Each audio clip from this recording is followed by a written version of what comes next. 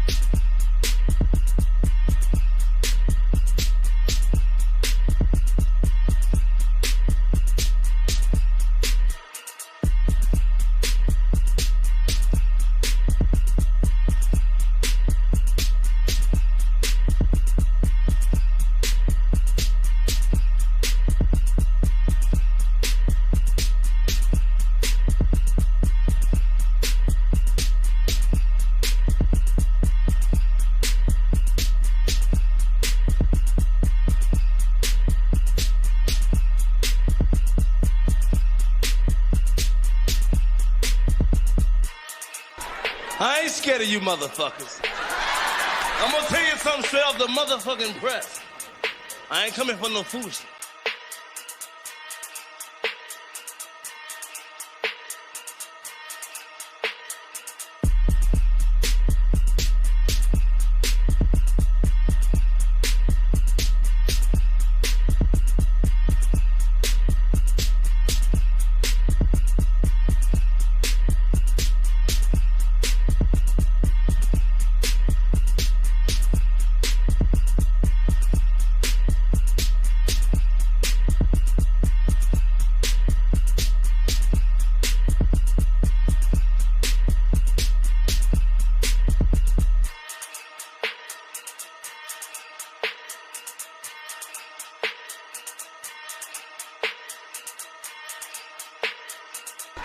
I ain't scared of you motherfuckers. I'm gonna tell you something straight off the motherfucking press. I ain't coming for no foolishness.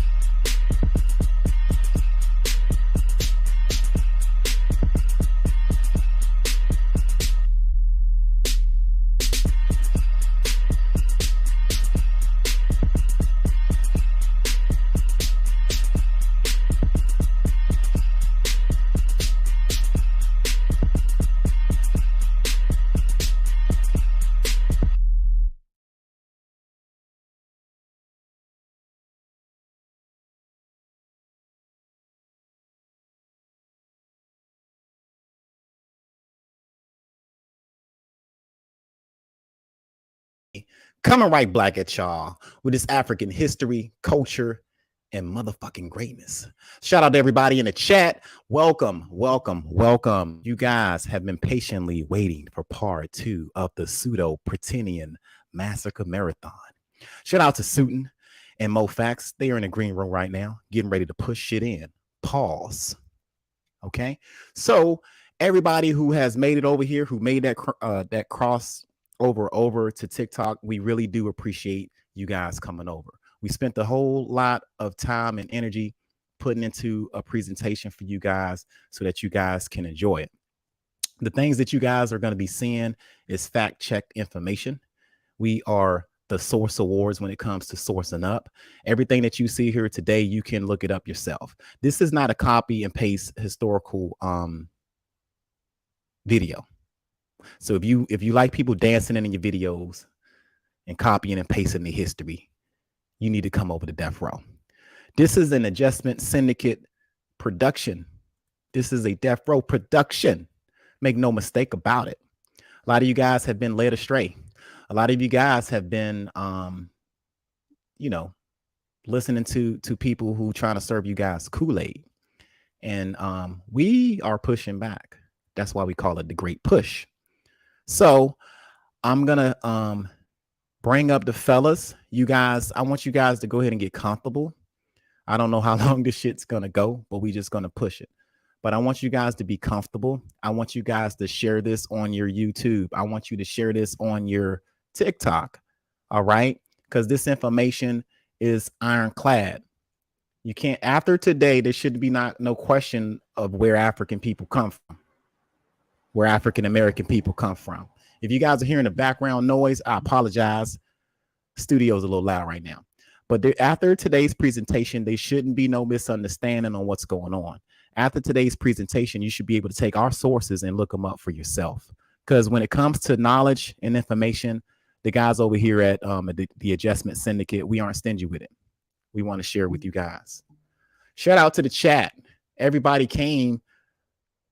Like, y'all are deep. Y'all 11 deep. I appreciate y'all in the building right now. Shout out to Child of the Sun. He is ready for a push. He is ready for a push. Shout out to Taylor. She is ready for a push as well. That's right. And we got the Adjustment Syndicate in the house. Don't move. Don't move. Do not move. We still got bodies that we need to clean up from last week. There's been a big spill, and we need to clean these bodies up. We left a couple of witnesses, but we backed. Okay, we back. So don't move. Stay still. You will be safe. Okay. Shout out to Thick, Black, Bold, and Beautiful in the house. Good day to you too. Good day to you too. Okay. We got Val B. She was like, I heard they was gonna be out here too. What's going on? I'm here. Y'all ain't here. What's up? We here, sis. We here. Val B, shout out. We are ready. We are ready. The only truth is in the house right now. We got the whole syndicate push. That's right. The syndicate push. Push. A push. Be prepared. Just relax and take this. Take this. We got feathers in the chat.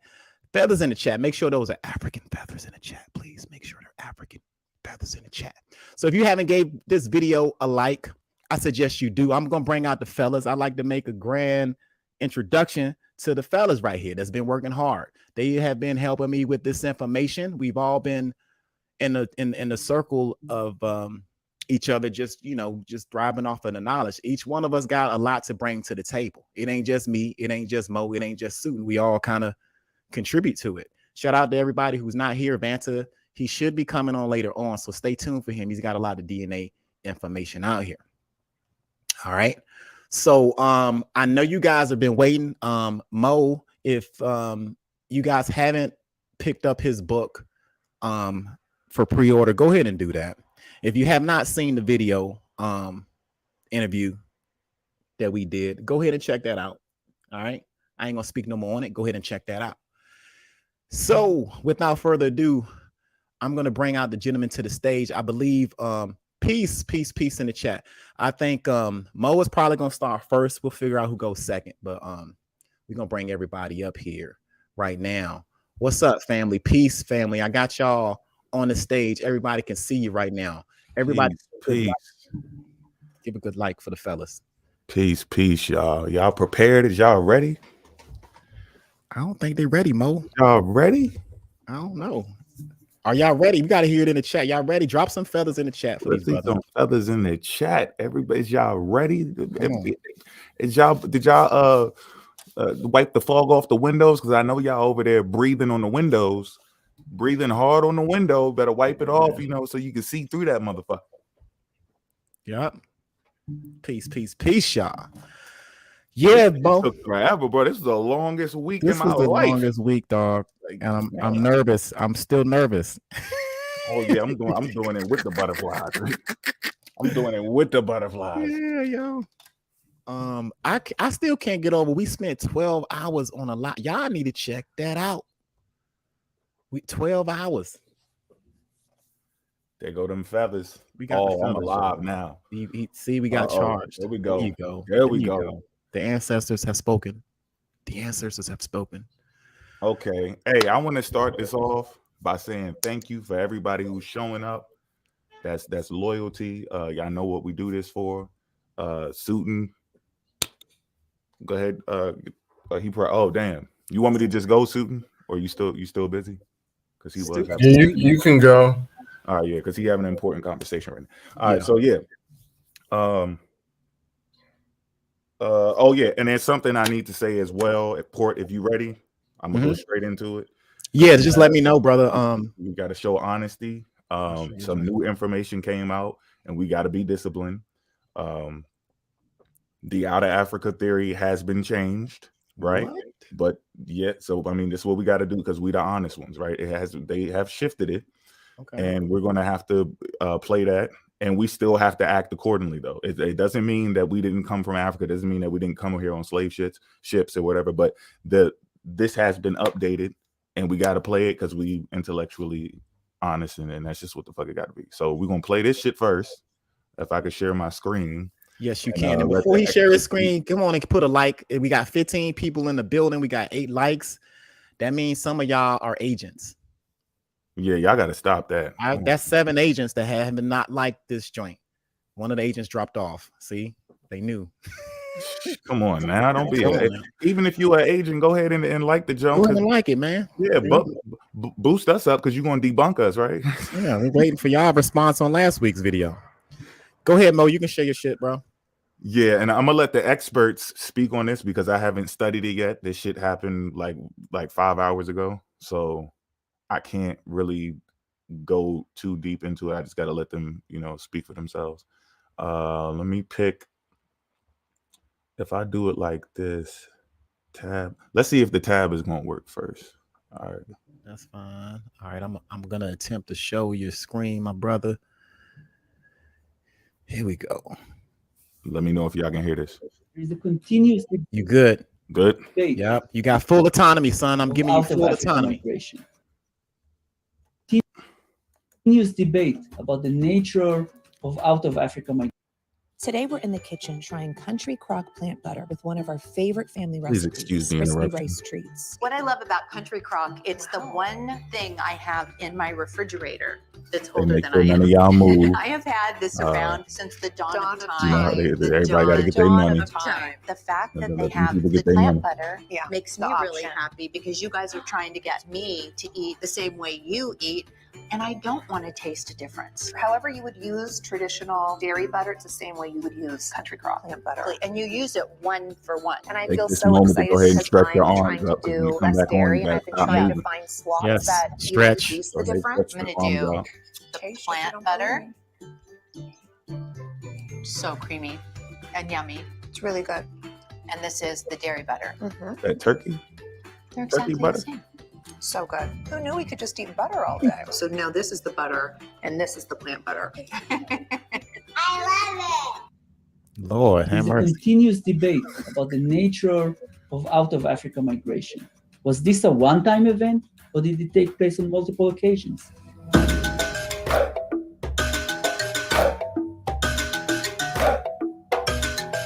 Rewritten, y'all. The site of Ubadia is found close to the southern edge of the Sea of Galilee, near Kibbutz Beit Zera, and is one of the earliest prehistoric sites to be found outside of Africa, and dates to around 1.5 million years ago. The only other site that predates Ubadia is the Manisi in the Republic of Georgia, which dates to around 1.8 million years ago. Ubadia was discovered and excavated in the early 60s by many of the famous Israeli prehistorians who uncovered rich stone tools assemblages that were used by early humans, together with numerous animal bones, some of which went extinct long time ago, like saber-toothed cats and mammoths, while others are not usually associated with Israel, such as hippos, rhinos, and big crocodiles. In 2018, Miriam Bellmaker won a National Science Foundation grant to study the ancient climate and to accurately date the site. While studying animal bones from the site, she came across a vertebra with human-like feature that was actually excavated in 1966. Interesting.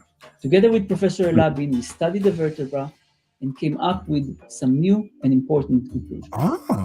First, it is a fossilized early human bone that belonged to a child We know so because of the shape of the vertebra and the fact that it is incomplete, meaning that it did not finish its growing process. We estimate that had it reached adulthood, this individual would be around 1.8 meters tall and weigh about 19 kilograms.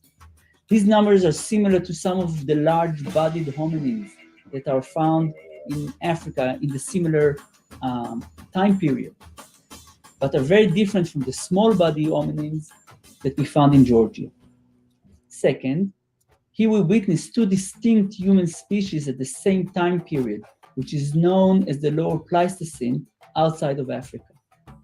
We know that the earliest stages of human evolution took place in Africa, based on the fossil record and by comparing DNA data from apes and humans.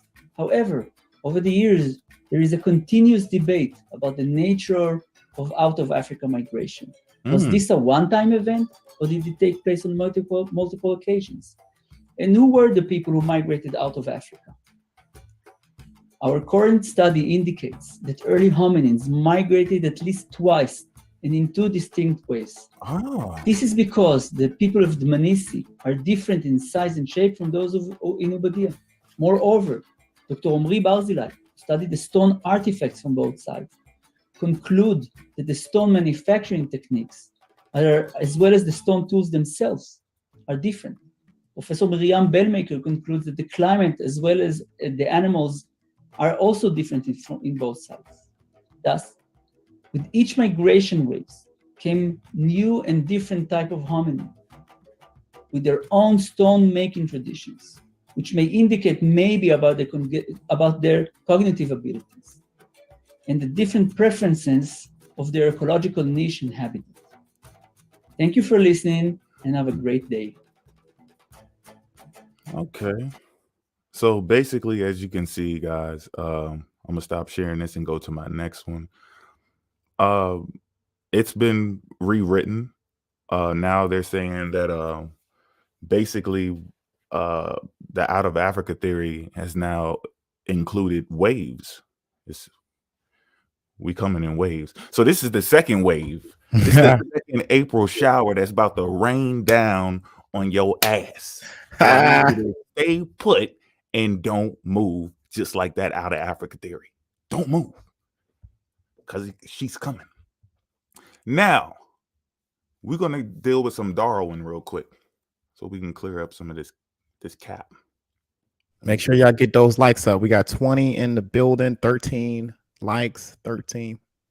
That's about what, 6 ops? Y'all either ops or the agents. I need y'all to hit that like button, get this algorithm pumping. Go for it, brother. Let's see, which one is it? Oh, natural selection. Let's run through this real quick. Y'all see me?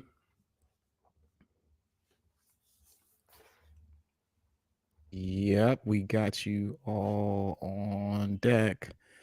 In the chat, can y'all see that?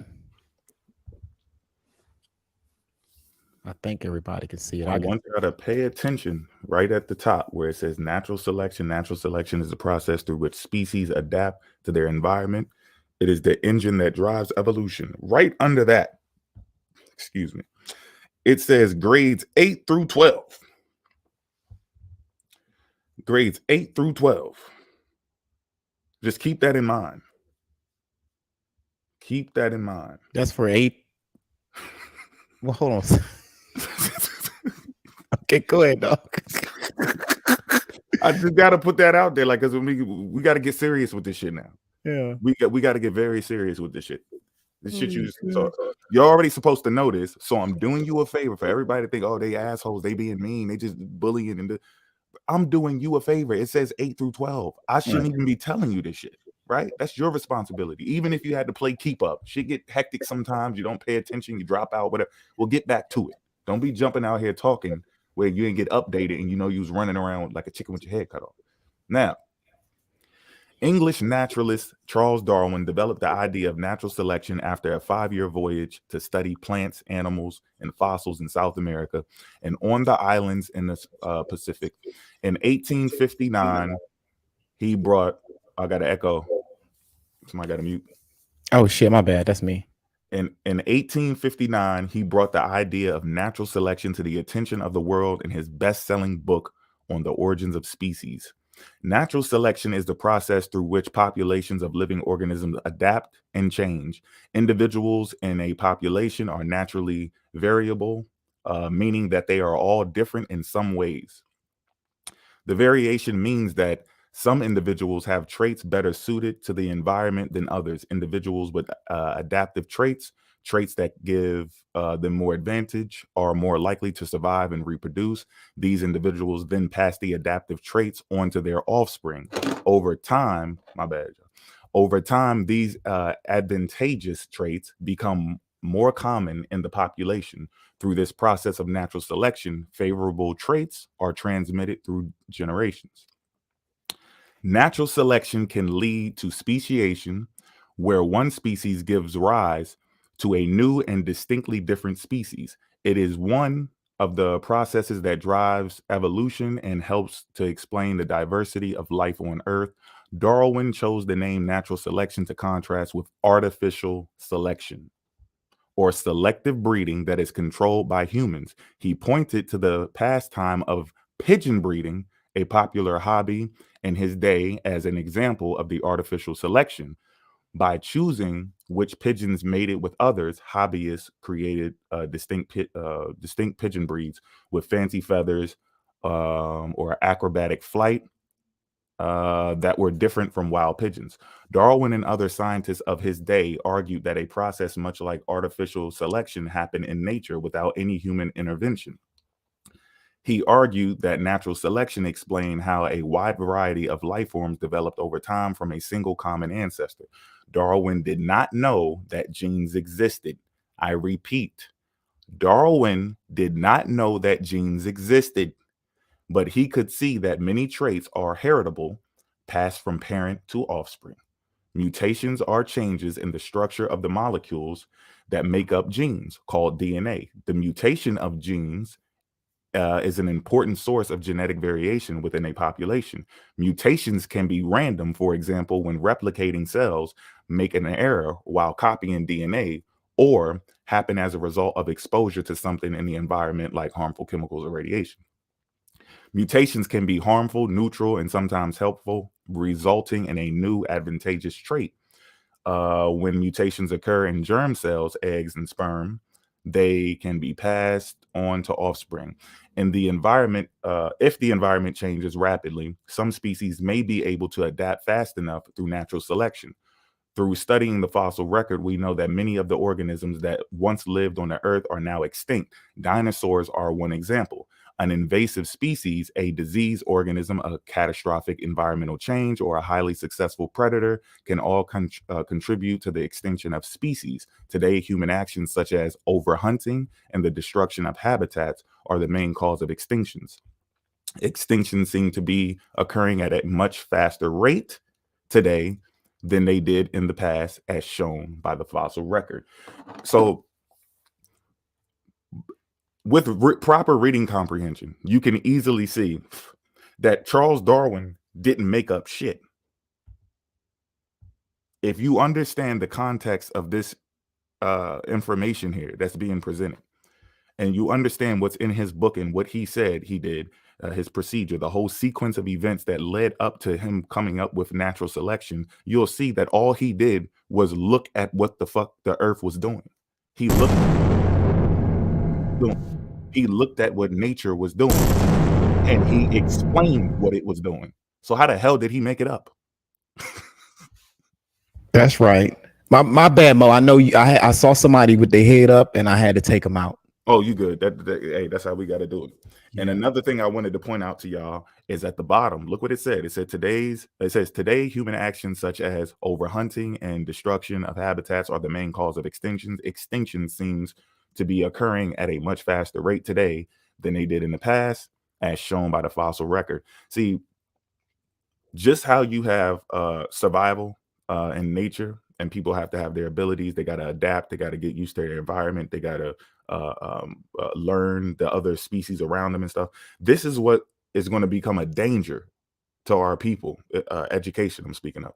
If we don't understand stuff like this, we're going to be wiped the fuck out because we can't keep up with what people are learning about the earth. We're running off, making up shit. And what I'm about to get into next is going to explain that even further, to the point where by the time I get to like the second thing that I'm going over, it's going to seem as if these people may be doing this shit on purpose. That's just my opinion. But either way, if we fall for this shit, we will be that species that starts declining because we're not making any fucking sense at all. And this is 8th to 12th grade shit. So if you don't understand this, where you at? Are you 7th grade, 6th grade?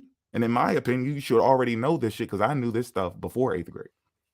But still, on to the next part. It's gonna get spooky. Tear they ass up. Can we get 3 feathers in the chat, please? Put them feathers up. Family, if you just now tuning in, this is a pseudo-Pretendian massacre right now. This is part 2 from last week. We are continuously pushing shit in here at the Adjustment Syndicate. So if you're just now coming in, go ahead and hit the like button. Go ahead and sit down, relax, chill out. Mo is doing this thing right now. He's got a screen I'm about to share for him right now. Y'all get comfortable, but don't get too comfortable. Keep your hands up high where we can motherfucking see him. You heard? So go ahead, Mo. I'm gonna go ahead and get you to share your joint. All right. We good? We gravy, go for it. All right, now we're getting into the cult archaeology. This is from one of my favorite books, the Encyclopedia of Dubious Archaeology. This is a must-have. Y'all really should get this and just keep it on deck because it's almost like it's like someone picked this book and took everything out of it and just said it was true after it was debunked. This is crazy. I don't know why they would pick this. Like the guy in the Forbidden Histories picked everything from this book. But this is called archaeology, right? And remember what I said before about the lack of exposure, species, adapting, understanding your environment. The whole thinking that a European came up with something is going to stagnate any race, not just black people. If you think the European came up with all of this shit, you're going to be way behind because you're going to start making up shit and he's just going to keep studying the earth. And he's going to pretend like he made it up and even make you think he made the shit up. If you'll fall for it, you drink the Kool-Aid, the person who gave the Kool-Aid knows what's in it. Now, cult archaeology is a term used, hold on, y'all, is a term used by archaeologist John Cole, and listen to how he breaks this down, by John Cole to designate a certain variety of pseudo-archaeology. Cole did not intend to signify the adherents to certain pseudo-archaeological claims were members of a cult. Cole used the word cult in a very specific anthropological sense. I use them both, by the way. The anthropological term cargo cult was first applied to isolated human groups who had limited contact with Western societies and only a rudimentary understanding of who those outsiders were. Pay attention. In some instances, these non-Western people thought they could induce the outsiders to come to their territories and share their goods, their cargo with them.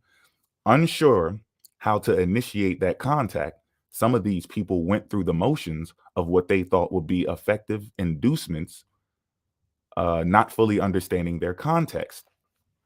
During World War II, for example, some isolated Pacific Islanders who were aware of the presence of Europeans and Americans on other islands had some knowledge of the alien technologies they brought with them, including airplanes. And when they say alien here, they just mean foreign, okay? So don't start drifting off into the Kool-Aid batch. They learned that the islands where the aliens visited, bringing all manner of wealth with them, which they then around had certain features, airstrips and control towers, for example, which their own islands lacked. In an effort to address this, some of these islanders actually constructed simulated airstrips and control towers, thinking This would induce the planes to land on their islands to disperse their cargo, all that juicy Western technology that other islands had access to. Cole used the term cult archaeology in that way, viewing some pseudo-archaeology as the equivalent of cargo cults. For instance, though the adherents did not comprehend the need to conduct objective scientific investigation of the human past, they knew that real archaeologists had meetings where colleagues presented papers, so the cult archaeologists had meetings and invited speakers to present their thoughts. Real archaeologists publish journals containing scholarly articles with footnotes and bibliographies. So guess what? The cult archaeologists published their own journals, and their articles were replete with footnotes and bibliographies, right? In Cole's view, the cult archaeologists are only superficially mimicking the science of archaeology and never actually doing the objective analysis of data and hypothesis testing required in science. That's right. So you see what I mean? Yeah. See how that worked? That's crazy. So you're doing a presentation? We're going to do a presentation too. Damn. So I heard the term pseudo archaeology, but this is my first time hearing archaeology. So all of that shit goes in hand, huh? According to what we just read, right? Oh yeah. Damn. Yeah. So is this their way of imposing? Hey, the dude in the green shirt on the left. Oh, he. Oh, hold on, wait. Take his ass out too. I see you.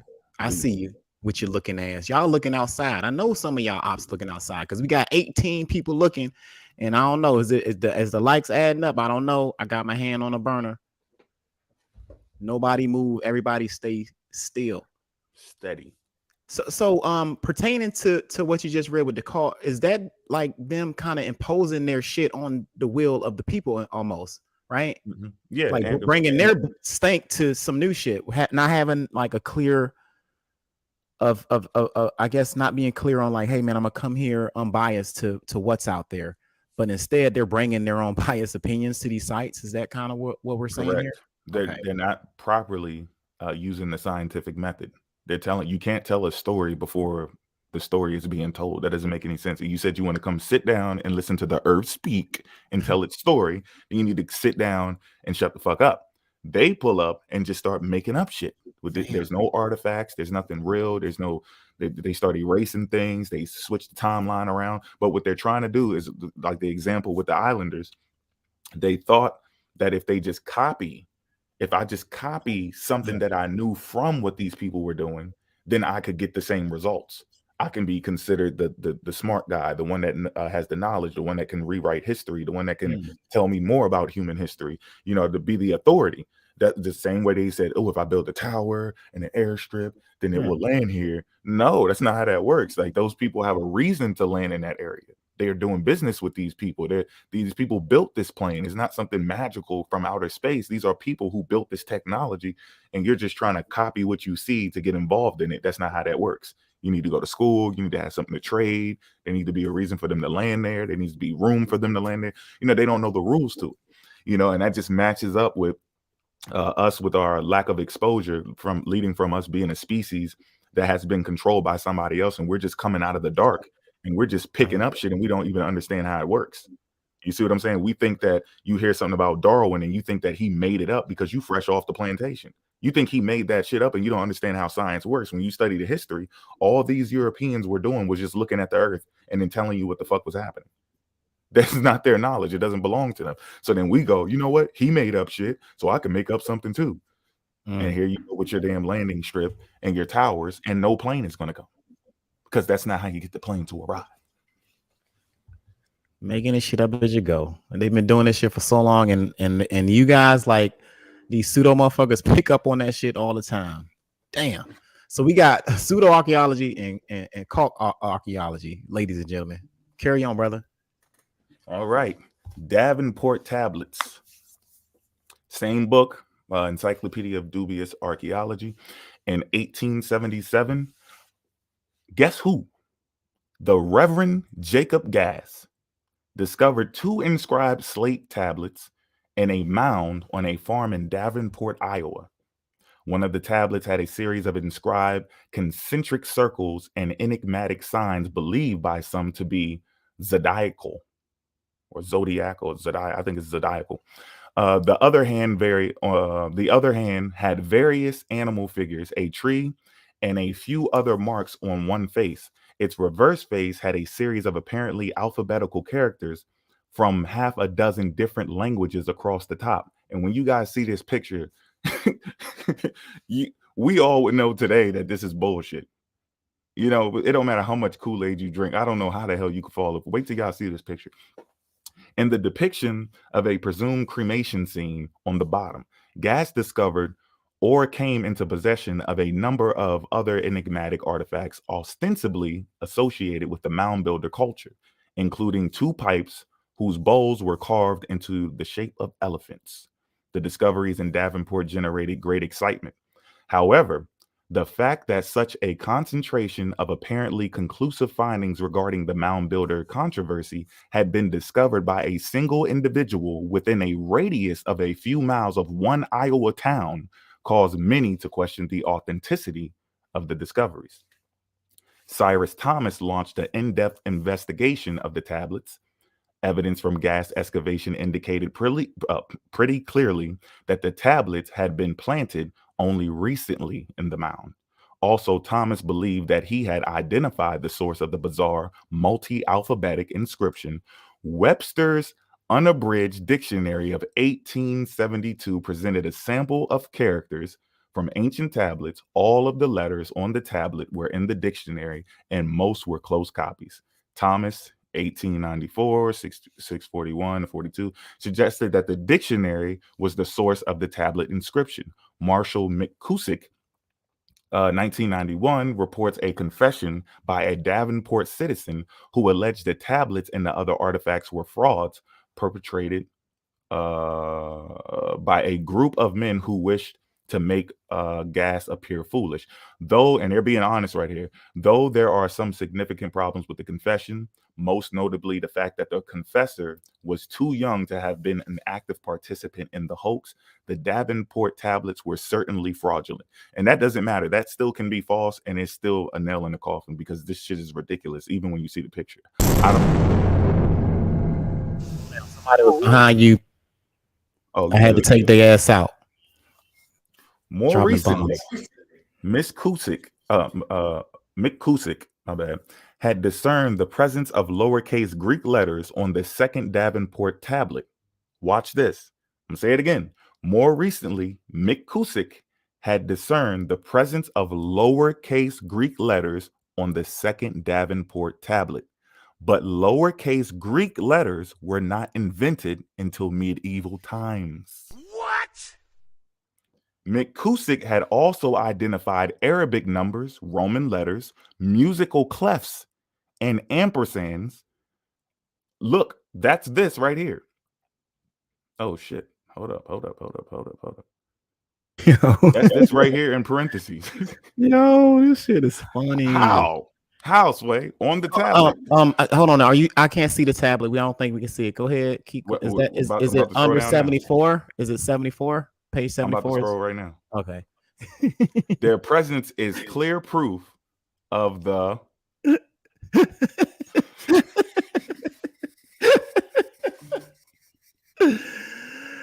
out of here. I'm gonna let y'all have a gander at this for a little bit. What? Bro, listen. I haven't looked at that many languages.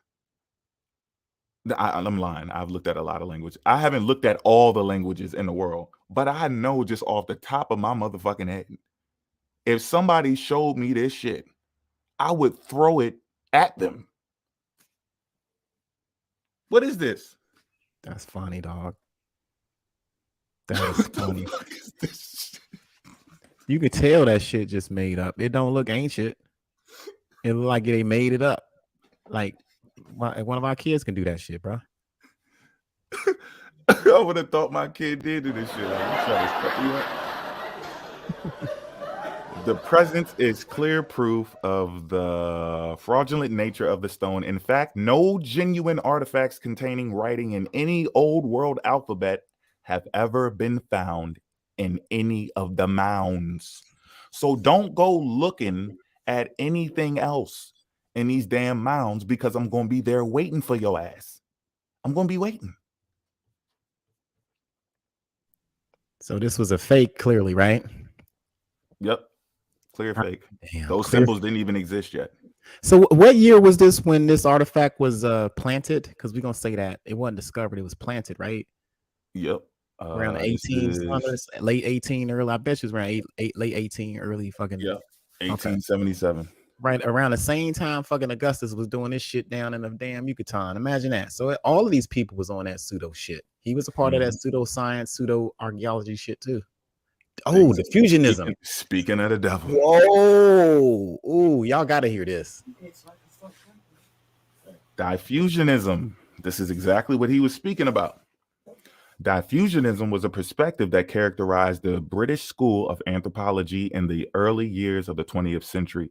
An underlying view of this school of thought was, put most simply, the human beings were in general dull, unimaginative, and uninventive.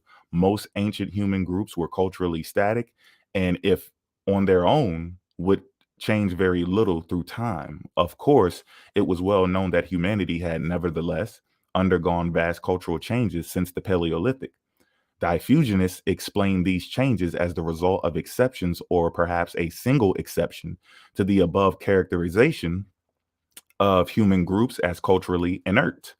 One genius culture, or at most a few such cultures that had developed in antiquity. The cultural precocity, and I think that means like the growth, precocity it's like the early, like if early advancement.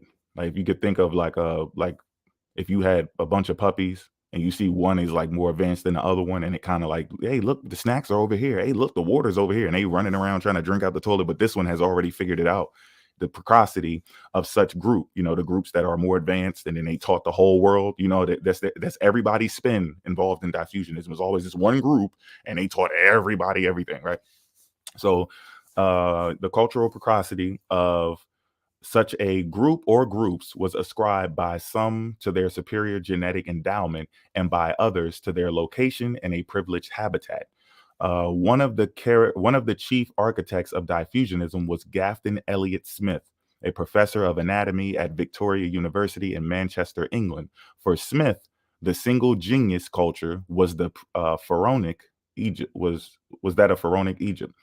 Smith hypothesized that before 6,000 years, people all over the world were living in a natural, primitive, and more or less fixed state. At about this time, a group of humans settled along the Nile. As the result of incredibly rich sustenance base made possible by the fertile valley soil, were afforded time free from the requirements of sustenance production. Using that free time to their advantage, Smith believed that the ancient Egyptians singularly produced most, if not all, of the key inventions that made civilized life possible: agriculture, animal domestication, ceramic technology, writing, monumental construction, and urban settlements. From the diffusionist perspective, these inventions spread like waves on a still pond, emanating from Egypt and moving across the face of the earth. For Smith, though the Egyptians alone had independently evolved a complex civilization, several other world areas, including a number located across the Atlantic Ocean in the New World, became civilized by contact with and through their adoption of the inventions of ancient Egypt. The proverb may state that all roads lead to Rome, but as Smith saw it, all intellectual roads led from the Nile Valley. The intellectual legacy of Grafton Elliott Smith will perhaps forever be tainted by his association with the Piltdown Man hoax. Though they always get caught slipping, though almost certainly not materially involved in perpetrating this paleontological fraud, Smith became one of the false fossil's strongest proponents, precisely because its morphology matched its expectation of a human ancestor with a modern-looking cranium, an ape-like jaw, and by inference, an ape-like body. Though a cultural font for many diffusionists, not all embraced Egypt as the ultimate source of civilization. Some diffusionists supported the notion that instead of Egypt, a civilization now lost in the cliche dim mist of antiquity had been the source of all human progress. Certainly, writer and unsuccessful vice president aspirant Ignatius Donnelly, vision of the lost continent of Atlantis, as articulated in his book, first published in 1882, Atlantis, the Antediluvian World, qualifies as a alternative source conforming to the general diffusionist perspective. In the Timaeus and Cretius dialogues, like we spoke about on the last one, y'all got to make sure y'all keep up with this, because this is all connected. In the Timaeus and Cretius dialogues, the Greek philosopher Plato told the story of Atlantis, a materially wealthy, militarily powerful, technologically advanced, but spiritually lacking society. Today, Atlantis is viewed by many as little more than a plot device, a seemingly insurmountable adversary invented by Plato to put to the test an equally mythical ancient Athens, a perfect society that by a convenient coincidence was a close match politically and socially to the hypothetical perfect society laid out by Plato and his work, The Republic. Gotta remember that from when you could have dropped out in the 8th grade and you remember Plato's Republic. All right, we just weren't paying attention.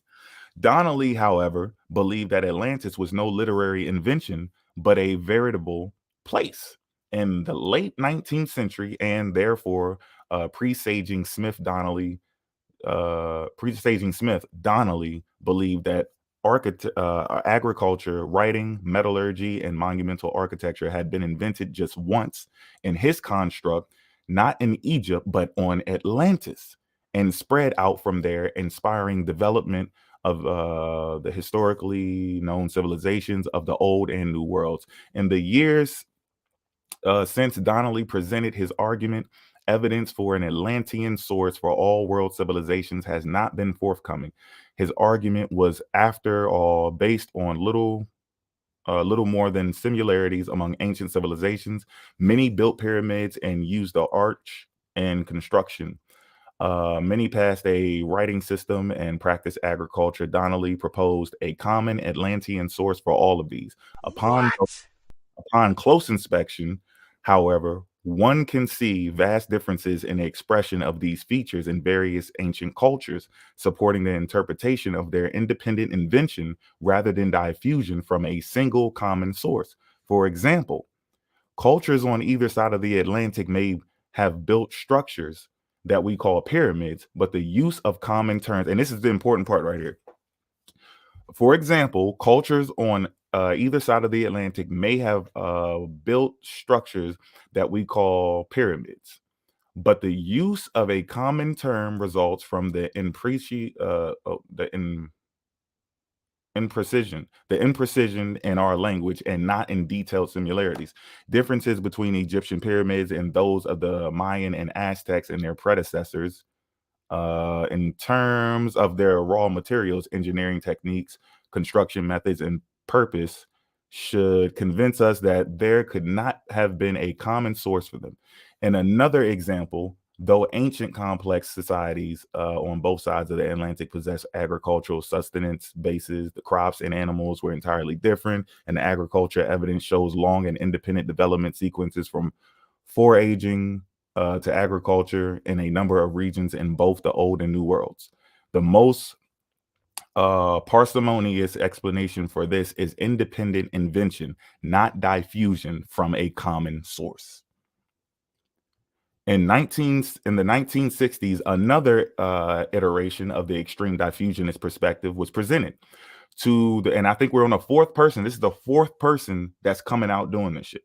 So in the 1960s, another iteration of the extreme diffusionist perspective was presented, to be sure, a weirder and wilder version than that of Smith or even Donnelly. Instead of pointing a finger toward Egypt or out to a spot in the middle of the Atlantic, Swiss writer Erich von Däniken, we talked about him last time, pointed up to the heavens, electing to find a source of human civilization and technological achievement in the cosmos. Von Däniken is a space-age application of the diffusionist view. if intrinsically dull, uninventive, and unimaginative human beings had in deep time exhibited remarkable technologies, marvelous architectural skills, and mathematical sophistication, it must have come from somewhere else. So he's saying it must have come from aliens. Aliens. Yeah, the aliens. The Anunnaki. Yeah. So hold on. These are a handful of diffusionists. Am I right? Correct. Okay. Damn. There's a lot of them. So all of these cats that y'all see right here was on some pseudo shit. And back in the 1800s, they were writing pseudo books pertaining to the pseudo shit that they were believing in.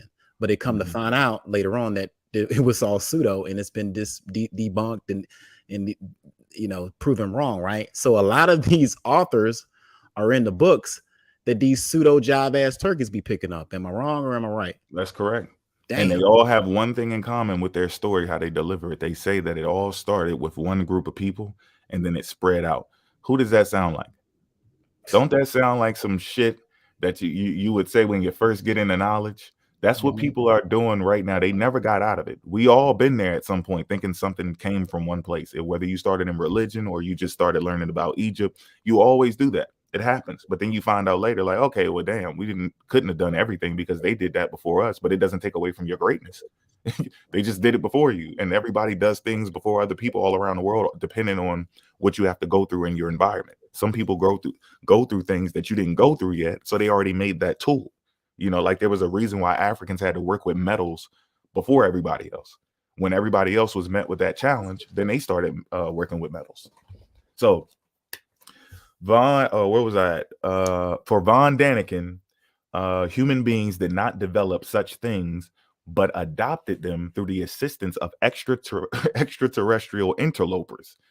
Once again, in what is clearly an extreme version of an already extreme paradigm, the ability of most or even all groups of humans to develop independently is rejected or at least downplayed.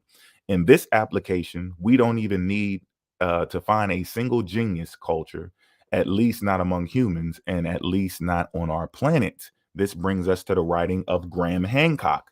Graham Hancock is another guy that these folks use, but they just don't like to quote him, and they shouldn't. But I'm going to do it for you. One cannot help but be struck by the similarities between the outlook exhibited in his books and in the writings of Smith Donnelly and von Daniken. Here again, we encounter a writer who is perplexed that we find evidence of truly wondrous achievements in the ancient world, remarkable monumental structures and astronomical alignments, incredibly precise stone masonry, accurate calendrical systems, all issues that Hancock addresses in his book, Fingerprints of the Gods. The perplexity originates in the same assumption and underpin the diffusionist perspective of the late 19th and early 20th centuries, a viewpoint that rejects or at least is extremely skeptical of the possibility that people all over the world were capable and responsible for such accomplishments by the sweat of their brows and the application of their own intellectual abilities. Like the extreme diffusionists who preceded him, Hancock's argument is circular and contradictory at the same time. Hancock must show that the archaeological record of ancient civilizations exhibits simultaneously incredible technological and intellectual sophistication and primitive simplicity. He argues from this that the simplicity represents the true state of these ancient peoples and that the sophistication was introduced by a lost civilization. Consider the following. In the Fingerprints of the God, Hancock refers to the great sophistication of the calendar used by the ancient Maya and maintains that we should be greatly surprised by it among these ancient people. He is so skeptical of the ability of the ancient Mesoamericans to have developed this calendar that he proposes they didn't develop it, but instead inherited it from a much older, super sophisticated lost civilization. To support his thesis that a lost civilization must have been responsible, Hancock must show that the Mesoamerican calendar is inexplicably, even shockingly, out of character with the rest of Mesoamerican culture. Otherwise, no hypothesis of an outside source is warranted. Here he has painted himself into a tidy methodological corner and has no choice but to characterize the non-calendrical achievements of one of the most impressive and awe-inspiring ancient civilizations as generally unremarkable, and to characterize their way of life as being only semi-civilized. He must maintain this because an objective analysis of remarkable achievements of the Maya and their Olmec antecedents is architecture, agriculture, artwork, and so on indicates that their calendar is not out of character at all, but was just one marvelous achievement in a long list. The sophistication of Mesoamerican calendar, the sophistication of the Mesoamerican calendar is not surprising at all when one fairly assesses the sophistication of the rest of their culture. Any hypothesis of an external source of the calendar for no given reason, other than the fact that it's sophisticated, presupposes that which it is attempting to test. So pretty much we get it's just going into diffusionism and how these people just make up shit to fit their narrative, and there's no evidence for it. It's just they all believe that there's just one civilization, whether it's lost or it's still here. They believe that it came from one people and it's spread out through the world. And that's not even how it works with out of Africa. Out of Africa theory has people leaving one area so long ago that they didn't even have any invention. So it's room for everyone to have a start or a beginning or some type of greatness that they contributed to their own regions of the world. With these stories, these people are trying to say that someone just popped up out of nowhere. They always look like we look now. We've always been here from the beginning of time. And then we just pass shit around to each other from some lost civilization, or there's only a few great civilizations who shared everything with the other people in the world and built up their great civilizations. But diffusionism is always one starting point, and then this place feeds the rest of the world with their knowledge, and that shit is clearly cap. It's clearly cap. The Dighton Rock. The Dighton Rock is a large boulder currently housed in a small museum open to the public only by appointment. I thought they was hiding this shit. Located in Dighton Rock State Park in the town of Berkeley in eastern Massachusetts, the 40-ton boulder was originally located along the banks of the nearby Taunton River, but was removed from the location and placed in a museum building for its protection. Look at that, y'all. It's fabulous. It's great. It looks like these people who did this shit gave civilization to the whole entire world, taught everybody how to make this type of shit right here. Fuck is that? It's craziness.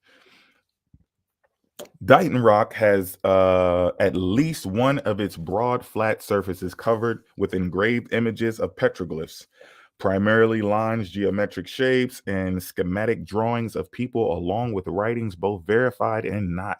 The earliest extant record of the petroglyph-covered boulder dates back to 1680, when an English settler, Reverend John Danforth. We just can't get away from these reverends. Somehow a reverend, a priest, they always, what they got to do with archaeology, man? You got the book of Genesis and you got Revelation. You have the beginning and the end of the human story. What are you in archaeology for, sir? Why do I keep catching y'all by these rocks? Like to smoke crack, don't ya?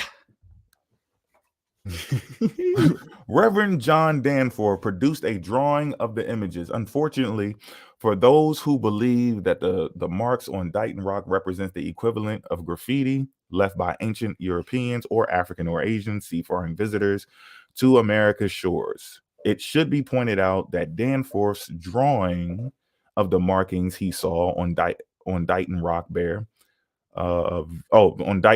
very little resemblance to what others have reported and look virtually nothing like what can currently be seen there today. 10 years after Danforth drew the markings, the famed Reverend Cotton Mather, there goes another one. Oh, hold on. These are all like Reverend, like, close. Bro, to when I tell you that these Mormons was putting in work. What is really going on? Go ahead, brother. I'm telling you, they was putting in work.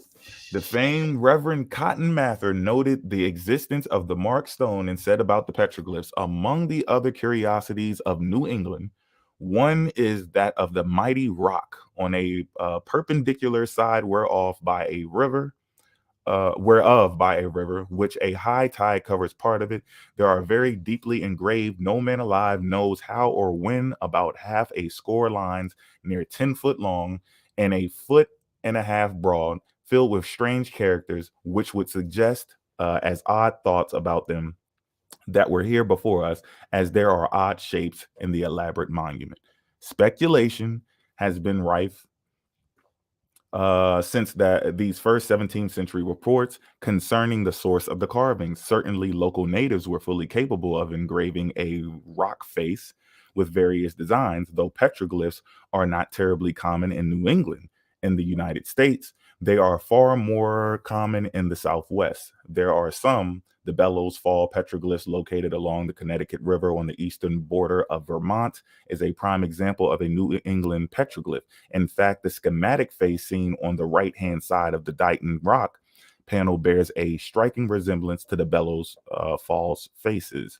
Several other sources of the Dighton Rock petroglyphs have been cited, all of which depend on the assertion that European, Asian, or African explorers were present in New England at some point before the arrival of English settlers in the 17th century.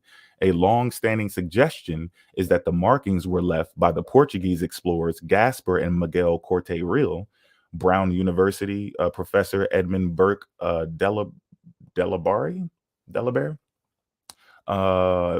became convinced that among the admitted hodgepodge of scratches, X's, lines, circles, geometric shapes, and whatnot, there was an actual written message in Portuguese. Miguel Corte-Real, by will of God, here chief of the Indians. I guess that's what it says in the parentheses right here. This is supposed to be what the translation of that text was. Gaspar and Miguel were real people. According to the reliable historical accounts, in 1501, Gaspar was outfitted by his father with 3 ships and dispatched to the New World in search of the fabled Northwest Passage, by which navigators hoped to travel beyond the newly discovered North American continent and reach Asia. Gaspar's brother Miguel was aboard one of the ships. The 3 ships apparently reached the Labrador and Newfoundland, whereupon Gaspar continued exploring the North American coast, while Miguel and 2 of the ships returned to Portugal with a bunch of captive Indians who were sold into slavery back in Europe. Apparently, the plan was that Gaspar would meet up with Miguel back in Portugal once he was done searching for the Northwest Passage, but Gaspar did not show up at the appointed time. Fearing the worst, Miguel launched what ultimately was a doomed expedition for his brother the following year. In 1502, sadly, Miguel's search and rescue expedition also disappeared, and neither of the brothers were ever seen again. Delabare's, I'm probably butchering that, assertion was at least Miguel made it to the shores of what was to become Massachusetts and inscribed the message to D. I'm gonna just call this dude D, or Della, believed was on the Dighton Rock. In one interpretation of the supposed message, Miguel survived and was living with an Indian tribe in Massachusetts at the time he made the inscription. Others look at the same rock and see completely different messages in completely different languages. Danish writer Karl Raffen saw the name of Thorfinn Karlsefni, whose name also shows up on the Norse sagas about the discovery of Newfoundland. Gavin Menzies, 2002, 333 to 35, looks at exactly the same series of markings and proposes that they were left by Chinese world explorers. Menzies, to either credit or his discredit, or detriment, to either his credit or his detriment, doesn't attempt to coax a message written in ancient Chinese from the existing petroglyphs. It's clear in his book whether he's actually seen Dighton Rock in person. Wait, hold on. It is unclear in his book whether he's actually seen Dighton Rock in person. Instead, he claims, on the basis of no evidence whatsoever, that there may have been a message in Chinese in there somewhere at some point in time, at some time in the past. But the Chinese characters were destroyed accidentally by people who in the past scrubbed the rock to better expose the writing. Menzies also asserts that there was a petroglyph of a typical Chinese sailing vessel among the markings of Dighton Rock. It's an interesting claim, but one must as well assert the rock originally bore inscriptions in ancient Hebrew, Sanskrit, or, for that matter, ancient Martian. There simply is no evidence that any such... Whoa. What'd you just say? They're saying right here, it says it is an interesting claim, but one must as well assert that the rock originally bore inscriptions in ancient Hebrew, Sanskrit, or, for that matter, ancient Martian. Because it's not really legible. Like, you can't really read it. They're just all guessing what it says. They're trying to decode it, and it don't mean shit. I'll be damned. Carry on, brother. Carry on. To be sure, Dighton Rock is a significant artifact with clear evidence of Indian rock writing already present when historically known 17th century European settlers entered Massachusetts. Most people, however, see no message on the rock at all, just a series of lines and curves, elements of Indian ceremony and design, settler graffiti, and even intentional attempts to fool researchers. Unfortunately, none of those who claim the presence of any other than Indian drawings can even come to the consensus on what's there. Their drawing of the petroglyphs differs so greatly, it is sometimes astonishing that they are supposed to be of the same rock. Okay, and this is just American discovery. I'm gonna try to pick this up a little bit because I know this. I'm get to the juicy shit. Take your time. This is just talking about how a whole bunch of people claim the discovery of America.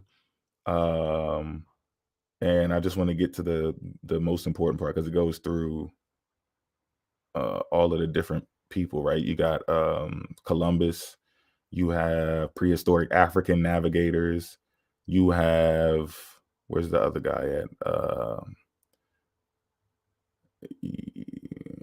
Columbus, okay, where's this another guy up here? It's like, oh, there he goes, Leif Erikson, right? 500 years before Columbus. So you got the African, Leif Erikson, Columbus. You know, they're arguing over who discovered America, right? So the irony of this is that the answer to that question is quite clear. Who discovered America? The ancestors of modern Native Americans did. There should be little argument on this often ignored point. Even by the most conservative estimate, ancestors of modern American Indians first entered the New World more than 13,000 years ago, thousands of years before any of the European, African, or Chinese contenders for the title of America discoverer. The pre-Columbian discovery of America is a common theme in speculative archaeology. An entire journal, Ancient American, y'all can go ahead and get that, is dedicated to exploring these claims. A number of organizations are dedicated to exploring such possibilities. Example, the New England Antiquities Research Association, several entries into the encyclopedia address specific claims that the New World was a stomping ground of ancient Celts, Irish monks, Africans, Chinese, Israelites, Scottish, Welsh, Portuguese explorers. And I just wanted to, y'all know where that's going, but I just wanted to point out to you that this stuff is not new. We've heard this before. Pay attention. Welsh, huh? Israelites, huh? Africans, Irish, huh? And they're not the first ones to come up with this shit. This is old. These people have been claiming this shit before we were born. God, motherfuckers left off. Damn. These pseudo shot turkeys been out for a long ass time. Damn. Hey, y'all check the perimeter real quick. I need to get some water. I gotta hydrate real quick. Yeah, go ahead and man. That's a lot. Come on back and share some more of that. Damn. We got body bags laying down, everybody. Freeze, nobody move. This is an adjustment syndicate takeover. Everybody stick your hands up. And if you have not hit that like button, I suggest y'all hit that like button right now. It's about to get hot. Now, we just covered a lot of shit. He talked about the Piltdown Man. I was listening. Was y'all listening? The Piltdown Man. All of this shit was pseudo shit. A lot of people wanted to make shit up as they go. And you see a lot of these biblical folks trying to connect biblical pseudo shit to this shit. And it's just weird. And a lot of these people like Augustus LePlejon and the others that he mentioned wrote these books back in the 1800s. So these same brothers picked these books up today right? With no understanding of what was going on during the time period, right? And they read them, and a lot of these European cats put a lot of bullshit into these books that was later debunked. This goes right back to Queen Mu and the Egyptian Sphinx, right? That what's my man name? Earth Speaks always like to talk about. He was a pseudo archaeologist. He was part of cult archaeology. So when we say this is a cult, this is what we talking about. These dudes wrote this shit back in 1800s, and it's been disproven. So they went up there with their mind made up already, having a bias about what they was going to see, instead of having some type of integrity about yourself. Say, hey, I don't know everything. I'm here to learn, you know, and I'm here to learn and figure things out as I go. He wrote a book on the Mayan civilization without the damn hieroglyphics being discovered. I mean, being deciphered. Right, Sudan? If you're still listening, he just wrote this shit down and made it up. You know, they went, you know, so this is what my man is talking about when, you know, about this pseudo archaeology, the co-archaeology, archaeology, if I'm pronouncing that right, and how it came down. There's a list of people, there's a long list of pseudo people that came through these ranks and put out these books back then. And the books are still out. You can get these books anywhere still now. So a lot of these TikTok people get these books and they put them out there. You back, Mo? Mm-hmm. Okay, and yeah. Claiming that people tried to hide it. Remember that I just showed you like almost every single one of these. 90% of the ones I'm going over. So even in the other in part one of this, it's on display. They're challenging it. And what? Hey, just bear with me. Bear with me. I'm gonna show you that this is not even hidden at all, to the point they're putting this shit inside of the colleges. They're putting they're making classes out of this because they thought about something. They said, why would we want to hide this information? That people are putting out false information. This can actually help our students. What did we see just happen? Like, we all sharp, right? But y'all saw when these motherfuckers came with this super pseudo shit, because we knew pseudo shit existed, right? But they came with this they sharpened us. Yeah. And the same thing schools are doing. They saying, yo, we don't need to get rid of this shit. We need to bring this in here because this can show amateur archaeology. It shows when people make mistakes. It shows methodology is important. It shows how it can make you more sharper if you see these people coming from a distance, so we don't waste money on grants. There's a whole bunch of reasons to keep this shit out in view where people can see it. It's part of a teaching tool. So no one is trying to cover this shit up. How do we know about all of this stuff? Because someone clearly investigated it. They know the names, the dates, the person with confessions. They have affidavits that they know about their other works that they did. They even found it in dictionaries and books where people use it to teach languages. How could they find out all of this shit about it if they did not believe it at first? They had to once believe it. They researched it. It was peer reviewed. And then they came to the conclusion. They didn't just go, no, that's fake. That's not what happened. They actually accepted a lot of this shit at first. But yeah, back into it. Hey, now, go ahead. I know. Go ahead. Don't stop. But I want y'all to, whenever y'all get a chance to look at this video, stop, pause, rewind. What we really talking about? We ain't really personal. Like, look at what a cult pseudo archaeology is. Or, you know, you know what I mean? Really look at these definitions and terms, and look at all of these authors. Go ahead, bro. Right. And look at these people that's talking on social media. They're doing the same thing, like word for word. And this is old shit. You know, I'm pretty sure they was like not even a thought in their parents' mind when this shit was going on, but they're following the same footsteps of these people. Archaeology is garbology. In 1980, the PBS science series Odyssey broadcast a film about archaeology. Its title puzzled many, but is an accurate and concise description of the archaeologists mostly studied other people's garbage. Fabulous grave goods, remarkable hoards of gold coins, pyramids, mummies, and mysterious inscriptions are exceptional in such archaeology. The common currency of our discipline tends to be instead mostly mundane objects that people made, used and used up, lost, discarded, and secreted away for safekeeping, and that have fortuitously been preserved. Herein lies one of the archaeology's axioms, a fundamental rule that resides at the core of our discipline. I always talk about that, y'all. Herein lies one of the archaeology's axioms, a fundamental rule that resides at the core of our discipline. Wherever people go, wherever they visit, explore, walk about, colonize, or reside, they leave behind a mess. This mess is what constitutes the bulk of the archaeological record. It also should be noted that we are peripatetic species, and wherever we go, we bring along with us, as the comedian George Carlin characterized, a bunch of our stuff. And as the archaeological record clearly shows, people leave some of that stuff behind wherever they travel. This left behind stuff constitutes archaeological evidence for the presence of people in the places they colonize or pass through. There's another important rule in archaeological reasoning.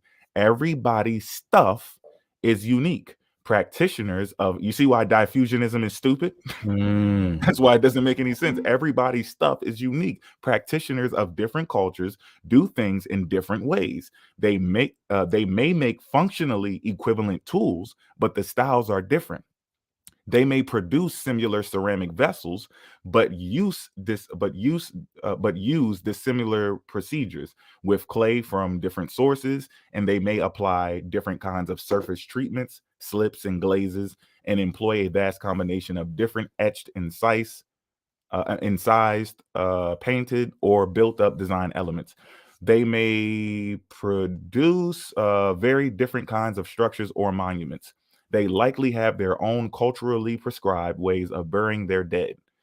Archaeological sites reflect the unique material and spatial patterns of each culture. The style of pottery, types of hunting weapons, ways trash is disposed, and so forth are culture specific.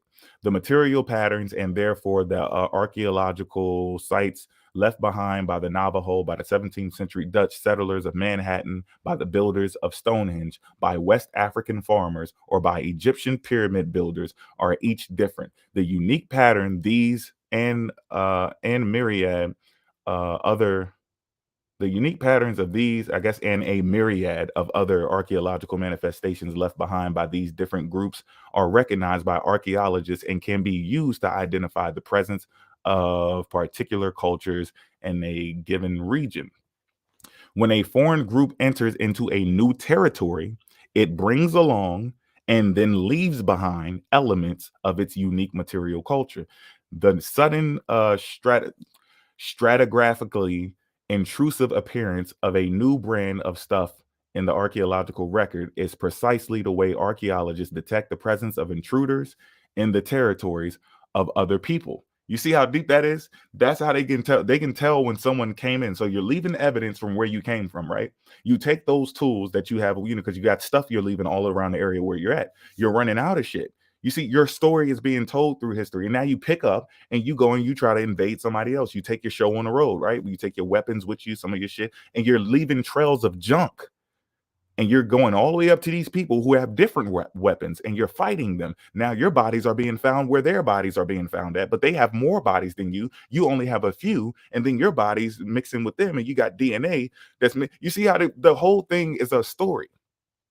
It's a story, and if you let it speak, like the Earth Speaks claim he does, then you would hear the story. They think that these people are literally just making up shit and then going around for hundreds of years, right? This is not just people from today.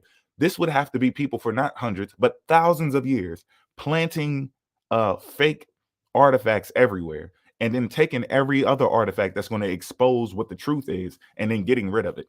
How the hell could you do that if we have millions of years of our history? There's no way to do that. Someone would have to be living for hundreds of thousands of years to cover this shit up. That's what they're not getting.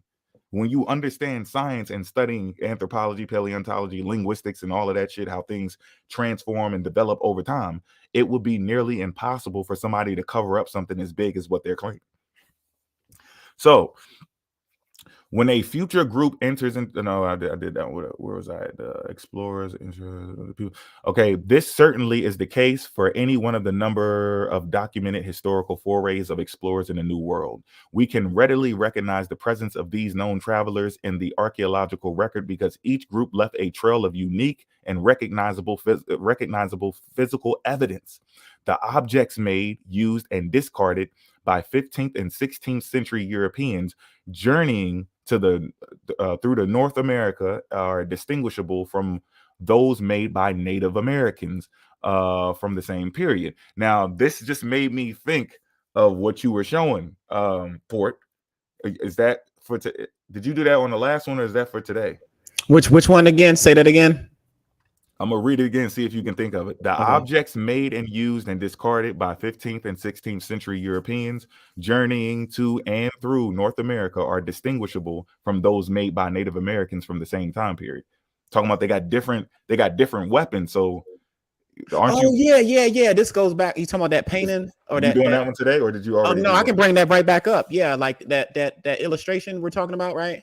Yeah, show that shit. Yeah, I'm gonna show that. And so that tells a story, even in that picture itself, whether they got it from the dirt or they see it in the painting, is telling a story because this person is the type of weapon you have is telling me who the fuck you interacted with, because that's not the type of weapon that you would have. Yeah, you see, everybody has weapons. You just holding a different person's weapon. And when I was talking about, there's a illustrating, I think, of the conquest of Guatemala. I forgot the name, but it shows the indigenous people of that area speaking for themselves and making pictures of themselves. And it has the Spanish conquistadors when they invaded that area and all of that. And one dark black skinned dude, and he had the same weapons that the conquistadors had. So he came with them. He wasn't already there, because if the indigenous people would have, if he would have been among the indigenous people, he would have looked like that. And y'all saw that in the last vid. Go ahead, brother. I didn't mean to cut you off. Oh, you good? I'm pulling up the next. But yeah, I know exactly what you're talking about. I be damn, y'all. I be damn. Wow. Okay, boom. How long I've been going, y'all? You good, man? Don't worry about the time. All right. You good, man? Just get comfortable in it. You good? This is what people want to see. So I'm gonna slide off. A little bit, but this is not gonna be all. This is still part of the topic, but I just I gotta go over this. This is all gonna tie in. I just want y'all to see this. This is another a clip. Okay, I'm gonna share it real quick. I think it's 101 facts about the Black Indian. I just want to try to use some common sense real quick, right, as we run through this. For real, dog. For real. Everybody get those likes. So we got 35 in the building, 25 looking at me. There's 10 ops. Y'all must be, there's something going on, yo. What's up, y'all agents out there? They probably want to lay down. They ain't gonna get down. But go ahead. They don't want the smoke. Go ahead. I'm gonna mute. Okay, now if y'all remember back in the first segment of this major push in this extermination, you see me read a piece from this where the guy was talking about all types of crazy shit, right? But it gets even more weirder when you actually just like use common sense. We don't even have to think too deep into like any of his esoteric, supernatural, out of body experience, anecdotal, spiritual, alien contact, download shit, right? Just listen to this, right? I think I'm gonna read a little bit. Yeah, I'm gonna go up just a tad bit. Women were I'm gonna just read. I think I'm gonna start it from here. It's like, my people, and you probably have heard this before if you ran into Hebrew Israelites and stuff like that. My people are destroyed for a lack of knowledge, because thou hast rejected knowledge. I will also reject thee, that thou shalt be no priest to me. Seeing thou hast forgotten the law of thy God, I will also forget thy children. Hosea 4:6. Now, anybody trying to study history and understand their origins, it's not a good idea to use religious texts. I don't give a fuck what the hell is in there. Don't they give you good shit in school? Did we miss something here? Don't they give you good shit in church? Don't they give you good shit in the military? Don't they give you good shit in relationships? Did your parents not give you good shit? Everybody got some crooked stuff going on. Nobody's perfect. Wouldn't you think you're gonna pick a religious text and there's gonna be some perfect history lesson for yourself? No, you don't even have a say-so here. That's how you know it's dangerous. That's how you know you can trust science and you cannot trust cults and belief systems, because science has the door open for interpretation. Science has the door open for discussion. That's it. Religion is closed. He's stuck here, and this is why he's going to continue to contradict himself and make no sense, because your foundation is illogical and you're going to continue to have falsified information in your brain because there's a disconnect with reality, right? So look at this. Number one, I guess he's going to go through some points here, and it's supposed to stick out with us like a sore thumb, right? And when you're not able to think critically, I don't even want to say that. It's just, I just think people are so fucking lost and hurt and traumatized that they're just not catching what's right in front of their face. This makes no sense. Let's just read. Black Indians.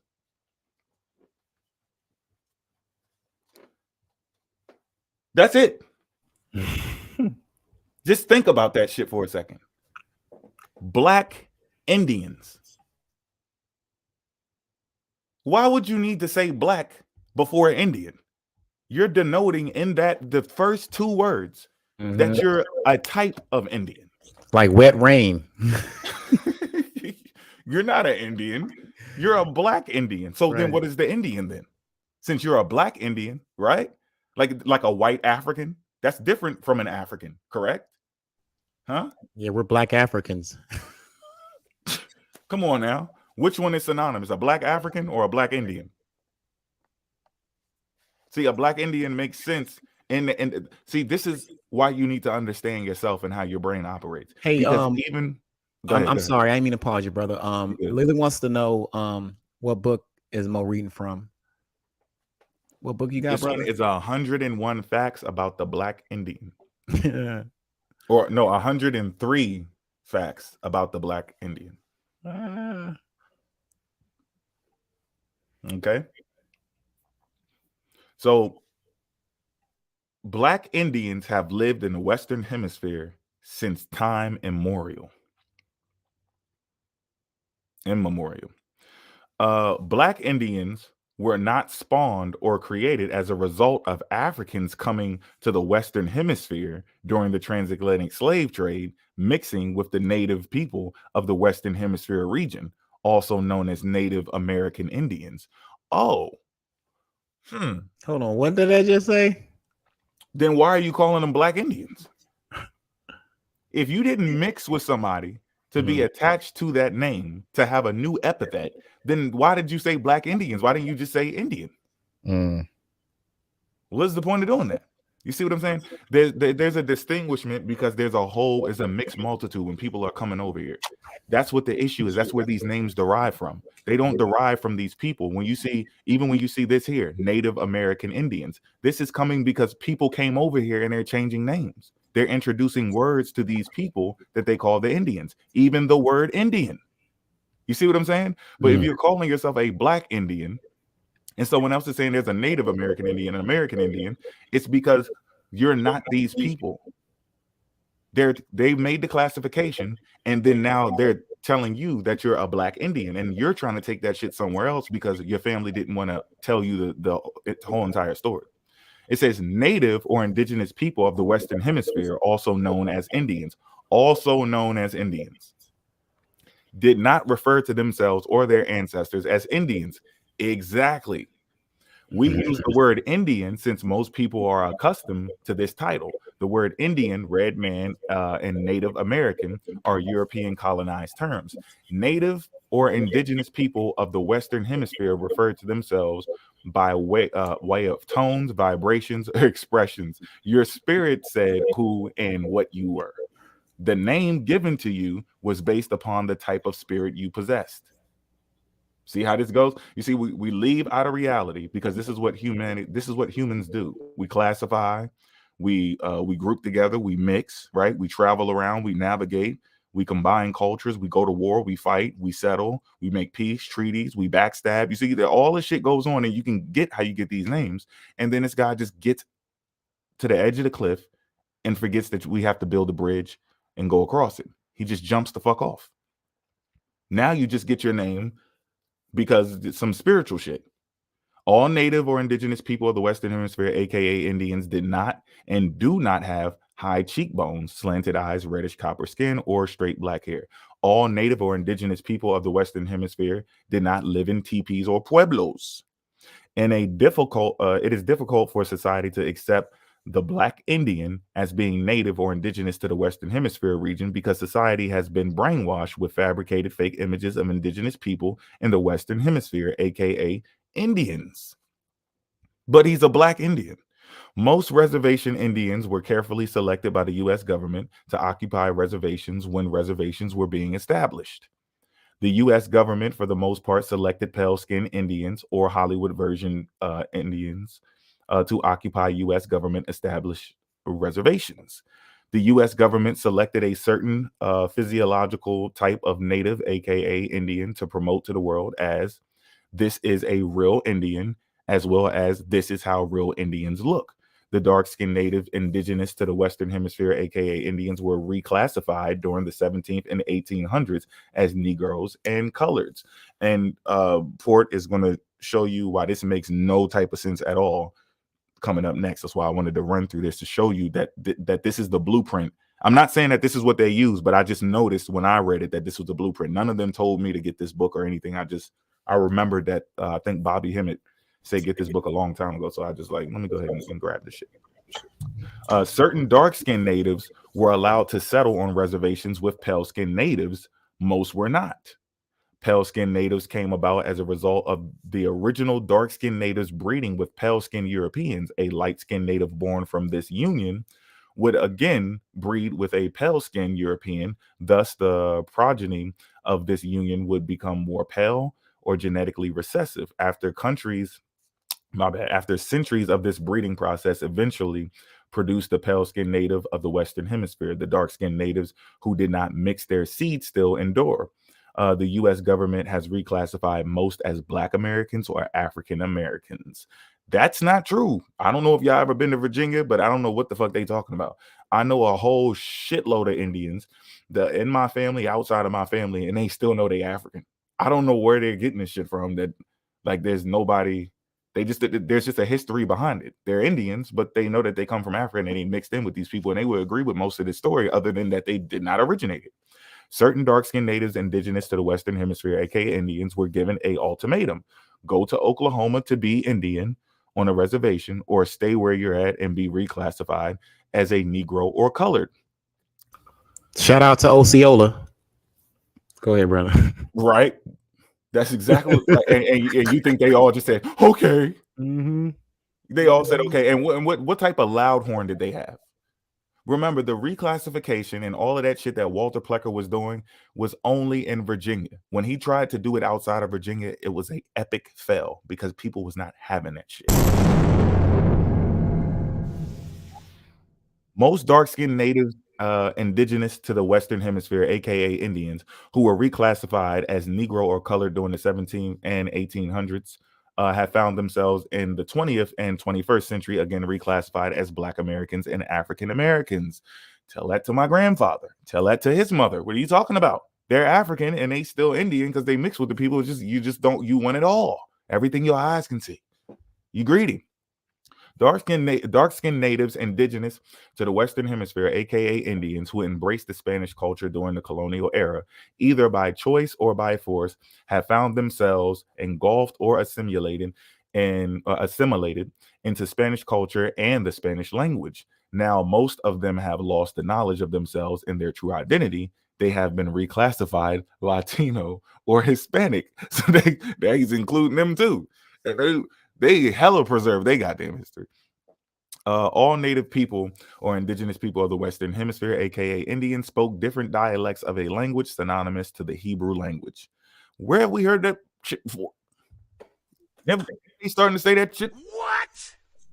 Most early European writers during the 1400s throughout the 1800s included pale-skinned Jews. All agreed that the heathen savage of the Western Hemisphere, aka Indians, throughout the Americas were without a doubt descendants of the lost tribes of Israel. Listen.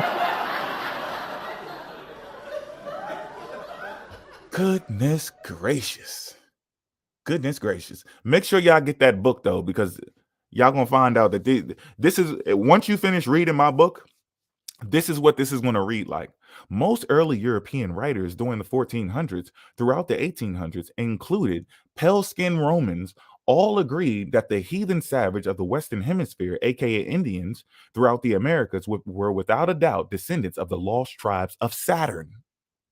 Go cop that book. A pale-skinned European by the name of James Adar, an English writer and trader, I think that's it, trader, during the 18th century lived amongst Black Indians in the Southeast. James, I'm just calling him James. James wrote a book entitled History of the American Indian. And in his book, he claimed the Indians of the Western Hemisphere were descendants of the lost tribes of Israel. My bad. Hold up, cuz. Hold up. What? Saturn, like the planet? What? Yeah, Israel. So, Saturn. Jacob's name was changed to the name of one of the Phoenician gods. It's Saturn, and he even has the same story where he's wrestling with a higher deity. What year did this pseudo book come out, bro? Huh? What year did this pseudo book come out? This book, let's see, let's scroll. Wait, does this have a page number? Well, I can find it easy. It's not that long. I mean, you don't gotta worry about it right now, but god damn. But it's kind of messy, you know. Mm-hmm. But yeah, we could I could look it up when I'm done. I ain't mean to stop you dead in your tracks, but I just you good. I was gonna stop right there with that one because I just wanted to show you how crazy this shit is going. And it's like it's a matching blueprint. This is the same thing that we're hearing people talk about today. And it died off for a little bit and people picked it back up. And people are not telling them where they're getting this shit from. Mm-hmm. And where are these people at right now? Look, this shit was crazy. He gave them an ultimatum: go to Oklahoma and be an Indian on a reservation, or stay where you're at and be reclassified as a Negro of color. That is ridiculous. Yeah, that's wild, bro. That shit is just completely ridiculous, bro. We were already Negroes, so it doesn't even matter. But you can be reclassified all you want to. We're already the Negroes. Mm-hmm. So that's irrelevant that an Indian is being reclassified. That's just what the fuck happened to them. But somehow we're infused into this story and we're erasing the other part of the story. But yeah, this is, let me let y'all see this title one more time. Yeah, for the family. This is like, don't, if you see this book, you better run. This is for educational purposes only. This ain't for entertainment. This is 103 amazing facts about the Black Indian of the Western Hemisphere, outlined by Kenyon, a non-reservationist. So was Kenyon considered like a cult pseudo person? Yeah, in my eyes, yeah. Okay, definitely. That's a guarantee. Sheesh. Where was the next one? Let me know if you need me to pull something up. I'm getting to it right. Was it this one? I can't see nothing. No, I didn't get it yet. I'll tell you when I send it through. Was I going to do this one first or this one? Let me see how this flow. 500,000 years old. Piltdown. Okay, we did the Piltdown. Mine says his publication date is 2003. Oh my God. 2003. 2003. Yo, that's crazy.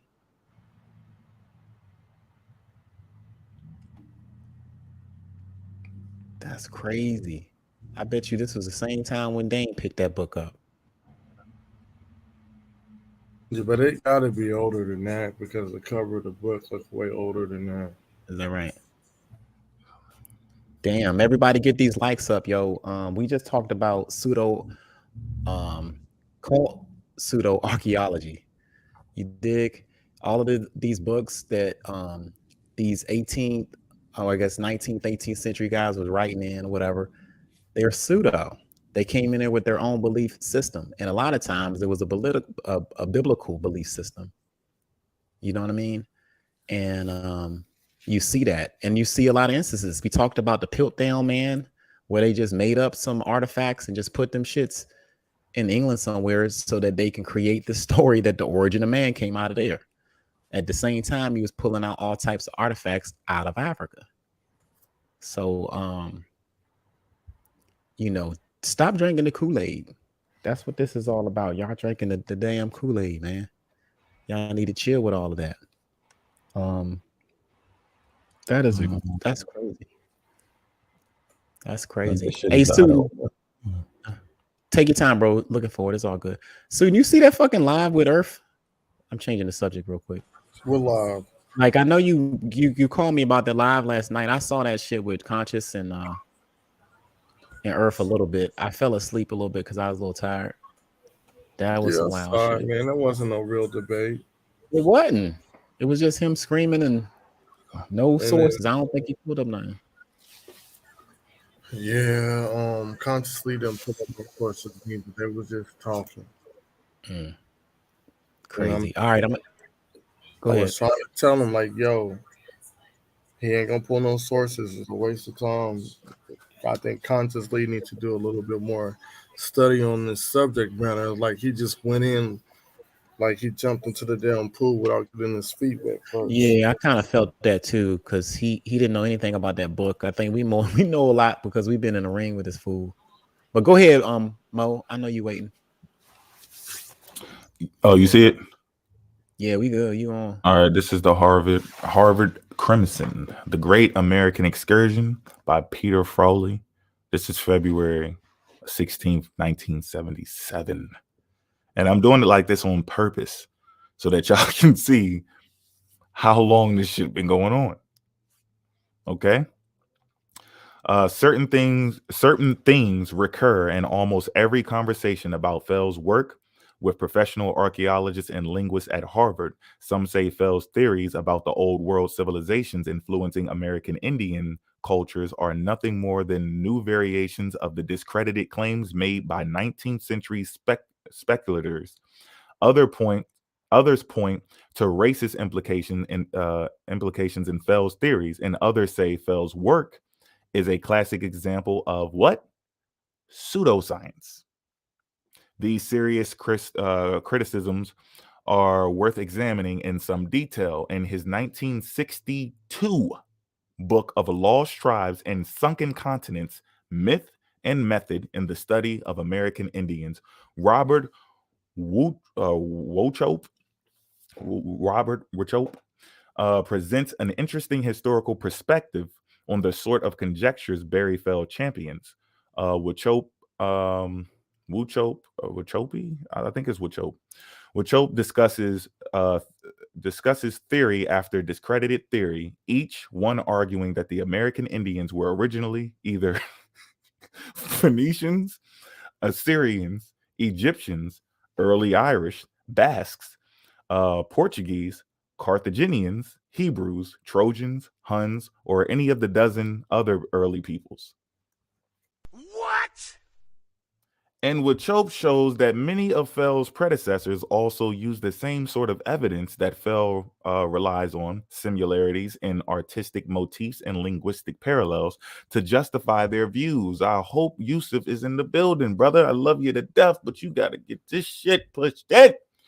In a chapter on the use of linguistic evidence, Wauchope lists several examples of scholars who compiled lists of similar words from two languages in an attempt to prove an historical relationship between the languages.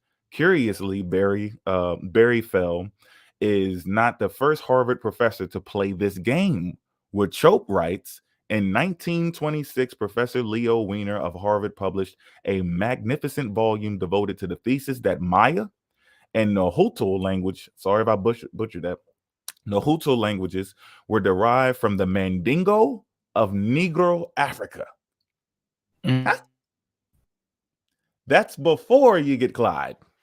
So Damn. you try to say that we are Afrocentric. You try to say, I mean, what's the name, Suiton? What did he say? He didn't say we Afrocentric. He said we're something white monkeys. What did he say? Eurocentric or something like that. Eurocentric, European, Negropian. What Yusuf said and shit like that. The coons, raccoons, some did. That's what he's saying. But his shit come from this dude. These people, bro. Yo. In 1926, Professor Leo Wiener of Harvard published a magnificent volume devoted to the thesis that Maya and Nahuatl languages were derived from the Mandingo of Negro Africa. Some 3,000 Maya, Mexican, and African words were presented as evidence as far back as 1899. You see how we keep going back? The wig is getting peeled back. This ain't got shit to do with us. So you got some nerve because now a younger person is coming on the scene with more discipline and you drinking Kool-Aid, bro. I could have just smacked it out your fucking hand. I opened up my book. I downloaded your book. I looked through it. I already knew this shit was bullshit, but I'm just like, just in case. And you still had a nerve to come and disrespect me like that. As an elder, like with the younger people, I can box with, but with an elder should be giving me my motherfucking flowers because I'm no cap at all. No cap. And you can't take an adjustment which shows that we're going to fail. Our elders are failing us because you want to call me a European and your ass is following a European and I'm using my fucking logic. It's logic here. As far back as he called me a liar when I told him that shit. Right? Look, as far back as 1899, scholars were doubting the validity of such word lists. Words lists. What the fuck is that? Such words lists. Okay. In that year, Edward John Payne constructed long lists of similar words comparing Mexican, Nahuatl, and both Greek and Latin, showing how easy it is to manipulate this type of linguistic evidence. Nothing short of a continuous miracle would prevent such coincidences, Payne wrote. And Wucho was, I'm gonna find it. I'm gonna just call him Chopie. And Chopie might have been thinking of Fell's theories linking the Algonquin tribes to the Celts when he wrote that in 1836, J. McIntosh in The Discovery of America by Christopher Columbus and the Origin of the North American Indian showed the radical resemblances between Celtic and Algonquin did not mean that the Indians were related to the Irish. The most serious charge leveled against Fell's theories is that of racism. Clifford Lamberg Karlofsky, a professor of anthropology, in a letter printed in response to an article by Fell in the Saturday Review, writes that there is a curious 19th century racism in an approach that must derive the accomplishment of native cultures and civilizations from the civilizations of the Old World, most particularly those of the Western Europe, the Celts, and Egypt. Fell responds to Lamberg's letter, saying that the American Indians themselves are very supportive of his work. What? They are friends of epigraphy, the deciphering of ancient inscriptions, and are proud to trace their lineage back to the bold mariners of the Bronze Age. But Fell's reply begs the question, why should pride in someone's lineage depend on having old world ancestors?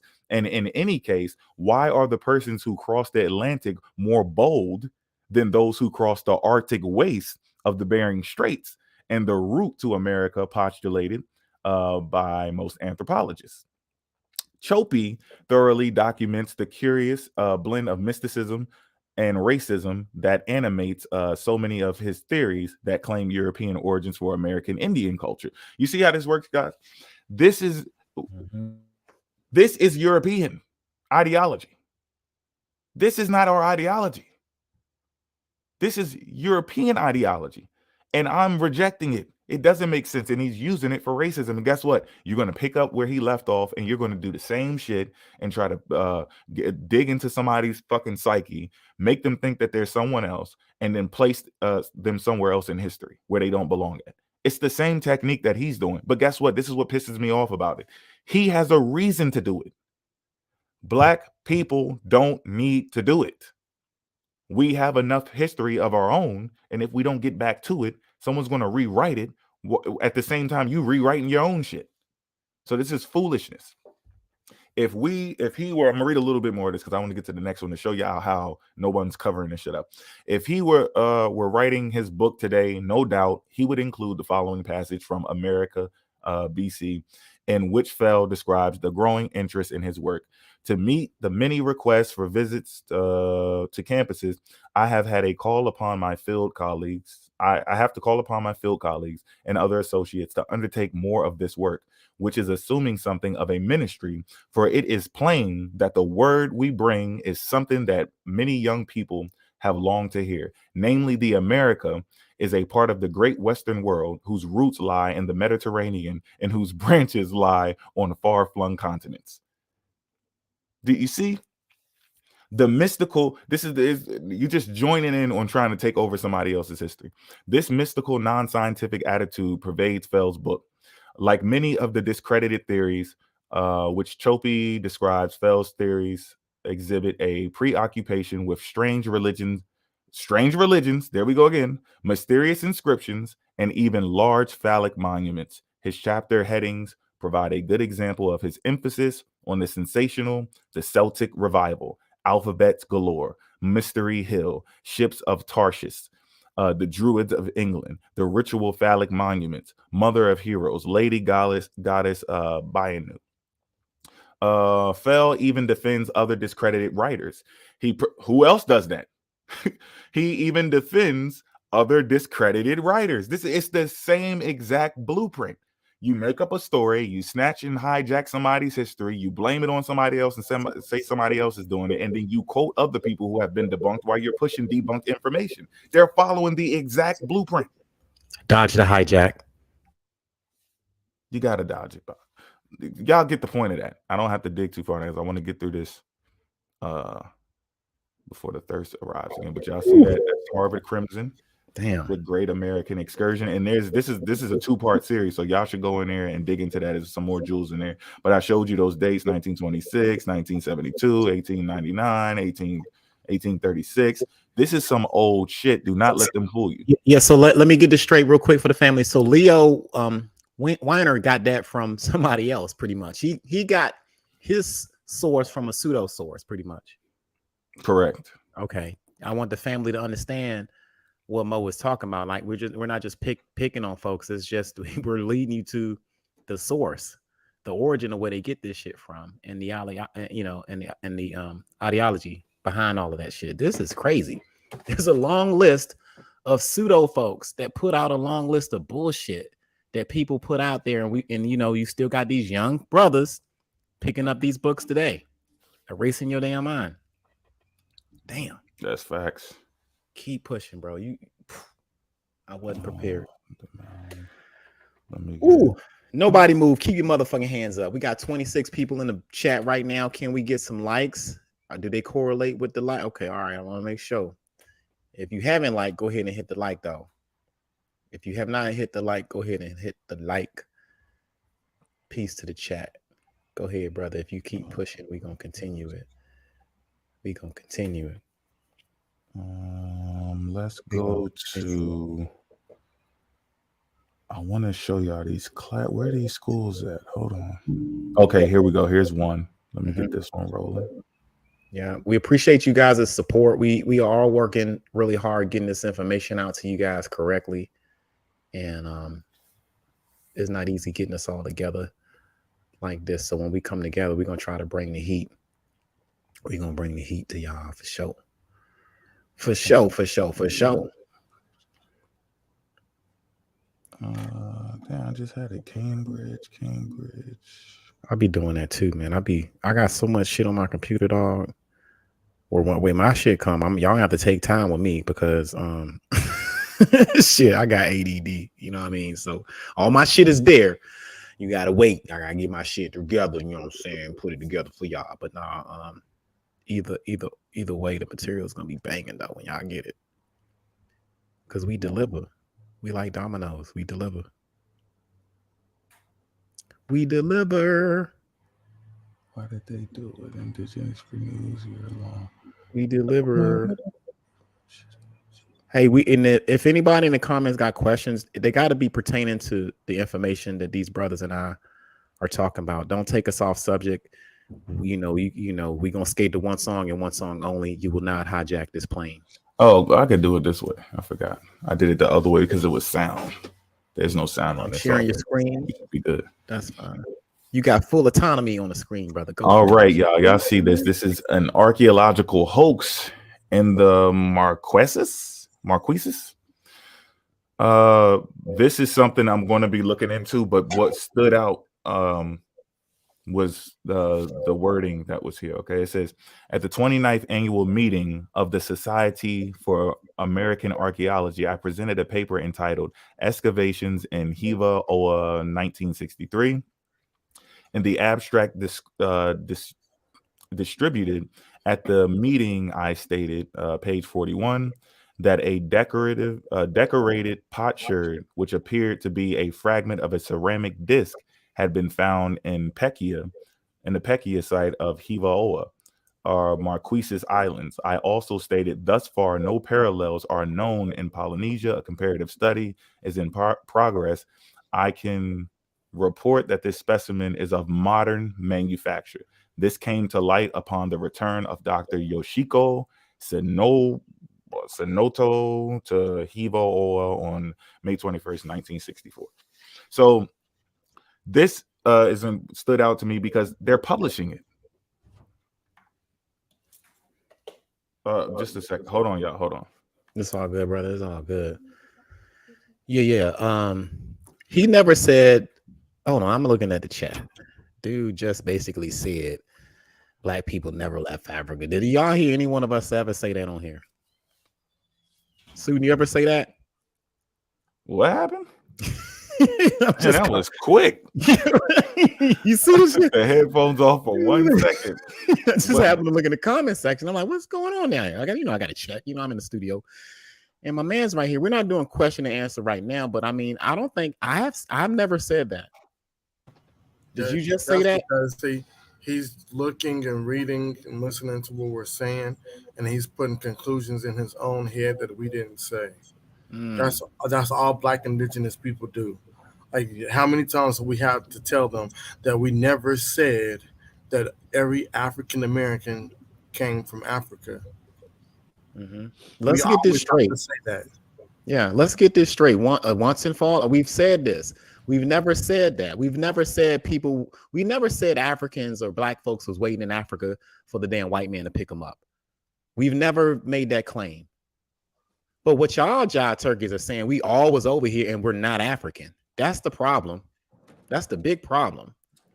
So if you're going to quote us right, because Mo never said anything about people never left Africa, because you're making it sound different. So, when he first got up here, he started talking about Darwin, and then he brought up the migration. He said it was different waves of migrations out of Africa. So that's why I'm talking. This dude basically said black people never left Africa. He just talked about the migrations leaving out of Africa. Out of Africa. So what is you talking? Like, what the fuck is you talking, bro? What is you talking? Go ahead, Mo. I ain't mean to interrupt, but I gotta call out these weird comments and shit, yo. We gonna have question and answer on Suiton's live, so y'all stay tuned. If you really, if you really want to hear some information and shit, you just stay tuned. Y'all good. I had to. Y'all bought me some time. I was talking to my daughter. All right, so now what I just read, right? I'm showing people that they're not covering this stuff up. I'm finding these in peer-reviewed material. So I don't know what this what is this cover-up thing that people are talking about? Call them out on this shit. What's being covered up? How am I finding it? I just hear you say it and I go find it. I found every last artifact that they talk about because people are reviewing it. They're on display. See, they thought in their mind that someone would just throw it in the trash because it was fake, but they didn't know that these institutions actually have some intelligent people who caught on to it. Like, why would we throw all of this shit in the trash and then have someone else make the same mistake of thinking that this shit was 135 million years old? We can just leave this here and show them as a teaching tool. Whenever you see some shit that's petrified like this and it's in this type of environment, because of those type of environments, it can petrify within decades or even 100 years. Now slow down, because I don't think the audience know what petrify means. So basically, to what's going on, you know what I mean? To make a fossil, Like something like when you see like a bone encased into some rock, and then the amateur archaeologist or anthropologist or whatever assumes, oh, so this must have been created at the same time the rock was created. That's what people previously thought in the 1600s, 1700s, 1800s, and even into the 1900s, because they didn't know that certain areas in the world can petrify or solidify those materials on top of other things from modern times. You can get caught up in the sediment. It could be lime. It could be the saccharoidal. It can happen in certain environments. It depends on where it's at. So this is just showing you that people are having these conversations, and this costs money. This is money. These are real, actual academic studies done by professionals, and it has the pseudo shit in there because they want people to learn it so that they don't make the same fucking mistakes. They're protecting the history. All right. So now we're going to get to another one, just to show you that they're really about this action. They are really, really about this action, and you need to get involved too. It's not about, y'all just want to be king and rulers. Like what about just being correct? You ever thought about that? Sheesh, we can't be that fucking weak. We're supposed to be the most humble people on the goddamn planet, and here we are. I gotta be king. Y'all fighting over who gonna be the cult leader and shit. Fuck that shit. Let's tell the truth. Like that's what our whole issue has been, right? Lies, not knowing, the lack of knowledge itself. And here y'all go with this damn cult leader mentality. We not for that shit. We ain't doing cult archaeology. Now let's get this next window, right here, just to show you that this shit is included. Look at this. Is Purdue. Y'all can see it. Tell me when I'm up.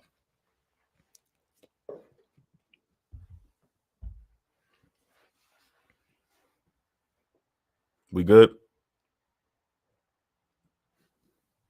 Oh, he probably stepped away. My bad. I'm back. I'm sharing. You good? You good? Go for it. My bad, bro. You straight.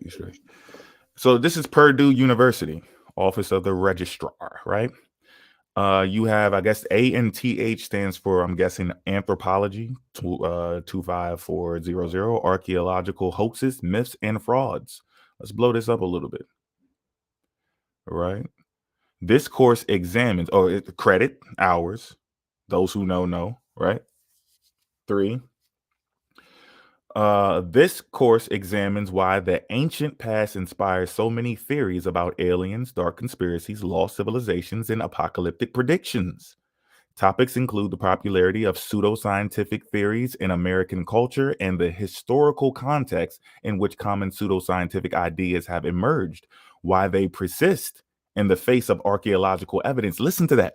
Why they persist even in the face of archaeological evidence, and the role of pseudo-archaeology in the growing antagonism toward scientific expertise.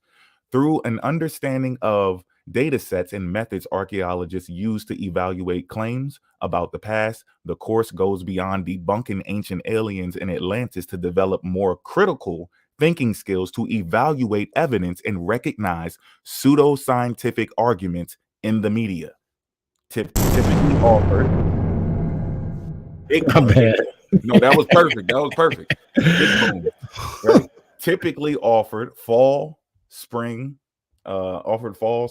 credits, 3. So listen, they're not trying to cover this shit up. They're using it as a teaching tool, which is, y'all have been hearing me say this shit since I first jumped on here talking about religion, and y'all be like, get them out of here. Slow down, brother. Slow down.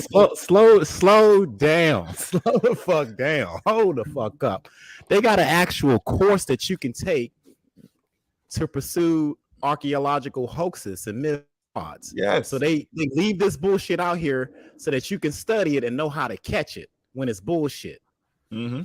Oh, I'd love to take that one. We doing that shit right now as we speak. Ooh, exactly. The irony, right? The irony. Right? Like I told you, these are teaching tools. Whenever you see these people, I feel the same way too. I just want to just chop their head off. And I'm like, why don't I just entertain it and let people see how far they're gonna go? I don't know. Just sit back and entertain this shit, and look, they'll just keep on going and going. Next thing you know, you're gonna be on the moon. And you're gonna see what we're talking about. I don't mean to stop you. I don't think people understand how big of a dagger this one is. Like, you got to understand, man, they leave this information out here because they got classes on how to debunk that shit in order to be sharp on your game. And it protects history. God, because amateur archaeologists they're going to make a mistake, right? If you're new in the field, you're going to make a mistake at some point. But why would we get rid of the evidence of the mistake and then let you make the mistake again? If I just throw it out, you wouldn't be able to spot it again. But if we have it on display, we have it in the classes, in the courses, all of this stuff, it goes to your grade, you get credits for it, all of this stuff, then it becomes important. Now it's part of the teaching method. It's not just this is what's right and then this is what's wrong. You see what I'm saying? You're supposed to teach them how people make the mistakes so you don't make the same ones. And I didn't even think about that, but I was curious. I was like, if they making, classes for what was it called? What was the other artifacts I did? The Tucson. They had the Tucson artifacts. They did that shit was a course with the Tucson artifacts. And you remember they had the Roman writings. The dude, Daniel Lowe, was trying to say they were over here and they found out he took it from 3 different books. They had a whole course on that shit. So I was like, let's see if they got some courses on other shit. And yes, they do. They're not covering it up. So I showed you that I can access them quickly. This is quick. I just met the people who claim all these old bones and shit. There's only like 2 of them. And each time they put it up there, I bring it up. Not just part of this presentation, but even just, random posts on TikTok. That's how fast I can find it. And most of them are talked about in journals, multiple journals. They're in encyclopedias. They're part of research papers. They're in college courses. They're on display. So they're all capping. And it just disappeared. All of the artifacts just disappeared. So how the fuck am I finding them? Tripping. So now,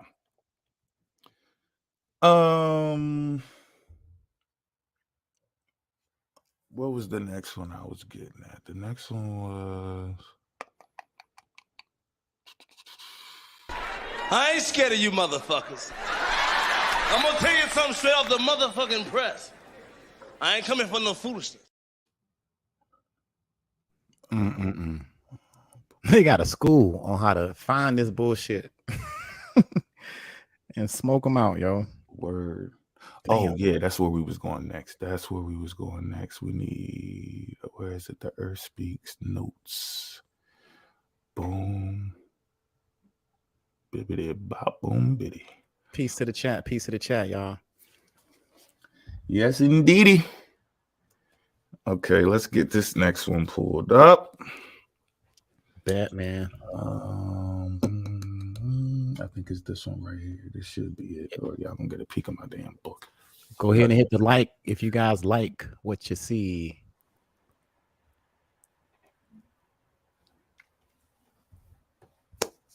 We Gucci.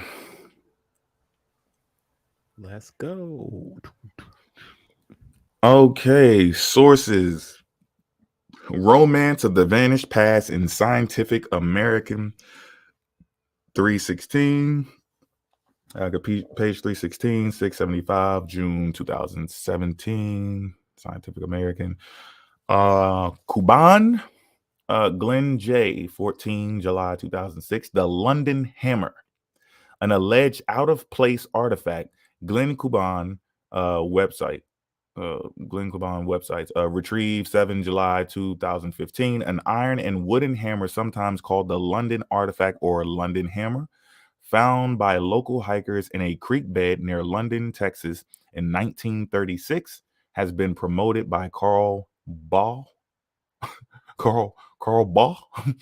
and other strict creationists as an out-of-place artifact. Remember what we talked about earlier, right? The trash, the trail. Keep that in mind, because there's a method to this. There's reasons why this is not just about, oh, I'm going to go against Mormonism. Or I'm going to go against the Hebrew Israelitism. Those people don't care about cults. They're some of the top cult leaders in their history. They don't know how it works. They know what's going on. They're trying to be accurate with the information, and there's method that needs to be used. And they still use the method today to talk about things that these people brag about. When they brag about the plants and they brag about the animals and where they were and the camel came from over here. How the fuck do you know that? Because there's a trail of evidence in the DNA, in the migration, in the foods they eat, in the poop they put in the ground, and their footsteps. You see what I'm saying? So you're using it, and then when it gets up to the human being, you're trying to discard it and pick up some pseudoscience, but we're not going to let you do it. They maintain that the hammer, which was partially embedded in a small limey rock concretion, originated in a Cretaceous rock formation or a Ordovician or Silurian one, depending on the account, thus contradicting the standard geologic timetable. However, the hammer was not documented in situ. Remember, I told you guys about in situ. It's not in the place where it is supposed to be at. It's not in, like, when you stumble across the stuff, like we were talking about earlier, when you stumble across the trash, you stumble across a village, a group of a place where people frequently hunt.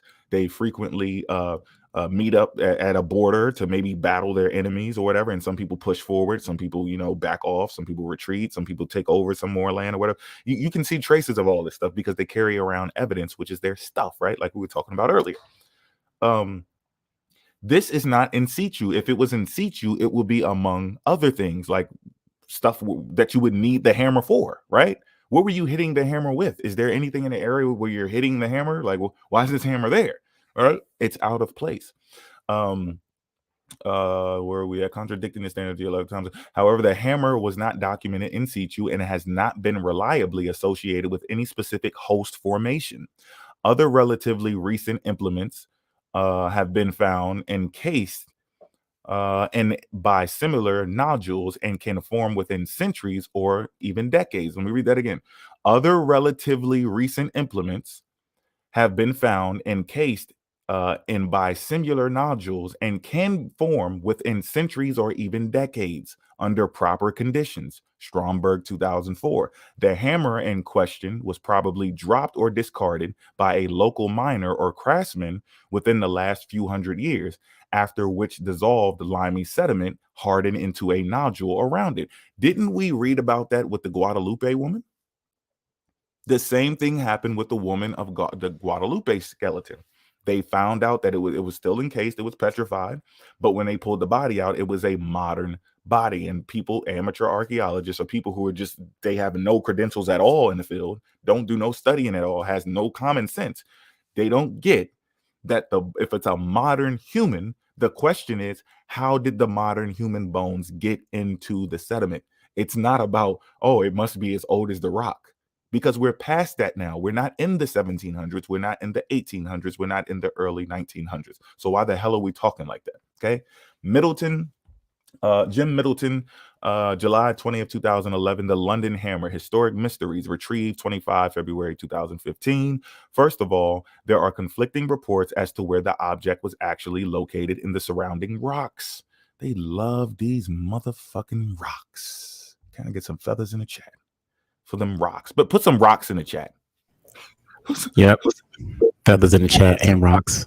We appreciate it. Put some rocks. And there is no photographic evidence of the object prior to being disturbed. One report states that the hammer was embedded in a rock formation dating from the Cretaceous period, 65 to 135 million years ago, whilst others stating from the Ordovician strata.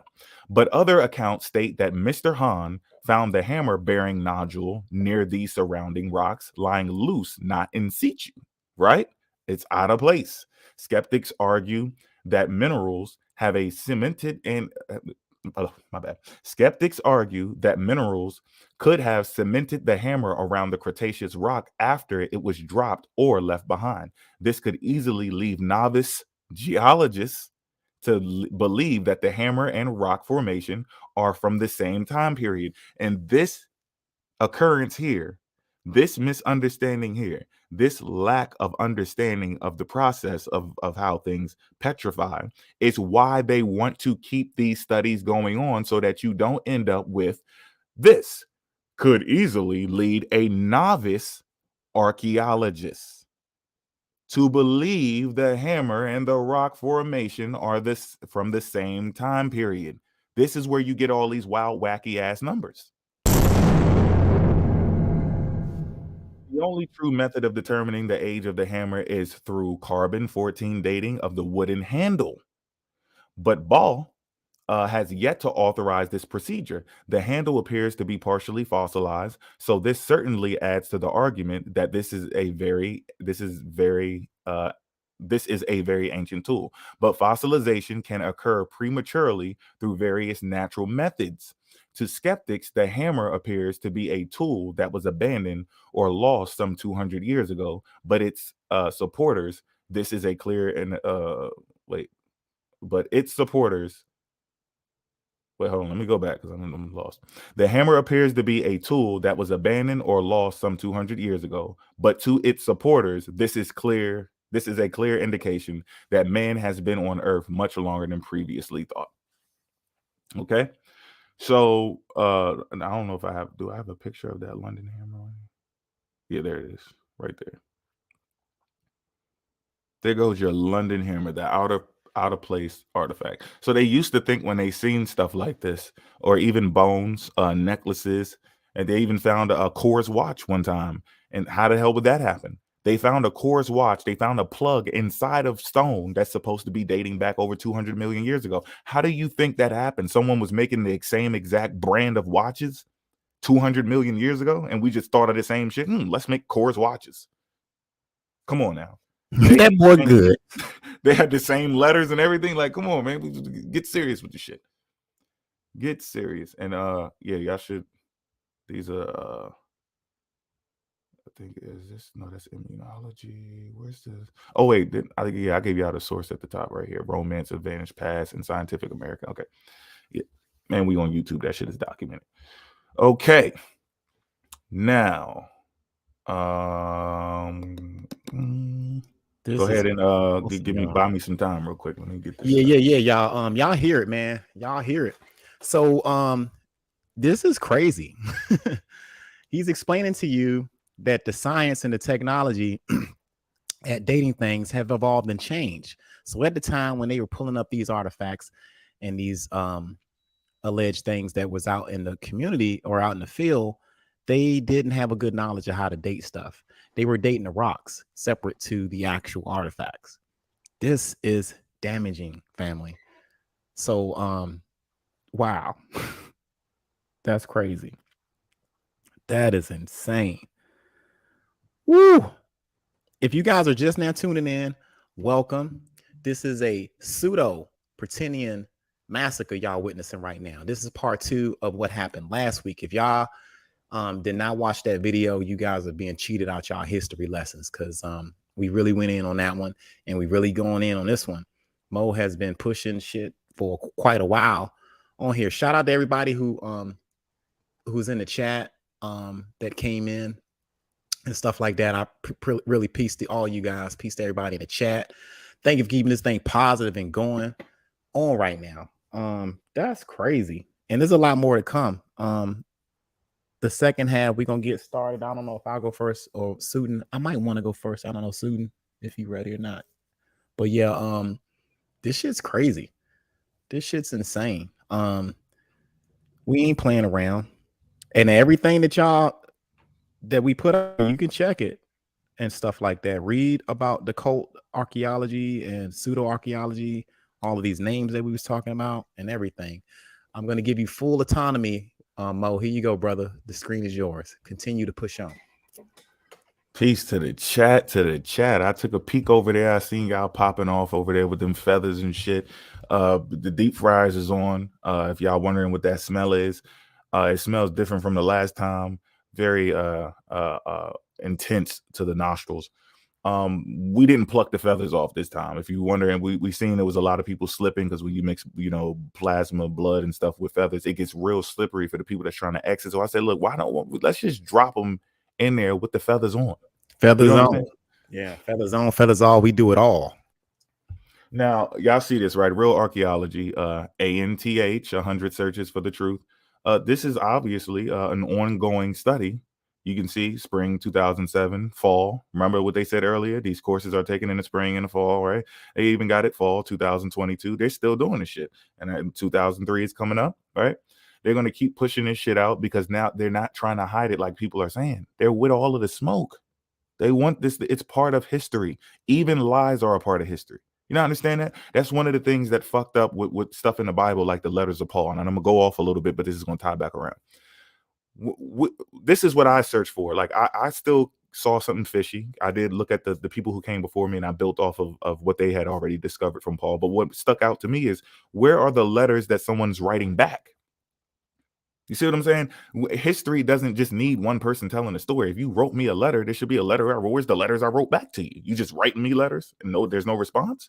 You're having a conversation and you're referring to something I said to you in another letter. Where's the other letter? You see what I'm saying?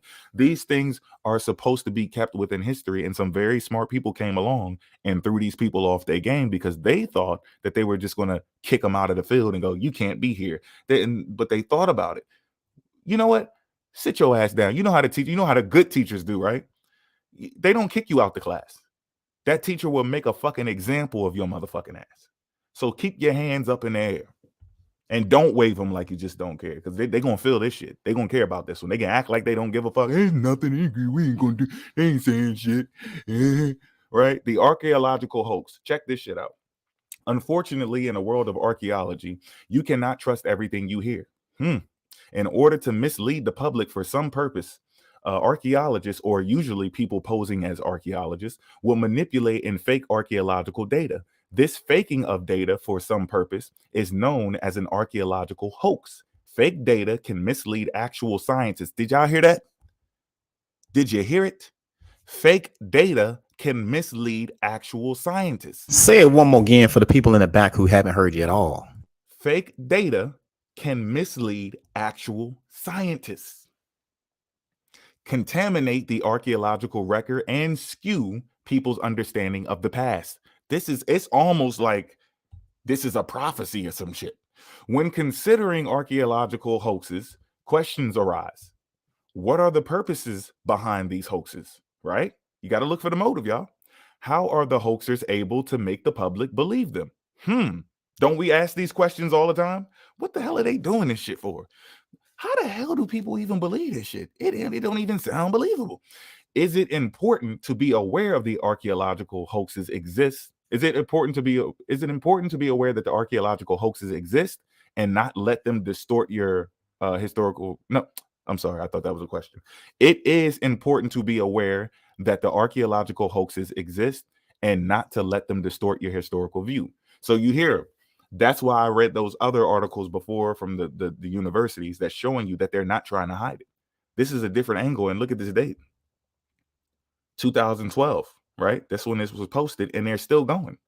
They got it up to 2022, and they're telling you right here, it is important to be aware of the archaeological hoaxes, that the archaeological hoaxes exist, and not to let them distort your historical view.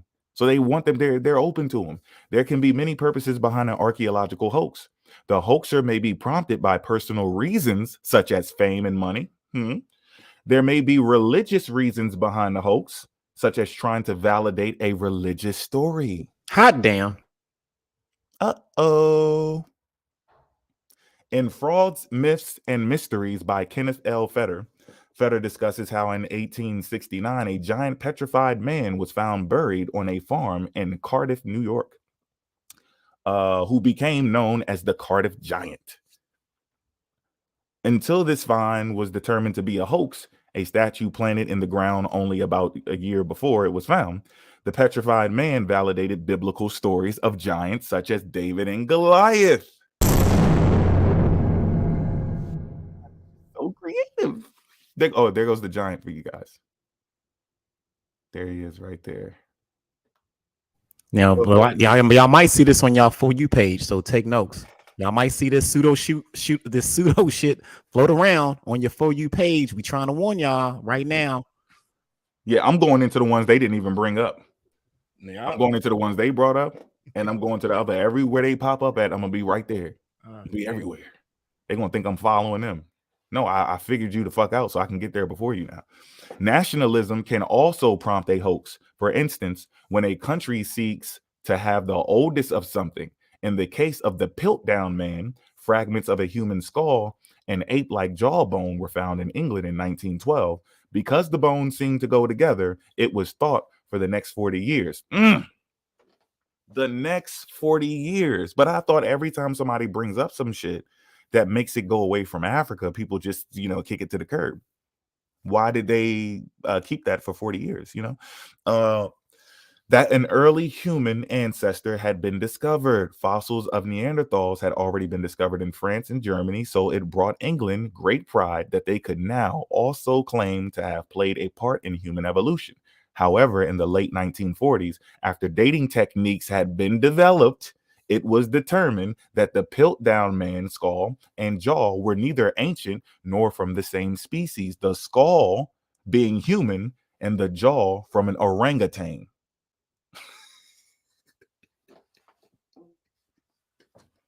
I hear that, right? He pausing because y'all want y'all to hear this shit. This is the Piltdown man. I've talked about the Piltdown man on my post a while back ago, yo. This shit is not no joke. They make up shit as they go to try to fit an agenda. You know what I mean? Like they make this shit up as they go. Keep going, bro.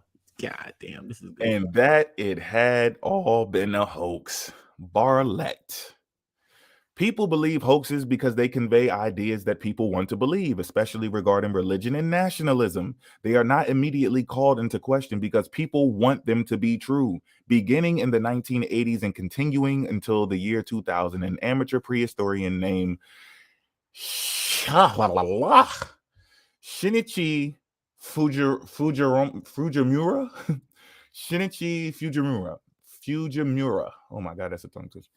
Was planting ancient artifacts from the Asian countries and Japanese sites to make it seem that Japan had a more extensive prehistory because Japan's national pride is these discoveries. No one questioned the validity of the finds as they accumulated for 20 years. But I thought they'd just get rid of this shit. Yep, heard about his ass too over there. They all making shit up to fit their agenda, y'all. You heard about it too? Yeah, I heard about Cat. Yep. Yeah, I heard about him. Mm-hmm. We all this is available, people. Yeah, it's available. I'm hearing about that cat. After the truth came out about Fujimura's hoax, the legitimacy of the approximately 180 sites he had worked on vanished. Fetter. In scientific fields such as archaeology, it is important to disregard the desire to immediately believe. I gotta say that over. Hold on, y'all. In the scientific fields such as archaeology, it is important to disregard the desire to immediately believe discoveries and their interpretations and question everything. It's some things, half of things, 80% of things. It says to it says you have to disregard the desire to immediately believe discoveries and their interpretations and question everything. Only through questioning and retesting can hoaxes be discovered and eliminated from the archaeological record. I'll check that out one more time. That's why they hate us asking them questions, because we're gonna figure out sooner or later that y'all bullshitting with this hoax ass shit. Now, do you want me to go? You want me to take this all the way through, or you want me to switch off and come back? If you want to, go ahead, man. I mean, we good. Keep pushing. If you want to, go ahead.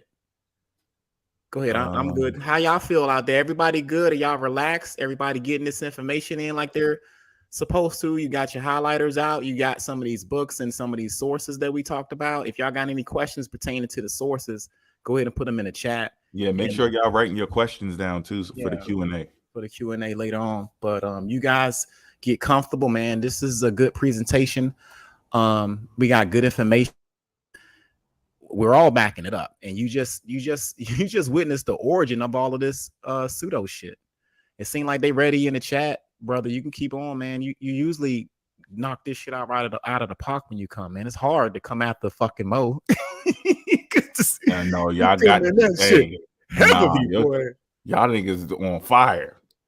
No, man. I think we all bring something nice to the table, man. But that's what I'm saying, man. Like, it's the beauty of us being knowledgeable in certain shit, man. It just makes everything great for the whole team, man. So keep on pushing. I'm giving you full autonomy on the screen share, bro. So go ahead. Just all you got to do is just play this and kick back. Okay, bet. this. With the East Indians, what do the East Indians look like? Let me bring that up. No, let me finish that. I'm gonna show you what the East Indians look like. And the East Indians and blacks are not.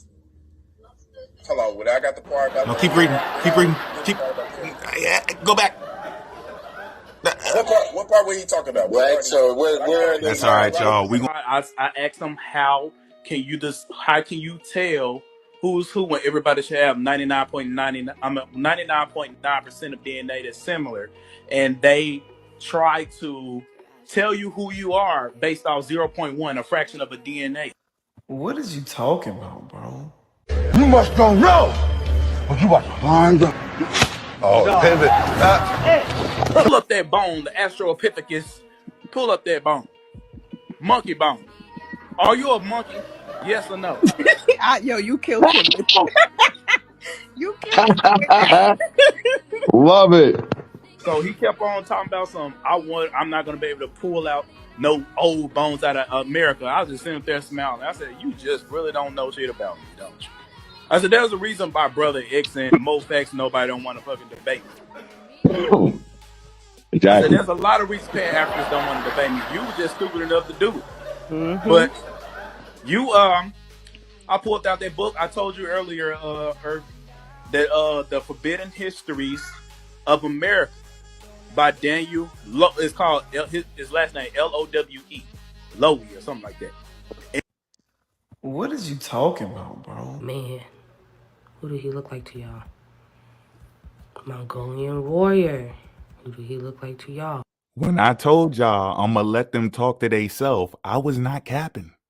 He bragged about the book. I got the book. I read the book. I don't need to use the book because your people that you got following you that need your information to be true, they're using your book and they're up here pushing both of your shit in for me, and I can just sit back and take a puff and relax. This is from the past, that picture. Here go another one. The closest living relative of the first Americans. The one who called himself the first Americans, the Native Americans. But that don't mean they was the first people here.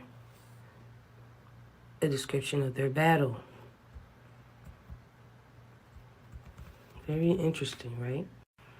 Now, this first sentence is talking about how the Aztecs record said that these people arrived here 24,000 BC, being the most ancient of the Americas, arrived on this continent, which means they came from somewhere else.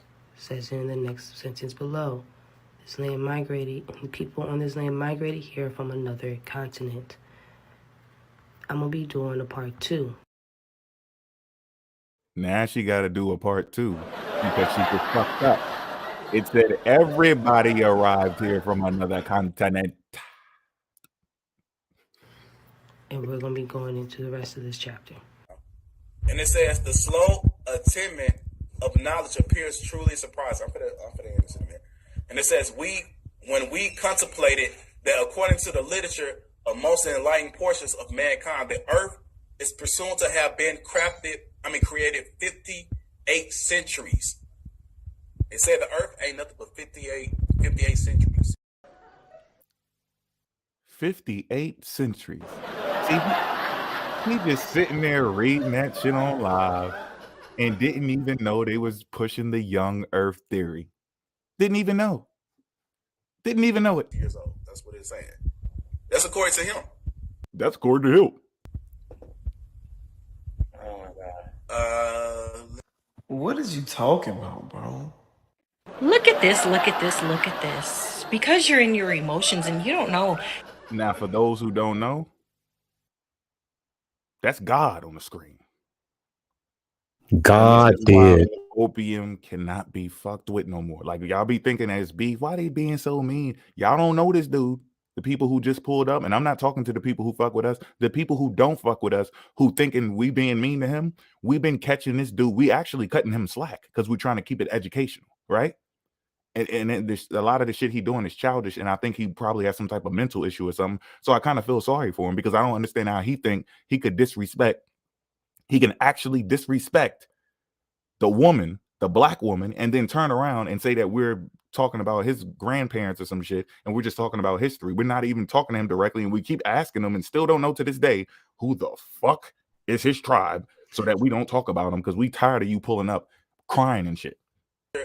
Most enlightened portions of mankind Disagree. You want most enlightened portions of mankind. Yeah, you're trying to pause it, but he had that comment. Created 58 centuries. Yeah, I'm gonna pause it right there. It said the Earth ain't nothing but 58 centuries years old. That's what it's saying. That's according to him. Oh my god. What is you talking about, bro? I have no. Look at this. See that, bro? This bitch is a Pan-African. She didn't even know about RH blood, but said we all the same. Did y'all miss the RH blood presentation? That's a misnomer. There's no such thing as no fucking RH blood in humans. This is something to do with monkeys and rabbits. And it was already put in the journal, so it's stuck in there. I showed them this shit. I did a presentation on it last year, I think, or earlier this year. No, I think that was last year. And then I did it again on the live, and then I did it again on YouTube. So I did it on TikTok twice and then did it up here. Then I offered them to step up there and waited like 40 minutes. Nobody popped up. Nobody popped up on my live, Suitin live. We were both live. Nobody wanted to talk about this RH factor, but he's walking around disrespecting people, using it as an excuse. And guess what? It comes from the Europeans' mistake. This doesn't come from black people. Damn. Just look at this. Look at this. Now look how Because he you're in figured your out. emotions and you don't know how to intellectually express your emotions when we disagree. You went from calling me beautiful all in my comments, and now I'm a bitch. And why am I a bitch? I'm a bitch because I said that melanated people are the same. After you strip us away from our ethnicities, after you strip us away from our nationalities, we are all children of the sun. I don't give a fuck about our blood types or any of that. We are children of the sun at the end of the day. And people like you, idiots like you, allow yourselves to be divided and conquered by the same oppressors that y'all asses have because you want to cling so much to your identity. I gotta go because my child's crying. Get off the internet, you loser. That's how I know you ain't got no damn girlfriend. Because you just going all up and through my videos. Hold on. Yo. How y'all disrespect God? How did y'all disrespect God? Copyrighted in 19... Oh, you wanted to say something? Man, I'm so glad you found that video because that's the video I was trying to find. You know what I'm saying? Where he just was like this black bee, you know, on the jump. Like he all talking about people disrespecting his grandmother and all that. We never said anything personal about him, but he sneaked this, you know, the black women on there like that, yo. And Opium, if you listen, you got to explain yourself on why in your comments that you said that to that young lady. You know, you was all praising her, but once you had, like, that's how y'all do. Once somebody go against what you thinking, you don't talk about it. You just get all mad and defensive and call people out their names, man. I just think that was fucked up. You ain't gonna ever see that shit over here from us. If you Never. don't get disrespectful, we ain't gonna get disrespectful. Yeah. Go ahead, bro. 96. All right. What it said is this, and this is the mind-blowing part. It said that when they tested the orangutan, they found out he only had 3 DNA series. When they tested the gorilla, they found that the gorilla has 4 DNA series. Well, he's a little smarter than the orangutan. They tested the chimpanzee, which is an ape, and found that he had 5 DNA series. Then they went all into the different races of the world. They went into Europe and tested the DNA series of the English, the French, the German, the Spanish, the Russians, and found they had 6 DNA series. Then they put all of this, what they found from around the world, on a map. And this map really is called the intelligence map of the world. Hey, Port. Yeah, brother. Can you think you could blow it up some? See if you could blow it up a little bit. Is it blown up? No. Probably not. Damn, bro. I don't know if I can, like, let me see.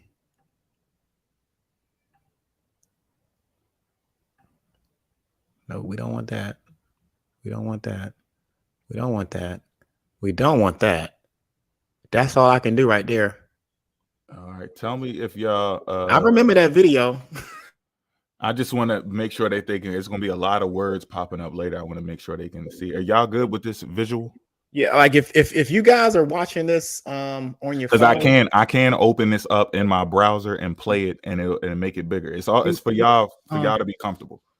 If you got an iPhone, you should be able to open, like you should be able to take your fingers and widen this up so you can see on here. So I think people should be able to see it as is. You just got to take your phone in your hand. If you're looking at it on YouTube, turn it on the horizontal and just take your 2 thumb fingers between the picture and kind of have it on the screen and separate the screen, and it'll blow up for you.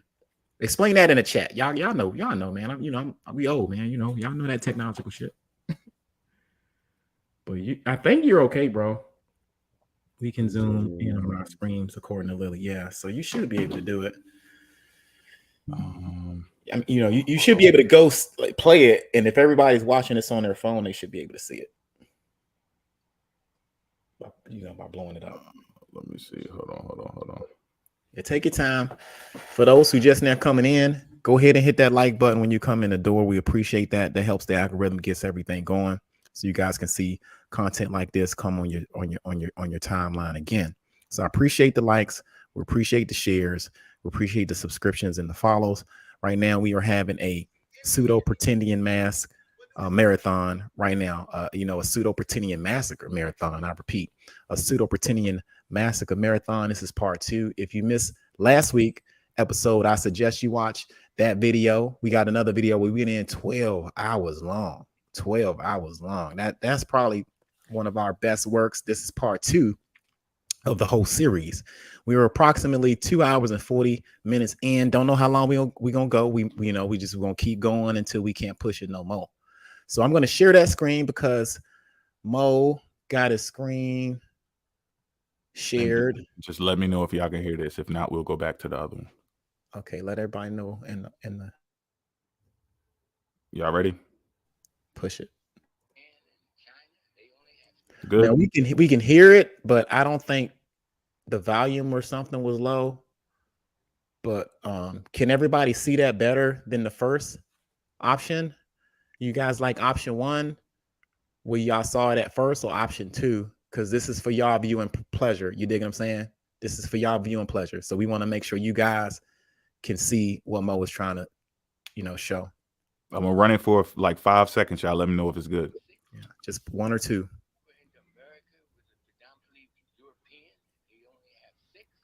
I feel like I can't hear this one versus the other one. That's me though. But hold on, Child of the Sun say this is better. So can y'all hear this? Is that better? One or 2, y'all? Y'all want the second one or the first one? Because Port, I think you can turn yours. You probably can turn your volume. I don't know if they can do it because I turn. Yeah, we're good. Go ahead. Everybody's putting 2. I see. This is better too. Okay, go ahead. Roll with this one. There you go. All right, boom. I'm a full screen it for you. I'm going on mute.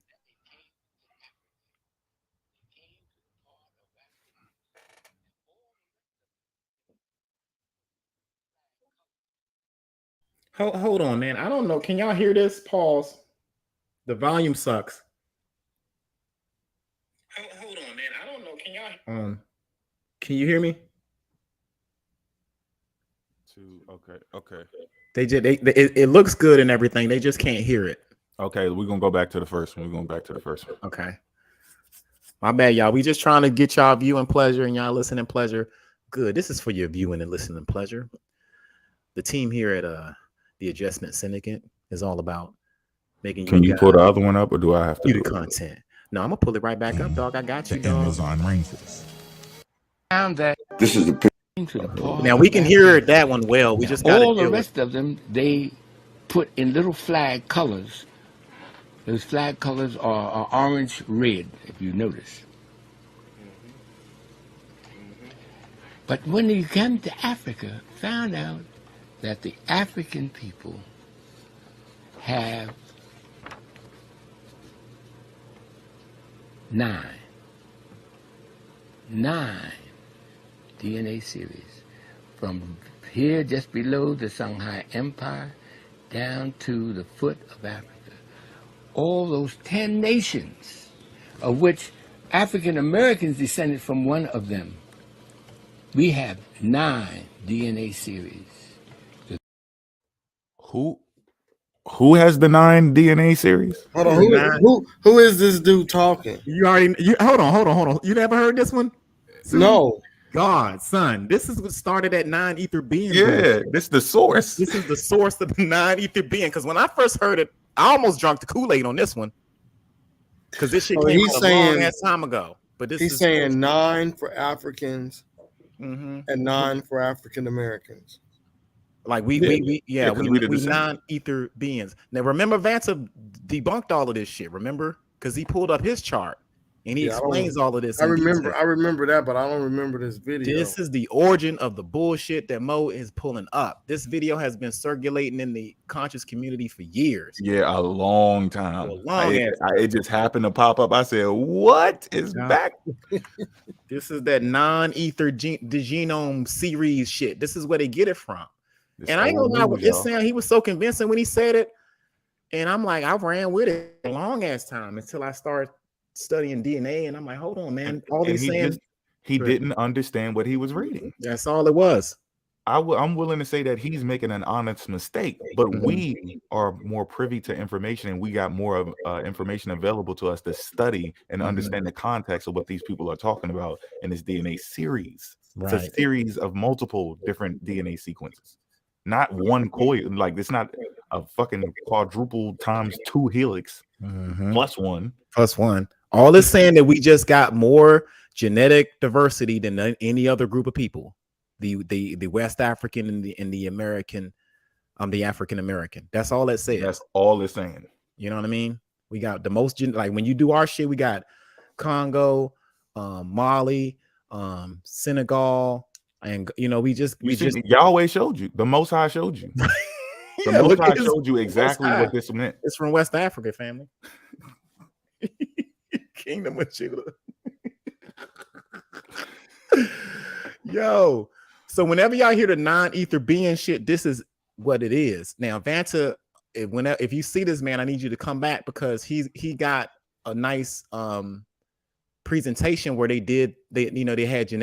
had sequence DNA, right, from Pacific Biosciences of California and then Illumina. They take these DNA sequence machines and they just run our DNA up, and they had a genomic test. They tested everybody's genomics and they just found out that African Americans possessed a greater diversity of genetics.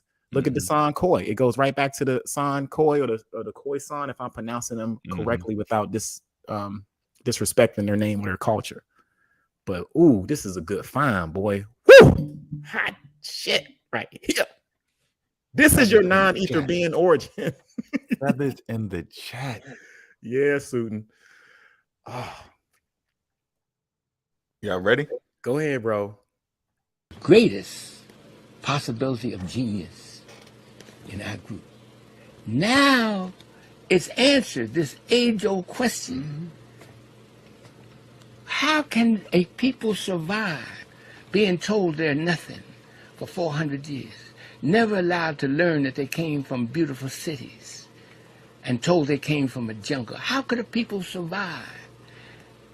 How can a people become champions in everything they touch? Because they have 9 DNA series, while the rest of the world has only 6. This is why they copyrighted this. And you'll notice on the outside of this, now this map is taken, I took this map right from this page here. And I blew it up so that the world could see it. Even though this is copyrighted, I can't let you have this book because it's copyrighted. But when we broke it down and interviewed Dr. Kidd. Breaking news, TikTok. We about to make history with this one. Excuse me, our story. Let me show you what I mean. This is the people they called the Sumerians. This is the picture that I took from the Brooklyn Museum. And as you can see, here he's holding what all the archaeologists call a pine cone. And as you can see here, they're also holding a bag. You might have seen those type of bags in all the different Sumerian tablets. As you can see here, in another picture that I took, a whole different bag than the other Sumerians were holding. We'll circle back to this in 1 second. Because as you can see here, I took a lot of pictures and a lot of videos of these tablets. And this picture shows that he is not holding a pine cone. That is a piece of corn. What? Oh, and if you notice, a lot of time they don't show you the whole stone depiction. Because as you can see here, he's clearly picking the corn or maize. And as you can see here, you see squash and beans. What? I hate to break it to you, boss, but that is the Milpa planting system. What? As you can see here. And this receipt, you can clearly see the maize, the beans, and the squash. It's a supportive root system that's from the Americas. In fact, that's how we planted the Amazon rainforest. What? As you can see here in these receipts. The Milpa planting system is a supported root system called the Three Sisters. These plants love to be together so much, you didn't have to use insecticide, you barely had to water them, and the vibration of them being together made the soil even more fertile. Do you see that shape right there? That's on the Mayans alphabet. This is the Egyptian alphabet. Is that the same shape as that alphabet? What is you talking about, bro? Nah. That squiggly line and that line right there isn't the same as that. What's the name of that script? This is the alphabet. This is sacred geometry. I'll show you. Wait a second. No, let's do this right. What is the name? And I'm gonna shut up. What is the name of the script that you're using? I'm gonna pull up both scripts. I got a database of all language scripts, buddy. Here we go. I'm gonna show you. What script it is, and I'm gonna pull it's it a up dead language. side by side. This is a dead language we're speaking about, my friend. What are you talking about? This is what I'm saying. This is where your education ends and my intelligence begins. You see what I'm saying? I'm gonna show you what I mean. I'm gonna show you what I mean right now. Let me show you. Because this is the Nubian statue. This right here, my friend. This is the Nubian statue. I just want to know the name of the script, bro. This is a dead, there is no script. This is a dead language. What don't you get about this? It's sacred geometry. Look, and I don't even need 3 minutes because you're not going where you think you're going. So I asked you to place a black person here in America and you went to Egypt. What do you mean? I went to the Mayans. I showed you the Mayans and the Egyptian. I showed you how it's the same joint, and I showed you the Nubians. I showed you 3 different people.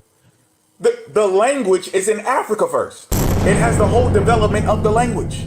And then that ends up over here. That's not true. That's not true. Hold on. Listen. Even if I'm going to consider what you're saying, I need the name of the script.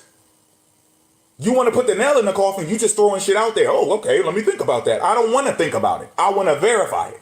So what is the name of the script so I can put it side by side and see what the dates are? Because at best, what it looks like to me off the top of my head is if this happened, then the language came from Kemet and then somebody else got it over time. If you are saying that it came from the Mayans and then they gave it to the Kemites, now you got to prove some other shit. So that's the problem that we're dealing with here. You still didn't even make the Mayans black. You got to make them black. They not black even if you wanted to say they gave that script or influenced the script of Kemet. You still got to make them black first.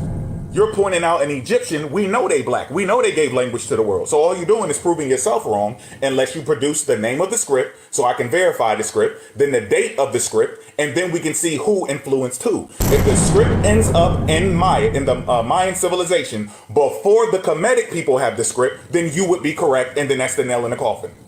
You must don't know what you want to find out. Oh, pivot. Come on.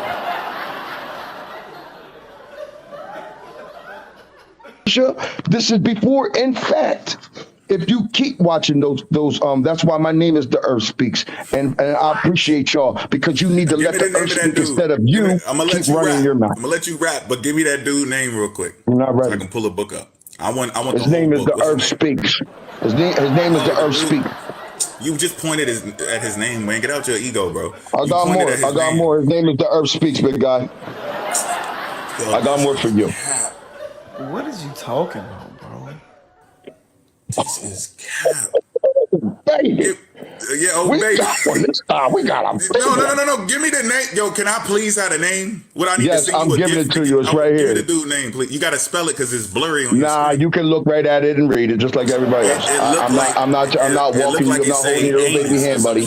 I'm not gonna hold your baby hand, man. Go ahead, bro. Preach. Okay, well here goes some more cap for you. This is the Grave Creek stone, right? But they say that the Hebrews come from over there. Wait, before you go to the next one, can I respond to that? Can I respond to it? Sure. Okay, so turtles and their nesting spot, where they migrate, where they return to, has nothing to do with your black ass being in America before anybody else or melanated people's life starting in America. The land coming out of the water has nothing to do with your black ass, kinda black ass, starting your life in America. What part of that are you not understanding? I can agree to the turtles. I agree to the land. I agree to planting. So hold on. You agree to with all of that. But the people, how are you placing people who look like me, not you, because I don't even know why you're talking about you. People who look like me are not in America at the time that you're talking about. If they are, people that look like you. Turtle. Hold on, you just said people that look like you, but not me.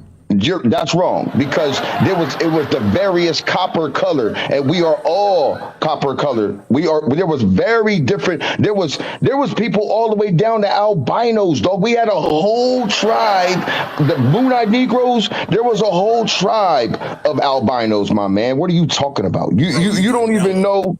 Look, here you go. Moon-eyed Negroes and albinos right there. Look behind the black. You see behind the black letters, that background, that's what you look like. Your finger look like the background of the black letters. You must don't know what you want to find out. Oh, pivot. Come on, bro. It's vanilla. You vanilla. I know you got some black in you. I give you that one. You got some black in you. Boy, I am a bad dude. I am a bad man. But listen, when did you place melanated people here in the Americas? I see the turtles. Okay, so hold on. So if they didn't come up here, when you know that this is the first land for millions of years, this was here before. This was here millions of years before.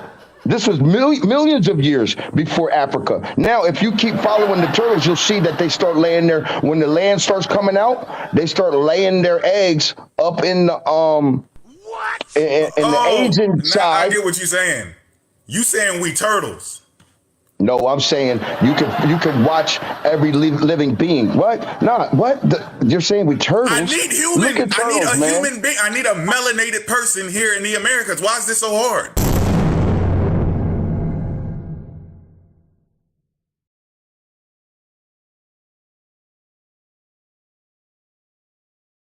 He couldn't do it.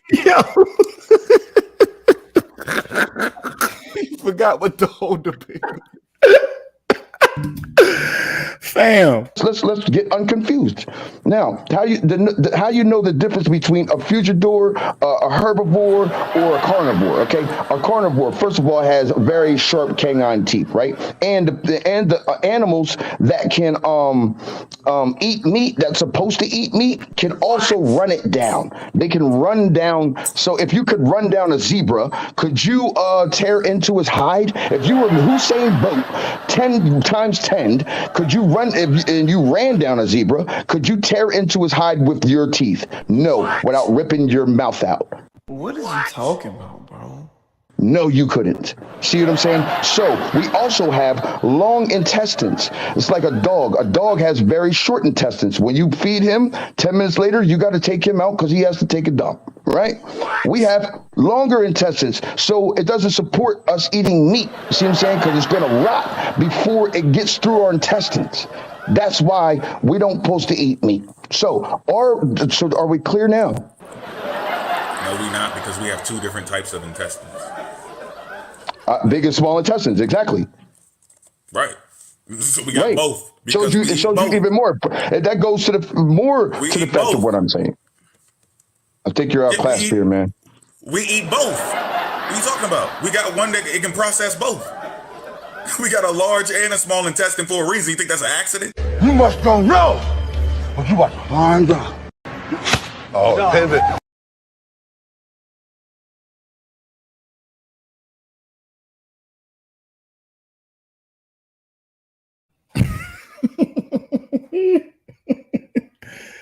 Ooh, I hope y'all are enjoying this. This is boy is a ghost. This is funny, yo. The boy is ghost right now. Yo, this is funny. You playing more? Yeah, it's still going. It's just those are the sources they can find. That is funny, yo. This is funny, yo. Everybody drop a like into the comments. Say something, man. This is some funny shit. That was funny. He's quite entertaining. He is for entertainment purposes only. It ain't for educational purposes when it comes to him. Right? I just explained to you, right? Because okay, of a large here we go. intestine. Okay, let's talk about.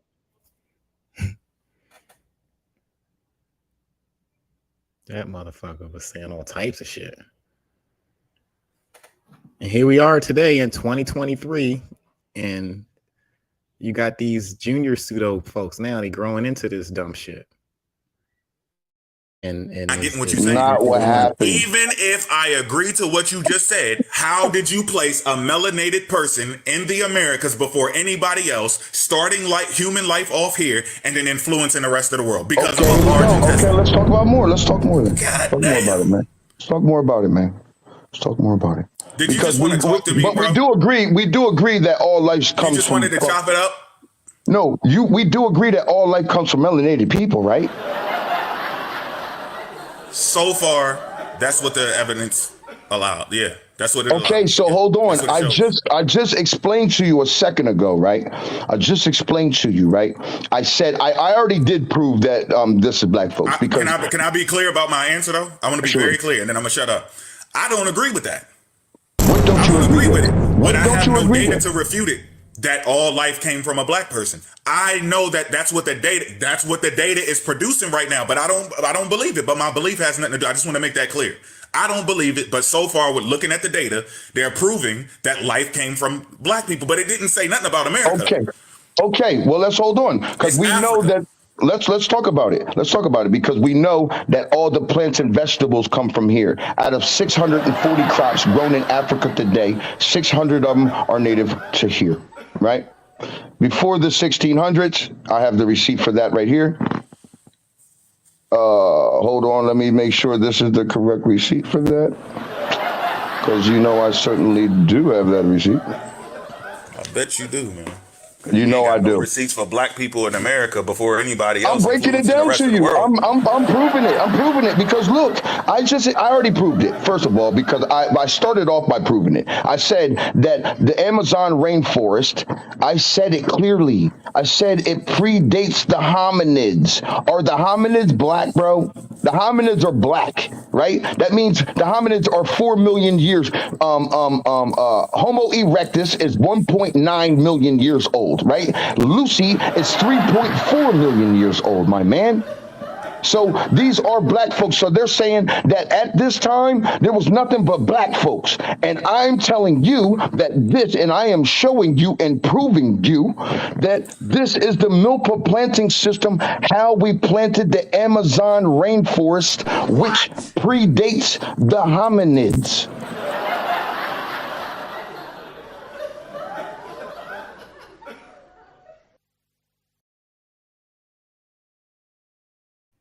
That boy is lost.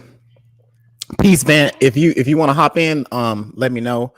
We still cruising on into us, man. So yeah, when you want me to drop the link in the chat to get you in the building.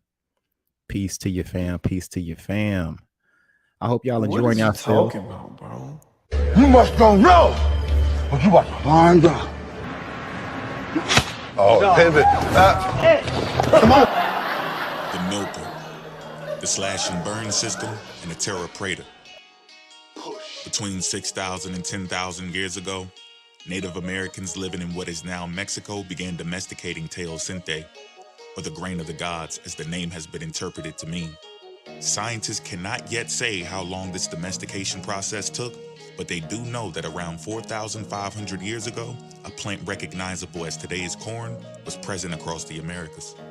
But history is not that clear and cut, because thousands of years before Gregor Mendel postulated his theories on genetics and heredity, indigenous Americans were breeding corn to select for desirable traits.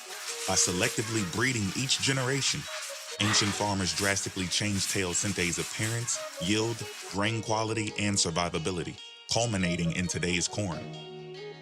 In fact, teosinte is so unlike modern corn, 19th century botanists did not even consider the two to be related. Now, why is that important? Because corn as we know it today would not exist if it weren't for the humans that cultivated and developed it from teosinte. It is a human invention, a plant that does not exist naturally in the wild. It can only survive if planted and protected by humans. Scientists believe people living in central Mexico developed corn at least 7,000 years ago. It was started from a wild grass called teosinte. Teosinte looked very different from our corn today. The kernels were small and were not placed close together like kernels on the husk ear of modern corn. Also known as maize, Indians throughout North and South America eventually depended upon this crop for much of their food. From Mexico, maize spread north into the southwestern United States and then south down to the coast of Peru. About 1,000 years ago, as Indian people migrated north to the eastern woodlands of present-day North America, they brought corn with them. When the Europeans like Columbus made contact with these people living in North and South America, corn was a major part of the diet of most native people. When Columbus discovered America, he also discovered corn. But up to this time, people living in Europe did not know about corn. The first Thanksgiving was held in 1621. While sweet potatoes, cranberry sauce, and pumpkin pie were not on the menu, Indian corn certainly would have been. Now, before we get into the slash and burn systems and the terra preta, I'm going to give you the difference between GMO and selective breeding. Selective breeding is the process in which organisms with desired traits, and thus with the desired genes, are used to breed the next generation, and organisms lacking the trait are not bred. Plants and animals have been domesticated for thousands of years using selective breeding. Genetically modified organisms, GMOs, are plants or animals that have undergone a process where scientists alter the genes with DNA from different species of living organisms, bacteria, or viruses to get desired traits such as resistance to disease or tolerance to pesticides. Genetic modification began about 30 years ago and really only got speed in the last 20 years. Being in its infancy, we have yet to see the long-term effects, both good and bad. Because of selective breeding, Future generations of selectively bred plants and animals will all share very similar genes, which will reduce variation. Genes and their different alleles within a population are known as a gene pool. Inbreeding can lead to a reduced gene pool, making it more difficult to produce new varieties in the future. This also makes the organisms prone to certain diseases or inherited defects. Reduced genetic variation can lead to the attack by specific insects or disease, which could be extremely destructive. Also, rare disease genes can be unknowingly selected as part of a positive trait, leading to problems with specific organisms. Example, a high percentage of Dalmatian dogs are deaf.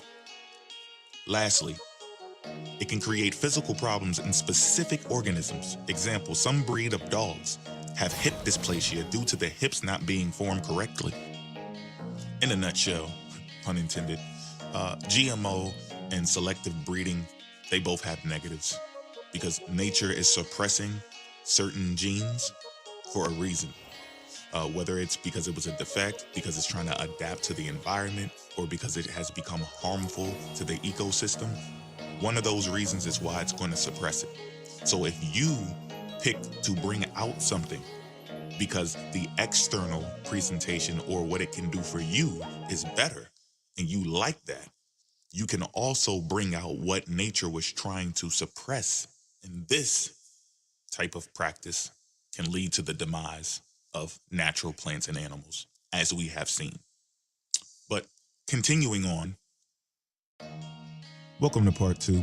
We're going to pick up where we left off, speaking about the selective engineering and GMO.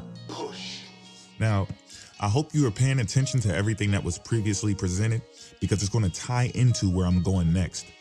Now, according to the experts, understanding how corn is not healthy or paleo breaks down into 2 questions.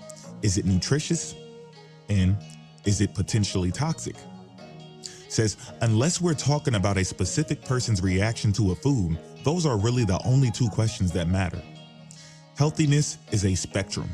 Asking these 2 questions doesn't mean that any particular food needs to be the most nutritious food that you could eat, or that it needs to be 100% non-toxic. It's really more of a spectrum. Vegetable and seed oil might be on one end of the spectrum. They have almost 0 nutritional value, and they are highly toxic in a variety of ways. They disrupt your gut flora, cause omega-6 and 3 imbalances, disrupt proper hormone functioning and signaling. On the other hand, oysters and pastured beef liver might be on the other end of the spectrum.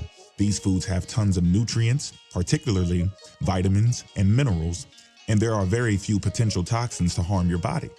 Corn has very little nutritional value, like most grains.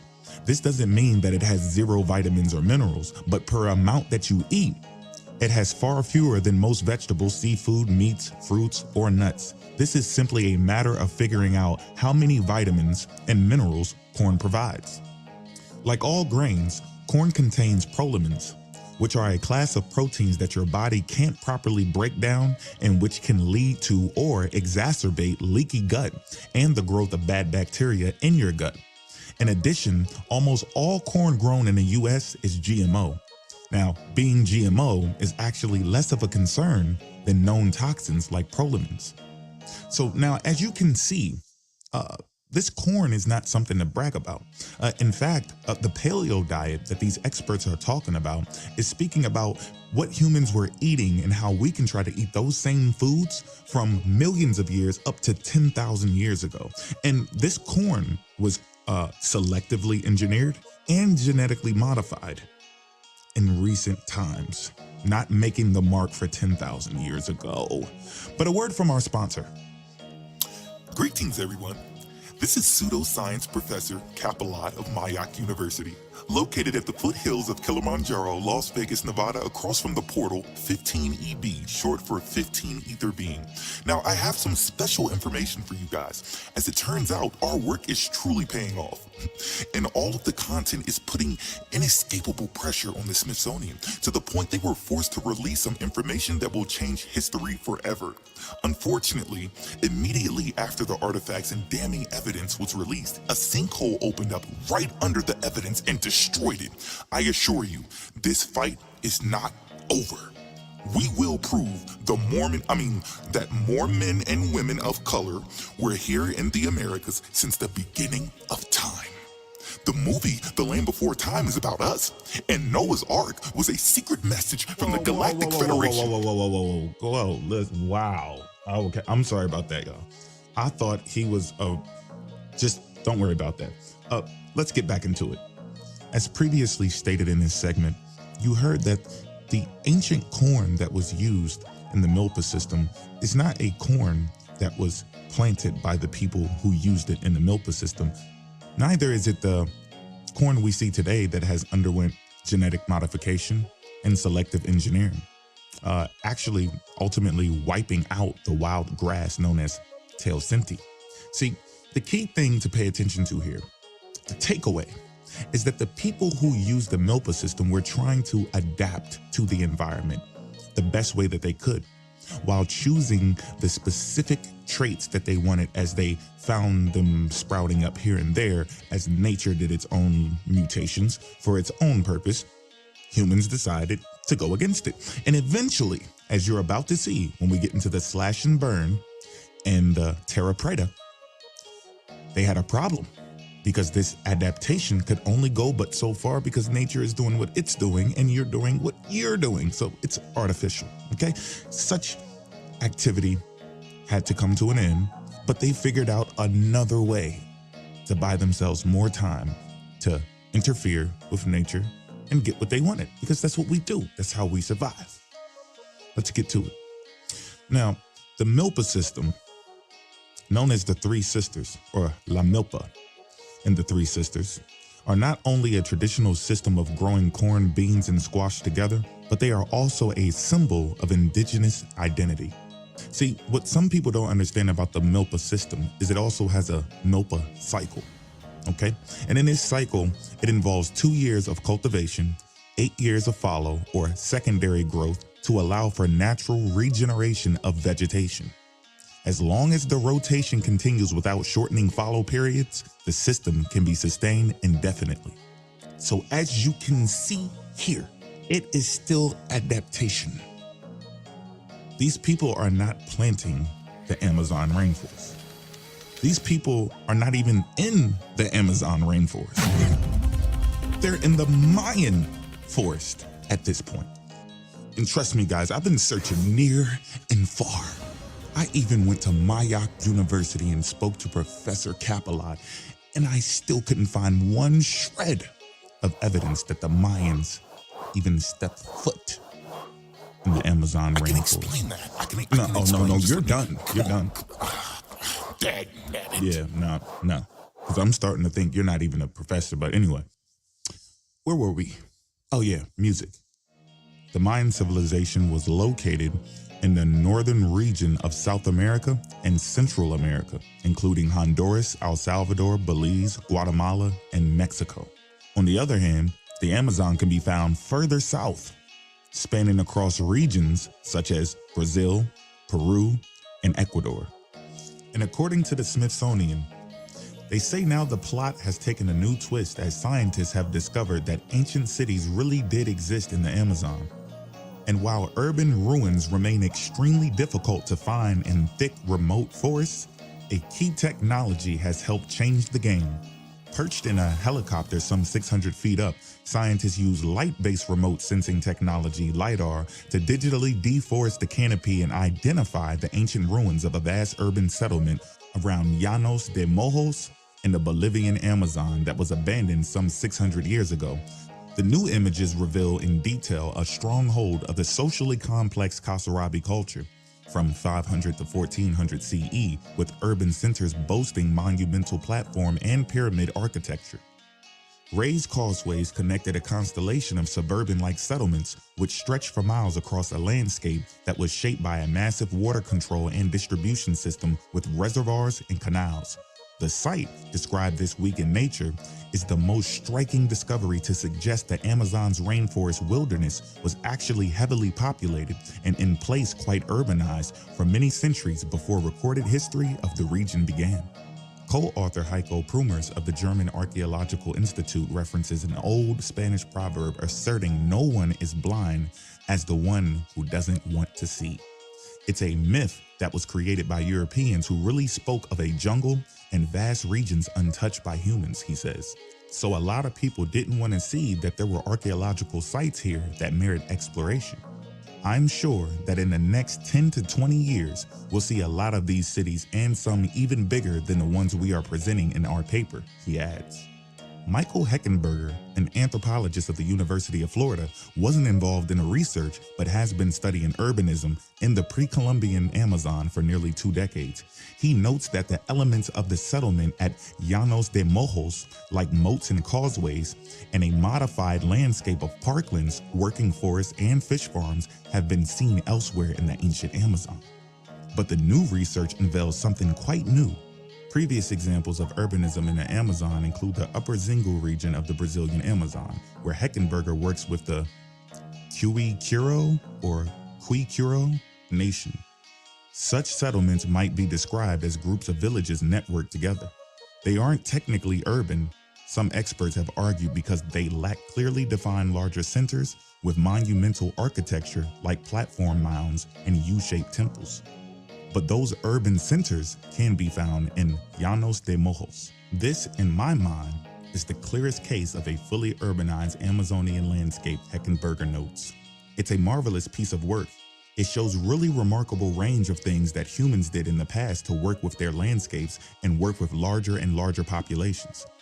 Previous hands-on archaeological work and other remote sensing efforts have revealed hundreds of isolated sites across more than 1,700 square miles of the Llano de Mojos region, including settlements inhabited year-round by the Kasarabi, who hunted, fished, and farmed staple crops like maize. Some 600 miles of causeways and canals had also been identified, but the logistical challenges of mapping them in a remote tropical forest hampered efforts to connect the dots and see if or how they were related to one another. The remote forested area is difficult to explore and the remains difficult to spot, even from the air. There's no way to know what's down there until you get there, and when you get there, you have problems trying to find and orientate the sites, says Prumers. So the team conducted airborne LiDAR mapping of 6 different areas ranging in size from 4 square miles to 32 square miles for a bird's eye view of what was the heartland of Bolivia's Kasarabi culture between about 500 and 1400 CE. From an aircraft, a LiDAR system fires down a grid of infrared beams, hundreds of thousands per second, and when each beam strikes something on the Earth's surface, it bounces back with a measure of distance. This produces an enormous cloud of data points, which can be fed into computer software that creates high-resolution images in which scientists digitally deforest the Amazon. By scrubbing away trees, the maps reveal the Earth's surface and the archaeological features on it. In this case, the images clearly showed 26 unique sites, including 11 that were previously unknown. Among the 26 sites were 2 large urban centers, Landavar and Kataka. They were already known to exist, but the new maps detailed their archaeological complexity and vast size, 1.2 and 0.5 square miles respectively. Each large center is surrounded by successive rings of moat and rampart fortifications. The site boasts artificial terraces, huge earthen platform buildings, and conical pyramids over 70 feet tall. All these impressive civic and ceremonial buildings are also oriented to the north-northwest, which scientists believe reflects a cosmological worldview observed elsewhere at ancient sites in the Amazon. The aerial view with trees stripped away revealed 2 centers, each anchored by a large network of regional settlements, connected by numerous causeways. Those passageways radiate out from the centers like spokes on a wheel, and they stretch for several miles. These connect suburban settlements ranging from small settlements closer to the centers to more distant and even smaller sites that may have been used as temporary campsites. Similarly, canals also stretch from the main centers and connect to rivers in Laguna San Jose, which apparently delivered water to Kataka. Basically, they remolded the landscape in terms of their cosmology, which is mind-blowing, says Chris Fisher, a Colorado State University archaeologist not involved in the study but specialized in Mesoamerica. The only problem is that the architecture was made from mud brick, so while at the same time it was as fantastic looking as the Maya region, the Maya monuments have endured because they had limestone, while these just weren't as durable.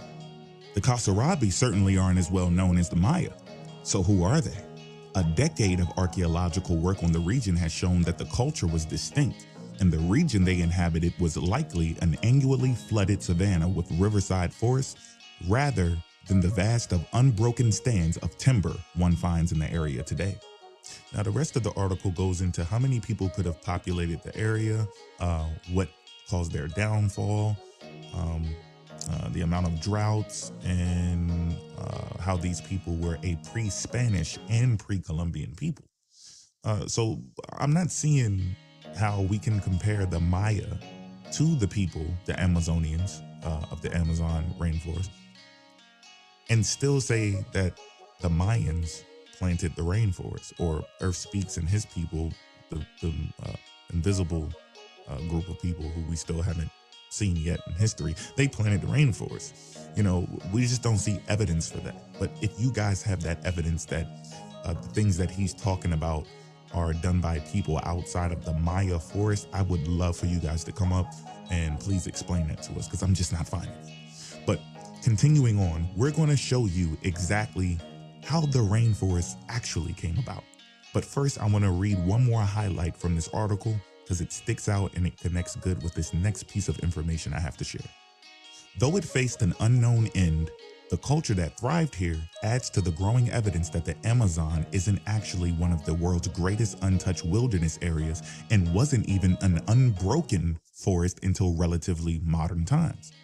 Paleoclimate studies have suggested that much of the Amazon forest is a lot younger than suspected, and that the large swaths of the Amazon, perhaps a fifth, were actually open savanna environments before Europeans arrived in the Americas. Such an environment would have facilitated a type of landscape engineering that it's increasingly evident was practiced by the Amazonians, many of whom likely lived in urban or suburban settlements with a high level of socio-political organization. So as you can see, not only is this place not as old as they thought, but the actual Amazon rainforest is itself a ecosystem of its own.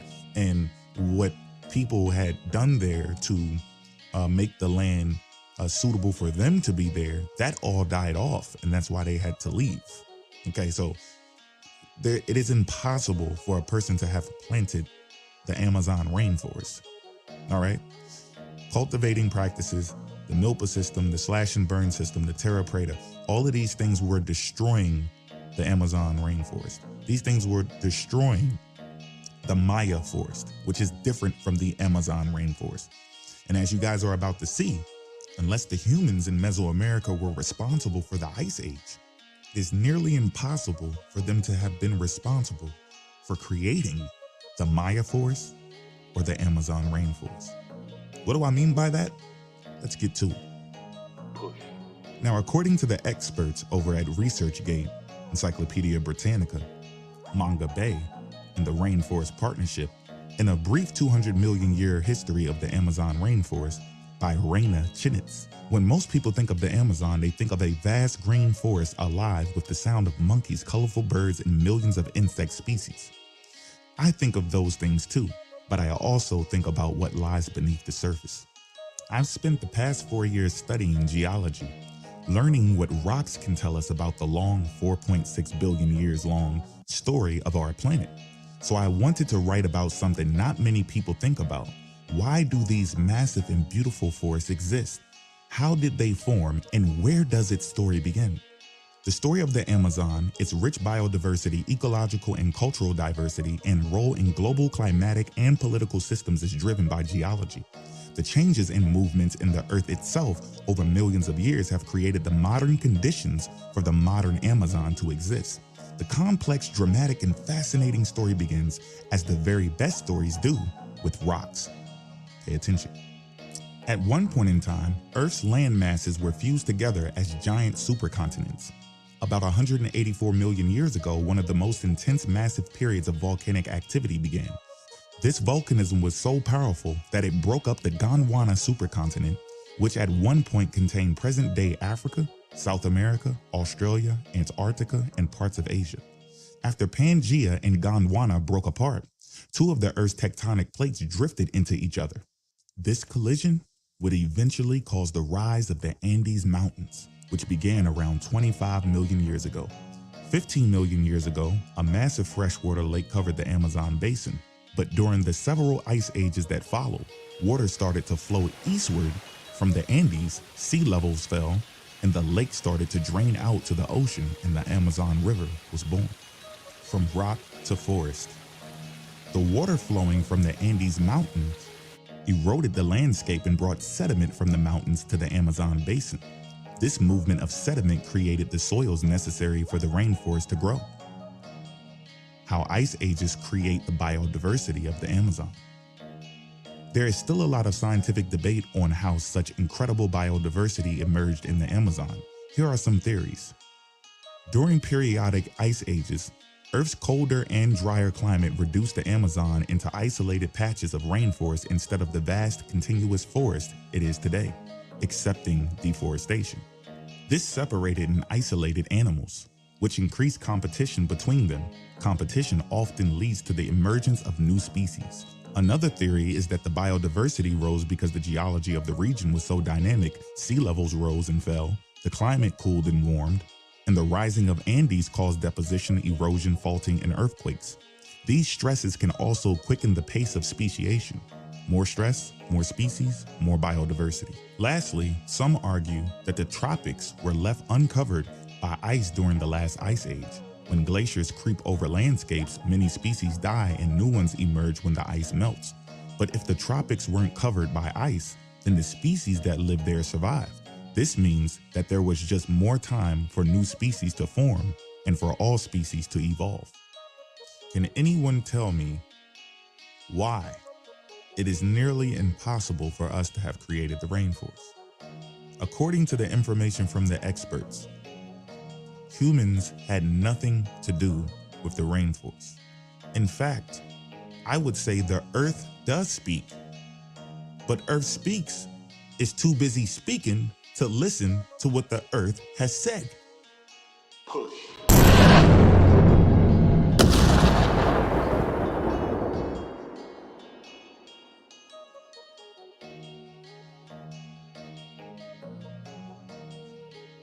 So according to the National Library of Medicine, NIH, National Center of Biotechnology Information, PubMed, this is a new hypothesis of the origin of the Amazonian dark earths, aka Terra Preta, which Earth Speaks confuses with the Milpa system.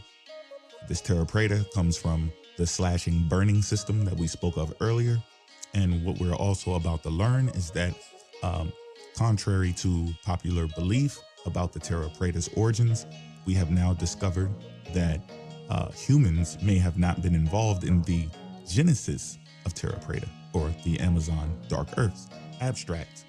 Amazonian dark earths, ADEs, are usually fertile soils characterized by elevated concentrations of microscopic charcoal particles, which confer their distinctive coloration. Frequent occurrences pre-Columbian artifacts at ADE sites led to their ubiquitous classification as anthrosols, or anthrosols, soil of anthropic origin. However, it remains unclear how indigenous people created areas of high fertility in one of the most nutrient-impoverished environments on Earth. Here, we report new data that a well-studied ADE site in the Brazilian Amazon, which compel us to reconsider its anthropic origin.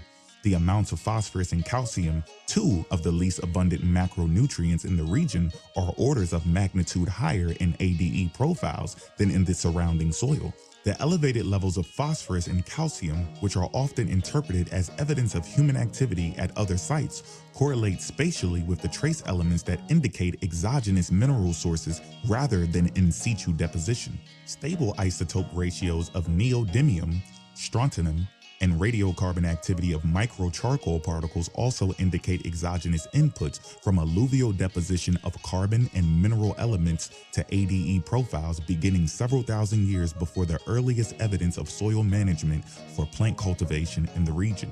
Our data suggests that the indigenous peoples harnessed the natural processes of landscape formation, which led to the unique properties of ADEs, but were not responsible for their genesis.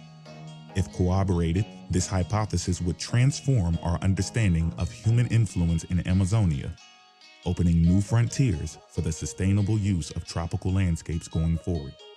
So as you can see, our egos get the best of us sometimes, and we start thinking that we were involved in everything and that we were responsible for everything, but we still can get partial credit because what we tried to do was mimic what the Earth had already done. Theoretically speaking, if humans were responsible for creating the rainforest,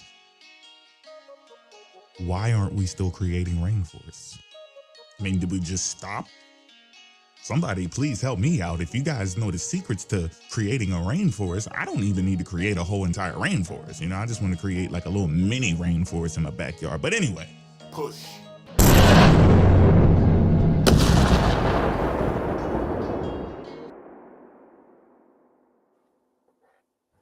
And that's all, folks. Damn. What? Shit. What's up, man? Everybody give Mo a round of applause in the chat. Feathers in the chat. You could put feathers, rocks, toes, All of that. ghosts. Dazam. Woo. God damn. Man, it's hard to follow up. I'm fucking Mo. Woo, man. Now, what these brothers got, Shit, bro. I seen a sneak peek. This shit about to get ugly. Yeah, you thought it was ugly right now. It's about to get super ugly. We about to get this shit on, family, and popping. Hope everybody doing all right. If you just now coming into to the replay or whatever, this is a pseudo Pretendian massacre, part 2, family. Part 2. You just witnessed I don't know how many bodies I'm seeing in front of me right now because they're on top of each other, dog. But there's a lot in the room. This is a follow-up from last week. So if y'all missed last week's action, I suggest you guys look at the last week's live. It's all posted, man. Shout out to Mo, man. He came in here and just exterminated a lot of y'all jive-ass turkeys talking about the pseudoscience and shit like that, because that's what we say. Y'all are pseudo. Y'all are pseudo, man. Thank you, bro. Thank you. I'm gonna try to get my shit together here real quick. Yeah, y'all. Thanks for showing up. And if y'all thought we was bluffing, you know now. You know now that this is not a bluff, and y'all about to see even more information and how it ties in. And I'm telling you, when this shit align, this is old. Like, we were putting this together over time, and we didn't share everything. As you can see, this would take a long time out of our day to share all of it, but we told each other key points that we're going to be tackling. And the way it lines up is, I want you to pay attention to this. It's not because it's rehearsed. Just like if anybody's seen that live when me and Sutton was debating, what's his name? Facts for God. He thought it was rehearsed, but it's not. It's just when you're dealing with the truth and great minds think alike, you're going to end up at the same place with the same credible information, and it will align because that's what the truth is. The truth. The truth aligns with the truth. So y'all stay tuned. Y'all keep your hands up. Matter of fact, now y'all can go put your arms down, get a break, stretch a little bit. But I'm telling you, as soon as you see that shit pop up on the screen, don't move, because you see what's happening in front of you. We just want you to know, just in case y'all ever think about taking a sip of some Kool-Aid, I want you to see what's going to happen to you. All right? Now, this is not a threat. It's a promise. If you come in here with the misinformation, if you try to spread misinformation, we're going to approach you with peace. If you get disrespectful after we tried to correct you, then the slaughter is on. You will be in the slaughterhouse. Now, the first time we plucked the feathers off, just for the fuck of it, just to show you, like, we wowed. But then this time, we just threw them directly into the deep fryer. We just put the bombs over top of their head and just dropped them. Y'all don't even have to pick them up this time, guaranteed, because they're going to be under the ground. They're going to be earthed so far down in that earth that they're going to really hear the earth speak. Feathers in the chat, please. Feathers in the chat. Is y'all ready for Port and Sutton? Is y'all really ready for this shit? Is y'all really ready for real scholarship? Do y'all really want to see where these people have fallen off the cliff? and broke all of the bones in their body, and we came down there to tell them, like, bro, you just broke every bone in your body, and they spit in our face. So we just came back up to the top of the mountain to tell y'all, don't jump. We building a bridge. We're going to walk across this motherfucker. Do not listen to them. This is not the Matrix. You are not Neo. You're going to hit the ground, and that's going to be it. Yeah, don't jump. Don't jump. Hey, thank you, brother, for holding it down. I'm going to get right into it real quick. There's just been a lot of Port. You gotta play your intro, because some people probably need a break real quick. So just play like the 2-minute intro, then get into your shit. My intro song. Perfect. Yeah, I gotta go to the bathroom real quick. Oh yeah, my bad. Yeah, everybody need to chill for a minute. Yeah, I'm sorry, y'all. He just, we be ready. We ready to just push shit in. I'm gonna give y'all some theme music here real quick. Get us going here. You know what I'm saying? We're gonna throw on the theme music again.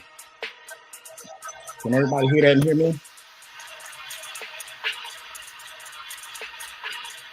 Y'all good?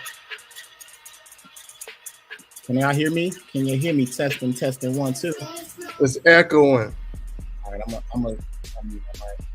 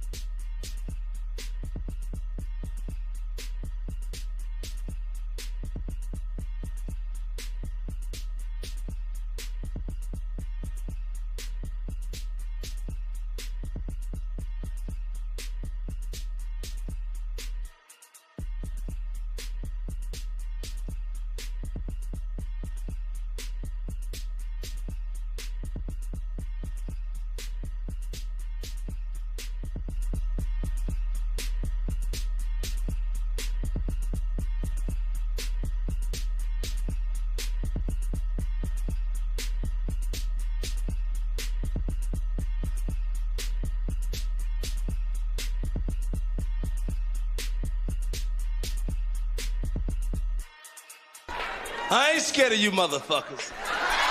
I'm gonna tell you something straight off the motherfucking press. I ain't coming for no foolishness.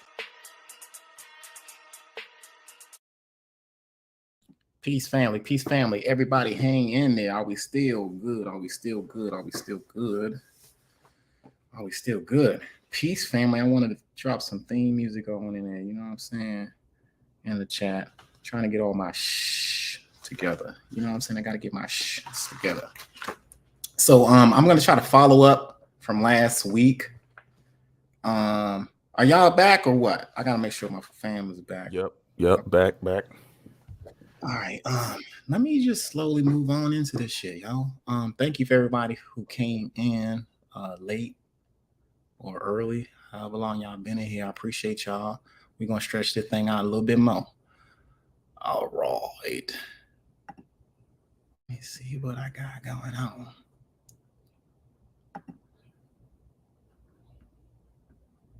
Give me a minute.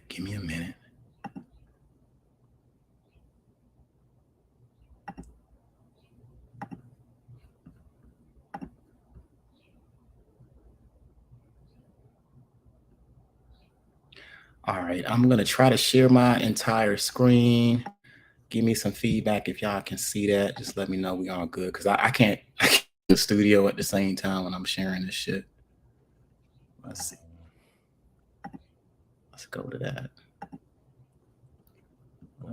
The slave trade. Yeah, yeah. Let me go to the title of this joint. What I'm talking about. All right, I talked a little bit about this source last week. Now, we're going to go right back into it because I like to start off where we finished at so people can know where we getting these sources from. This source right here is a nail in anybody's coffin pertaining slave trade. Okay, this is the documents illustrative of the history of the slave trade. Everything y'all need to know pertaining to the slave trade and how it went down is in this book. I'm talking about primary source awards right here, family. This was put together by Elizabeth Donan. She did not write this. She put all of the collective documents together in one whole book. So there's no excuse on why we should be saying, well, slavery didn't happen. What happened? Yada, yada, yada, yada. It's in the book.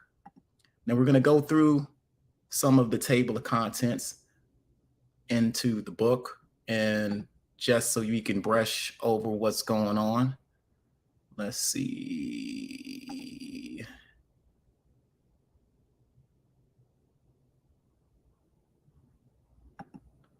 Okay, so this is the table of contents right here in the book, and it's got some nice jewels in it.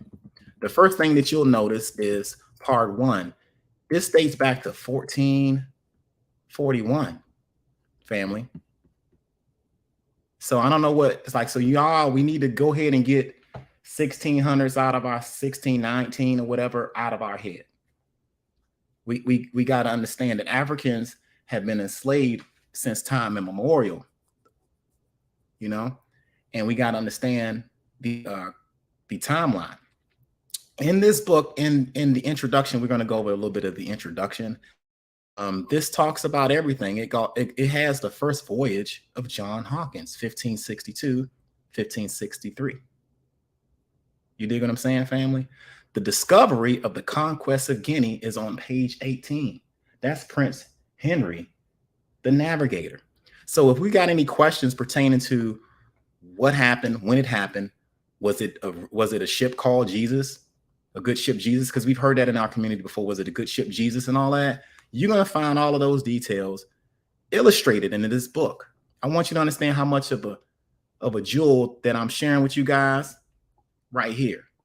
This will nip them all in the bud right here. So I'm going to walk real slow through this primary so we can get a full grasp of what's going on.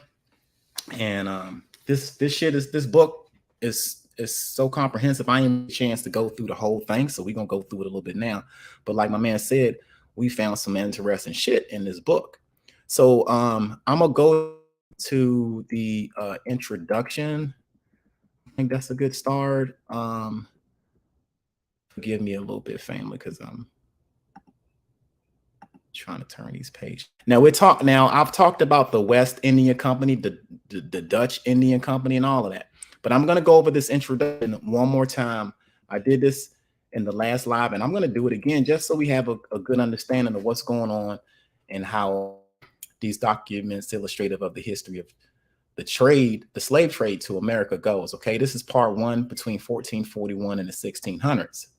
The introduction with the origins of the institution of slavery and the traffic in slaves. The documents here presents to present do not deal. Neither slavery nor slave trade was new to mankind in 1441. So right off the bat, she's letting you know that even though we are starting at 1441, the slave trade centuries before that, you can look at the Arab quest and the Islamic slave trade and all of that stuff, right? It says it wasn't new to mankind in 1441. The date of the first narrative here printed for perhaps 5 centuries, trade routes from Central Africa to East and North had been kept open. So they're already telling you right here that slave routes between Central Africa and East North was open. This was prior to colonial shipbuilding. Okay, so just so we clear on how shit went, what was going on, and slaves had been carried through the eastern ports to the rest of the world. Some of them undoubtedly finding their way to the markets of Western Europe. Okay, so it's telling you the introduction of what's going on with this colonial slavery. The modern traffic because you have ancient traffic and you have modern trafficking, right? The modern traffic, which is here presented, so they're only talking about stuff that happened pertaining to modern terms, like I guess anything after or around the 1400s. Okay, the modern traffic, which is here presented, though it for a time made us some of the facilities of early trade, was not merely continuing of the old, with a change in direction, which turned the slave coffles from east to west. So you did have an original East slave trade, the East Arab slave trade. But but it says, the direction changed from east to west, because before the colonial ships, Africans in the continent of Africa had trade routes. You had slave trade merchants and all types of stuff. We'll get into that a little bit later. But I just want to I repeat this all the time so everyone can understand that slavery existed for a long time in every culture. Everybody had a different way of enslaving their people. The Europeans took this shit up a notch, and they wanted to enslave you for generations and generations and stuff like that. But it says the fact that after 1444, slaves were carried from Africa coast by water rather than overland would scarcely justify one in regarding the 15th century as being a new commerce. I want you guys to understand that. So these Europeans over here kicked off the West Coast, or the West, slavery going on in the West. Okay. It says the fact that 1444 slaves were carried from the African coast by water rather than overland would scarcely justify one of the regarding 15th century as the beginning of new commerce. Yet one may, without doing violence to the facts, consider 1444 as the inauguration of an essential new thing in the history of the Western world. That is the modern traffic in Negroes. Okay. So that's what they're telling you. That's what's going on right here. This is the documents illustrative. Negroes in the 1400s? Yeah, they were calling us Negroes in the 1400s, brother. Oh, how old is Walter Plucker? That dude was living that long? This dude must be like, what, 300-400 years old by now, right? Or some shit like that. Shit. Yeah, so they've been calling Africans Negroes, right? It was then that the Europeans themselves first carried slaves from Africa to be sold in European markets. More on that later. With a dozen years in traffic in Negroes had become an accepted and profitable part of the European commerce. The privilege of carrying them being eagerly sought, the conjunction in a single half century of discovery of an immense new labor supply. We always talked about it, a new labor supply, and of a new and comparative empty continent. So let me get this where I can see it, in which a supply could be profitably utilized, gave an importance and a premise to this branch of trade, which had Europeans alone been the vent. It could never be attained to examine the origin of this modern slave trade. One must turn first to the exploration of the West African coast.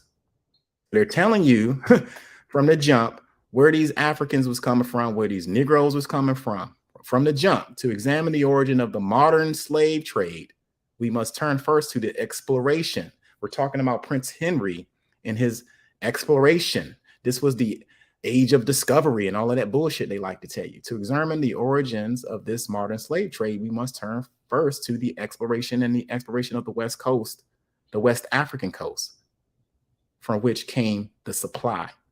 And next to the introduction of the Negro, they obtained into Western. Sorry, this thing don't go fast enough for me, at all. Why this thing doing this on me? I need to do that. Yeah, Western markets. Sorry. Come Come on, yo, what the fuck are you doing, dog? Man. Well, I'm trying to go up. Markets of the exploration of African's coast, a brief statement will here suffice, since the table has been many times told. Here again, for the beginning, one must turn to the ancients. But this story, as well as that of slavery, has not been development from the time of the Phoenicians through the Middle Ages to the modern era. The voyage of Statopapes and Exodus of the Hanau, even if accepted as authentic, contribute nothing to the daring 15th century process of Portuguese along the African coast. Progress, which was an essential prelude to the development of the modern slave trade. They're telling you right here, here comes the jump. What's going on? How this shit got started? It got started with that exploration because these fucking ships and shit was becoming a new thing over there. All right. Now it says the voyage. Let me make sure I'm where I'm at. For the time, Portuguese exploits were largely owing to the vision of the preservance of one's man. Prince Henry of Portugal, grandson of John of England, or Gaunt of England, in the first quarter of the 15th century, the Canaries and the Madeira, remember the Madeira, they was known for making wine. But anyway, the Madeira Islands had been open to Portuguese settlement. Driven by the odor of the Prince, Portuguese navigator pushed along the coast of Africa. During the remainder of that century, in 1434, Cape Giotto, long object of the superstitious fears, was rounded. In 1431, Rio de Oro was reached. Then Henry interest turned elsewhere. In 1441, he reverted with fresh determination to the African exploration. Okay, you know, this is in 1400s. We're talking about Prince Henry wanting to check out Africa and all of that good stuff. Now let's read this fine print real quick. Let me see if I can see this shit. Now this said most accounts of the African exploration or African geography begin with a review of the ancient voyages. For a brief statement, see these are all of the sources right here, family. They're telling you, see Raymond Beasley and E. Prestige, introduction of the Azura Chronicles and the Conquest of Guinea. I have that book, by the way. We might can talk about that. See, Prince Henry had, when you see this name, Azura, I can't pull it up. Azura. He wrote everything down for Prince Henry, and he put it all in the book. And that's what they're telling you to look out of. They're telling you, hey, if you want to check the source, you need to look in the Chronicles of the Conquest of Guinea, Volume 2. All right. These are all the documents illustrated for it. So we're going to get down the best I can. Sorry if this page is turning a little slow. I'm trying to get this shit where it's right. Now this is from journals and letters and business deals and people exploring and writing down what they saw. This is, or is this from someone meditating and speaking to some higher beings or something? This didn't come from the Most High. I apologize if you guys might have thought this, but these explorers wrote this shit down so they can communicate amongst each other, right? And that's what we reading. We are reading everything that they wrote down pertaining to this shit. Passengers here printed from Azura's account carried the story of exploration and the exploration of the narrative, forwarded to the year 1448, at which time the Portuguese had reached Senegal. Hold up. We in Africa. This ain't happening in reverse, Mo. I don't see anything happening in reverse right now. You said they was at Steven Seagal's house in America. You know, in 1400s, fam. In 1448, they had their eyes in Africa. Between 1448 and the death of Henry in 1460, his captains had reached Sierra Leone. They didn't say we was all. They said they went to Africa, the land of the blacks, land of the Negroes, to find Negroes.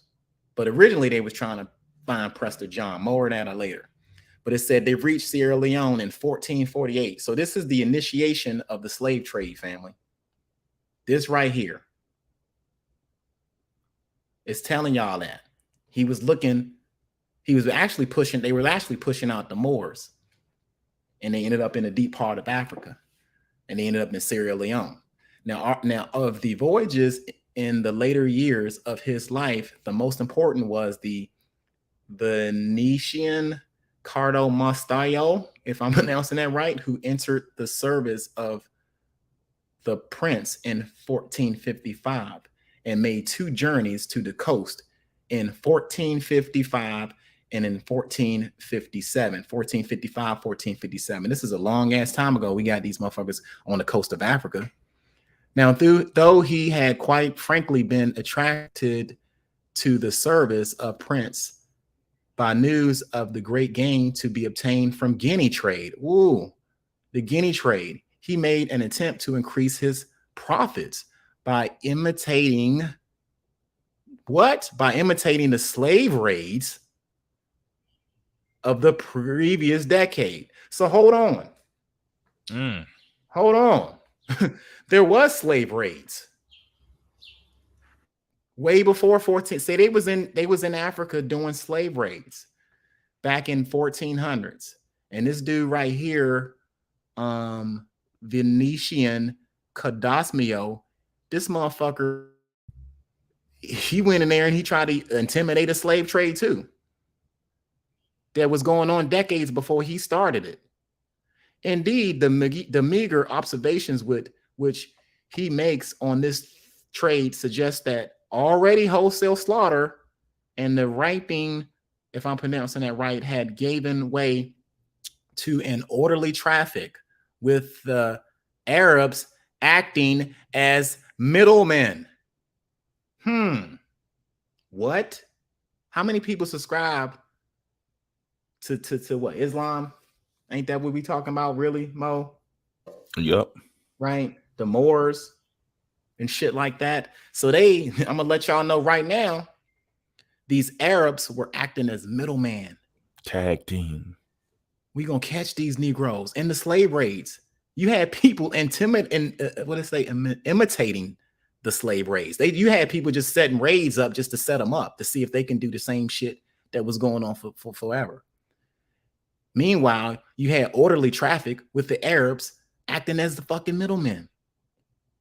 I told y'all the Arab slave trade lasted way longer before this shit. So when these motherfuckers touched down, these Europeans touched down, they met up with these Arab middlemen that was conducting in trade already before they even got there.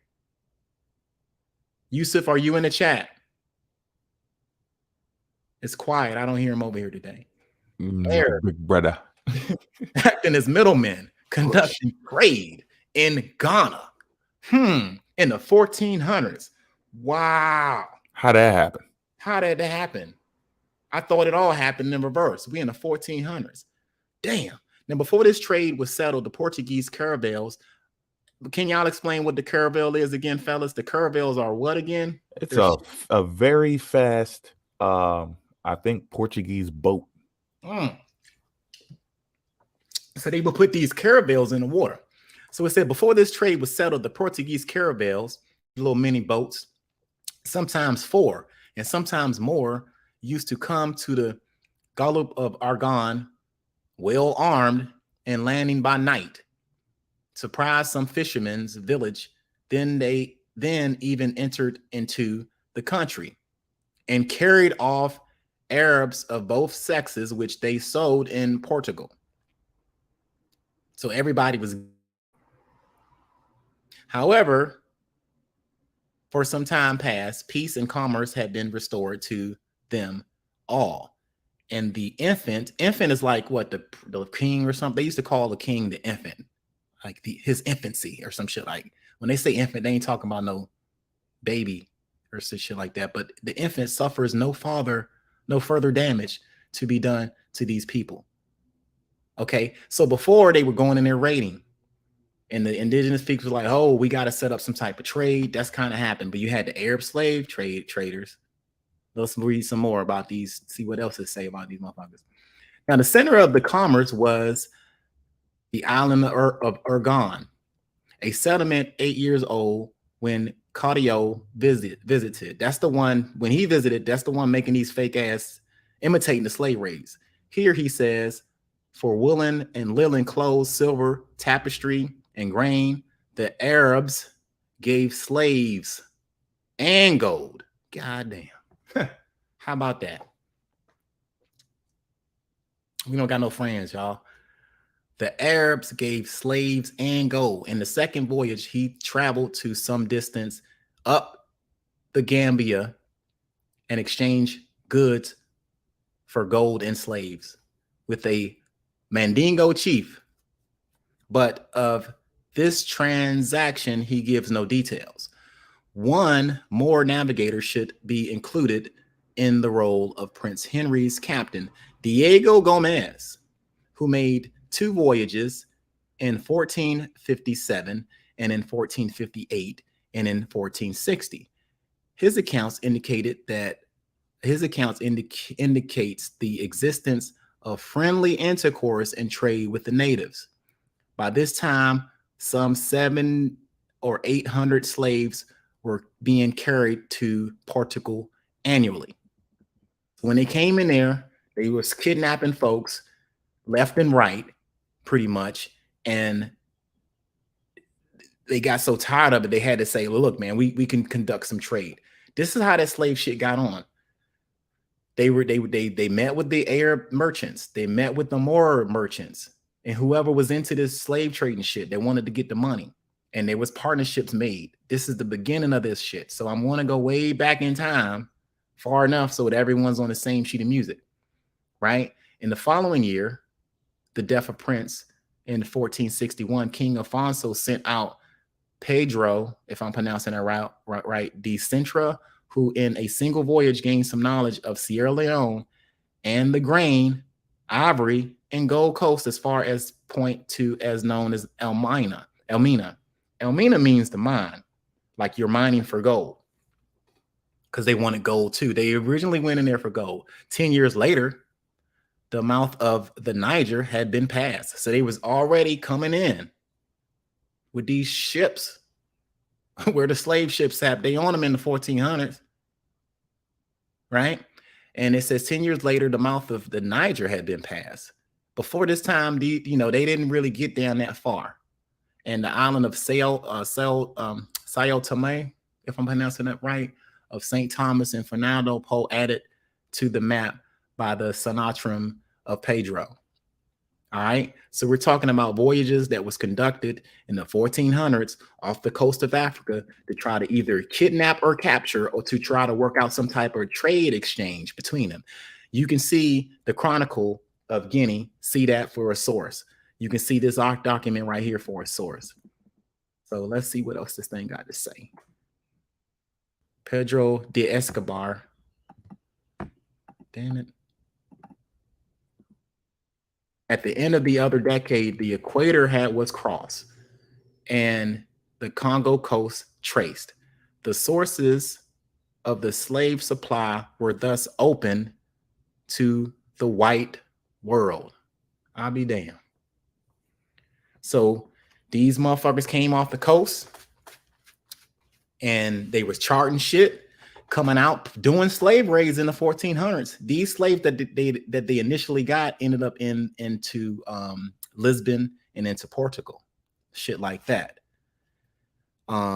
They reached apparently the Congo coast. The Congo coast. Now the source of the slave supply were thus open to the white world.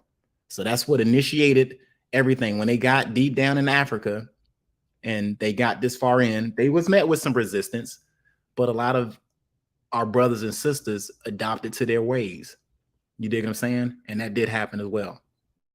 Truth. Okay, so that's what we're going to talk about. The coastline now accessible extended for thousands of miles from Senegal River in the north to the southern limits of Angola beyond the equator.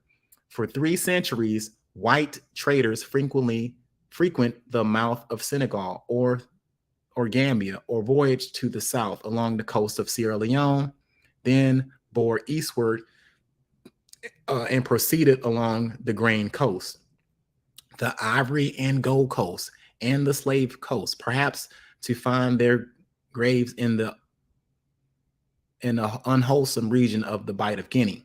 South from this point, trading vessels visited the island of Sao Tome, if I'm pronouncing it right, I chew up shit, and Fernando Po, or pushed along the coast of Congo and Angola to their marts at Longo and Londo, if I'm all pronouncing that right.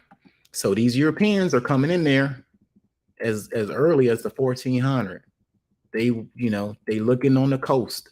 They eyeing in and trying to figure shit out. Before the 1400s, they didn't make it this far.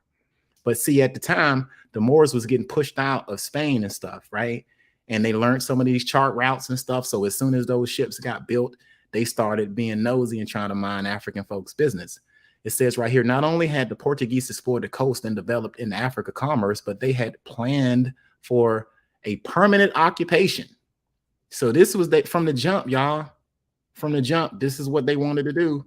In 1448, a fort was erected, or at least begun, upon the island of Aragon. That was the first, look it up, check my facts. Aragon, spelled A-R-G-U-I-N. Look at Fort Aragon in 1448 and check the source, see if that checks out. It was erected, it says in 1458, a mission was sent out of Africa under Abbot of Soto de Causa to convert the natives of the Gambia region. Wow. So they came in here wanting to convert everybody that they came into contact with. The same shit that they did when they arrived in the Americas. Wow. By chance, what were they trying to convert them to? I would say Christianity or some type of Catholic Roman bullshit at this time. Keep that in mind, people. Keep that in mind. They wanted to convert these people in Gambia. Right? The most ambitious undertaking of the Portuguese was the erection of Fort George at Elmina. Bam. So we have all heard about Elmina. Here we go. Okay. I lost where the fuck I was at. Let's convert to Gambia the most. Yeah, okay, Elmina, and begun with great ceremony in 1481 by Diego de Azambazja. I can't pronounce these names, but anyway, who remained there as governor. The spot was probably chosen for its proximity to gold rather than Negroes. What I tell y'all, family? I told y'all that Elmina means mine. That's what they see. Everybody, let's slow down. These motherfucking crackers came over here for one thing only. At first, initially to get gold. It says that right here. They came for gold rather than Negroes initially. That's why this Fort Elmina was built. And if anybody can translate what Elmina mean, it means mined, like you're mining for gold. So it says this spot was probably chosen for its proximity to gold rather than to Negroes.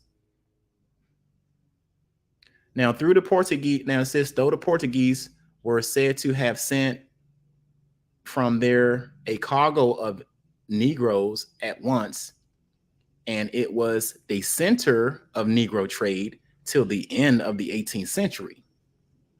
Now, 4 years after the establishment of this fort, the king added to his title the Lord of Guinea. We're in the 1400s. We're looking for gold. We are setting up were setting up ports, or whatever you want to call them, forts. And the sole purpose initially was to find gold rather than Negroes. I want everyone to be very clear. Africa has the riches. They didn't go to America looking for this shit initially. They went to the coast of Africa because they heard the stories of Mansa Musa. Now, don't get it twisted. Before all of this shit popped off, Africa had a really good run. We had the Songhai Empire and we had the Mali Empire. Mansa Musa went around with all of that gold, spreading that shit out in Mecca. And you think these motherfuckers ain't hear about that shit? You think these motherfuckers was like, nice watch, right, Mo? You know what I'm saying? They heard all of this stuff. So once they heard it, they wanted in on it. It tells you right here, this spot, the Elmina spot that we all know of today, that people see, and it talks about the slave trade and stuff like that. Initially, that was meant to find gold. Okay, I just want to make that very clear.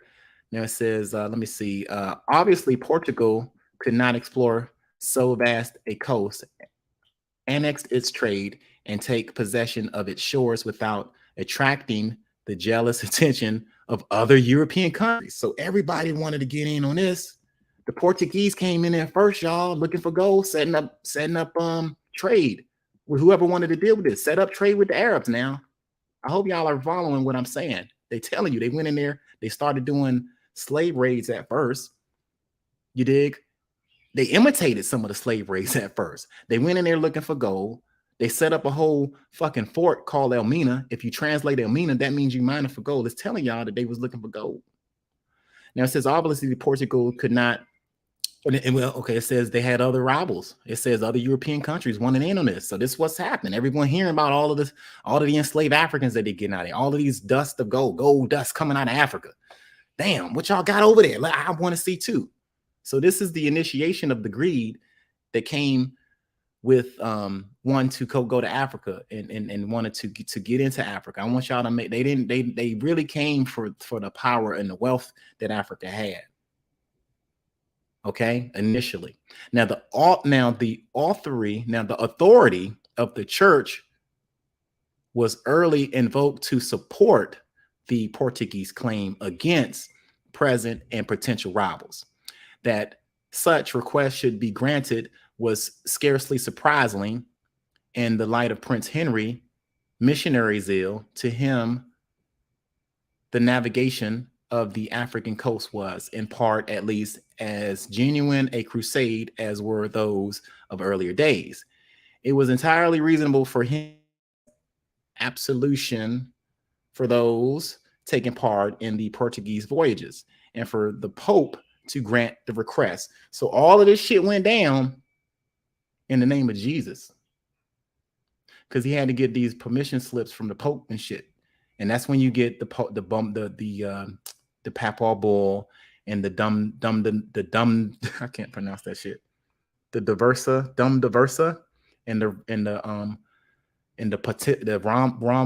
Romulus Pontifex, and these are all permission slips granted by the Pope for the enslavement of West Africa and to go into the Americas to colonize anybody who were infidels or non-believers.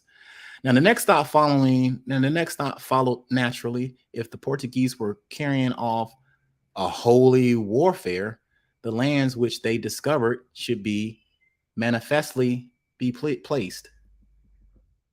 So this is all in the name of Jesus, all in the name of God. You guys don't believe in what we believe in, so we're gonna try to enslave y'all, put y'all into servitude.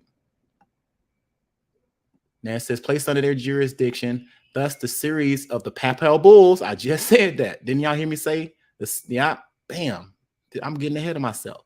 Thus, the series of papal bulls by which the Pope sanctioned the Portuguese claims seems but the logical outcome of Prince Henry's proselyting zeal.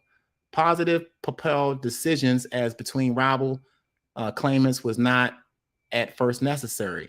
Eugenius IV in 1444 had taken a neutral ground between Spain and Portugal, while Nicholas V in 1452 had given King Alfonso general powers to conquer and enslave pagans. Who are these pagans we talking about? Anybody who is a non-believer, you can enslave.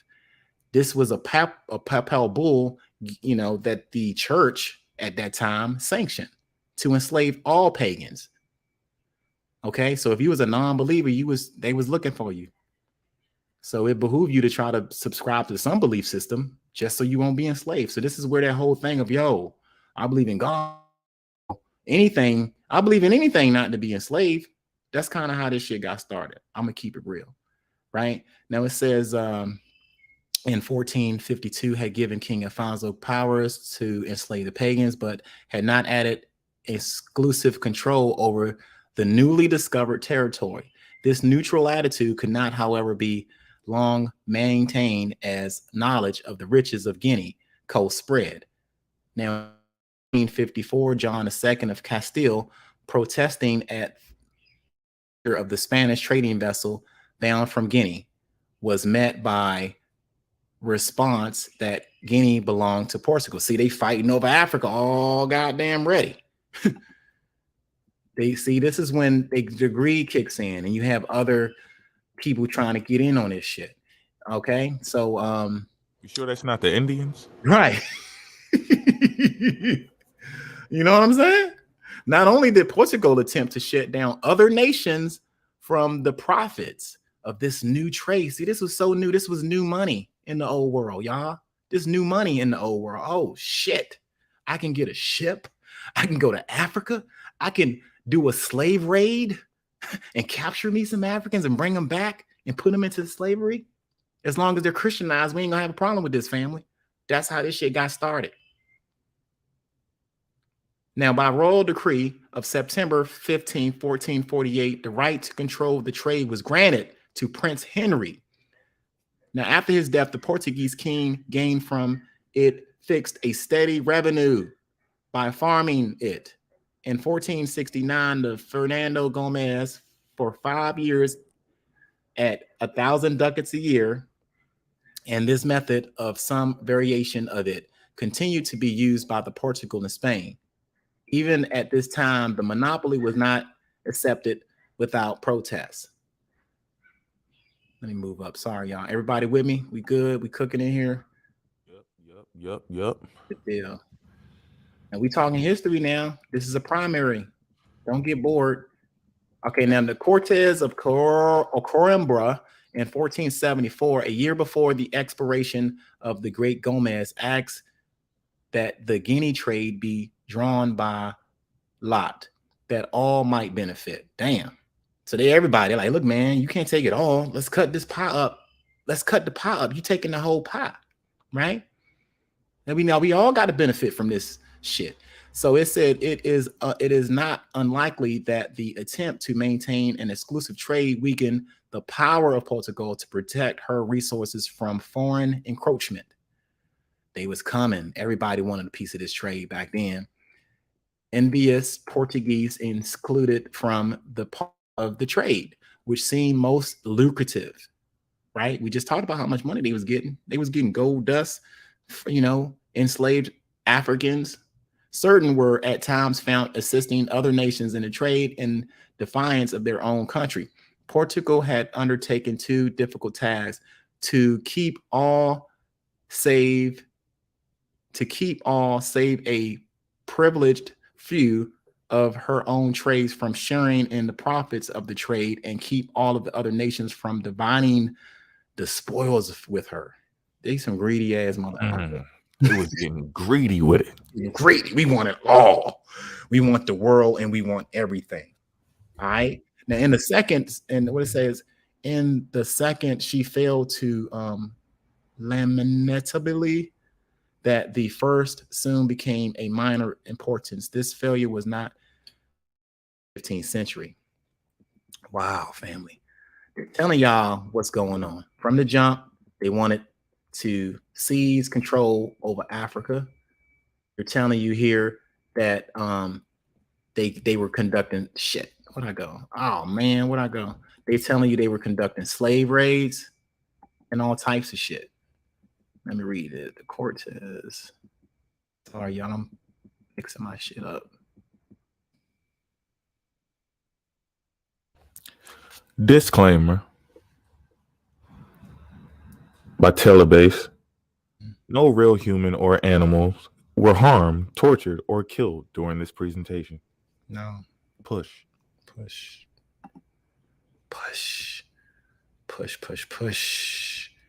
However, Spain, for the most part, accepted her exclusion from the African coast. England, so far as we know, made in this century but one abortive effort to share in the trade. So initially, the English was looking on the sidelines like, God damn, look at all that money. Look at all that good money they're getting. We need to get into this. So initially, they weren't really into this shit at first. But, you know, shit changed after a while. They wanted their claim. They wanted their stake. It says, but abortively effective to share the trade. In 1481, rumor reached Portugal that two Englishmen, William Fabian and John Tentham, were equipped an expedition for the Guinea trade. Here we go. The Englishmen want on this shit now. John II of Portuguese promptly protested this, that this is a violated the terms of his papal privileges. He's saying, hold on, man. The Pope said I can go in there and get these Africans, not you. What y'all think? Hey, man, this is a Portugal thing, man. This is for the Portuguese. This money, we got to keep this money ourselves. So he protested this shit. Everybody wanted to get their hands on these Africans, yo. And about the same time, Edward of England asked the Pope for permission. So they had to go in there and be nice. Hey, Pope, man, you know, y'all getting all this money, man. Y'all pie is getting really, really big. We just want a nice little slice. I don't want the whole pie. Just, you know, the pie's so big, just cut a little part of Africa out for the English people. He had to get permission to trade in Africa, but nothing came of his request, right? Now, of the history of the Portuguese in West Africa during the 16th, 17th century, singularly little is known. They had been this time students of Portuguese expansion, dwell upon Indian and Brazil rather than upon West Africa, which gradually became merely a source of slaves for Brazil. So when we talk about most of the Africans coming over here, there's a large majority of Africans in Brazil. There's a total amount of Africans that got kidnapped out of Africa. There's a certain amount of Africans that went into Brazil, a certain amount of number of Africans that got into the Greater and Lesser Antilles and the Americas and shit, even in Europe and just all over. So when we say 13 million, all of 13 million people didn't go to fucking America. You had different parts of the world that enslaved Africans was getting sent to. Majority of them were in Brazil. You can read that right here. This is my source. Now, the Elmina continued to be the center of the Gold Coast trade of Portugal. Here, she maintained as governor, chief factor of small garrison at Oxum, Acre, and Shama were small settlements and trading centers. Okay, so at other trading posts, a factor and a priest or two made up the Portuguese establishment. Okay, though she claimed control of a long line of coast, her contact with the natives was largely through the priest, and she had worked out little I'm fucking having a damn senior moment. Mechanary and the administration. Sorry, y'all. The greatest extension of her interest was Angola and Congo, which largely supplied the Portuguese sugar plantations. So when we say where these Africans come from that got into the sugar plantations, they came from Angola and Congo as early as the 14 and 1500s. Were largely supplied the Portuguese sugar plantations of the neighboring island of Sao Tome, if I'm pronouncing that right. I know I'm fucking that word up, with the laborers. Here, the anonymous Portuguese plot who visited the island about 1520 found some planters owning as many as 300 slaves. From Angola region also came Negroes from Brazil, which proved a well-nigh inexhaustible market. So basically they're saying we got a large supply of Africans, y'all, from the Congo and Angola. That's why a lot of us might have some of that shit in our DNA. Some of our ancestors are from this area. Now, despite the failure of the Portuguese to work out an adequate system of government of trade, there can be no question that she continued to be the dominant influence on the West African coast throughout this century. A group of narratives collected by Haklaya, whatever, or Perkis are suggestive of the importance of her traffic, though they gave little exact or satisfactory information. Let me see. Peace to the chat. Peace to everybody who's just now gotten in here. Go ahead and hit that like up. Hit that like. So now we've learned that, you know, Portugal was the ones who came in initially to try to kidnap and capture Africans and all of that. It says The Kingdom of Congo by Edward Lopez, a Portuguese who visited that region in 1578. Besides, there is also a greater traffic in the market for slaves that are brought out of Angola than in any place else. For there are yearly brought by the Portuguese above 5,000 a head of Negroes. Whoa, they calling Negroes in the 1500s and in the 1400s. So I don't understand what y'all talking about. What we're doing is presenting the documents illustrated of the history of the slave trade. All right. Walter Plecker had a time machine or something? Yeah, Walter Plecker went back here and was like, hold up. You know, Walter Plecker wasn't even thought of, y'all. This ain't the 1600s, y'all. This ain't even the 1600s. When is this, We don't want to hear no indentured servitude and there was just 20 of them who signed the contract. Yeah. You can keep that shit. Yeah. That ain't even what this is all about. Yeah. It says purchase adds this stray facts gathered from the master Thomas Turner, who, after visiting Angola and living in Brazil, reported. Let me see what he's talking about. And we're talking about Brazil.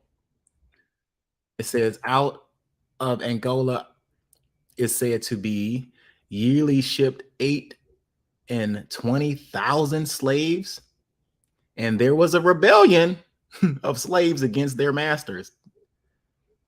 10,000 making a head and barricading themselves. That's right. And we're supposed to be weak. I'm letting y'all know we was fighting from the jump. But by the Portuguese and Indians, oh, we got Indians in there. Chased, I'm gonna say by the, I mean, let me make sure I'm reading this shit. I'm sorry, y'all. But by the Portugal and Indians chased and 1 or 2,000s reduced.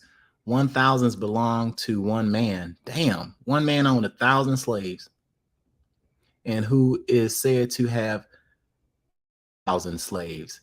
18 Indigenous. His name is John D. Pius.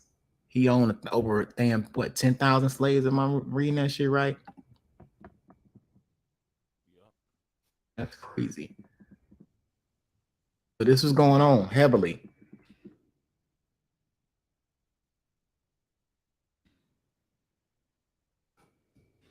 About 1610, Portes obtained the story of the adventures of Andrew Battle, had left England in 1589, had been captured by the Portuguese not long after, and had been a prisoner in Angola from the time until the return of the England in 1610, and in 1600 and 1601, he had been sent to Benguela, the south central coast of Angola trade. Here he found an encampment of natives who traveled from Sierra Leone and with whom he traded.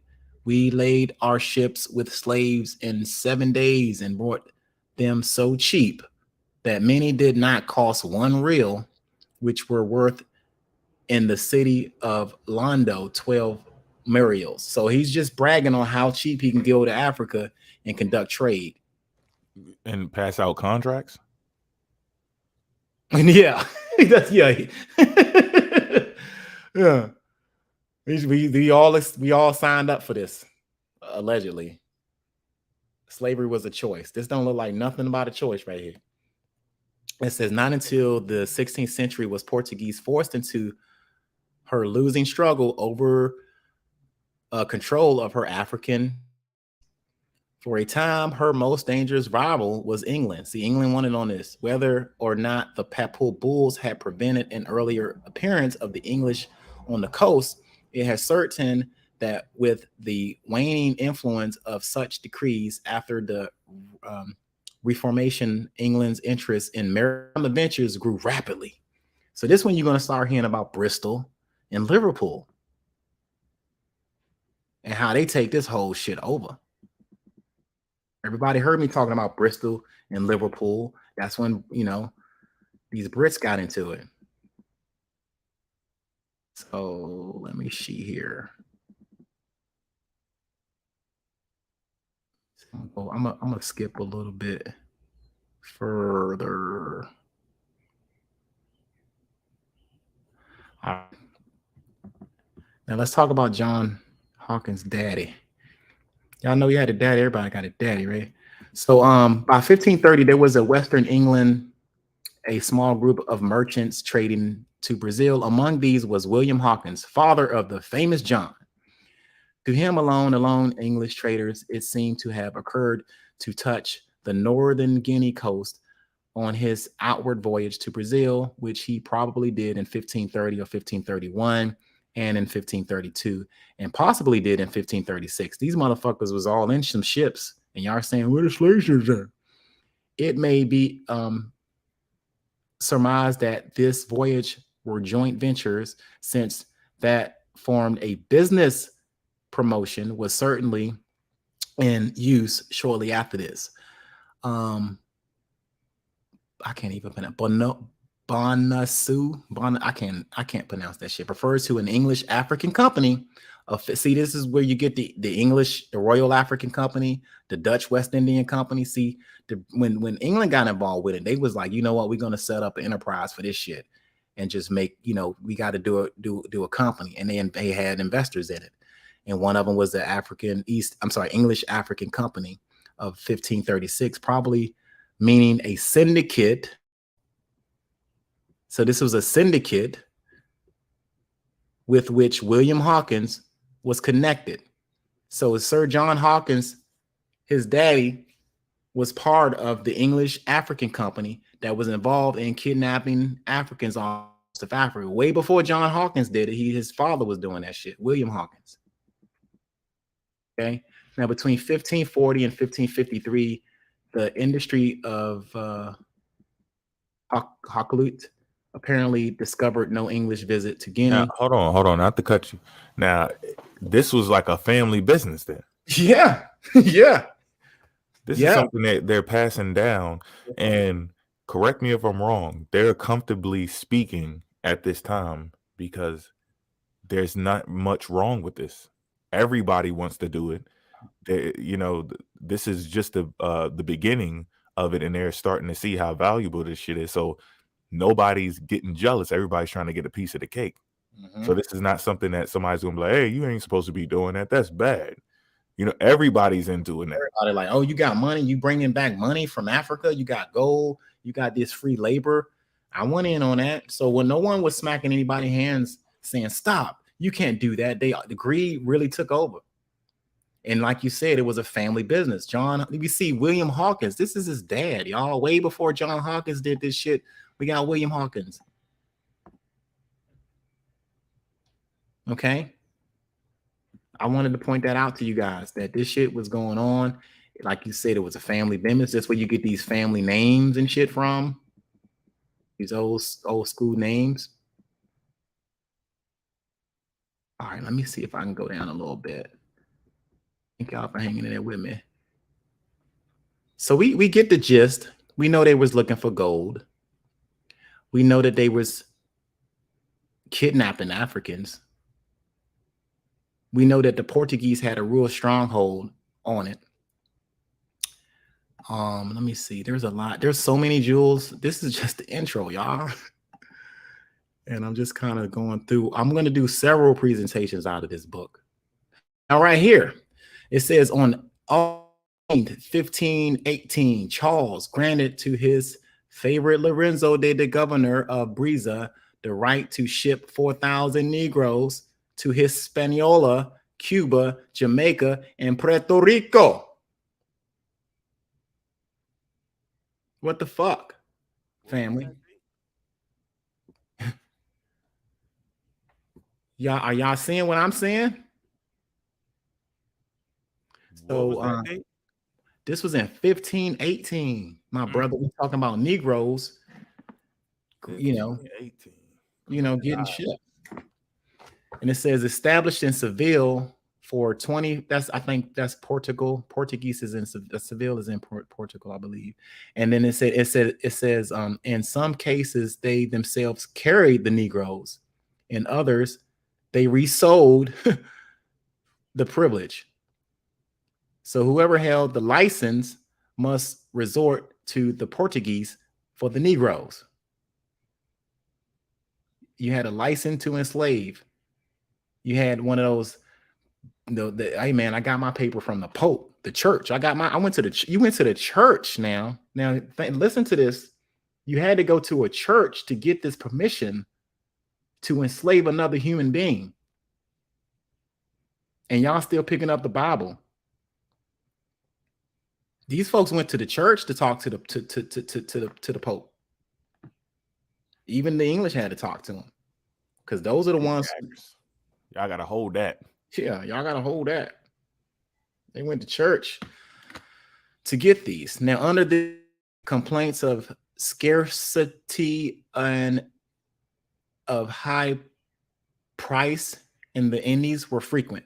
The license was at length modified but not revoked. Permission was given for 1,500 to be delivered in Hispaniola, 300 to Cuba, 500 to Puerto Rico, 300 to Jamaica, and 500 to Castile. Okay, so what it says, Gomanat was to receive the duties on the 1,500 delivered in Hispaniola. This privilege granted by the commission in 1518 continued into 1526. Indeed, as late as 1534, one still finds in use license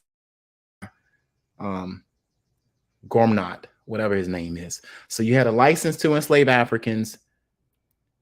They were they was kidnapping, trading, or even conducting slave raids in most cases.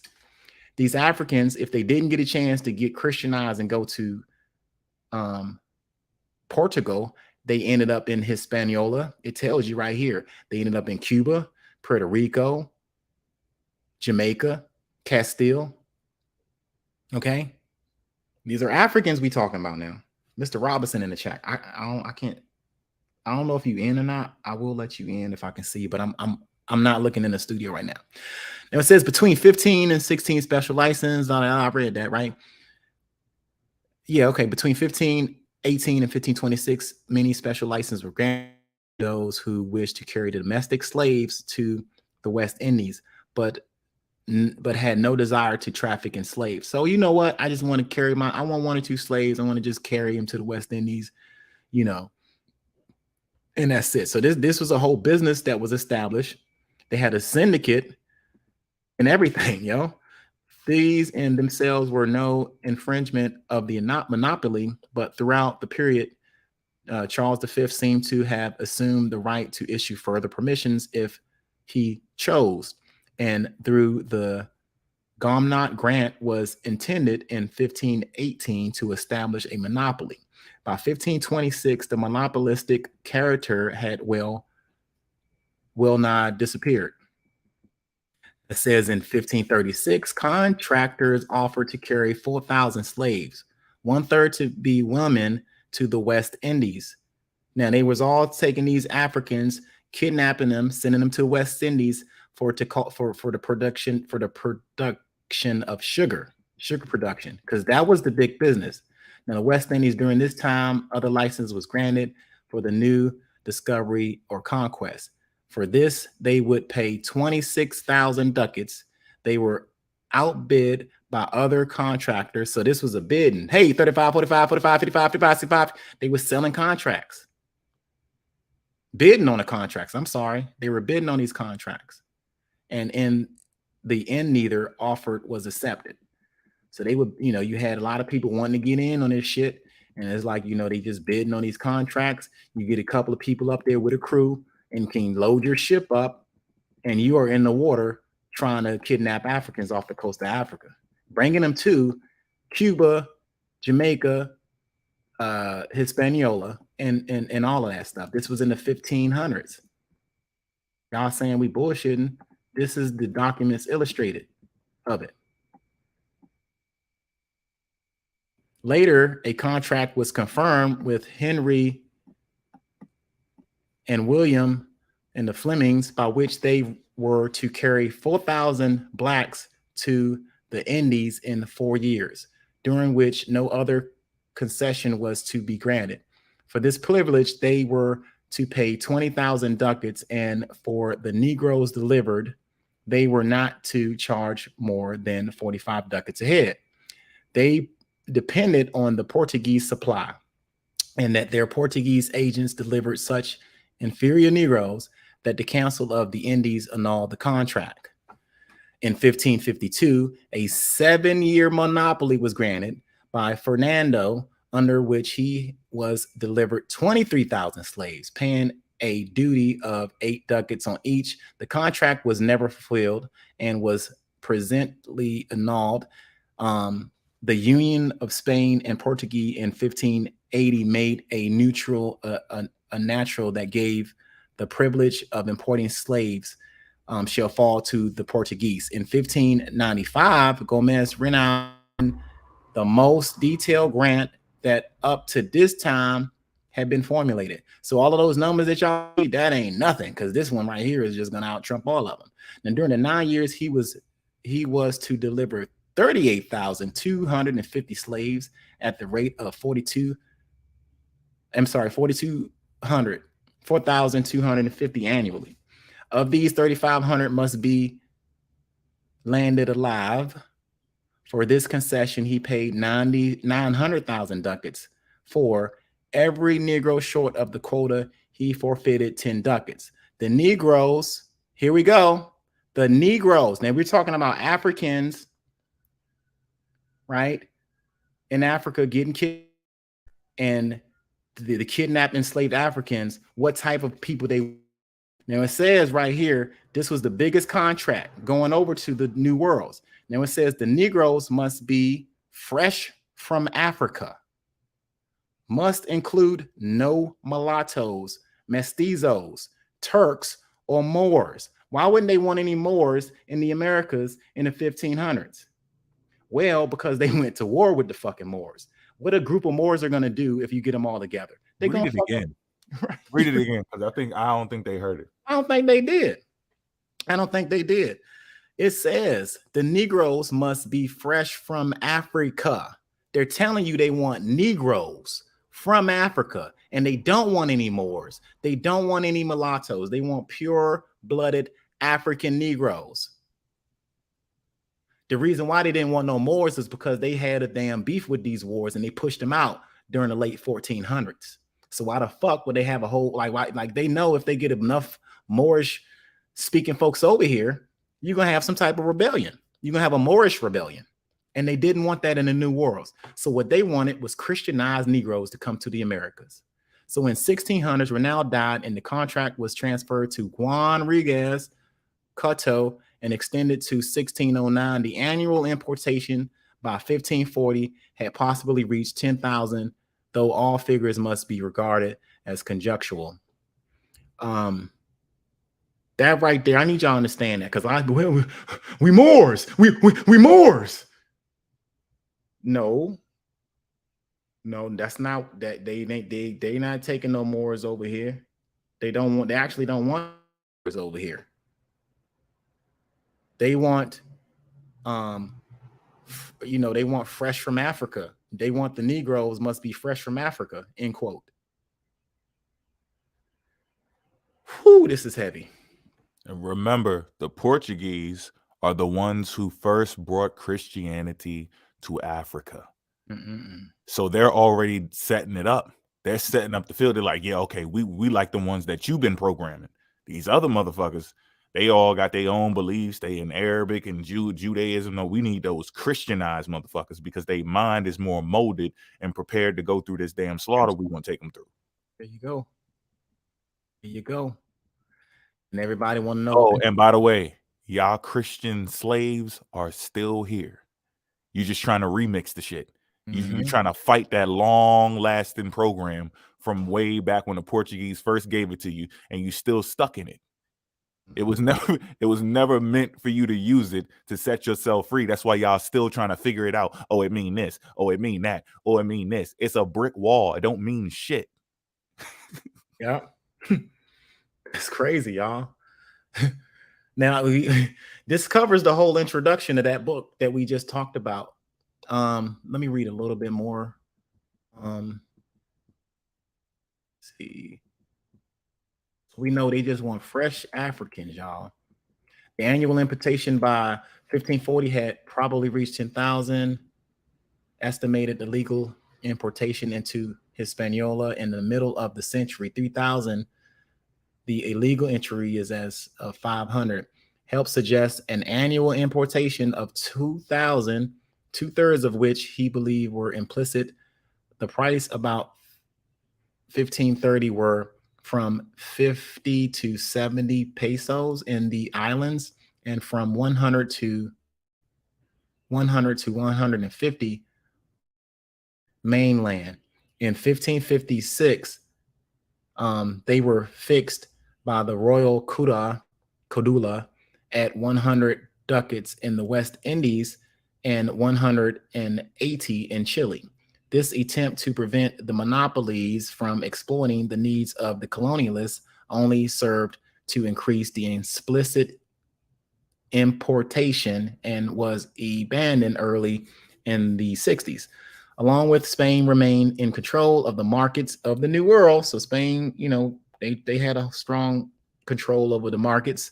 The incentive for England to enter the slave trade was not great, and it is small wonder that after Hawkins' attempt, the English left the traffic to the Portuguese, Spanish, and the Dutch until their own West. Oh, here we go. West India colonials invited it. So this is where you get the Dutch West Indian Company. So before the Dutch West Indian Company was established, you had these Portuguese doing it, and they were making their own little slave. That's the Dutch West Indian Company and the Royal African Company. Whoo, these are daggers. A lot, I haven't seen look up at the bodies, but we got a lot of information, and this is just in the introduction, family. We got it. Just keep pushing. Ooh. Now, right here, this is right here, and this now we get into to the meat and potatoes of this shit right here. This is the discovery and the beginning. This is him writing and about the traffic. It says how Anton Gonzalez or Goncalves brought back the first captives. Oh, how fair a thing it would be if we would have come to this land for a cargo of such petty merchandise, were to meet with good luck to bring the first captives before the face of our prince. And now I will tell you of my thoughts, that I may receive your advice thereon. I would friend go myself this next night with 9 men of you, those who are most business. He only want people that was serious about the business, and prove a part of this land along the river, to see if I find any inhabitants. For I think we of right ought to meet with some, since 'tis certain there are people here who traffic with camel and other animals that bear their freights.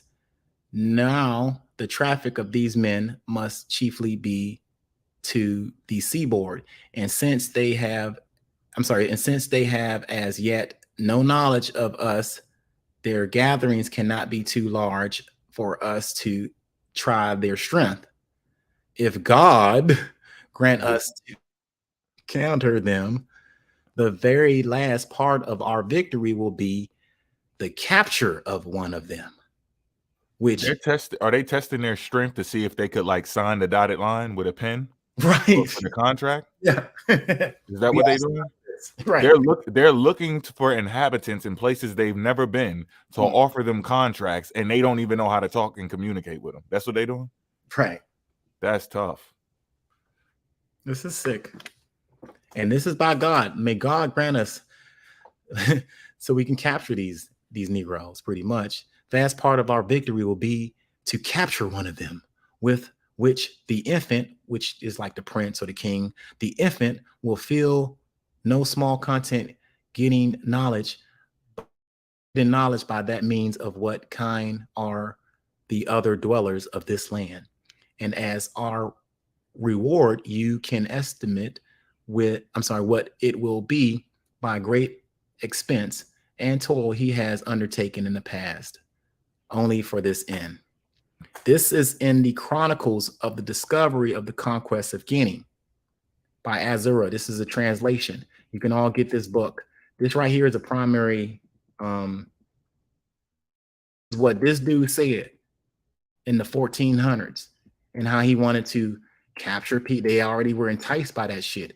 But, you know, we need those who are mostly ready for this business. We need to get some people. And they was a little reluctant at first, but they by the grace, by the God's strength, we can get them. And we can take over this whole shit. Okay?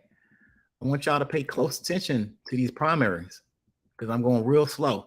Now, replied Anton Gonzalez, but our Lord, let me see. Let me go a little bit further. Since we know what's up, we kind of please get these feathers in the chat. The feathers in the chat. Please put the feathers in the chat. Y'all, we're looking for indentured servitude. We're looking for the slave trade to start at 1619. We're looking for people to not be hunted down, but to get greeted by people saying, "Hey, would you like to go into business with me?" We're just not finding that. We're not saying it's not there, but I'm saying that the vast majority of these plots and these agreements and these journals, these depictions, these descriptions of what's going on, this looks like people are hunting other people. Yeah. It's a hunt. They are hunting in the name of Jesus. Yeah. You right, bro. Let me see. I want you guys to look up Nuno Tristram. We'll go back to him later. As a matter of fact, okay, hold on. I got time. We got Nuno Tristram and we got Anton Gonzalez. These were one of the first two people that went through there after Henry passed away. So what we just read was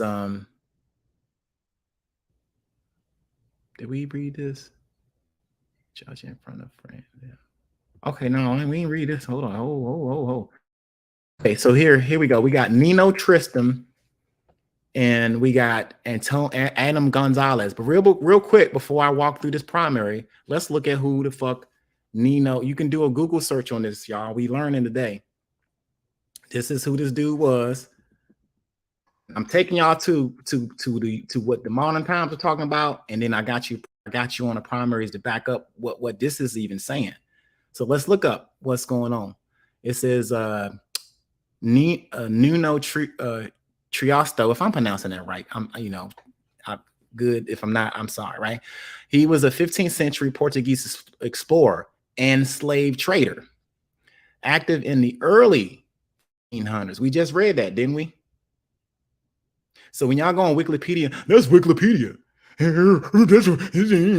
I just took you at the primaries. It said he was active early in the slave trade in the 1440s, traditionally thought to be the first European to reach the region of Guinea. Didn't we just read that? So I'm matching my primaries with this right here. Legend has it that he sailed as far as Guinea-Bissau. However, more recent historians believe he did not go beyond the Gambia River. The first voyage. Let's talk about that. Nuno Tristram was a knight of the household of Henry the Navigator. Didn't we just talk about him and his father? Woo!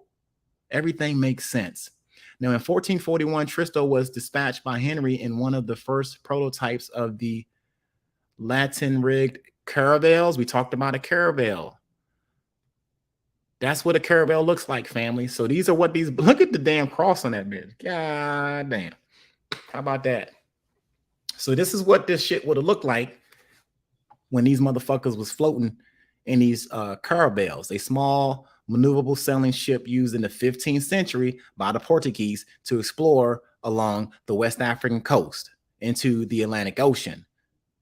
The Latin sails gave it speed and the capacity for sailing windwards. Beating caravels were used. Yada, yada, yada, yada. Right, Lily? The cross and all. Put that picture back up there. Look at that. Yeah, you see the cross, right? Where'd I go? Damn, I missed the caravels. Look at that. Look at that. Look at that. Praise the Lord. Praise, all praises to the Most High, y'all. All praises to the Most High. Praises to the Most High. They came with the cross. And a lot of y'all got this cross around y'all neck right now to this day and don't know who gave y'all the cross. The Portuguese put that Bible in y'all hand because they was in the Congo and all of this stuff. So now y'all know what a caravel is now. To explore West Africa beyond the Cape Bardes, the furthest point reached by Henry, last captain 5 years. Alfonso Gonzalez, that's a statue of him. He was a 15th century Portuguese. He explored much of the Western Sahara in the 1436 on behalf of the Portuguese Prince Henry the Navigator. He would later become one of the first colonialists of the Terra Island of the Azores or whatever. Now it says Tristan met up with the ship of Anton Gales. We're going to talk about him too, because these two were in the primaries that I was talking about. They're talking about, and they're talking about in Gales, or I'm sorry, they're talking about Nuna Stem and Antim Goncalves, if I'm pronouncing that right. And let me throw this at him real quick.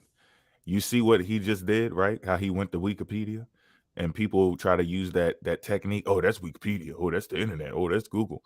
This is why it's not removed from Wikipedia, even though it's been challenged or somebody has checked the source. It still stayed there. There's things that do get put up there and they get removed, but this is stuck because it matches with the primary. Mm-hmm. It's sourced. Yeah, this is my primary. Y'all will look. This is my primary. This is my primary. This is like my man said. This is from the Documents Illustrative of the History of the Slave Trade. So we got primaries, right? Talks about what it say right here. It says, and although you carry off these two captives, it talks about these two jokers in Africa carrying off captives, and by their means, the infant may come to know something about these. Okay, so this is when they kidnapped one of them jokers, right? Carrying off two captives, and their means the infant may come to something about this folks yet that doth not prevent. Man, the way they wrote shit back then was crazy. What is still better, namely for us to carry off many more. For besides the knowledge which the Lord infant will gain by their means, also accrue to him by their service and ransom. They wanted to kidnap these and hold them for ransom until they get their gold or any type of enslaved whoever. It seemed to me that we should do well to act after this manner. That is to say, in this might not following, you should choose 10 of our men, and I another 10 of mine from the best which each of us may have, and let us then go together and seek those whom you have found. And since you say that judging from the fighting you had with them, so we weren't just sitting around, we were fighting with them, and you were not more than 20 men fit for the battle. They had to have men fit for the battle in order to come in there. They didn't just come in there and say, come on, get on the boat. This was resistance. More than 20 fit men, and the rest, women and boys, were ought to capture them all very quickly. And even if we do not meet with the very same that you encountered, nevertheless, we shall surely find others by means of whom we can make a good booty, or perhaps even better. As soon as I'm gonna read this a little bit more, and we're gonna go right back to the modern shit that they talking about. Now, these are the same two people. That's why I wanted to bring y'all back. This shit gets crazy. As soon as it was night, they set out according to the order that Nuno Tristram gave at first. And so it chanced that in the night they came to where the natives lay scattered into encampments, either the same as Tom Goncalves had found before, or others like it. The distance between the encampments was but small, and our men divided themselves into three parties, and others that they might be better hit upon them. For they had not yet any certain knowledge of the place where they lay, but only a perception of them, as you see, like things are perceived much more readily by night than day. And what it says, and when our men had come night to them, they attacked them very lustily, shouting at the top of their voices. So it's telling you these two motherfuckers was all about catching people. And they went in there initially to try to get the Moors pushed out. It says right here, on the next day after the capture of two Moors, Nuno Tristram arrived and urged them to continue the search for captives. Anton Goncalves offered excellent arguments against this course, and it would have been given up had it not been for the enthusiasm of two squires anxious to give proof of their valor. So they wanted to brag about how they can just go in there and enslave folks. They wanted these, they was all, they was like, oh, look at me, I can go in here, and they were just trying to see what they can do. Portugal and Santiago, the freight of which so abashed the enemy, that them all into disorder. So when attacked them, of course, they wasn't prepared a lot of times for these attacks. And so all of the confusion, they began to fly without any order. This is when they was, Africans, much getting the hell out of Dodge of trying to figure out what the fuck are y'all doing here. And they just, this is at night. So a lot of this stuff was under the concealment. So except indeed that the men made some show of defending themselves. So I don't know what y'all talking about we wasn't trying to defend ourselves with their assassins, for they knew not the use of any other weapon. So they wasn't out, they wasn't like, when they came into this part of Africa, these were pretty much, local people minding their African business. And they fought with everything that they could to try to resist these motherfuckers, especially one of them who fought face to face with Nuno Tristram, defending him till he received his death. And besides this, one of the Nuno Tristram slew himself. I'm sorry, yeah. So they were defending themselves straight to the death. These are Africans getting, people coming into their communities trying to fuck shit up, and they're defending themselves the best they can. They weren't expecting this type of attack, so they fought with the best they could. And they fought with Nuno Tristram defending himself till he received his death. And besides this one whom Nuno Tristram slew by himself, the others killed 3 and took 10 prisoners, what of men, women, and boys.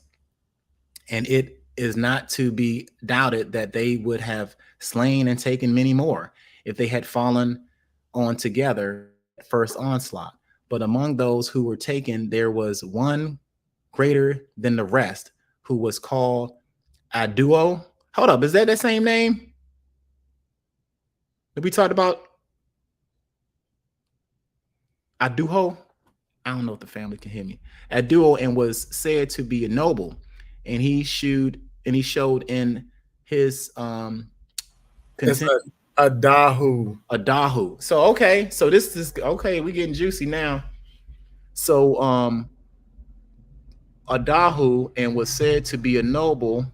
He shewed in his contention right well that he held a preeminence of nobility over the others. Let's see.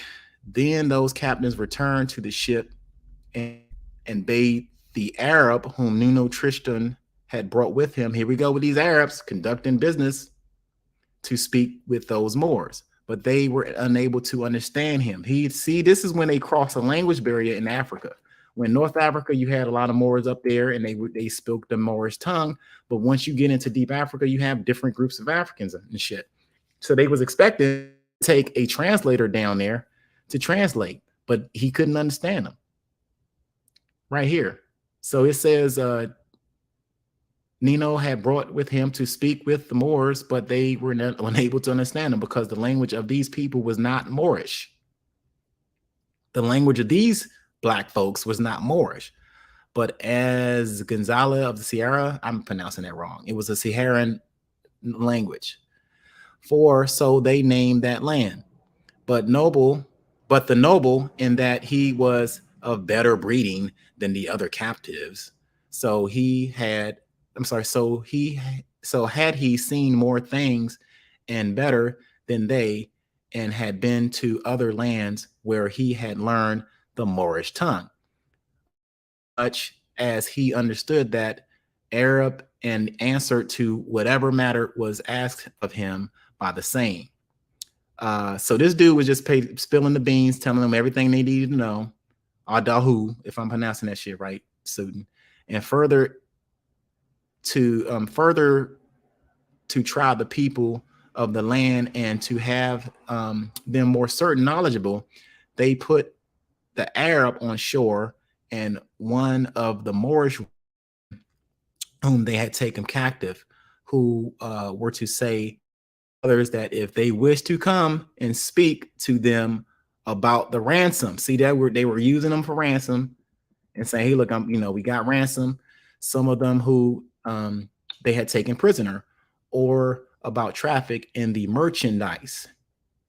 So they either captured them or they did deeds with these Arabs to acquire Africans. Thereupon our men turned back to their ships, where they made their partitions of the captives, and according to the lot of each, and the other Moors betook themselves to their encampments, taking the Arab with them. And Atum Goncalves because he had now loaded his ship with cargo, as the infant had commanded, and returned to Puerto Rico. Returned to Portugal. Sorry, my bad. Now, it says right here, if you guys can look down here, the Arab was a servant of Prince Harry, brought from Portugal to act as an interpreter. Here we go. What's my man name? Adahu. The language here referred to is that of the desert strip between Morocco and the Senegal. So this dude right here was used as an interpreter or a person that was helping these motherfuckers capture. He was like, look, man, I can speak some of this language. Hey, I even know some of the trade merchants and shit out here. I can set this shit up, y'all. I can set it all up. It further reads, the Portuguese carried many of them off, and they proved better slaves than the Negroes. Ain't that a bitch? So I just want y'all to see that right there. Now let's go back to Nino. We talked about him. Everyone can pull this up. Now let's see what today's shit. We went straight. So we went straight to a primary. And it says the first voyage right here, where he was in Africa. It talks about Antonio Goncalves, who had been sent to separate mission by Henry that same year, that based upon, but Galvez happened to capture a young camel driver, the first native encountered by the Portuguese since the expedition began in 1420. It says Nino Tristan, who carried on board one of Henry's Moorish servants, act as an interpreter. Did we not just read that? We just read that. You dig? We just read that. This is Nino Tristan. This is how you connect all of the dots. I'm not lying to you. Port's not lying to you. The Wikipedia information is holding up concrete right now because I got your primaries right now. It says Henry's Moorish servant acted as an interpreter, interrogated Gonzalez captives, camel driver. Tristio and Goncalves were laid by his information to a small fishing camp nearby. The Portuguese attacked the fishermen, taking some 10 captives. We just read this shit. The first African slaves taken by Portuguese back to Europe. Goncalves returned to Portugal immediately after the slave raid. But Nino continued, and he continued south. Damn, family. That's how you connect the dots with this shit. Nino Tristio. Let me see if I can get this joint. How you pronounce this shit? Nuno Tristio. Nuno Tristio. Nuno Tristio. Thank you. That shit was fucking. Nuno Tristio. Pronounce that shit, yo. Nuno Tristio. I apologize about the pronunciation. So it's telling you straight up. Everything that I read in the primary is connecting right here. It's telling you that it says that King Henry had a Moorish servant that was an interpreter and interrogated the captives. So he was the middleman involved in this shit. Okay. Well, let's go back. Just want you guys to understand that I ain't lying to y'all. I'm keeping it real. Don't get in here wanting to debate me. I'm gonna go right back to these motherfucking primaries. Hey, they said, yeah, them Portuguese motherfuckers are the ones who brought my ancestors from Mozambique. Exactly. And people are trying to say that this shit never happened. Yeah. This shit went down, y'all. And they still saying it. Right. We just read a lot of history. Are black people in America Africans or Indians? I'm like, what the fuck? Like it's telling y'all right here, the jump. This is the jump off. And they're telling you black folks were Moors. Okay, here's that juicy part about right here. Then this is how Anton Goncalves went to make his first ransom. So we talked about the ransom. We talked about him. We talked about the translator that Henry had and all this stuff. So I'm going to read this. As you know, the natural. Okay, here we go. This is him talking. As you know, that naturally every prisoner desireth to be free, which desire is all the stronger in a man of higher reason or nobility whom fortune has condemned to live in subjection to another. So that noble of whom we have already spoken, seeing himself held in captivity, although he was very gently treated, greatly desired to be free. So they kidnapping people. God knows what they're doing to them, torturing them, saying, hey, look, we need to show us where these motherfuckers are at. We need gold to come back on these ships, and we need enslaved Africans to come back on these ships, whom fortune had condemned, live subject. Let me see where I'm at. Damn, I lost my sign. Seeing himself held in captivity, although he was very gently treated, greatly desired to be free, and often asked Anton Goncalves to take him back to his country. He begging to go back home, where he declared he would give for himself 5 or 6 black Moors. He's saying, if you take me home, I'll give you 5 or 6 black Moors. And also he said that they were among the other captives 2 youths for whom a like ransom would be given. And here you must note that these blacks were Moors like the others, though they're slaves in accordance with ancient customs, which I believe to have been because of the curse which after deluge Noah laid upon him. Here we go, Mo. his whoa damn. yes. Whoa damn. Go back. Yeah. Go back. Yeah, let's go back. Go back. We'll go back. It says that start at the you read it. Can you see it? Yeah. Look, yo, this is insanity, bro. And listen, for the people who think, remember they said, "Oh, Mo just doing that." We heard, I heard the birdies. Mo just doing that because he's trying to promote his book. Y'all have no clue what the fuck I'm set with. This shit all ties in. That's why I didn't care. This is a full fucking circle because y'all don't understand where this ideology that this shit never happened came from and why when they first started doing it, people allowed it and it worked on the native people that they took from the land and why they wanted Christians, like he pointed out earlier. So look at what it says. It says to take him back to his country where he declared he would give himself 5 or 6 black Moors, give for himself, 5 or 6 black Moors. And also, he said that there were among the other captives 2 youths for whom a like ransom would be given.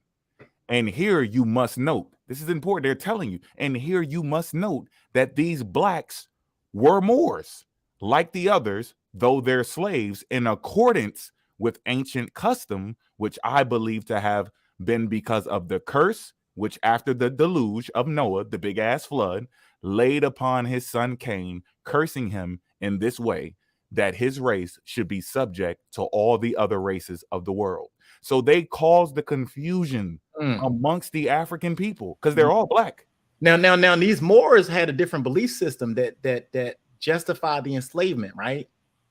Of the, you know what I'm saying? So these Moors had that same belief system with them almost. I'm sorry, let me say, I say they had their own belief system. But these blacks, which I think they confused as Moors, and they said it's okay to enslave them because of the curse, right? Correct. Yeah. They're supposed to be under all nations. Okay. And even the way it's in checkmate is it doesn't matter which way you pick it. If you are the people of God, then after the Portuguese, program you, and you've already heard of Judaism, right? You believe that you were punished because you disobeyed God, right? And then the people who are bringing you to religion, they're obviously the authorities of it. So your only way to freedom is through the person who's giving you the story. So the Portuguese set it up. And then after they caused that confusion amongst those people, they ended up taking up the value, not because one slave works harder than the other one or whatever, but it's mostly about the mind. The mind of these people is so gone that they would actually believe what he said when he said that wait, did you go away? Oh no, it's still there. He said, in accordance to ancient, where he said, and here you must note that these blacks were Moors, just like the others, though they're slaves in accordance with the ancient custom, which I believe to have been because of the curse. So he's referring to the religion that they're programmed with, because that's not an African tradition. Those are traditions from foreigners who have these people believing that there's a reason why these bad things are happening to them, and why Ishmael, which would be the Arabs and the Moors, they have more control than they do. So there's like a hierarchy that they make even in that religious indoctrination, so that they can keep controlling all of the slaves and put a couple people in charge. Like he said earlier, what did they call the Arab? The middleman. You see, so it's Judaism. Then you have Christianity, who has taken over the ruling of Judaism, and then with Christianity, you have the Arab as the middleman, who can be trusted a little bit more because he also has indoctrination, but he can't interfere with the too much of the goods that's being reaped from Christianity, so they keep a close eye on him. But you can see the hierarchy through this story. But yeah, go ahead. This shit is potent. I know. And look, you can see a Josephus reference right here in Josephus in his book, The Antiquity of the Jews, because this shit had been out. So this is their little justification of it, y'all. I just wanted to point that out to you guys. What how they were okay with it, like the middlemen were all okay with it. Everyone was okay with it because they believed that these were a lower class of people because they didn't system. So again, like I said, if you're not a man of the Christ and all that stuff, or Allah or whatever, you was getting put in chains straight up. And they, he's like, look, man, I can get you people. And this dude was like, look, man, I ain't gonna enslave my people. I'm gonna try to go get these non-believers. They were blacks, but they thought all blacks was Moors, and he was like, well, the only reason why they justify this is because of the curse of Ham. I be goddamn. Major Dagger. I wanted y'all to see that one. Let me see. I'm gonna get ready to get out of this book. I know y'all like, damn, Port's in this book forever. This is a heavy source. It's got a lot of information in it. This book is no motherfucking joke. This shit right here is a body bagger right here. This will sink your battleship, son. Well, we see. I want to catch something that's really. I'm gonna get out of here after a while. I'm gonna slow it down, but I want to talk about I just want to talk about the battles and shit and the struggle that a lot of Africans went through and shit, and just how fucked up shit was over here. Let me see if I can. Look, this shit is so. Hold on. This shit is so powerful. Me and Sutton may be able to use this source later to show editing, but we got to run through it and see what was going on at the time with the text, the type of text that they would have been reading at this time, and see if maybe some editing and redacting was going on, because this motherfucker said the curse from the deluge from Cain. Cain is gone. Yeah. Noah brings upon the earth a whole new people that are untainted, right? Because God got rid of all of that tainted blood that came from Cain. He got rid of the Nephilim blood that came from the angels coming down, right? And Noah is he's the one he chose because his seed was clean. They were good. They were untainted. So he wanted that shit to flourish. And that's not Cain. That's Canaan.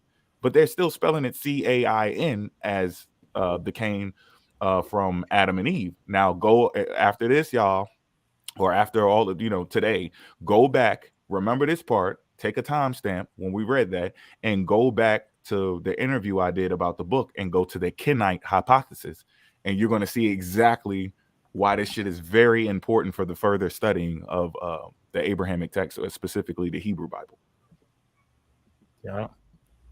All right, let me see. I'm going to read this struggle right here, because when I read this shit, I was like, God damn, this is crazy. I'm gonna read the first one and then I'm gonna read the second joint. Let's see. Come on, y'all. Come on.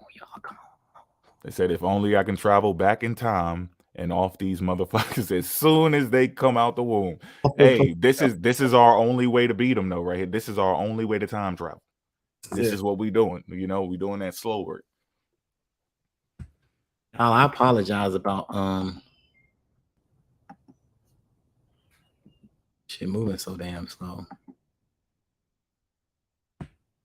You good? They back there twitching anyway. You see him? He ain't doing nothing. Don't be afraid of him. Just keep focusing on what you're doing. He twitching because he got hit. He having a seizure. He'll be all right, I think. All right, let me see. I don't want to go that far up. This shit right here. Come on. Let me see if I can just flip one over.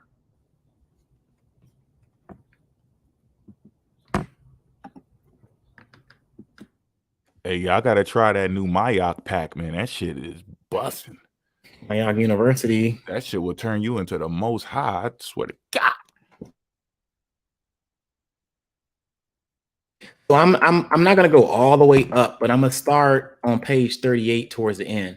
And it says, as soon as Alvaro Fernandez perceived that this boat was already in a position for him to be able to reach it before it could receive help from others, he ordered his own to issue forth quickly and go against it. And by the great advantage of our men, in this manner of rowing, they were soon upon the enemy. And we all know the enemy. That's us, that's Africans, who see themselves thus ever taken and having no hope of defense. They leaped into the water while other boats fled towards the land. But our men had very great toil in the capture of those who were swimming, for they dived like cormorants so that they could not get a hold of them. Yet, as soon captured one, though not without some difficulty, but the capture of the second caused them to lose all of the others. For he was so valiant that two men, very mightily as they were. So it says this is a battle. It was African. They were just doing these raids, and it was this one that was just struggling with him. They were trying to struggle to get him. It says, for he is so valiant that two men, very mightily as they were, could not drag him into the boat until they took a boat hook and caught him above the eye. And so he could see the contract? Right. Yeah. He signed up for this. He was trying to take the hook and put his head down so he could see the contract and sign it so he can agree to. He wanted to sign indentured servitude. Okay, I see. But the hook, actually, the boat hook caught him in the eye. And the pain of this made him abate his courage and allow him to be put aside the boat with the two captives to the ship. These are what kind of people we talking about, man, and what they went in there to do. I'm gonna read a little bit of this second half here on chapter L 10:522. If I'm reading it right. Okay. Of the things that happened to Gallo Fernandez and to their land come more Moors, and they sell them the Negroes whom they have kidnapped. What? Hold on, did I read that right? So the Moors are selling Negroes. And their land come some Moors, and to their land come some Moors, and they sell them of those Negroes whom they have kidnapped. So this is Moors in Africa kidnapping Negroes, taking them to the ships to be sold off for slavery. Damn. Where you at, Yusuf? Where you at, man? It says also take them to Mozambique. I think that's saying that, I guess, which is beyond the kingdom of Tunis, to sell to the Christian merchants, because you had Christian merchants and you had Arab merchants who was trading in the slave trade. So they were selling these Africans that was caught by the Moors, right? Sold to the Christian merchants who go there, and they gave them these slaves in exchange for bread. What the fuck? And other things, just as they do at the Rio de Oro, as will be related further on. And it is said that the land of the Negroes. The what? The land of the Negroes. Well, hold on. Get that dude in the back. Get him. Push his shit in. Yeah, good. Thank you. Yeah, get him out. Get him out. I don't know why he there. Say that again. Because he was bleeding too loud. The land of the Negroes. The land there of the Negroes is another kingdom called Mali. See, they was in Mali. You said the kingdom of Walter Plecker? Right. The land of the Negroes. There is another kingdom called land of the Negroes. Not in America was the land of the Negroes. Not Tamari was the land of the Negroes. We got the land of the Negroes here, and it's called Mali. But this is not certain, for they bring the Negroes from that kingdom and sell them like other, whereas 'tis manifest that if they were Moors, they would not sell them so. Wow. One more time. God damn. One more time. And it is okay. And it is, they motherfuckers talk funny back then. And it is said that in the land of the Negroes, there is another kingdom called Mali. But this is not certain, for they bring the Negroes from that kingdom and sell them like others, whereas this manifests that if they were Moors, they would not sell them so. So it wasn't Moors getting on that boat. It was anybody who was not believing in either Islam or Christianity, because you had a Christian merchant meeting your ass at the port. You had an Arab merchant meeting you at the port. So anything that was indigenous, they went after. And all right. They said earlier what they specified. They said we want specifically the ones imported from certain regions, like that. They weren't trying to get just anybody. They had them as a middleman. They had their hierarchy set up. They called them. They even said, "We know they're the same people," and then they tossed in the religion in there as to why this shit is happening. So they're explaining to you how this whole thing is set up. This whole program is set the fuck up. Yeah, this is from the jump. Now, this ain't Port saying it. This ain't Sutton saying it. This ain't Mofax saying it. These are the primary. These are the documents illustrative. These are all of the documents. This is all of the people that participated in the shit is documenting what they did back in the 1400s. It's like when you go into the store, you go to the deli, you want that fresh cut meat. You're like, no, don't give me the display meat. Give me the meat in the back. I want that fresh meat in the back. That's basically what it is. Don't give me this. Don't give me the Muslim. Give me the Christian. Yep. Go give me the meat in the back. Fresh Africans, yo. Fresh. Some fresh Africans. Because y'all Muslims have been contaminated. We don't want none of that over here in the New World. This is the major dagger for you Moors out here who think we was just Moors coming over here. They ain't want y'all coming over here to the Americas. What do they call this source right here? Primary. You can't go nowhere. You can't run from it. You can't dodge the shit. You can't hide it. Primary. All you Moors, primaries. Page 39. About y'all gonna get your B's, your L's, none of that. Now, none of that. Them books is finna work. Nope. These is primaries. These is people that was around during the time, writing about what y'all had y'all hands in. You got caught in the cookie jar. Yeah. You can't go to no Juba Ali shit to try to rewrite what this is because this is way before his time. This is when y'all was still dealing with Orthodox Islam. So y'all can stop the cat. Please stop the cat.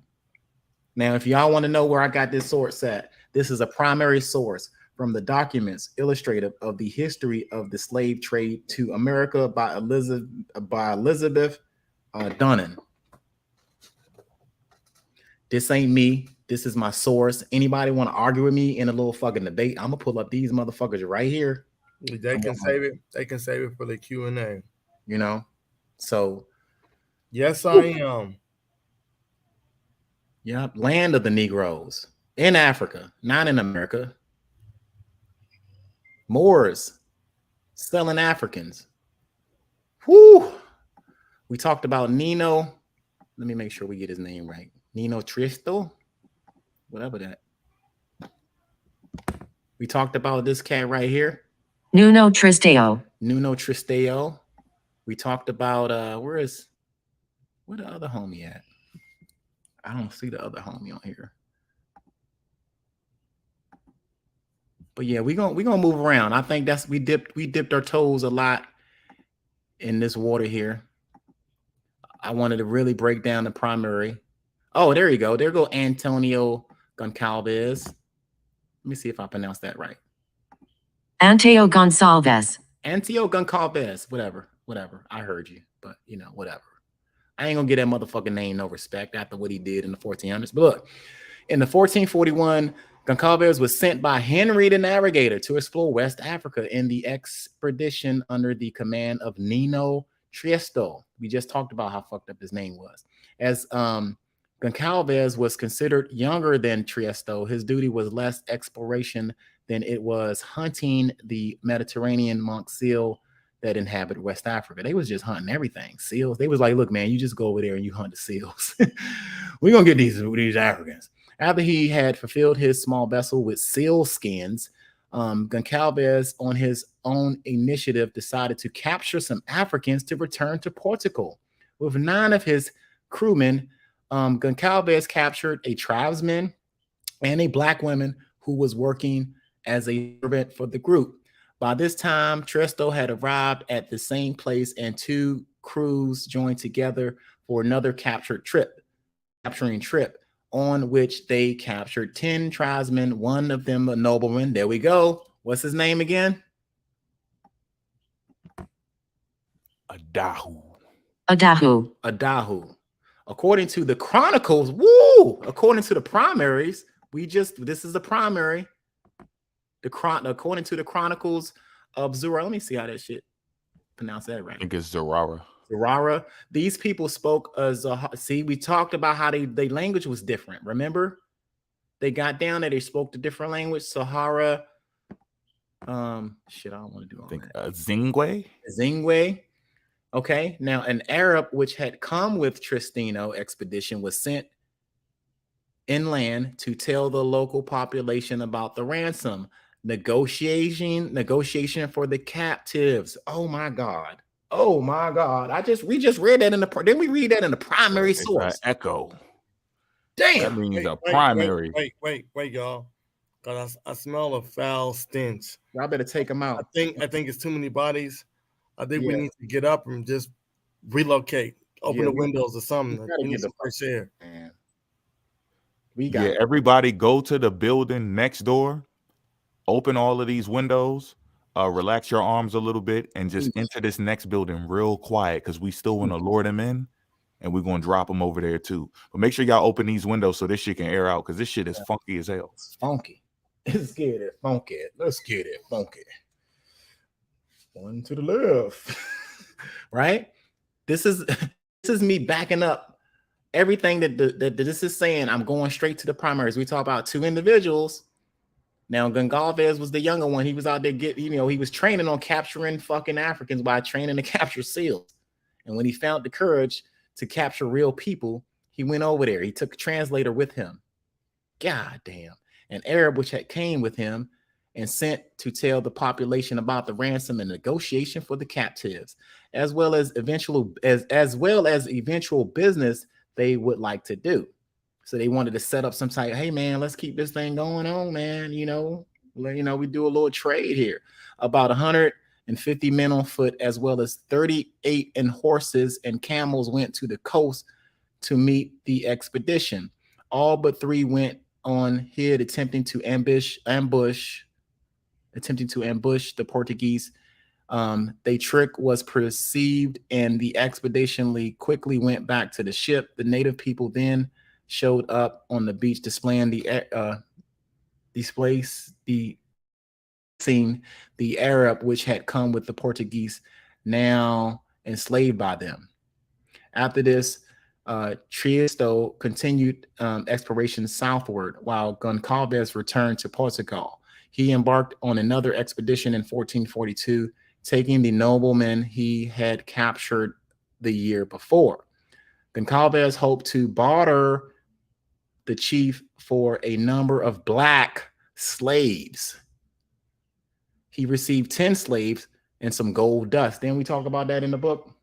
Yep. Right? He got the gold dust and he got 10 slaves, a large number of ostrich eggs. However, this expedition contributed nothing to the cause of the exploration. Gonçalves had not even sailed past Rio, yada, yada, yada. So there you go, family.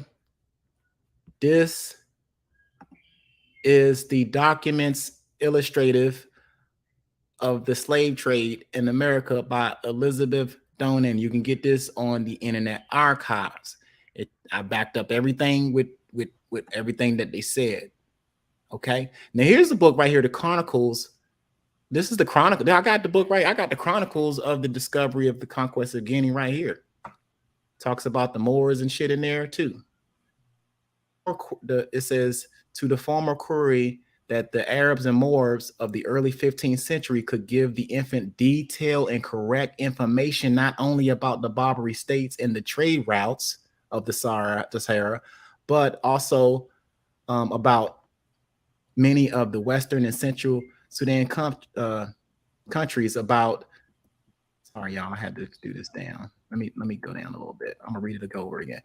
Now it says Arab and Moors of century could give the infant detailed and correct information not only about the Barbary states and the trade routes of the Sahara, but also about many of the Western Central Sudan countries and about the general course and direction of the Guinea coast, both to the west and south of Great African Hump. Especially, they describe the Kingdom of Guinea and centering around the town of Jenin in Upper Niger, which was the chief market of Negro trades in slaves, gold, and in ivory. So it's telling you right now, motherfucking Arabs and motherfucking Moors, I want y'all to see that real clear. Now, is that where the highest percentage of our DNA keeps tracing back to? That same chief place? Is Right. is that what that is? Because that's what it sounds like. Our DNA don't trace back to this. It traces back to, Niger Cotofanian. Yep, Niger Cotofanian. So the majority of us in the collection came from the Niger Cotofanian. We don't got that. You know what I mean? It says down here. It's the Congo. You do that on me while I'm on. Oh, come on, y'all. Fucking with me, man. Yeah. Feathers in the chat, y'all. Feathers in the chat. You No, know, it says it says these Arab and Moors gave them all the knowledge they need to conduct the trade. See, the Arabs and the Moors were already into the shit. And when they came, they was like, look, man, you can have us a piece of the pie too. We're gonna tell you about Janine. I think what's Janine? I think that's Janine. I think that's Ghana. What's called Janine at one point in time. It's a West African place in the Niger, Upper Niger, which was the chief market of Negro trade in slaves, gold, and ivory. This kingdom then reached almost to the Atlantic, Senegal, where in earlier times a place called Ulil had been marketed by Adris and other Arab geographers. So the Arabs been in there for a long time mapping out shit. But important to traffic. Also, the Moors were acquainted with the country of Takrar, which may be supposed to occupy the upper valley of the Senegal, becoming perhaps in the Prince Henry's time merely a province of Guinea. So yeah, this talks about them going in here. And this is Prince Henry book right here. So this shit goes way back. This is another source. Look, in this document's illustrative, it tells you that, hey man, you need to go to this book right here. Yeah, it's telling you in the illustrative that the chronicles of the discovery and the conquest of Guinea has this as Zarara, because he wrote the chronicles. He wrote all of this shit. So I don't know what else to tell y'all about, you know what I'm saying, as far as the ships and all of this other shit and whether it happened. I mean, this shit really went down. It really took place. And you guys need to be aware of this shit. Most of the people that they wanted people that didn't subscribe to being an Arab or Moors, because they knew in the new worlds and these new colonies, they was going to have trouble with them. They're telling you they wanted, they're telling you that they wanted Christianized Africans from the jump. Everybody who has, saw this shit, everybody see this. So I think I'm a slow down with that one. I think I pressed that one on the gas. We learned who Nino Triesto is, and we know what his contribution was to the slave trade. We talked about the documents illustrative of the history of the slave trade. Okay. And we also talked about the chronicles of the discovery of the conquest of Guinea. These are all sources. I need you guys to pick these up if you guys want to know the know.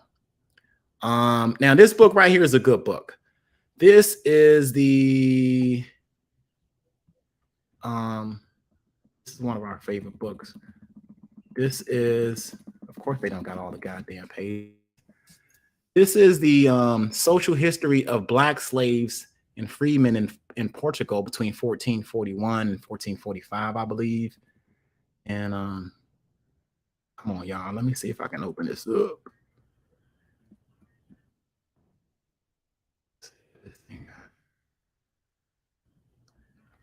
Peace to the chat. I hope you guys are up and up.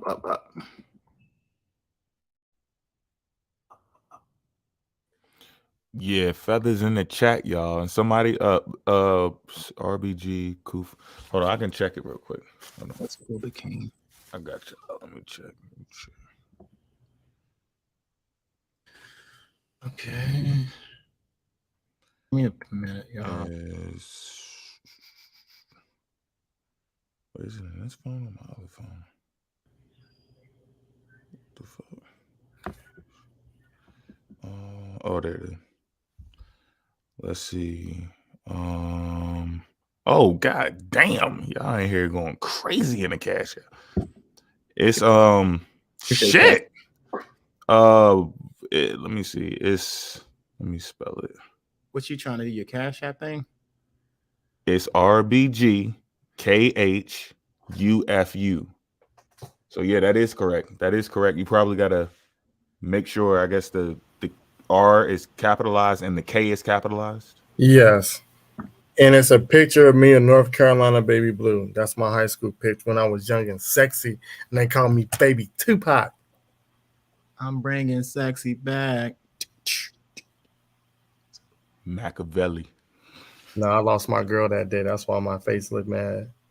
They got me. They took her from me and shit. Now you over here pushing people's shit. Oh my God, yo. What a day. I'm gonna read it real quick. Let me see. This is out of the book. Come on, damn it.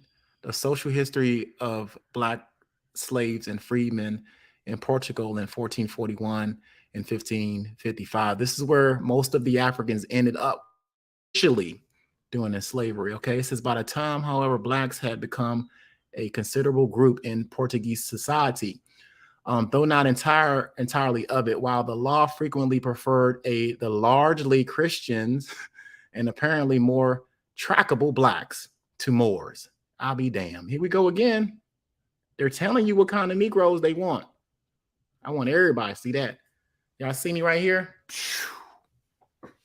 By the time, however, blacks had become a considerable group in Portugal. So at this time, you had large amounts of blacks coming in there. We don't know for how long because they just wrote the shit down in the 1400s.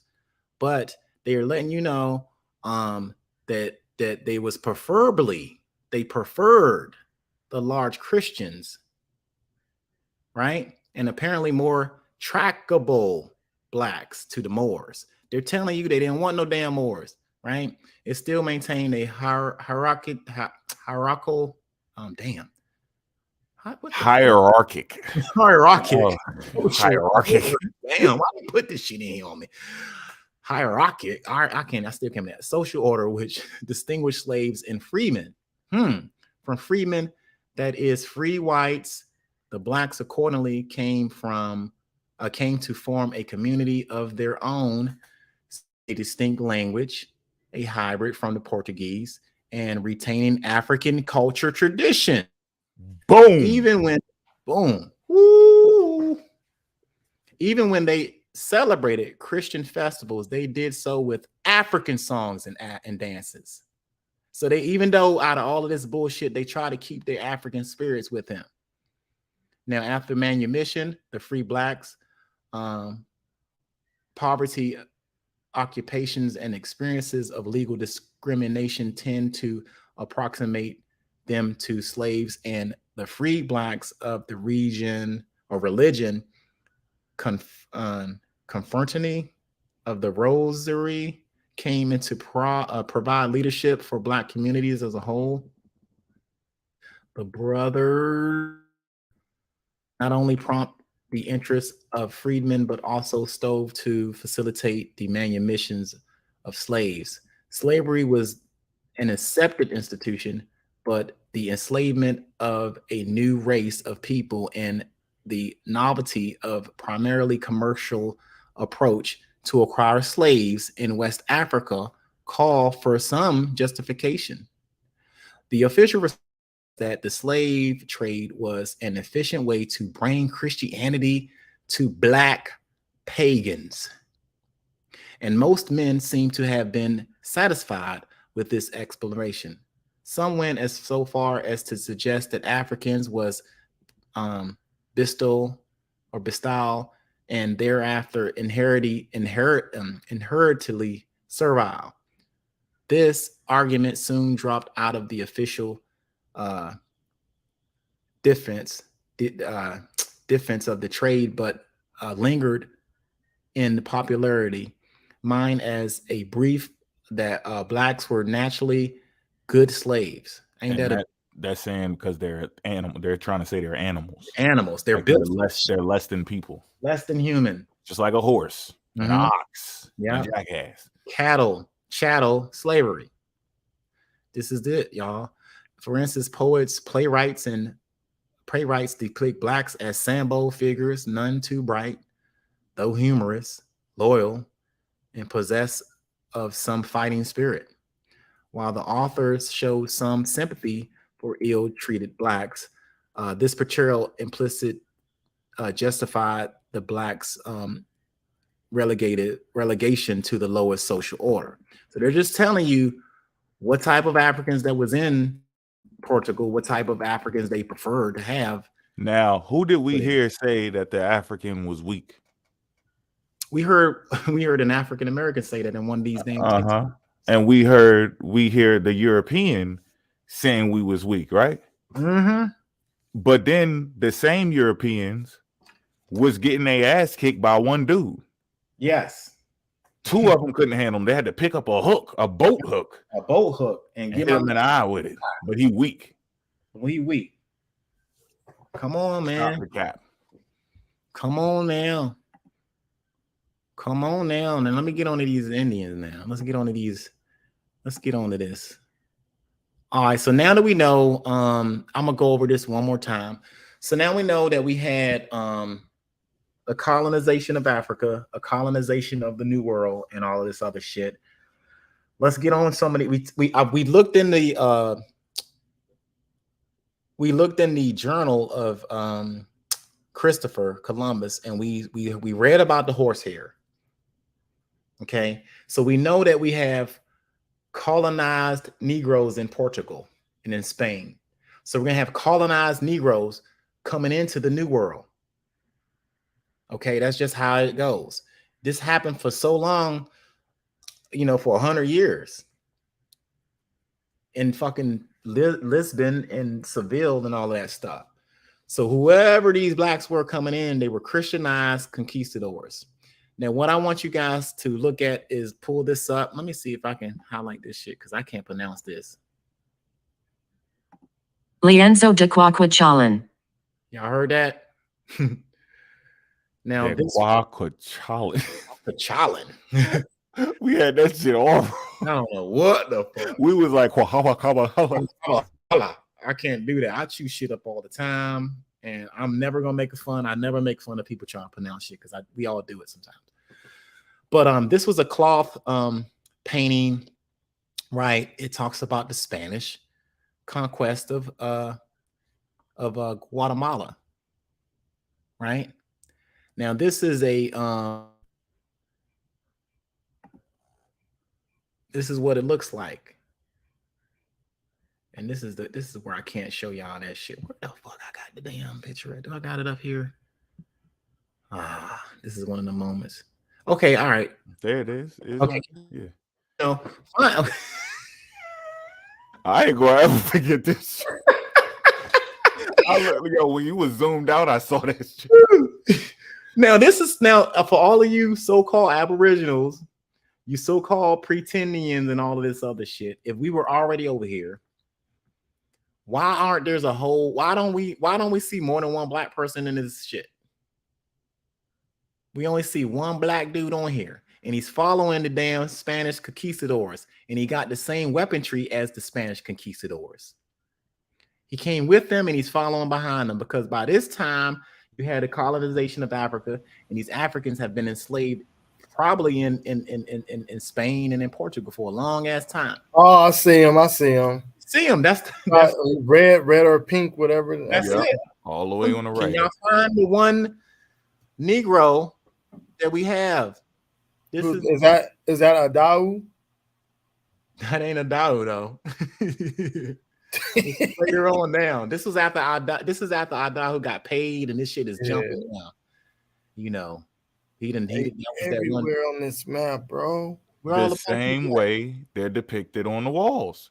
You see, and we give it to them. We don't sit there and be like, nah, they ain't nobody. Okay, you can have it. That's a black dude up there. Why is he surrounded by everybody else except for more black people? Yo, you see my man rocking the feathers right here? He rocking the feathers, but he don't rock the feathers. Right. Ain't that a bitch? Look at this. They rocking the feathers. He like the chief or some shit. The big chief over there going to war with the damn colonizers. But we got this one Negro that was probably enslaved at the time and grew up in Spain and he is basically carrying their shit. So these indigenous people made this up. This. Yeah, that's exactly what it looked like he doing, bro. Because he ain't fighting nobody. He ain't fighting. He just there to just. Damn. He is just there. He ain't fighting. He is just there. Y'all see him? Yep. God damn it. Every time I try to zoom in, he does that shit. God damn. Come on, man. Cut me some slack. Cut me some motherfucking slack, y'all. I'm trying to build in here, yo. They do this to me all the time. Okay. Oh my God. It's so hard to find this one black dude in here. Him here at the top right. There we go. Do y'all see any other African, Negro, black people on here? I don't see. I don't see him. Yeah, you can clearly tell he ain't the same people because he ain't dressed like them. He ain't dressed like them. He got the same weaponry as these people. That right there is a spear or whatever you call it. Same shit. Yep. These people are different than him. This is an indigenous person right here. Look at the chief got a sword. The chief got a sword. He got a sword. He ready for battle. They don't paint him black. No. They don't do that. It's in the 1500s, family. I don't know what y'all talking about. Y'all don't like pictures no more? Yeah, I don't like that. Yeah, what's up with these? Explain that. I don't like that shit. They're like, that's not photoshopped. Explain that shit. Hold on, go back. Go to the left. What is that? Is that crest? The golden black bird? Go up a little. That's right where that white horse is. Yeah, right there. What is that? Yup. Show it is. Look at that. It is a crest. Is this for something? It's got it because there's some Englishmen or something. These motherfuckers right here. That must be they shit. And look, they set a wall up and everything. That's their little wall. You know they like walls. Build the wall. Damn. This right here explains a whole lot. This is in the 1500s. Look at my man right here with the I don't see no black folks with no arrows in here. No, I don't either, bro. Everybody that got are people that's non-melanated in this. What's the date? This right here is the 1500s. This is the conquest of Guatemala. Come on, y'all. 1500s, and you ain't got a feather in your motherfucking head. Yeah, where the feathers at in this? I don't see that. No one's rocking any feathers over here, y'all. Earth Speak still got a shot. He could still say that's him. I don't know what y'all chocolate monsters talking about. I'm not seeing y'all there. He can get a pass. Can I get some feathers in the chat? How the hell I get out of this joint? If Earth Speaks pointed at that shit and said, that's me right there, I'm like, you got it. But Yahweh, I'm not buying that. I'm not buying that. And that's probably why you got an African feather. Because when your ass was over here, you ain't had no goddamn feather in your head. You still went back home and got yourself an African feather. So I salute you for that. Yeah. Now, anybody want to see this source and pull it up? You know, it's right here. This is the name. Make sure y'all get a screenshot. This is the Spanish conquest of Guatemala, if I'm pronouncing that right, in a protracted conflict during the Spanish colonization of the Americas. The Spanish colonizers gradually incorporated the territory that became the modern country of Guatemala into the colonial of the Viceroyalty of New Spain. Before the conquest, this territory contained a number of, I don't want to read that further, but just to let you know, this was in the 1500s. Ain't no black people out there. Where we at? I don't see no bow, no arrows, no bows. I don't see none of that shit. If we was here like y'all say we was all here, we should be deep. I should see feathers everywhere. Black African feathers, right? We don't see none of that. Damn, Playboy, where the fuck is the hum at, right? When I see you in the streets, I don't see none of that. No. Y'all are some imaginary players. So yeah, this is a cloth painting a group of indigenous people in Mexico. It is one of the two surviving pictorial records recounting the conquest and the earliest surviving map of what is now Guatemala. Major dagger alert. Let's see what we got now. Let's see what we're gonna look at. Let's talk about black slaves and Indian masters. Are we ready for that conversation yet?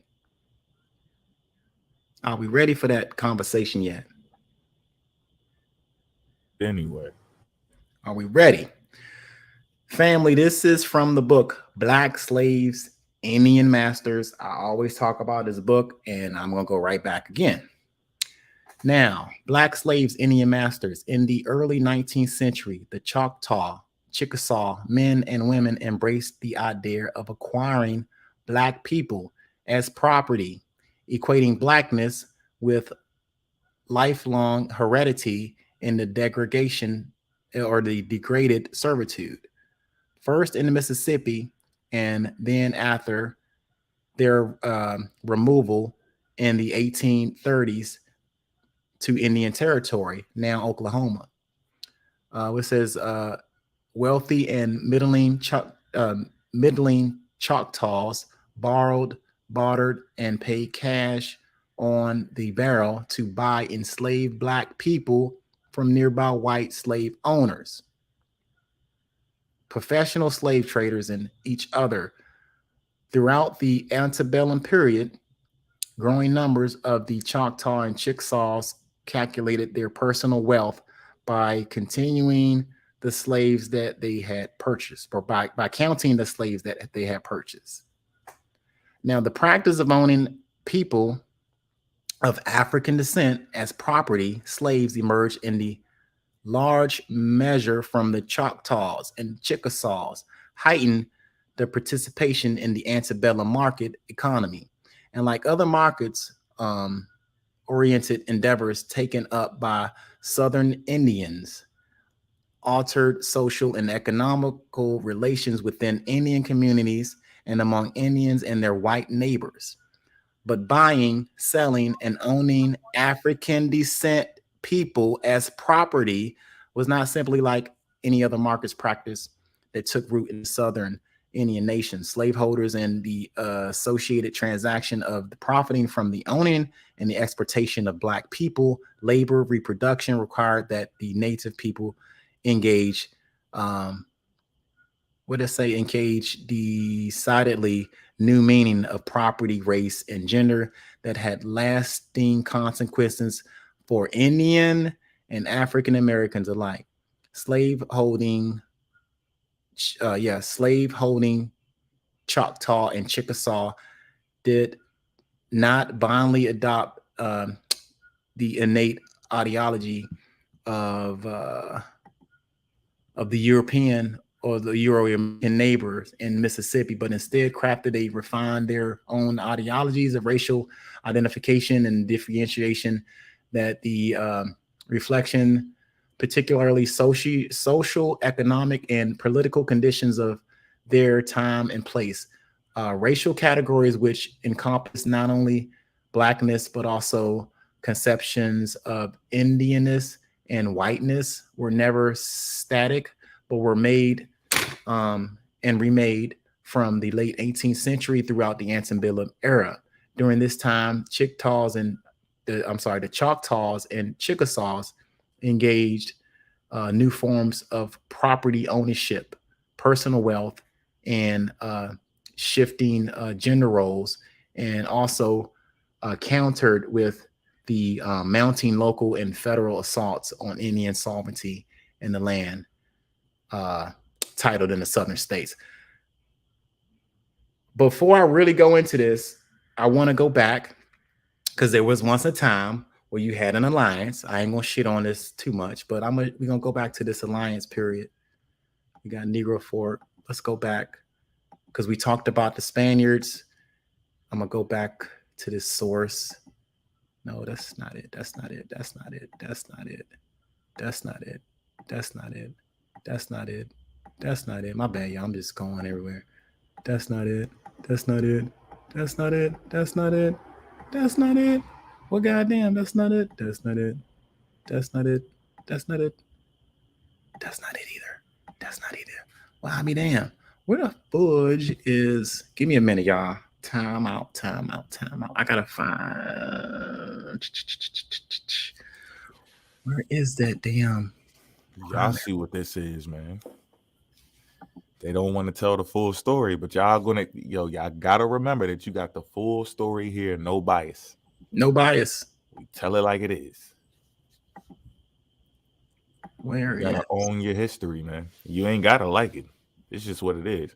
And you know, the way they tell it, they do tell it like a European does, and they got a nerve to call us Europeans or Negropians or whatever. But y'all just make it seem like somebody just came over there with pieces of paper and tricked the fuck out of us. They knew what the hell was going on. They was fighting. The women were fighting, and this is just the beginning. Y'all about to hear like these stories, like the revolts, the settlements ruined. There's a lot more to this story than you just dropped y'all off and then build. They're telling you about their success. They don't want to brag about their failures, but those journals are out there. They crossed people. They stole slaves from people. So people aren't just telling this story to keep track of history. People are telling this story because they're telling on other people.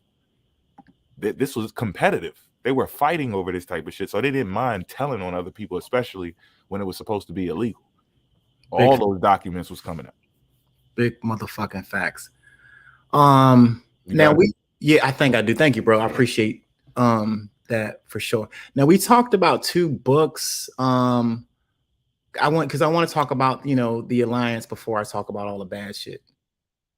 And you had Spanish Black conquistadors that was heavily Christianized when they was in Lisbon. When they came over here, they wreaked havoc on some of the indigenous people.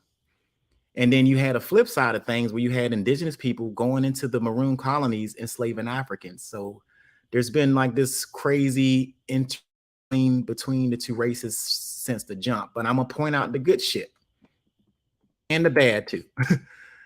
So just so we know, this is one of the first rebellions of the New World. I'm gonna San Miguel de Gualdape Slave Rebellion. Okay, so that's what we're talking about. You can find this primary damn near anywhere. Okay, this is a map showing the land of America granted by Lucas Vasquez of Leon in 1523. So this is around the time specificity that we've all been talking about all day long, or at least I have. It says San Miguel is a former Spanish colony found in 1526 by Lucas Vasquez de Leon or whatever. It was the third settlement in North America. So we're not in the Americas. We're not in Brazil. We're not in South America. We're not in Cuba. We're not in Jamaica. This is actually in the American territory. It was the third settlement in North America, right? In North America, part of New Mexico. In the early 1500s, Spanish were conducting expeditions to the area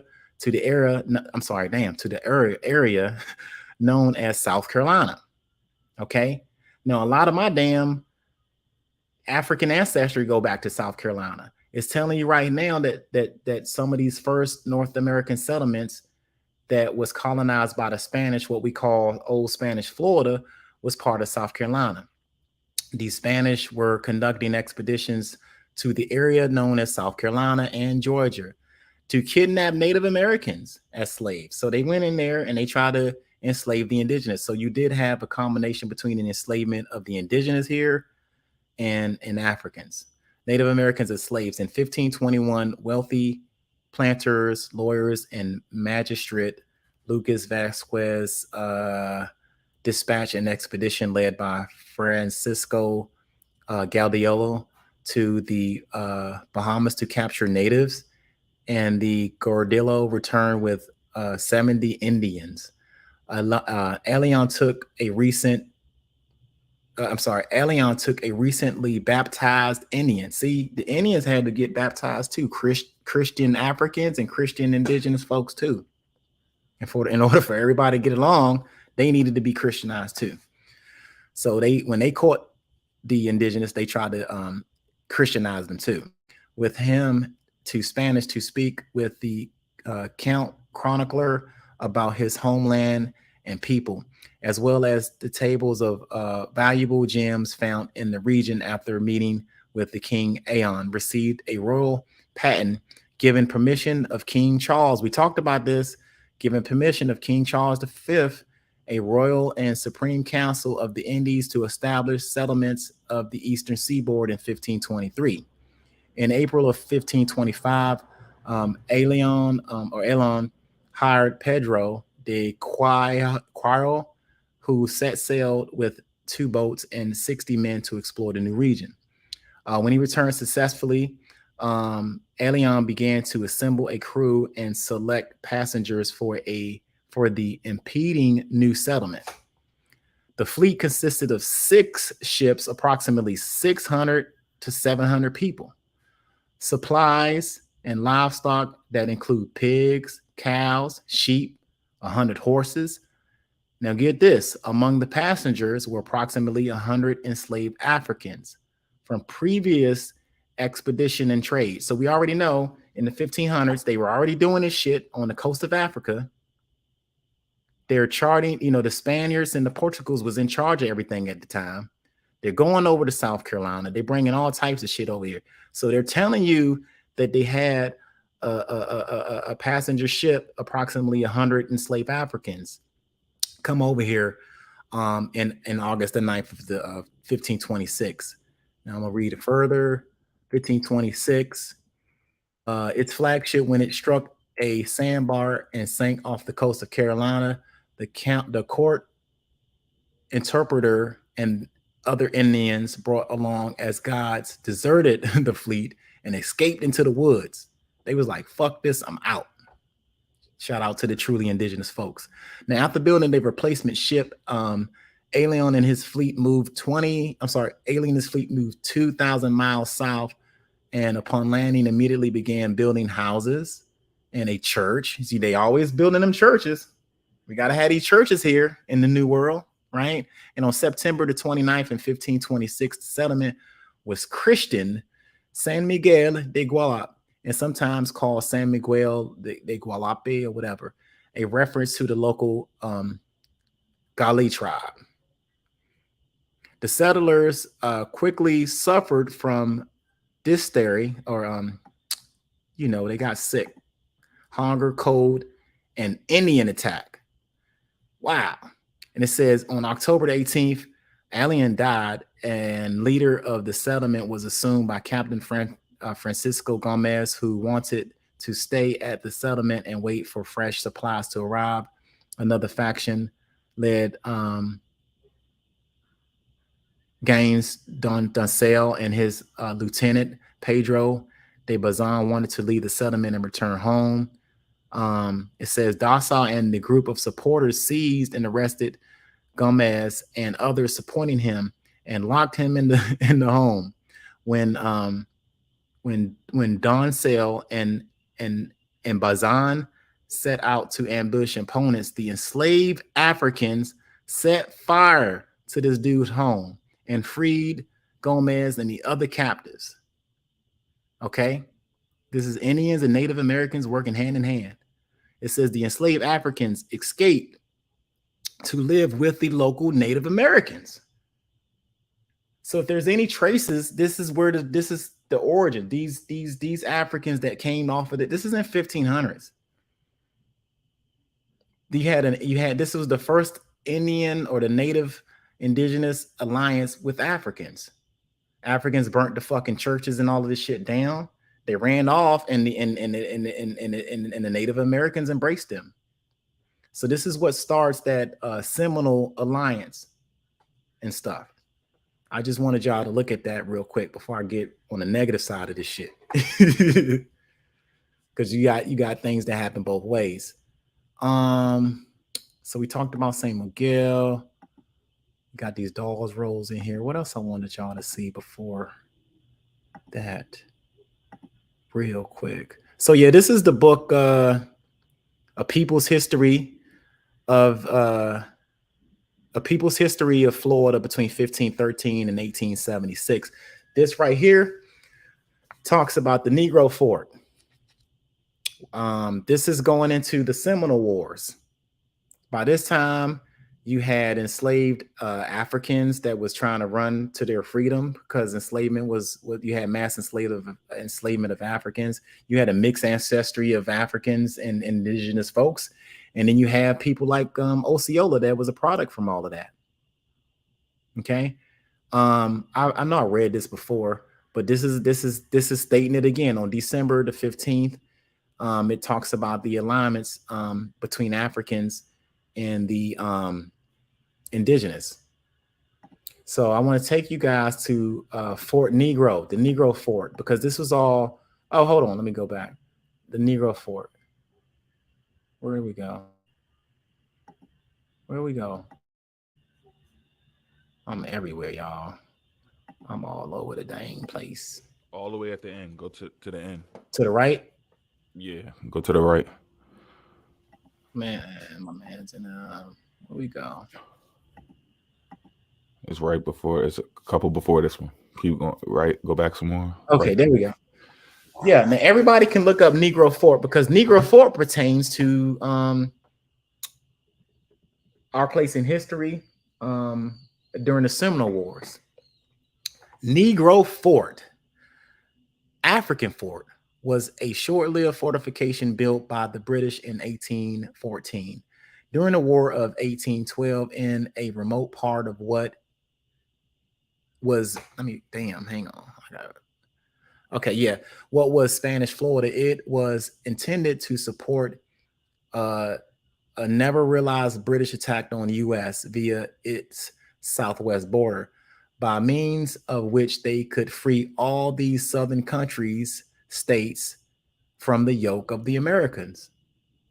Okay, built on a site overlooking the Apple. God damn, my shit is fucked up today. I'm gonna get some help.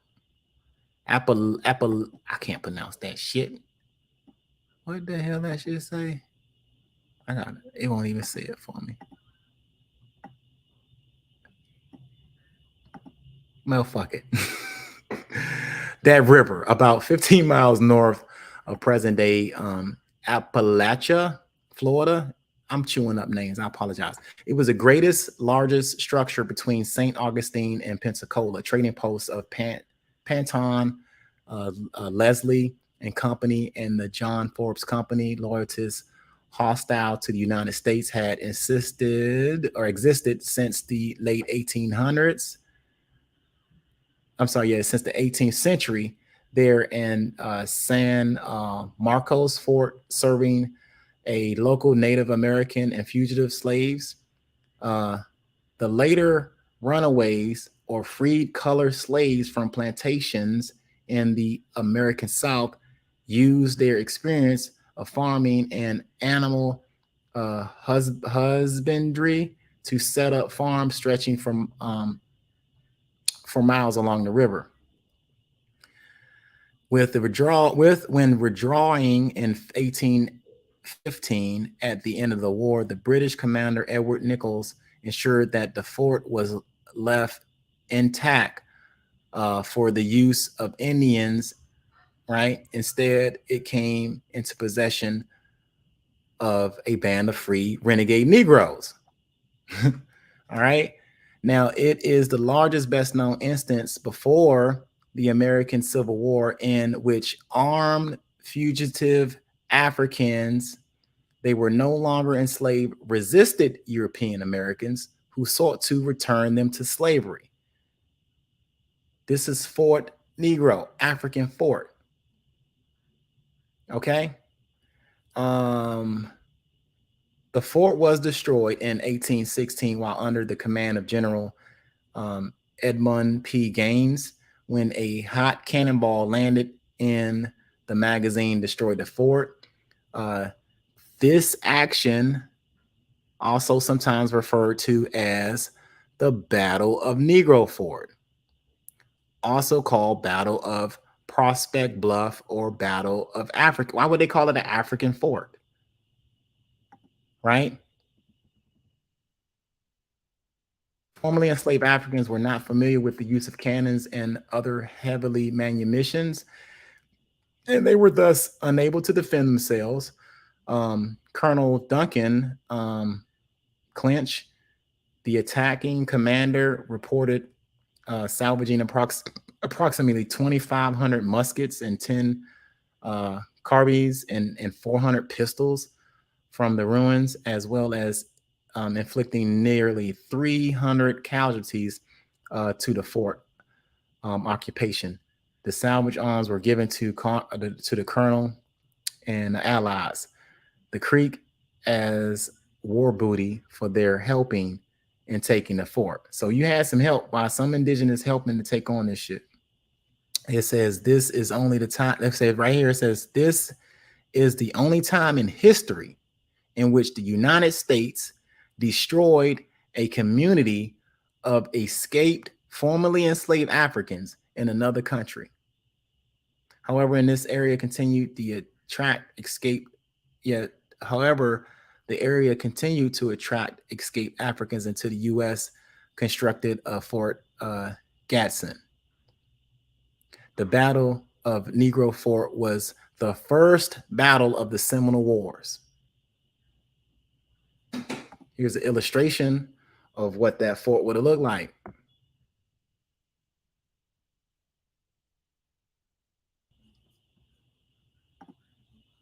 This is Osceola. He was a product from all of this stuff. He was fighting. He was captured. They wanted to classify him as a Negro, and he said, hold on, I am of mixed ancestry. Don't call me black. I am an Indian. I will paint you red with blood, Mr. White Man. That's what he said. So now we're going to get into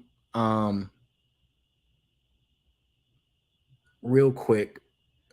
I want to, we got to get on some shady part because, we did have the enslavement of Africans. We talked about that in we talked about the enslavement of Africans by Indians and black slaves, Indian masters. And now we're going to go to now, hold on, just for a quick recap, right? Now, what I'm hearing from the beginning, right? If everybody's paying attention, right? Follow this all the way through in sequence. We went back to the 1400s, right?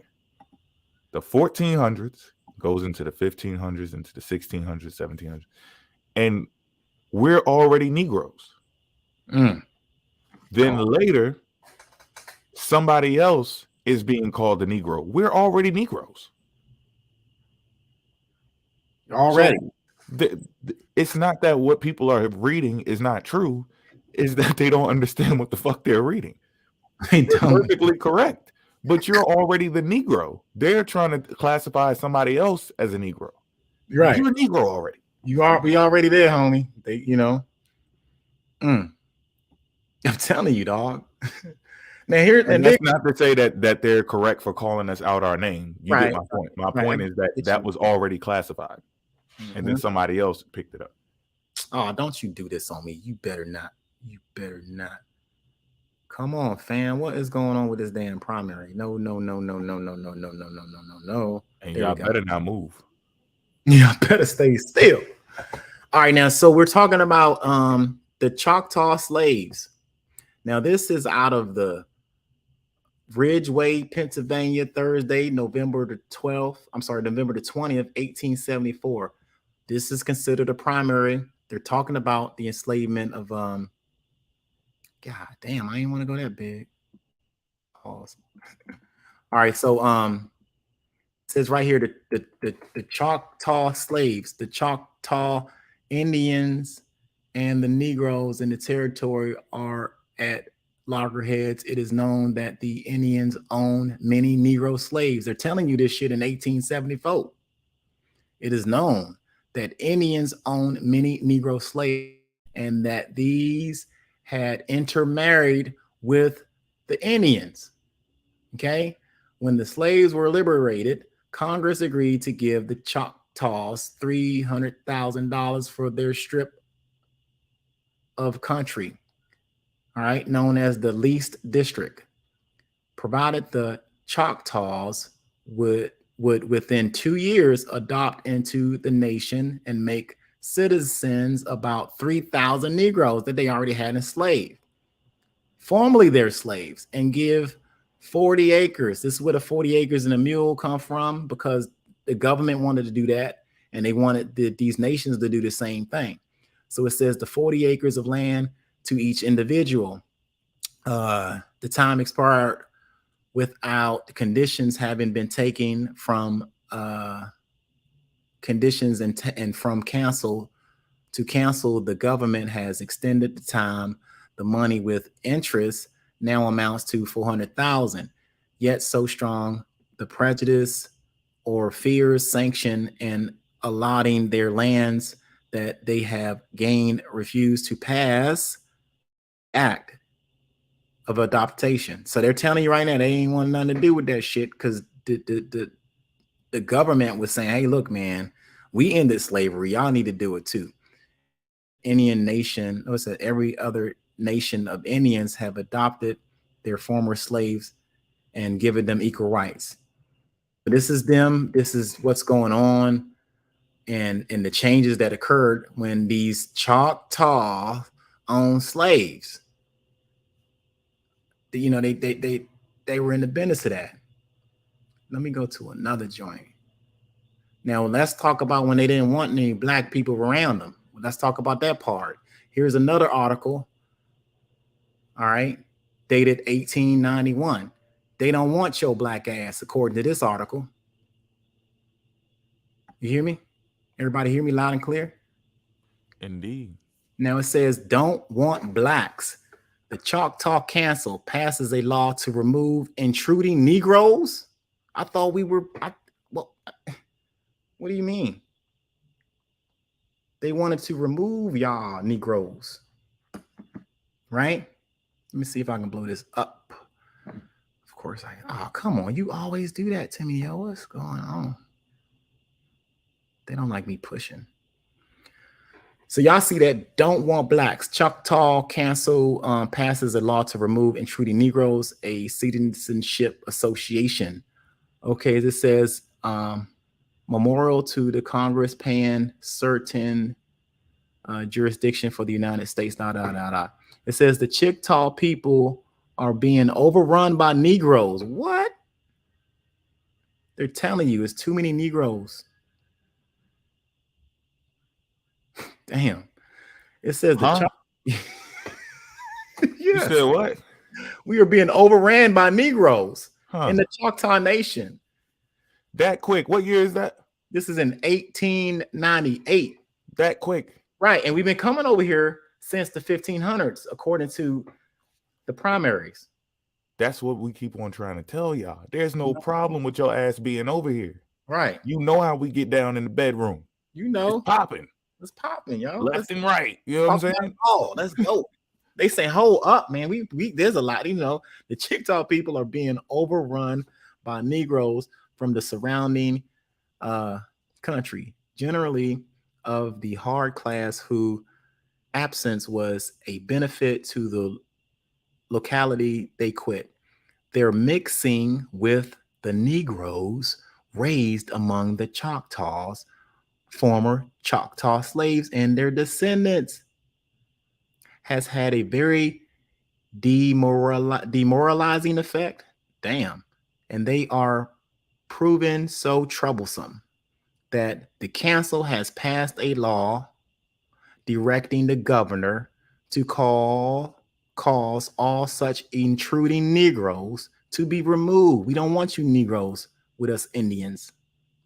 And further forbidding any officers to issue residence or permits to any Negro, except former Choctaw slaves or their descendants. Y'all understand that, right? All the Negroes can get out except for the descendants of the enslaved that we had. But don't touch my property. You touch my Negroes, but I ain't like the rest of these Negroes. Them new niggas over there. Kicking y'all black asses out.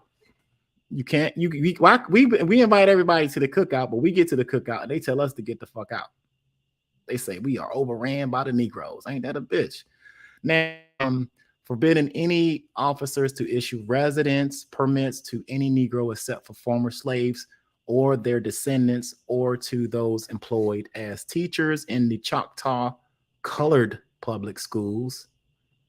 A fine of $50 is prescribed against any officer violating this provision and against any citizen employing any illegal residents, employing any illegal resident Negro. They don't want Negroes at all. They really clear about this shit. I mean, damn, let's read a little more. Let's see what they talking about these Negroes. A fine of $50. God damn. This is by the 4th section of the act. All companies or corporations doing business in the nation under license from Choctaw government and none other can do business there are forbidden employing or bringing in any such Negroes. God damn. And those who have such Negroes now employed are required to remove them from the nation. God damn. They don't want any Negroes in the Choctaw Nation in 1891. And y'all got feathers in y'all in y'all head right now. Damn. Right. So it says the last provision strikes directly at the Choctaw Coal and Railway Company, which is operating coal mines under the Choctaw license and which replace striking white and Indian miners about 2 months ago with Negro miners imported from Alabama.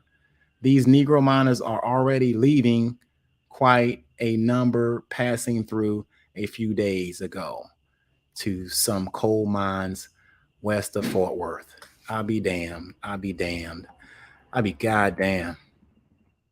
They don't fuck with you Negroes over here. Clearly they don't. They put this shit in a damn newspaper for your ass. That they ain't fucking with y'all Negroes like that. And big bold ass letters too. Don't want blacks. Can we get some feathers in the chat for that? Now, I mean, you could still hold it and you could say that's you. Right, you can say, oh, you won't. That just goes to show if that is you, why y'all don't fuck with us. They ain't fucking with you. Never did. But we're not saying that though. We just trying to say either way, it doesn't make any damn sense. I want y'all to be clear on this primary.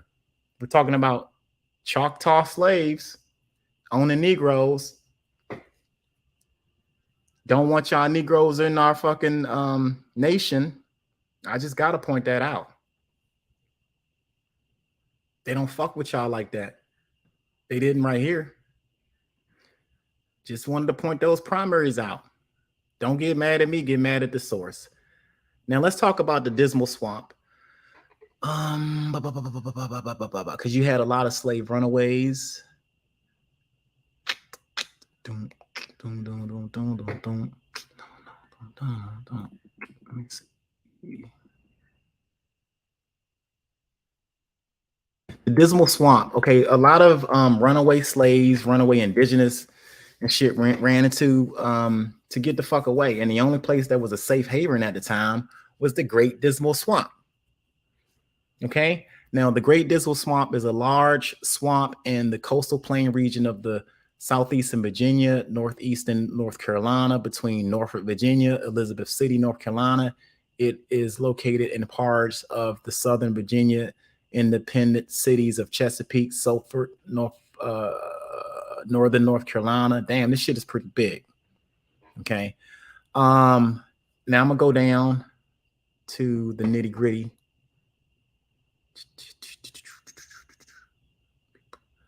Okay, it says right here, the swamp. Damn, I didn't mean that. The swamp. Come on, yo. What's up with this computer, yo? I'm up here. Here, y'all, if y'all want to know.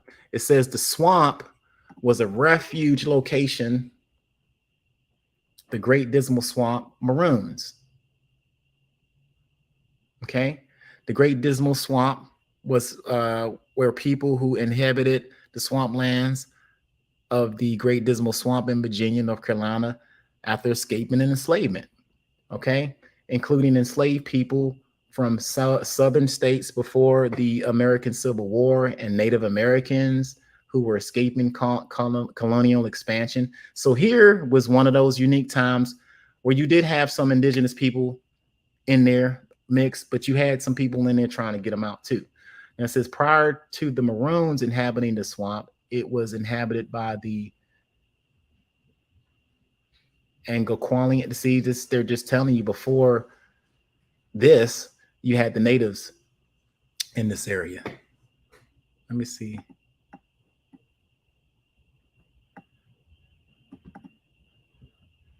You know, I can't pronounce shit. Algonquian languages. Algonquian, that's it. That's it. Now, of course, I lost my damn place. Where'd I go? Oh, fuck.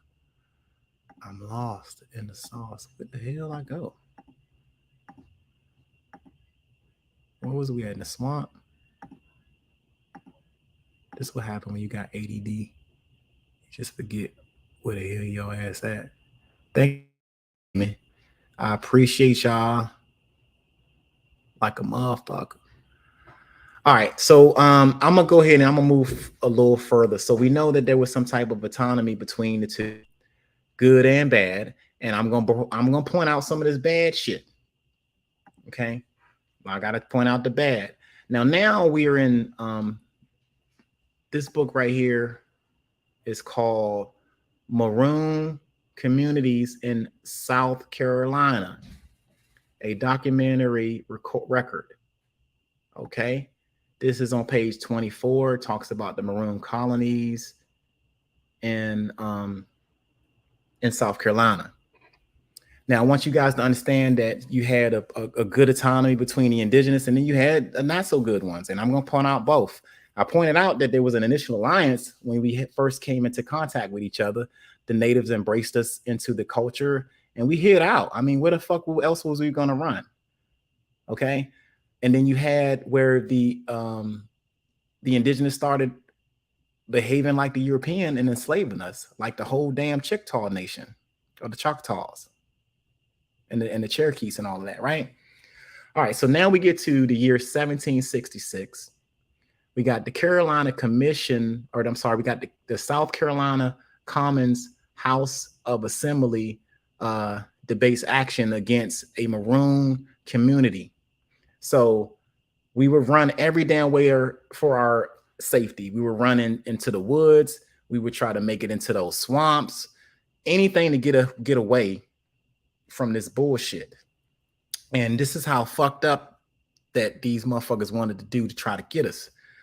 Okay, this what I'm about to bring to you is what type of means that they try to get us. You know what I'm saying? Like what did they do? What group of people did they send in to get these Negroes that was hiding in the Maroon colonies? All right, now I talked about the good, and I'm going to talk about the bad. Okay, so reading this, it says the South Carolina Common House of Assembly debates action against the Maroon communities in Colton County. Now it says here in January 14, 1766, a message from His Honor Lieutenant Governor of the Master of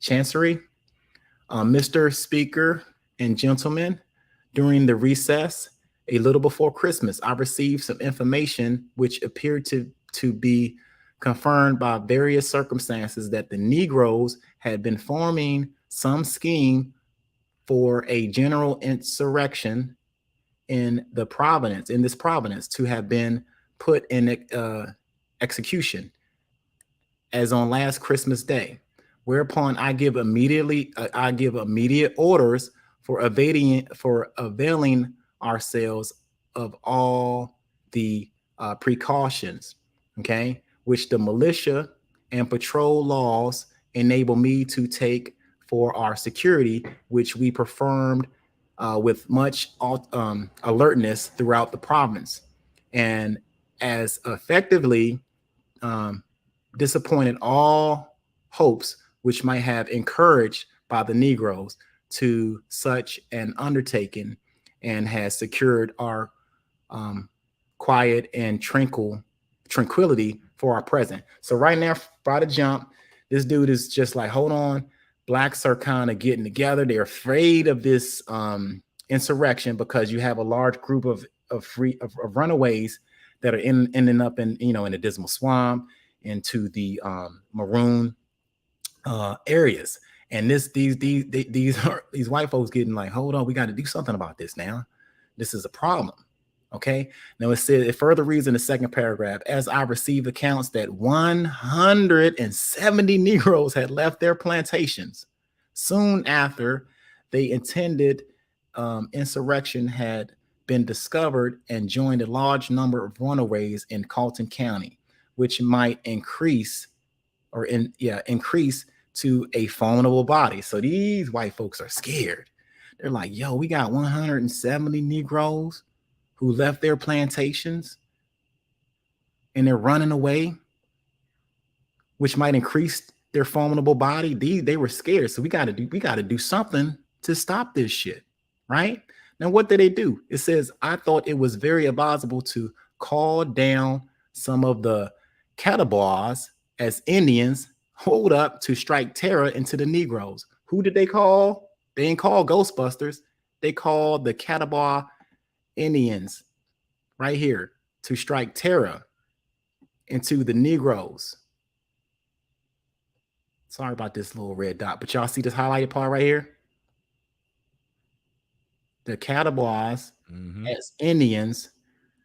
That's who they wanted to get to capture free, minding their business Negroes, to strike terror into the Negroes, right? And the Indians' manner of hunting rendered them more sagacious in tracking, that just rendered them more.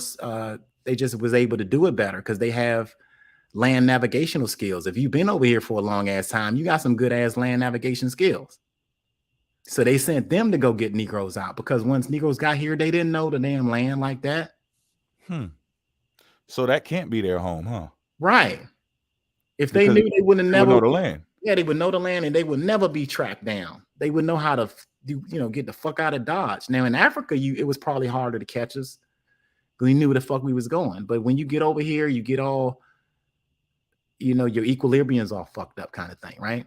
So it says, in tracking and expert in finding out the hidden recesses. So they knew that these Indians had knowledge of land navigational skills to track and find out the hidden recesses which the runaways concealed themselves from.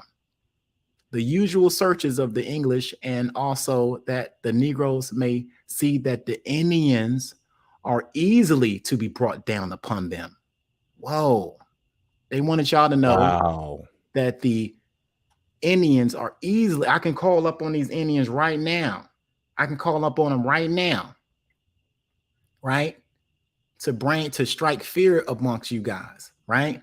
I communicated this matter to His Majesty Council, who advised me to take the measure, and I accordingly sent my orders to Mr. Wiley, if I'm pronouncing that right, that you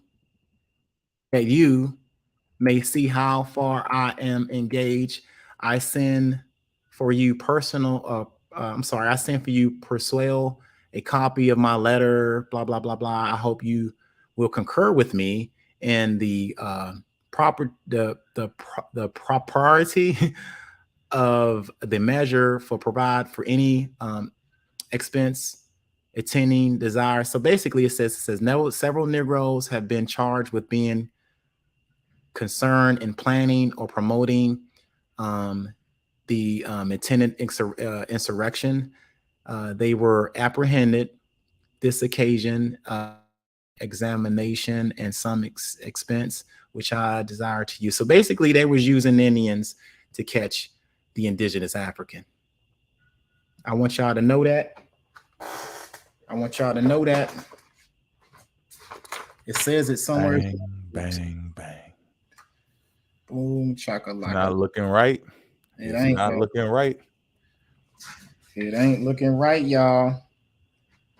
When I look at this chat, I better see some feathers in the motherfucking chat. Let me see. And this ain't this now. I want y'all to know what group of these are the Catawbas Indians. Now I ain't gonna you know. Of course they won't let me say it, but the Catawbas. I think I'm pronouncing that right. We need the Catawbas as Indians to strike into the Negroes. All right. Now, if anybody want to see this source, this is from the Maroon communities in South Carolina. Now, let's see if I can find some other group of indigenous trying to fuck with us like that. You know, let's see. Let's look further. This is a large mess we're cleaning up. All right, let me see. Where did this shit go? Was it page 11 or 10?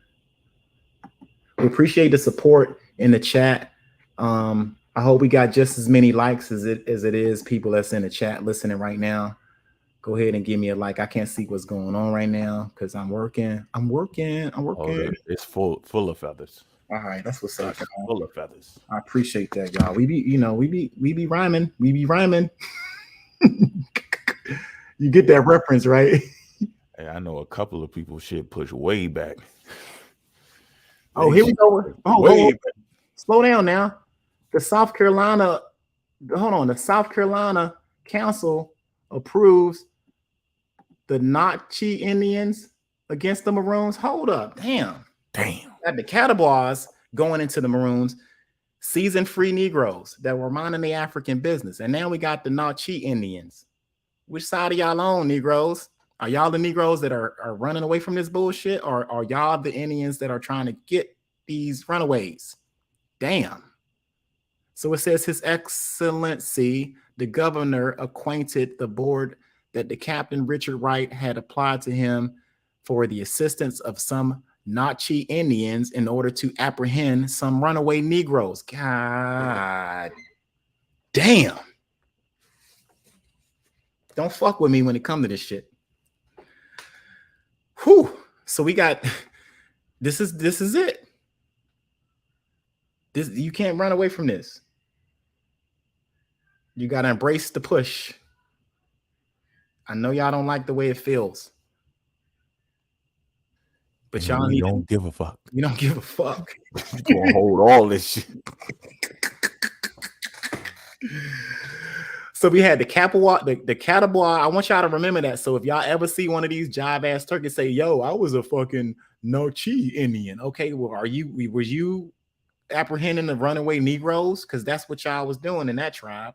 Or if somebody say, "I was part of the Catawba tribe," oh, were you was part of the Negro? You was part of that squadron that went into the areas and to capture the runaways in the Maroon colonies. So I showed you the good, and I'm showing you the bad. Okay? I'm showing you the bad. Y'all see that? Just to be clear. Just to be clear. So, big push. Don't get mad, get smart, prove me wrong. Let's see. I went in this before. Didn't I go in here? We talked about this before. This is about Bristol. I'm gonna slow it down, y'all. I kind of went over this before already. This talks about the slave ships in Bristol. Remember we talked about the Portugal and how they ran up on this shit, and it took a while before the English to get into it. Well, at this time they just took over this shit in Bristol. Let me see if I can find something real quick for y'all while I'm on this drink.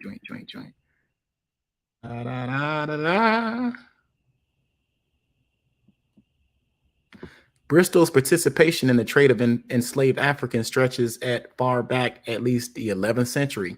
Irish and English slaves were routinely sold in the port until the 1100s.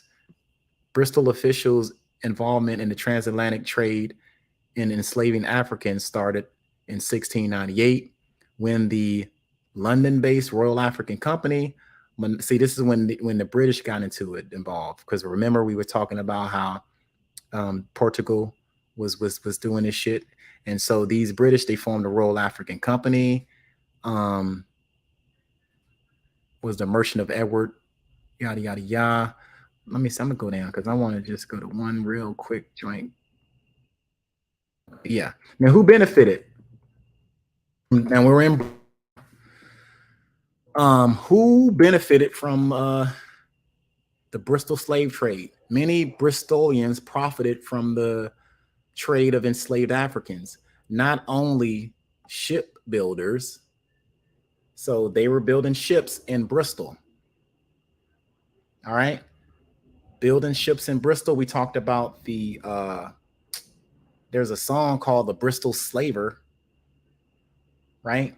We talked about all that. I just want y'all to know where the slave ships at. You look up this shit right here and it'll tell you all about it. So,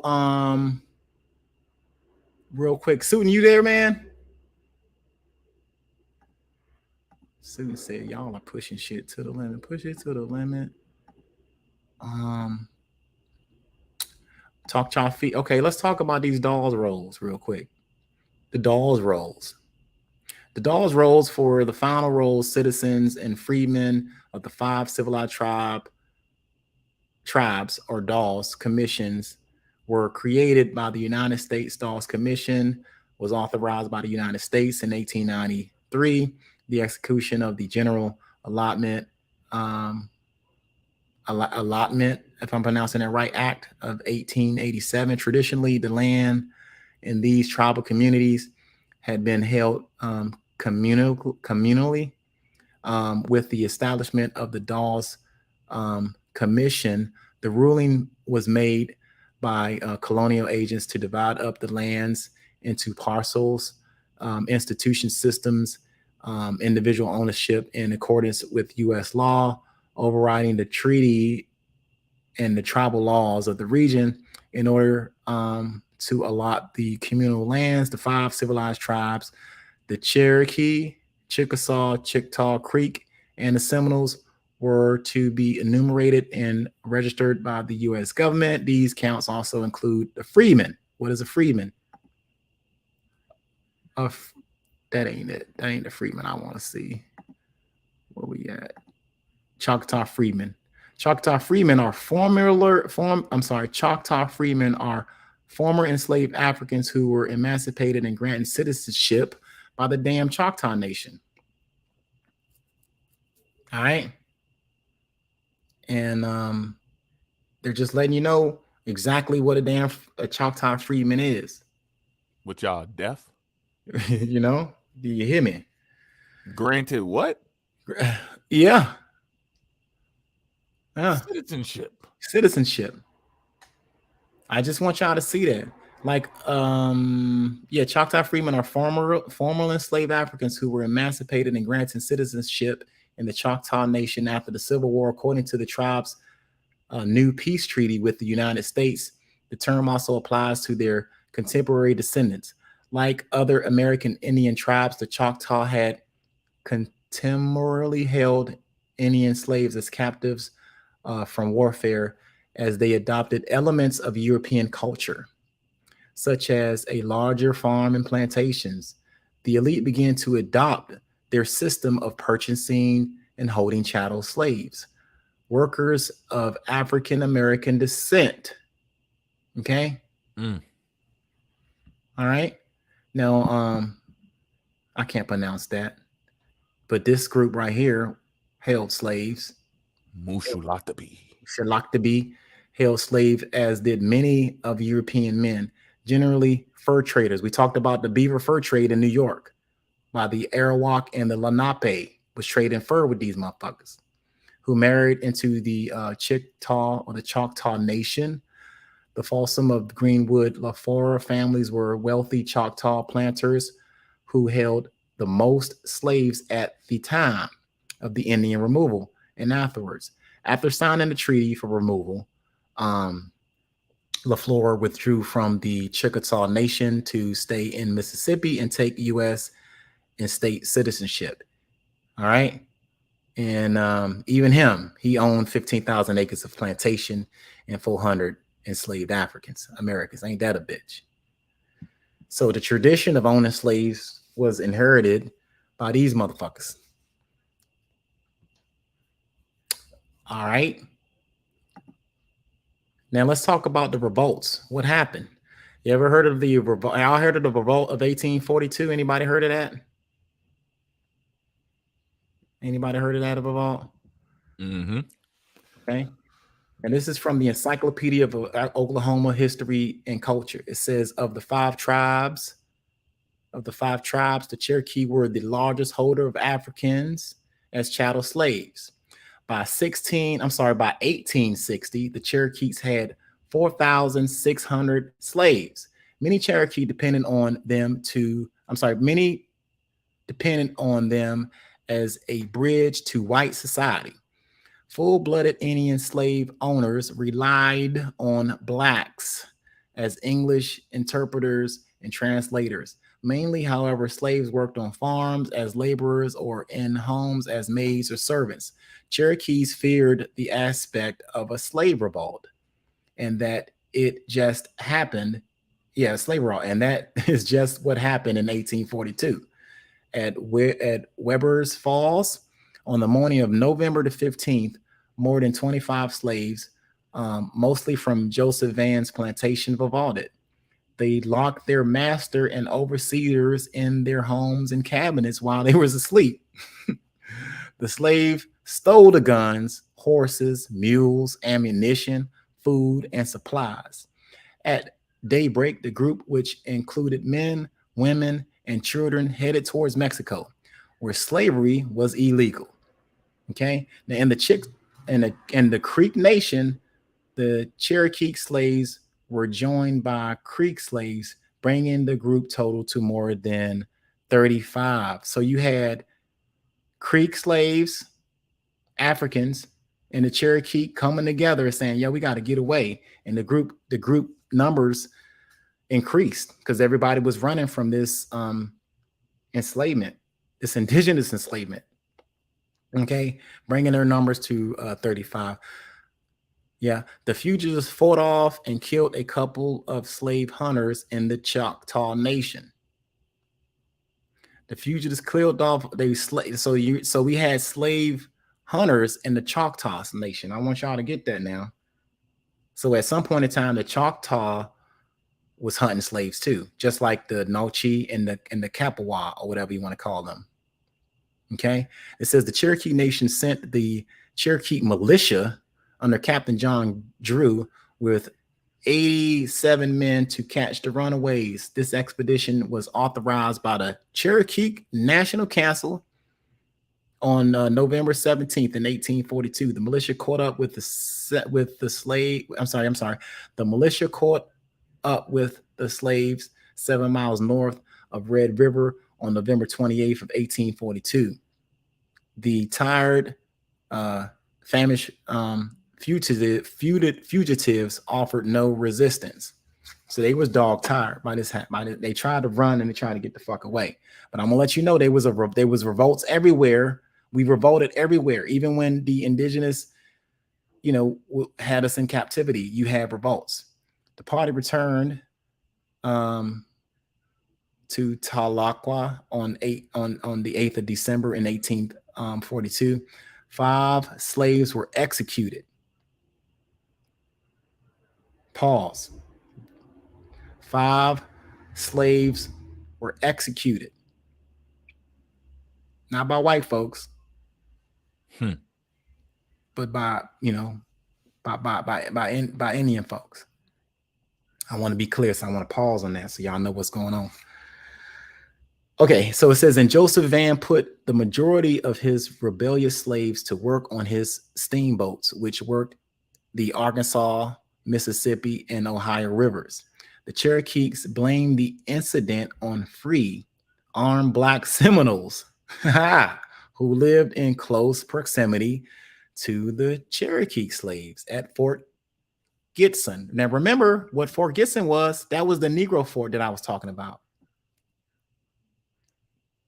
That got changed to Fort Gibson, I believe. I want to check me on that.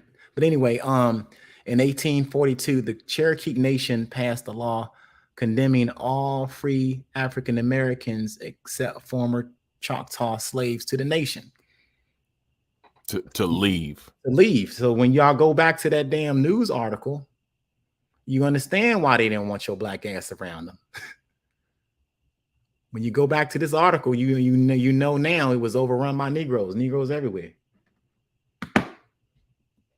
Don't want you Negroes around our nation.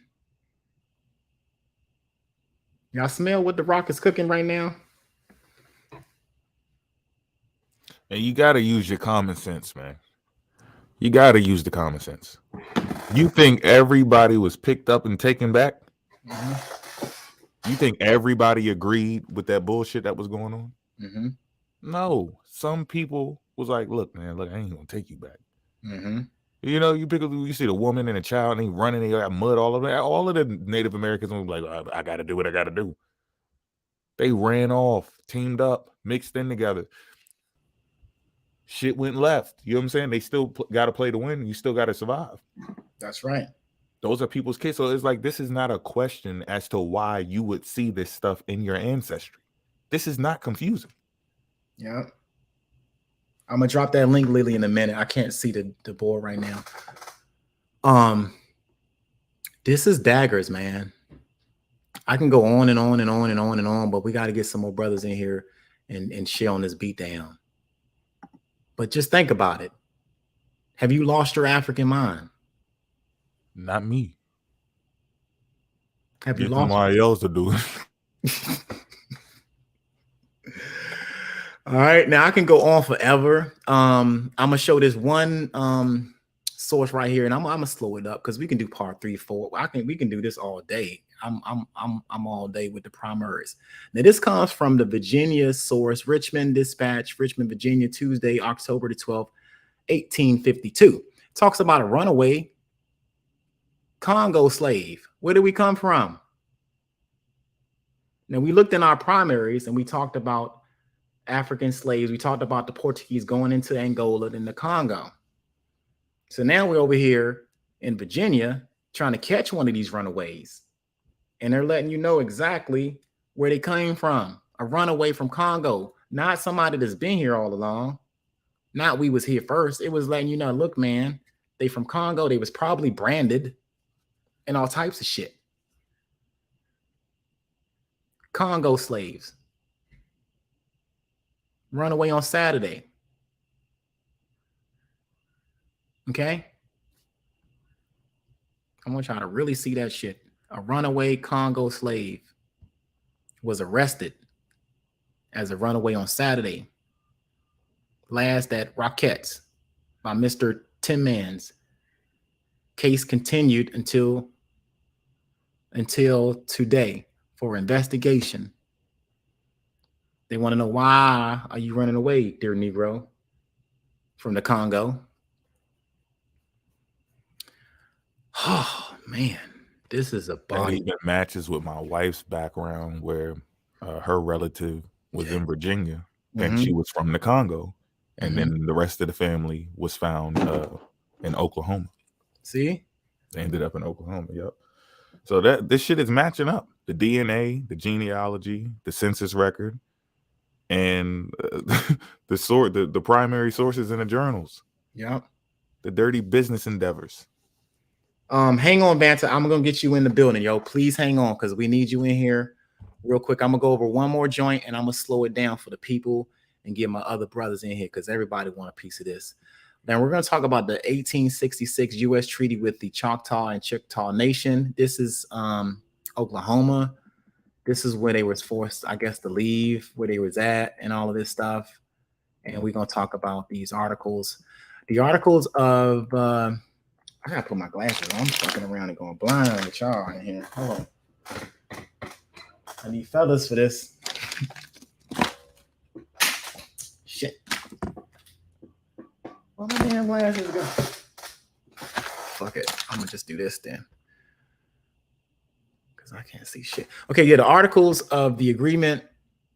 I'm sorry, articles of agreement and convention between the United States and the Choctaw and Chickasaw Nation of Indians made and conclude at the city of Washington, the 28th day of April in the year 1866. Dennis N. Coley, Elijah Sales, and E.S. Parker, special commissioners on the part of the United States, and Alfred Wade, Alan Wright, James Riley, John Page, commissioners of the part of the Chickasaws, and the Winchester, Colbert, Edmund Pickens, blah, blah. I ain't gonna read all these motherfuckers. We're gonna go through the articles real quick. Article 1. Permitted peace and friendship are hereby established between the United States and the said nations, and the Chickasaws or the Choctaws and the Chickasaws do hereby bind themselves respectively to the use their influence and to make every assertion to induce Indians of the plans to maintain peaceful relations with the others and with other Indians within the United States. This is when the United States was like, we're gonna tell everybody how to conduct their shit. But anyway, Article 2, the Article 2, the Choctaws and the Chickasaws hereby comment and agree that henceforth neither slavery nor involuntary servitude otherwise than punishment of a crime whereof the parties shall have been duly convicted in accordance with law applicable to all members of the particular nation shall ever exist in said nations. So they're just telling them, hey man, you can't be doing the slavery. They're letting you know, hey man, we didn't stop enslaving these Negroes. Y'all need to stop too, because they had their own nation within the nation, right? That's in Article 2. And here's the juicy part in Article 3. Article 3, the Choctaws, Chickasaws, in consideration of sum of 300,000 hereby cede to the United States the territories of west of the 98° west longitude, known as the lease district, provided that the said sum shall be invested and held by the United States at the interest not less than 5% in trust for the said nations until the legislators of the Choctaw and Chickasaw nations respectively shall have made such laws, rules, and regulations as many be necessary to give all persons of African descent, all persons of African descent. So if y'all want to claim this shit, y'all need to be claiming your African heritage in order to receive any motherfucking benefits that these indigenous folks was allowing y'all. You was about to say something, bro? I said whoopsie. Yeah. All persons of African descent. Not saying, because they knew that they enslaved African people. So they're telling you, look, man, we're giving everybody that's of African descent a pass if you belong to the nation. Biggest dagger y'all ever gonna see right here. This is Article 3 of that Constitution. Article 3 of the United States Treaty with the Choctaw and Chickasaw Nation. All persons of African descent, residents in said nations at the date of the Treaty of Fort Smith and their descendants here therefore held in slavery among said nations all the rights, privileges, immunities, including the right of suffrage of citizens of said nations, except in immunities, monies, and public domain claimed by or belonging to said nations respectfully, and also to give to such persons who were residents as aforesaid and their descendants 40 acres of land. So this is them saying, all right, we enslaved y'all, you go get 40 acres and the mule. So still to this day, you still find descendants having issues with this. So this is, but y'all gotta understand that you gotta be of African descent, because these Choctaws, Chickasaws, and the Cherokees and the Creeks and the Seminoles, they all own African slaves. Put the link in the chat. All of them. Okay, yep, my bad. All of them.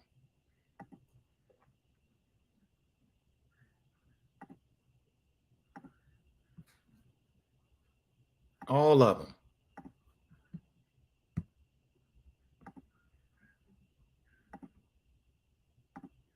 right, you in the building now. Article 3, y'all. If y'all want to know where Port get this shit from, hey man, Port making shit up. No, man. This is a United States fucking congressional article right here, yo. Like, you cannot make this shit up. Okay? But you know, if you're gonna claim this shit, you gotta make sure you claim your African descent, because they ain't gonna recognize your ass. Y'all see that, right? African motherfucking descent. Clear as day. So with that being said, I'm gonna yield the floor to my partners. I know I've been on this joint ringing the alarm. Everybody put a like and a feather in the chat for me. I'm gonna drop a bomb. We ready for that boom. I know I couldn't even do my own bombs, yo. I couldn't even do my in the own comments like with a boom. Yo, I couldn't even do my own bombs, yo. I couldn't even see the screen, yo. You know, so I'm gonna have to drop a bomb for myself, you know what I'm saying? Because you know, y'all getting stomped on. I'm telling you. I'm telling y'all, yo. Yeah, let me put this bomb out. Let me. Can y'all hear that? Oh yeah. Wake up, yo. Vance is in the house. I'm stomping motherfuckers out, yo. King Kong ain't got nothing on me. What it do? What it do, fam?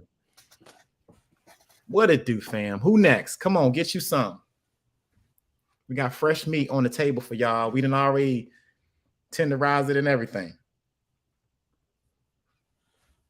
Everything. Dude, it don't matter. Now,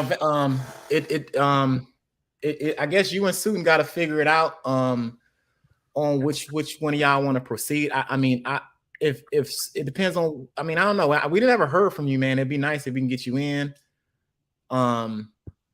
We're 7 hours into it, though. I want to know how. Yeah, I think after Vanta, we're gonna go straight to Q&A. Okay, is Susan gonna push it all? Yeah, he wants to go straight to Q&A right after this because it's gonna be. I think it's gonna be too long. It'll be too long. If Okay, both of them go. I got you. Okay, so Vanta. Yeah, but we're not done yet. We're not done. We ain't finished, yo. We ain't done. It is not. We never gonna be over. Yeah, I'm gonna send these little studies over. Yeah, just make sure it's in the link where I can just click it on my shit and I can pop it up. All right, cool. You know what I mean? Any little any link would be fine, and I can just pop it and you're like, yo, just share this. Boop, boop, boop. Yeah, because I'm on my phone this time because it was sent out the link.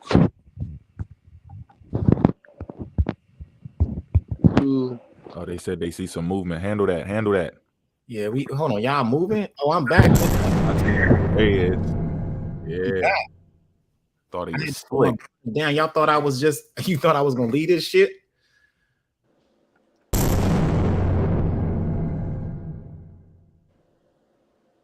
Come on, man. Check those primaries out. If you just now getting in here, I need you to like what y'all seeing. Go ahead and give me a like. Go ahead and share this. Let's get some people in the building. We are coming with these primaries. We are pushing shit back all day. So Vanta, I just see a link right here. I'm gonna. This is not a drill, y'all. This is not a drill. Personal settings. Give me information. It's really happening.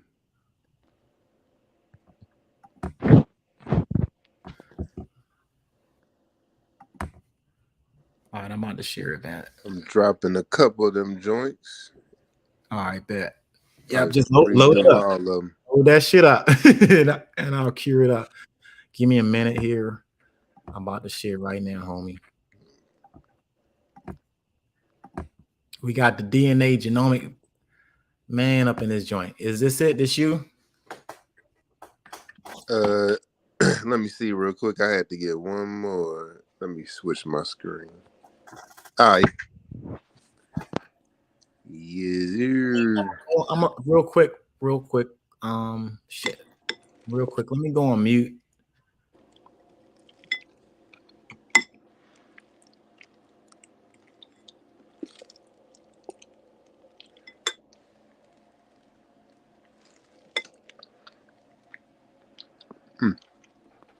Eat. Tearing that shit up. Hey, you yeah, I tell you what, let's do this real quick. I'm gonna unshare the joint. I'm gonna you go ahead and load up your joint. I'm gonna put on a little music because I gotta leave just for a hot second. Good shit. I need to move too. I gotta move for a hot second. Don't nobody go nowhere. Don't clear this room. Yeah, y'all don't move. I was into this shit already. Don't move. Don't go nowhere. I'm gonna put some music on for y'all. Okay. Hey.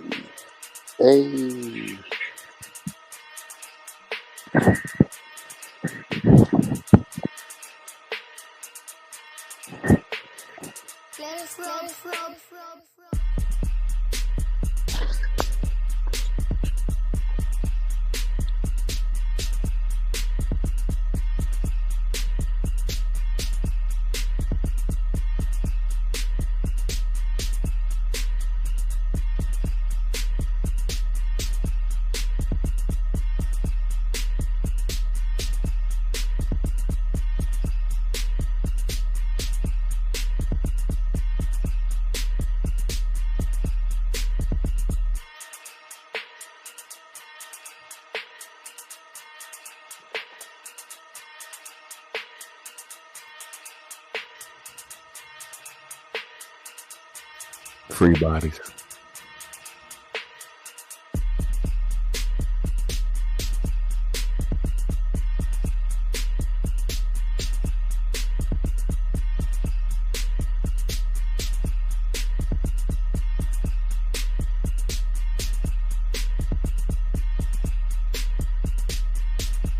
Peace to everybody. I just looked at the chat. What it do, everybody? What it is, what it do.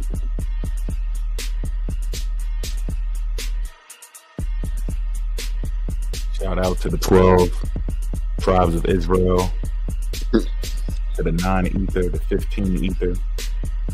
Shout out to Mayak University. Shout out to the Moon 9 Negroes who've been 12 toes down this whole time. Don't pick nobody up.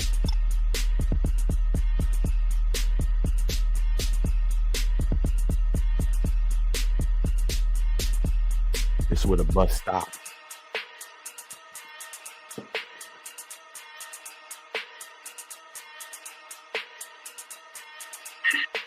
Yeah, pick them up now. Let them lay down when we see them in bed by every day.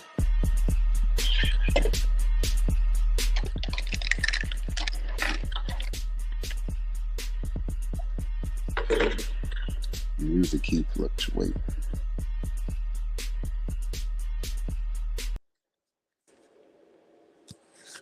All right, we good? Everybody get their little rest on a little bit. Just a little bit. A little bit. My bad. I had to leave. I've been sitting down for 7 hours straight. Nah, it's all good. Damn. Part 2, y'all. 7 of them things. Part motherfucking 2 of the mass pseudo pretendian motherfucking countdown, son. I hit him in the head with the head shot. Oh, sorry. Excuse me, babe.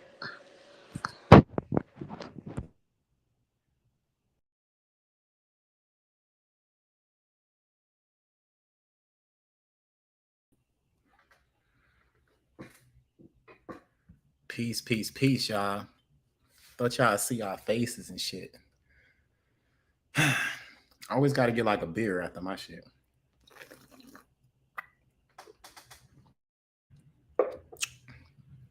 What's up, family? Can y'all still hear me, see me in the chat? This is a mass pretendian extermination, man. I hope y'all like what y'all see so far, family. This right here ain't no joke. This shit ain't no joke. Thank you, everybody that's hung in there 7 hours long with this shit. All right, we appreciate all of that. Yes, go ahead and get your wine. Go ahead and roll you up something. Twist one for the nation. Do that. Do all of that. Let me change my mic real quick. Do that, y'all. Do that. Where my mic at? My shit ain't plugged up. August. Check one, check two. Y'all hear me? Yeah, I think we good. Yeah, you good. Everybody get your wine, get your little pre-rolls up. We are pushing the second half of this push. The second half. Hey, now stay tuned for the after question and they joint. Susan's gonna try to set aside some time so that we on there, man. He's been busy today. Shout out to his family, man. I know they busy over there and stuff like that. Chat is bumping. I see the chat jumping. I appreciate the 37 likes y'all done gave us.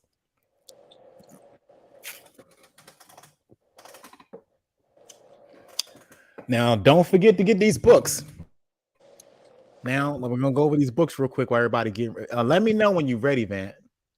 I'm trying to log into this laptop because I was on my phone. It's all right. Go ahead. Go ahead. You good? Cool. The fuck is that message for? Can't update Chrome. Chrome couldn't update. I don't know. Anyway, Maroon. Don't fuck with that right now. Yeah.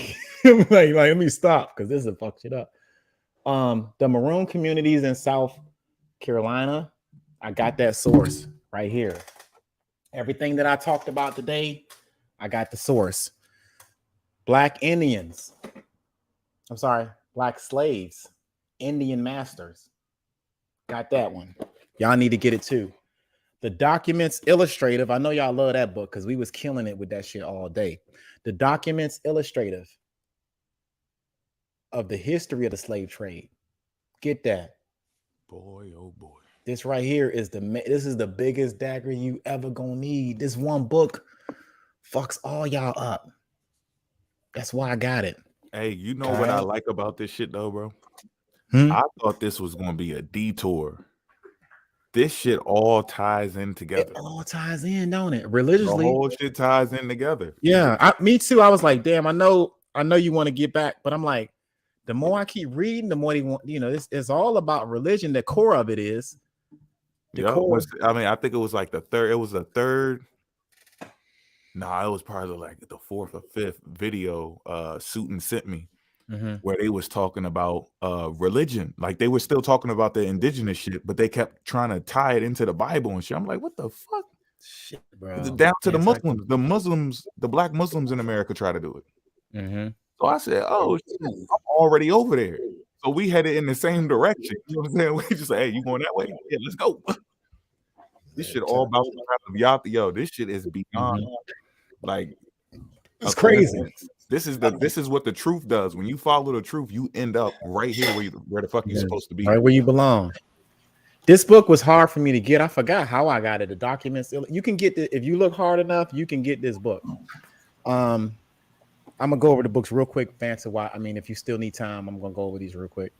A social history of black. I read out of this one too. A social history of black slaves and freedmen in Portugal between 1441 and 1555. All right. Another one of the sources is this. This right here goes with the Documents Illustrated. This is the Chronicles of the Discovery and Conquest of Guinea. Prince Henry the Navigator. And damn, I missed this book. Shit. I talked about this on my last joint. This book right here, this thick ass book right here. This shit is called The History of the Liverpool Privateers. This is a must-have. I don't want to hear shit about where the slave ships at. I don't want to hear shit about we was pussy on the slave ships because it talks about the revolts in this joint. Tells you where the slave ships was coming from. It tells you where the slave ships was getting the privateering that was involved in shit when they was kidnapping ships. All of that shit. Thick ass book right here. Another one, the laws and ordinances of the New Netherlands. Got to hit these books on y'all head. Get this book, The Laws and Ordinances of the New Netherlands between 1638 and 1674. This is how New York got founded. This talks about the importations of slaves into New York and everything. Last book, Banta, I know you hanging on. I just want to give you time to get your shit right, because sometimes you just need that extra time to make sure your cues and stuff are ready. So I'm gonna give you a little grace. And then this book right here, this has got Osceola on the cover, the same dude that Natural Yahweh got confused with. It says African right here. How African Seminoles and women shaped the sunshine shape. Shaped the sunshine state. I can't talk, man. I've been reading and talking so long, and I ain't even get into this book right here. I ain't even open this joint up for y'all. The slave trade. Look how thick this shit is. We're gonna get in that later. But Van, if you ready, I can queue up whatever you need, man. Just let me know. Communicate with me. We need more likes in the chat. Y'all get these likes up. Get the likes up. I'm almost there. I might start with this L7. It's all good. Take it, and I think we're ready. Yeah.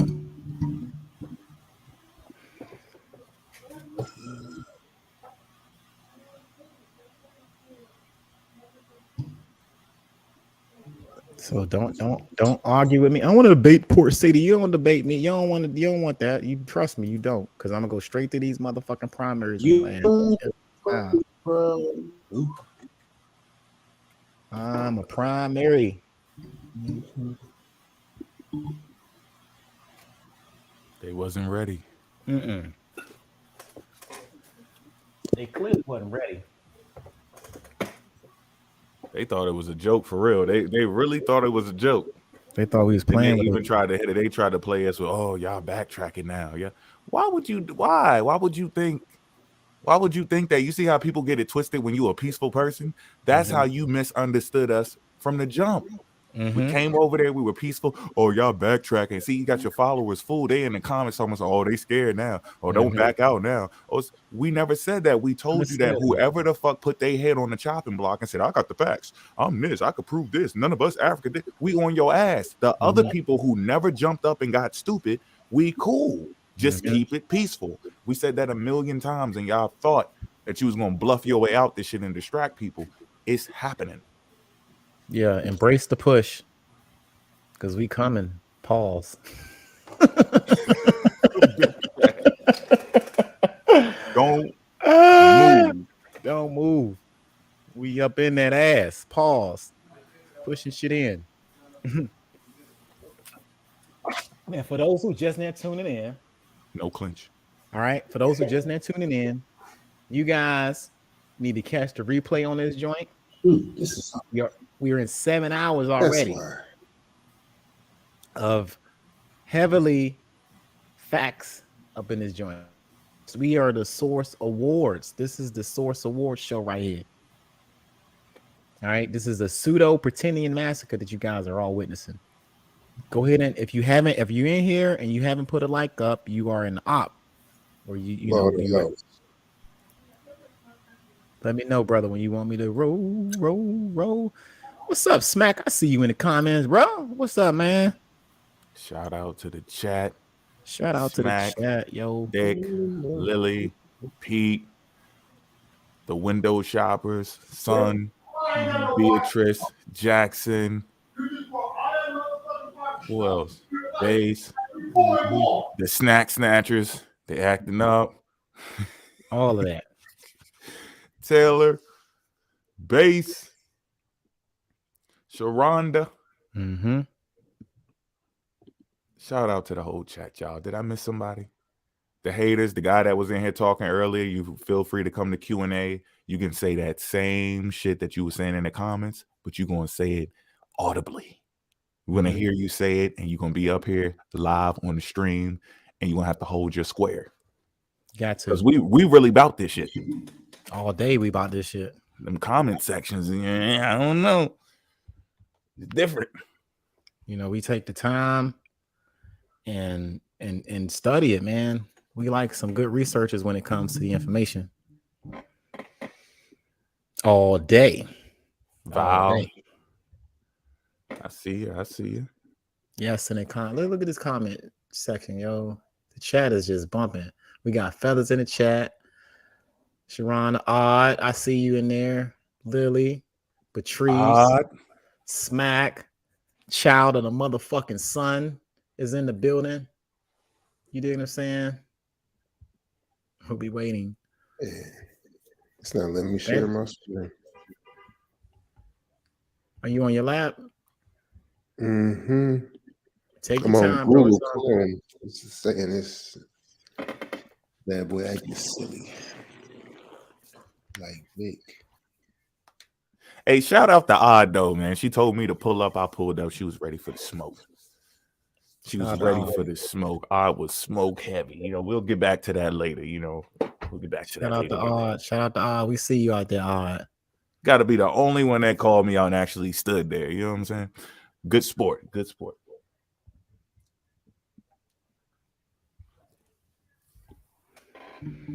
Yeah, we don't like to leave stones unturned up in this bitch. We gonna look, man, and we gonna investigate, and we want to be honest about it. We really want to be honest about it.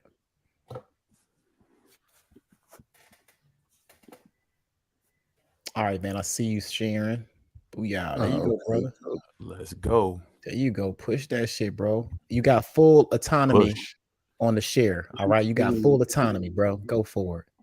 All right, so I'm gonna start off with finishing off like the out of Africa portion of the video without getting too further into it, but clearing up a couple of things.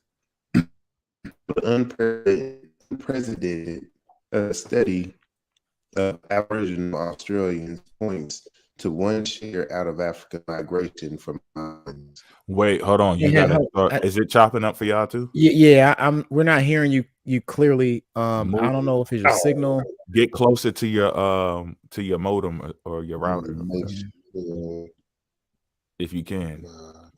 Sometimes all it takes is like a slight move to the left or right.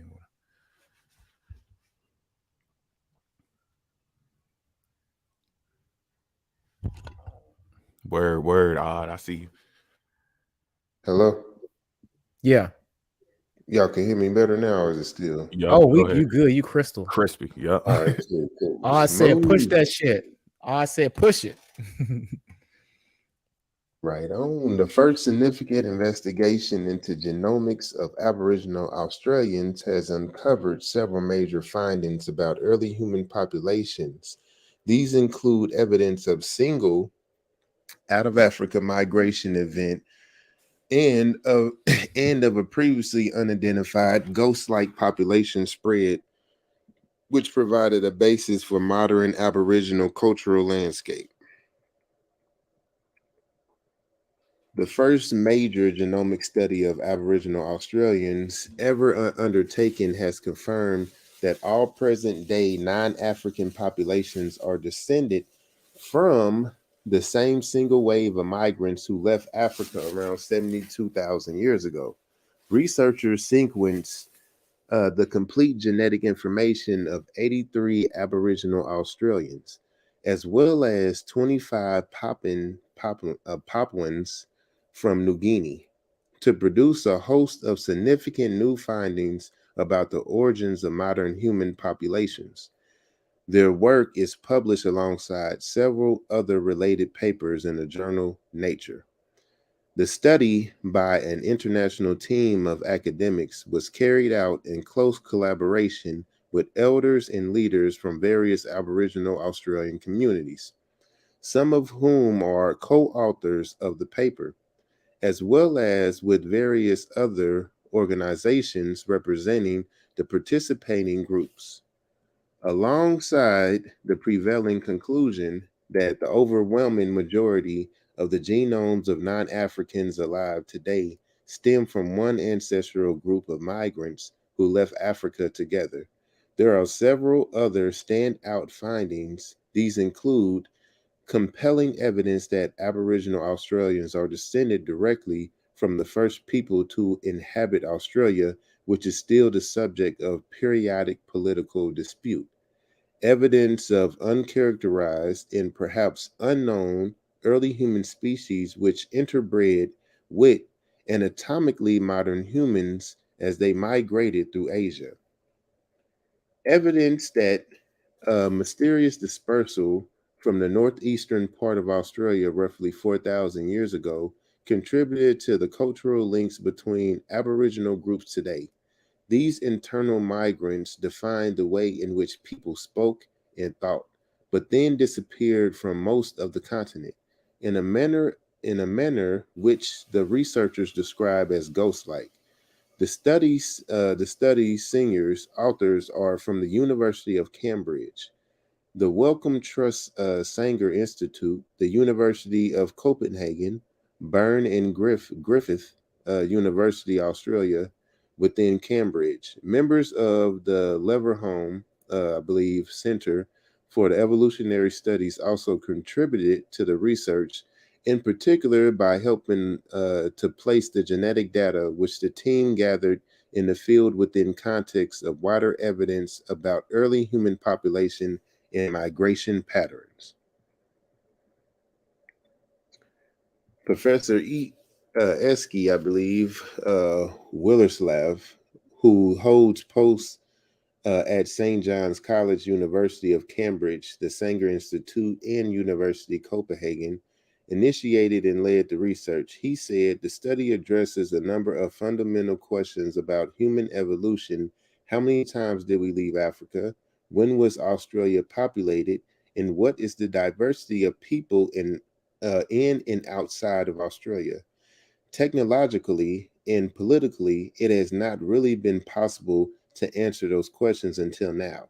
We found evidence that there was only really one wave of humans who gave rise to all present-day non-Africans, including Australians. Atomically modern humans are known to have left Africa approximately 72,000 years ago. Eventually spreading across Asia and Europe, outside of Africa, Australia has one of the longest histories of continuous, as you see, outside of Africa, because people say Australia has the longest, but they're incorrect. It's always outside of Africa. Australia has one of the longest histories of continuous human occupation dating back to 50,000 years. Some researchers that this deep history indicates that Papuans and Australians stem from an earlier migration than the ancestors of Eurasian peoples. So that's why when people always ask, oh, why do they look different? That's why they're one of the first people that ever have left out of Africa. So that's why they believe they look like that, but also they have some other theories as well. Other than that, they split from Eurasian progenitors within Africa itself and left the continent in a separate wave. Until the present study, however, the only genetic evidence for Aboriginal Australians which is needed to investigate these theories came from one tuft of hair taken from a long since deceased individual in two unidentified cell lines, which I got that video on my page. The new research dramatically improves that picture, working closely with community elders, representative organizations, and ethical board of Griffith University. Willerslav and colleagues obtained permission to sequence dozens of Aboriginal Australian genomes using DNA extracted from saliva. So they did use saliva on this one. This was compared to existing genetic information about other populations. The researchers modeled the likely genetic impact of different human dispersals from Africa in towards Australia, looking for patterns that best match the data they had acquired. Dr. Marta, I believe Myrazan Lar, and Professor Robert Foley, both from the Leverhulme Center, assisted in particular by analyzing the likely correspondence between this newly acquired genetic evidence and the wider framework of existing archaeological, anthropological, evidence about early human population movements. So Dr. Manjinder Senhu, I believe, a senior author from the Sanger Institute and University of Cambridge, said, our results suggest that rather than having left in a separate wave, most of the genomes of Papuans and Aboriginal Australians can be traced back to a single out of Africa event, which led to modern worldwide populations. There may have been other migrations, but the evidence so far points to one exit event. Boom. The Papuan and Australian ancestors did, however, diverge early from the rest around 58,000 years ago. By comparison, European and Asian ancestral groups only become distinct in the genetic record about 42,000 years ago. The study then traces the Papuan and Australian groups' progress around 50,000 years ago. They reached Sahul, a prehistoric supercontinent that originally united New Guinea, Australia, and Tasmania. Until these regions were separated by a rise in sea levels approximately 10,000 years ago. The researchers charted several further divergences in which various parts of the population broke off and became genetically isolated from others. Interestingly, Papuans and Aboriginal Australians appear to have diverged about 37,000 years ago. So Papuans from Australians had a divergence similar to other African groups about 37,000 years ago, long before they became physically separated by water. So long before they were separated by water, they had a separation for some reason. The cause is unclear, but one reason may be the early flooding of, I believe that's the Carpentaria Basin, which left Australia connected to New Guinea by a strip of land that may have been unfavorable for human habitation.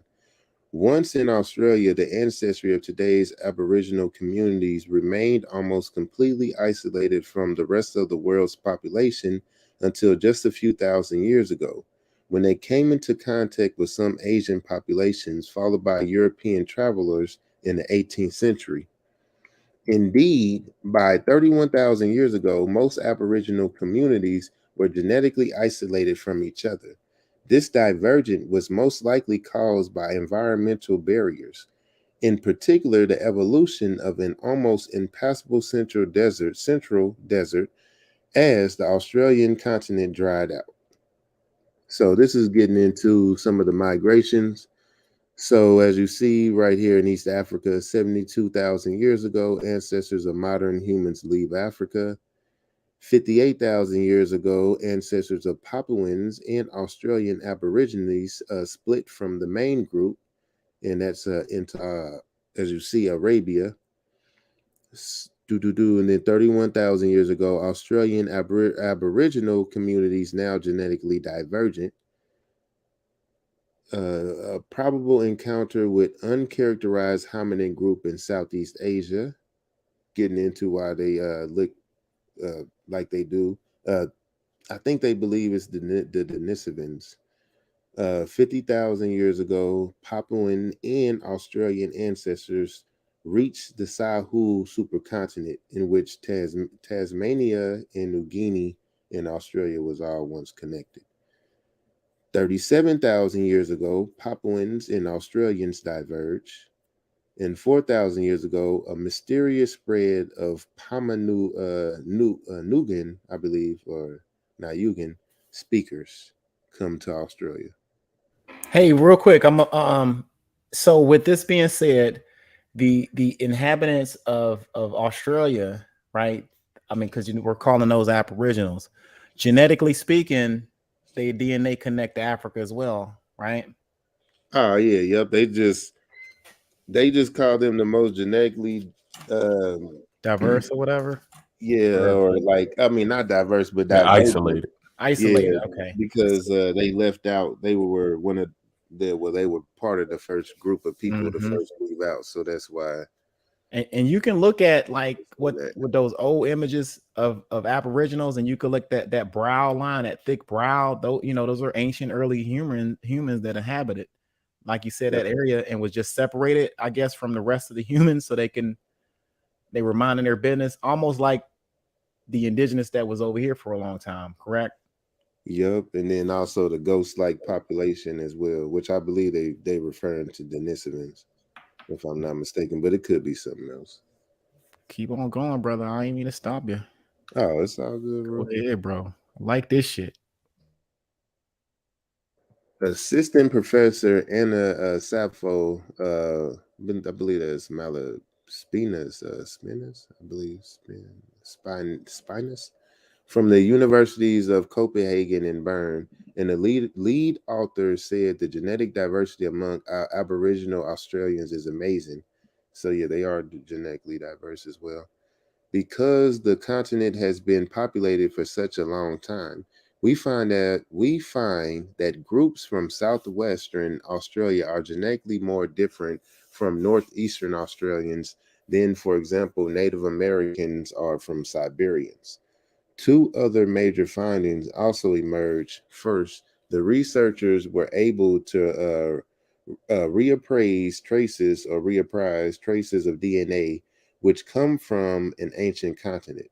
Extinct human species and are found in Aboriginal Australians. These have traditionally been attributed to encounters with Denisovans, a group known from DNA samples found in Siberia. In fact, the new study suggests that they were from a different as yet uncharacterized species. We don't know who these people were, but they were a distant relative of Denisovans, and the Papuan Australian ancestors probably encountered them close to Sahul, Willeslav said.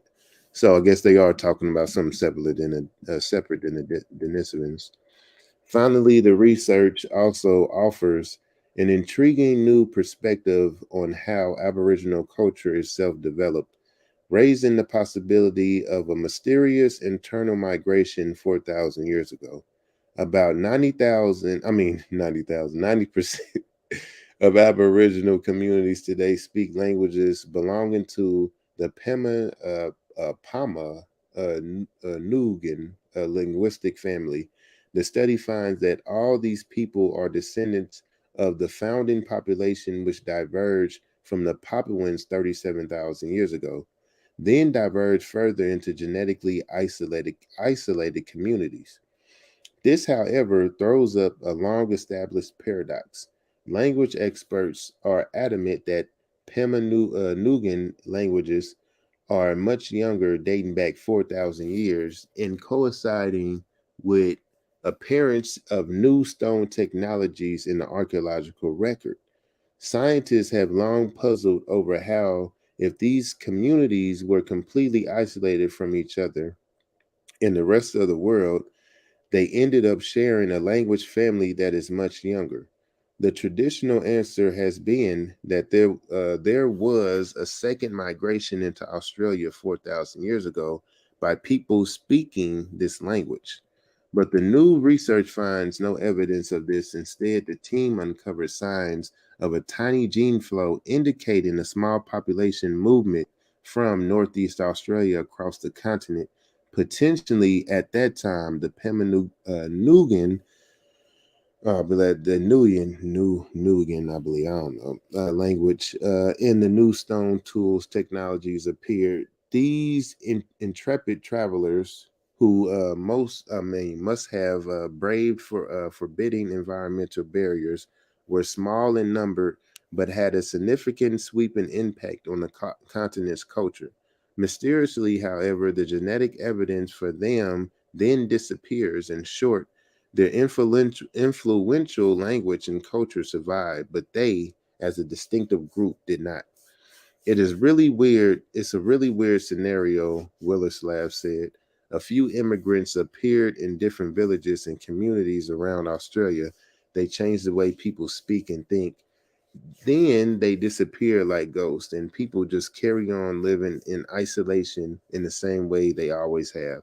This may have happened for religious or cultural reasons that we can only speculate about, but in genetic terms, we have never seen anything like it before.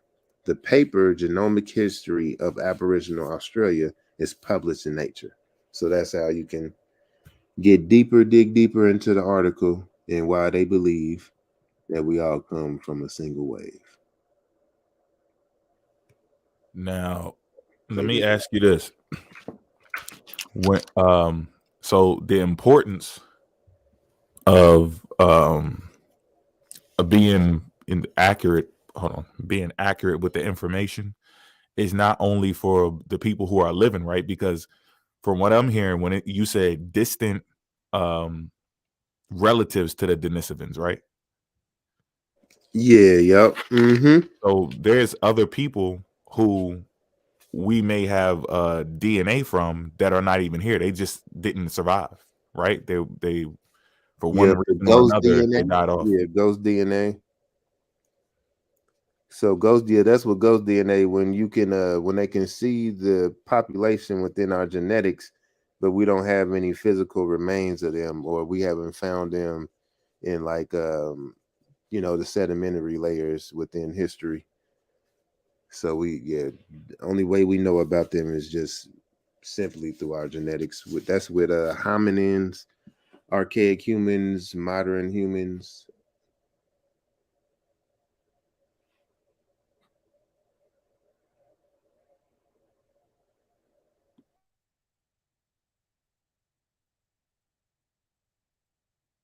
Hey, Vant, you on mute right now, bro. You good? Yeah, man. You hit the mute button. Couldn't nobody hear you. I got you in the studio, bro. Okay. All right. I'm gonna switch to this other bad boy real quick. Shoo.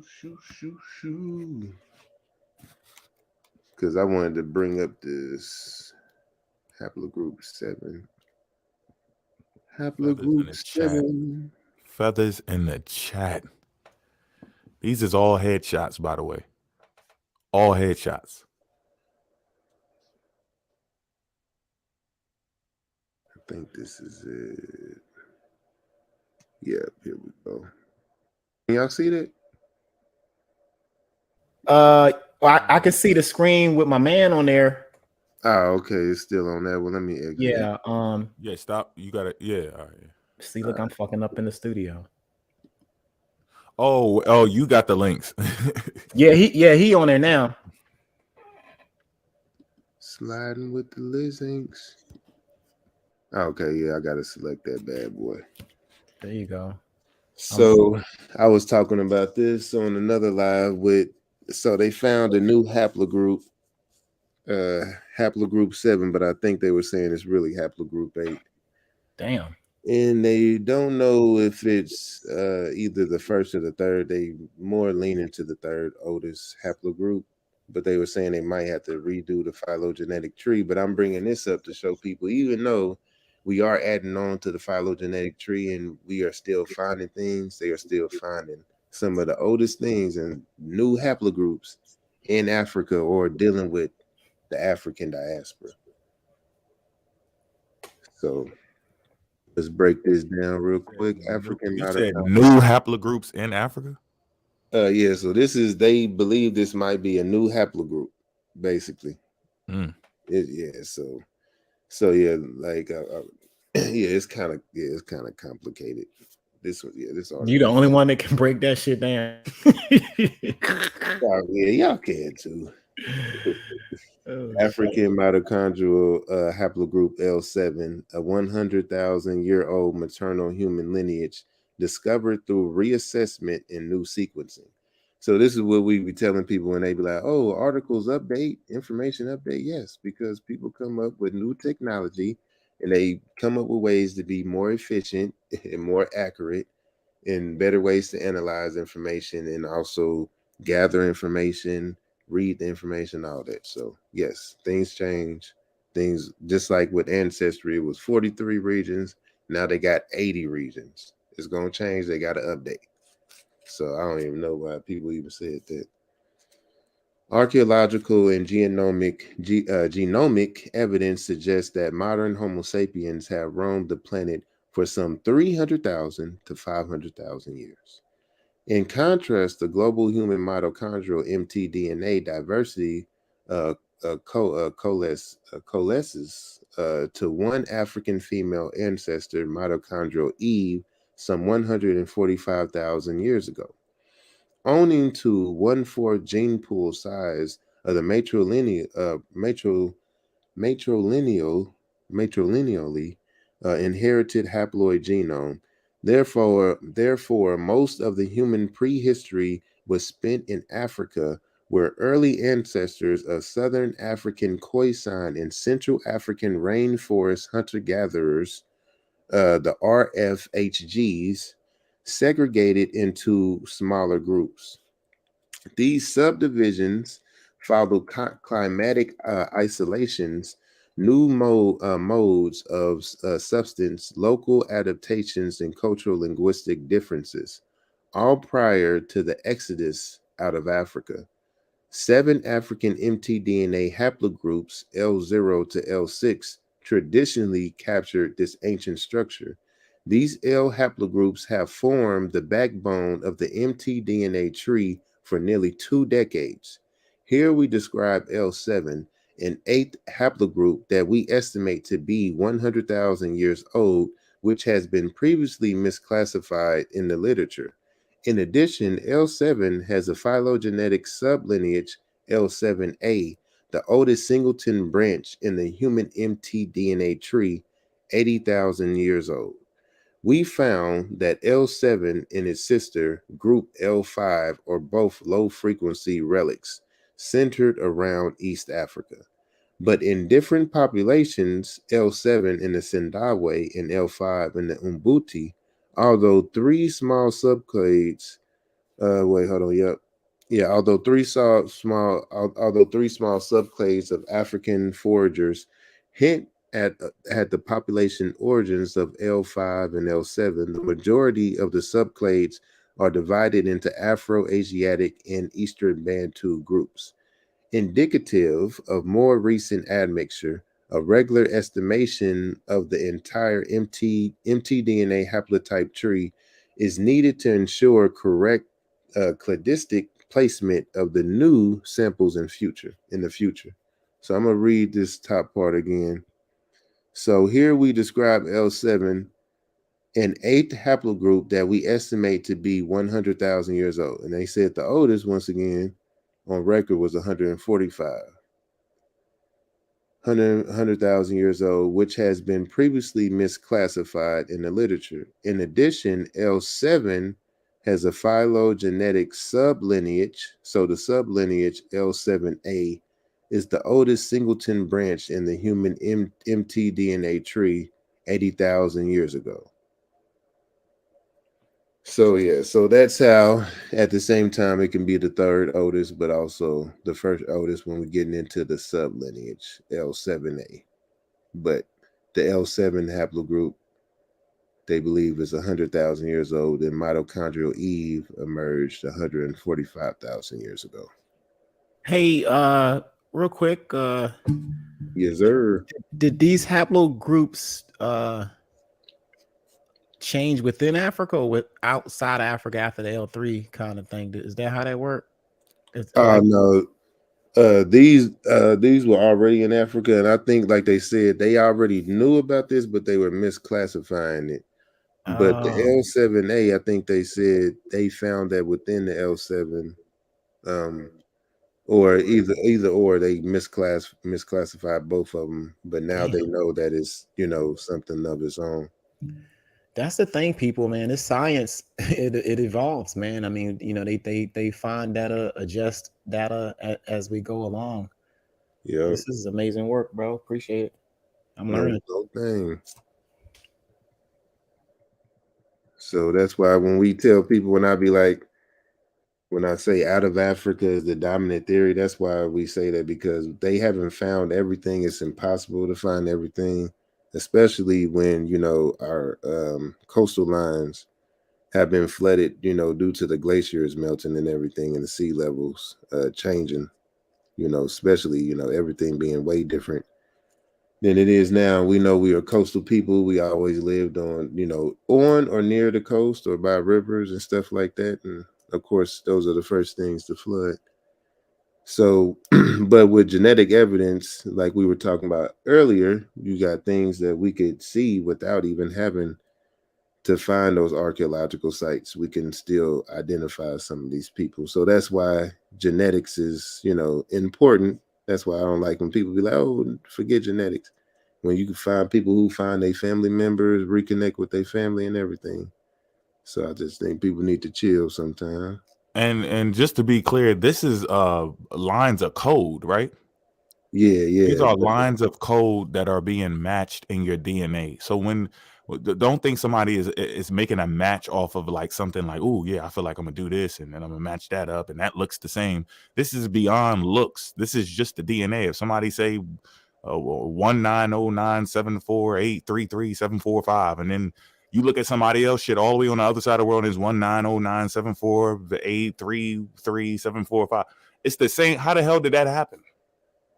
How can that match? Like I could do it because I just memorized it, right? And I could do it again because I just did it. But how can someone else do it unless we're connected, right?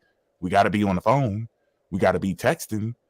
We got to have some type of connection if we got that same code in our DNA. And that's all it is. Yep. And then people try to make it so hard when it's real simple. The hardest thing about it is that our DNA is so long. Like they said, we got 3.2 billion base pairs. Like our DNA can wrap around the world a couple times, if I'm not mistaken, they said. But at the end of the day, they just reading the A's, C, T's, and G's. So that's why with the Human Genome Project, they getting into short read versus long read. And long read is more efficient because they can compare the DNA better because, you know, you're getting the reads and, you know, you're better to read it long. You got combinations of patterns that create another pattern. Yep. Facts. And let's remind the audience real quick, because this DNA can be real quite complex to certain people who are just coming into the knowledge of it and stuff like that. The ATCG, let's remind the family that these are proteins. Am I right, Van? Like yeah, you're right. These are proteins, right? And these are different proteins, and I don't know the names. I can never. Gamine is one of them, right? Yeah, thymine, right? Yeah. These are different proteins that makes those genetic codes. They say proteins are the building block of life, and this is what they mean by it. I always like to say that, you know. But yeah, man, this push, keep going, bro. Yes, sir. Headshot. Push that shit.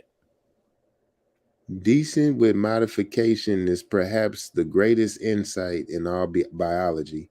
By inferring common ancestry between orthoologists, DNA sequences, the field of molecular phylogenetics has revolutionized how we design cancer therapies, trace infectious diseases, unlock secrets of aging, and ultimately studying human history. So that's why this is so important. And people, you got these people on the internet talking about, oh no, don't do the DNA.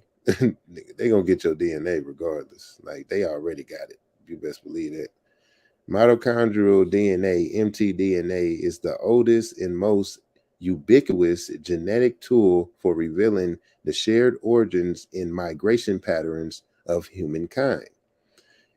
It's it's uniparental inheritance and unique properties make it ideal for reconstructing the human matrilineal phylogeny. Abundant cytoplasmic copies make it easy to sequence.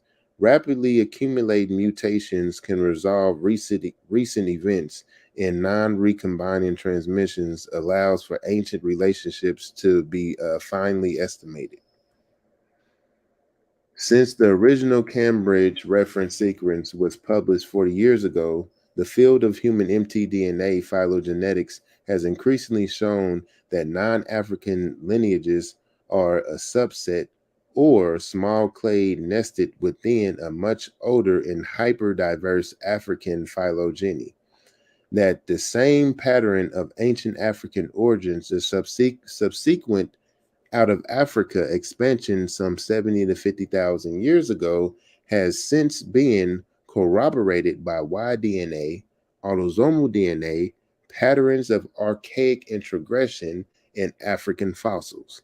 So what they're saying is that out of Africa has been proven to be so in within time range of that single wave 70 to 50,000 years ago, with the testing of Y-DNA, autosomal DNA, and also when different hybridization events took place, and we took on certain genetics from these archaic humans, and vice versa, they took on certain genetics from us, which is the archaic introgression, or when they say Neanderthal introgression, or in African fossils, finding remains.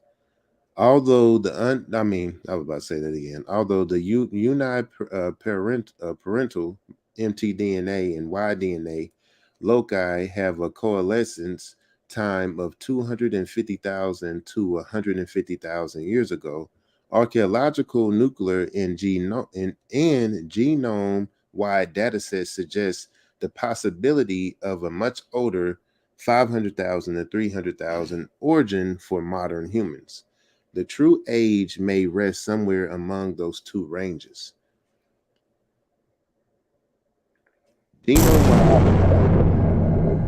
Somebody was moving, dog. I had to make sure I got to cover you, dog. Hit them. Look, matter of fact, time out. Everybody put your hands up. Hit the like button. Give this man a good like. Okay? Do that. Carry on, my brother. Genome-wide coalescent analysis suggests that ancient populations began to take structure 200,000 years ago, which led to a rift between the Khoisan and non-hunter-gatherer groups, or foragers, I believe. Well, it could be agriculturalists. Let me read on first. Niger-Congo, Nilo-Saharan, Afro-Asiatic by 160,000 years ago, followed shortly by a split between the Khoisan and the RFHG, which are the hunter-gatherers, groups 120 to 100,000 years ago. Mitochondrial studies have reinforced this pattern of Stone Age divergence in subsequent admixture among rainforest and Khoisan hunter-gatherer groups. Much of the past 200,000 years of human evolution has therefore been a story of population structuring and diffusion within the continent of Africa. Our prevailing understanding of human matrilineal ancestry for nearly 2 decades had defined 7 major African lineages, or L haplogroups, or macro haplogroups. L is a phyletic group that contains all modern humans in haplogroups L0 to L6, except for the out of Africa clades M and N. We considered an L haplogroup to be any African lineage pre-OOA that is not nested within the existing name L haplogroup. The oldest lineage, L1, was initially rooted within the Asian sequence and was later reclassified due to the I'm not sure how to say that, paraphilo, into LO, L1, and L5. Subclades of these 3 oldest haplogroups reached peak frequencies in human populations thought to be outgroups to the rest of modern humans. LOD, LOK in Khoisan, L1C in the Baka, LOA2B in the Umbuti, L5 in the Umbuti, the Tasha in the Sindawe. The most widespread haplogroup in sub-Saharan Africans is L2, which was one of our main haplogroups that African Americans have. Shout out to L2A to L2. be specific. Shout out to L2. likely owing to the Bantu expansion, but also to a 70,000 to 50,000 year climatic oscillation that drove a mass migration. The remaining lineages fall into L3, L4, L6, and L3 again. L3 in its two low frequency outgroups, L4 and L6. These haplogroups have an East African center of diversity, and L3 contains only two out of Africa clades, M and N. We recently discovered several sequences in the private family tree DNA, the FTDNA database of full mtDNA sequences, MT full greater than or less than 200,000 records, that cannot be classified as descendants of any of the previously described L haplogroups. These sequences, I believe that ostensibly formed a sister clade to the ancient L5, which would be the 8L haplogroup. This novel L7 lineage would be a major discovery because it would be the oldest mitochondrial lineage described in 2 decades. Moreover, if other L7 sequences have already been mistaken as L5, this would underscore the urgency of calls to update the mtDNA tree. The de facto resource for defining the human mtDNA topological structure is the phylo tree. However, it has not been updated since 2016, and its phylogenetic reconstruction methods have always been unclear. If new sequences or subclades are simply grafted onto an existing structure, then the space of possible trees is not explored. In the new context of the synapomorphies is not fully considered with just the n equals 50 sequences. There are 2n-3 bifurcating rooted trees, or approximately the number of atoms in the known universe, which is 10 to the 80th power. Given the phylo tree, V17 has less than 5,000 haplogroups with many homoplastic variants. There is a possibility that the lineage that a lineage as significant as L7 could go unnoticed. So there is a possibility that this could have happened, basically, is what they're saying, but they still need to update it. Where exactly do we have the cluster of the L7 haplogroup within Africa as far as the haplomap's concerned? They stated Did they tell you that? Is it East Africa from what I Yeah, I think they said East Africa, but I know they got into the specific groups earlier. Shout out to L2 though. Just skip over that. Because I know they mentioned the Sindawe, but they mentioned a couple other groups as well.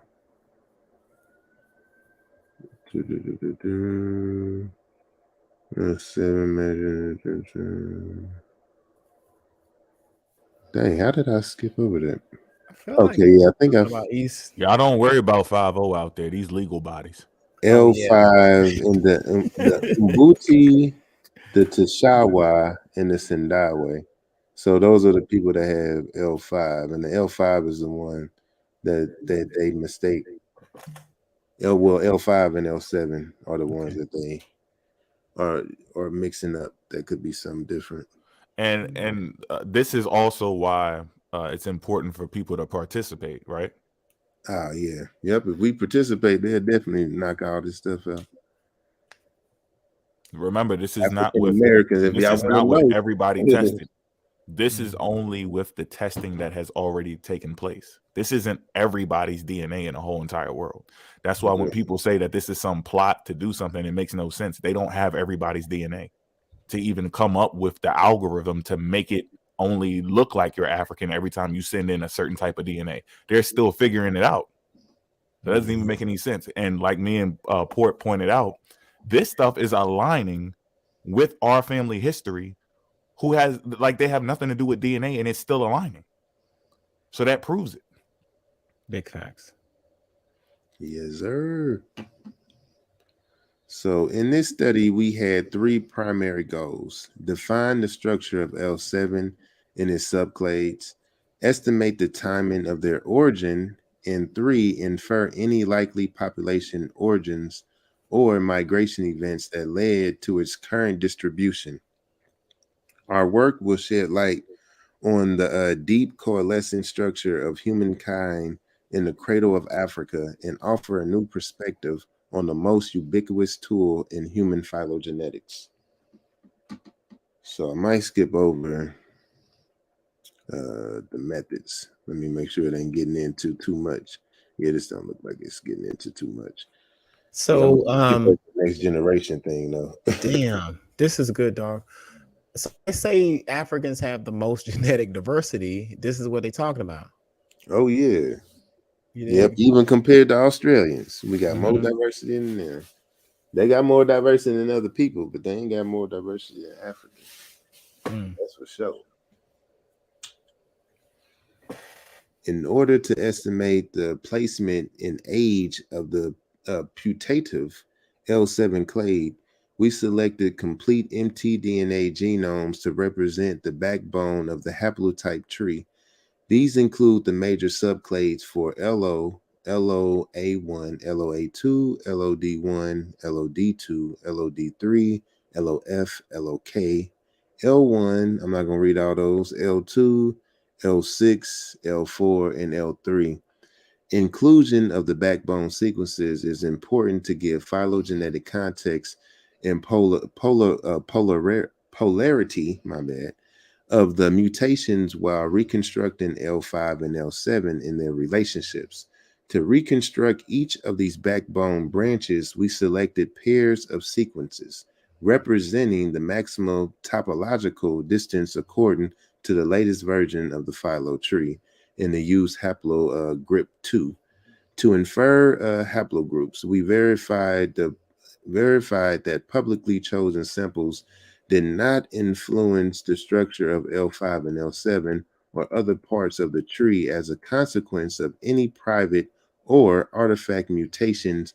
By rerunning the analysis several times with multiple backbone sample sets for L5, 7, and L7, we searched extensively for any complete sequence with L5 or likely L7 mutations that could resolve this portion of the tree. We found a total of 49 L5 and 18 L7 unique sequences.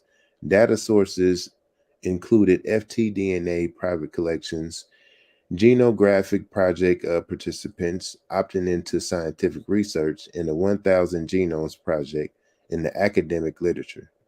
So we're going to skip over the sequencing. Y'all can look into how they sequence.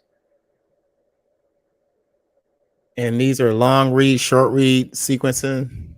Well, this is dealing in how they sequence the DNA. They have a different thing. Let me see if I can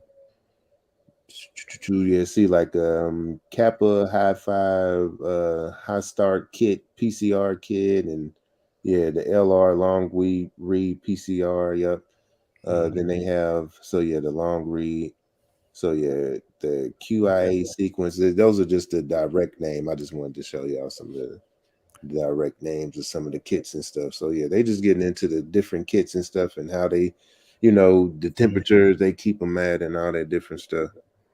And just to ask you this too, to make it clear, because I don't like, people try to play games. We know how they do, take little fragments of things and try to twist it and turn it into something else. When we have these discrepancies or things that need to be updated or further expanded and understood in a different way and added to this whole study, have you ever seen anything in your study so far that flipped the entire foundation upside down? Nah, they ain't found nothing yet. So far what we're seeing in these differences and these updates, these expansions, It's just something slight, right? It's something slight, a slight thing that we may have missed. It's nothing that turns it completely upside down, right? Well, it could turn it upside down, but really just for Africa. I mean, it's not gonna really like switch it in like saying Europeans were the first or nothing like that, or Americans were the first. Right. It's just Exactly. showing that they finding older lineages in Africa, which they were expecting, because like we said, they ain't took everybody DNA, they ain't got everybody's stuff, so they're gonna keep finding things, and as they assume, they keep finding things within Africa. So it's like still aligning, even though they're finding new things, it's kind of what they expected. So Now they just have the information to prove it, right? yep. Yeah, with all these different tests and stuff, it's just proven. Yeah, even with Darwinism and like some of his theories got proven eventually. Each mtDNA genome was aligned. Natural selection, because I know people be trolling all the time, just in case y'all want to look it up. Natural selection. Each mtDNA genome was aligned to the reconstructed sapiens reference sequence using muscle. Let me make sure. Okay, so yeah, that's getting into the dating. We don't want to get into all that because I don't want to.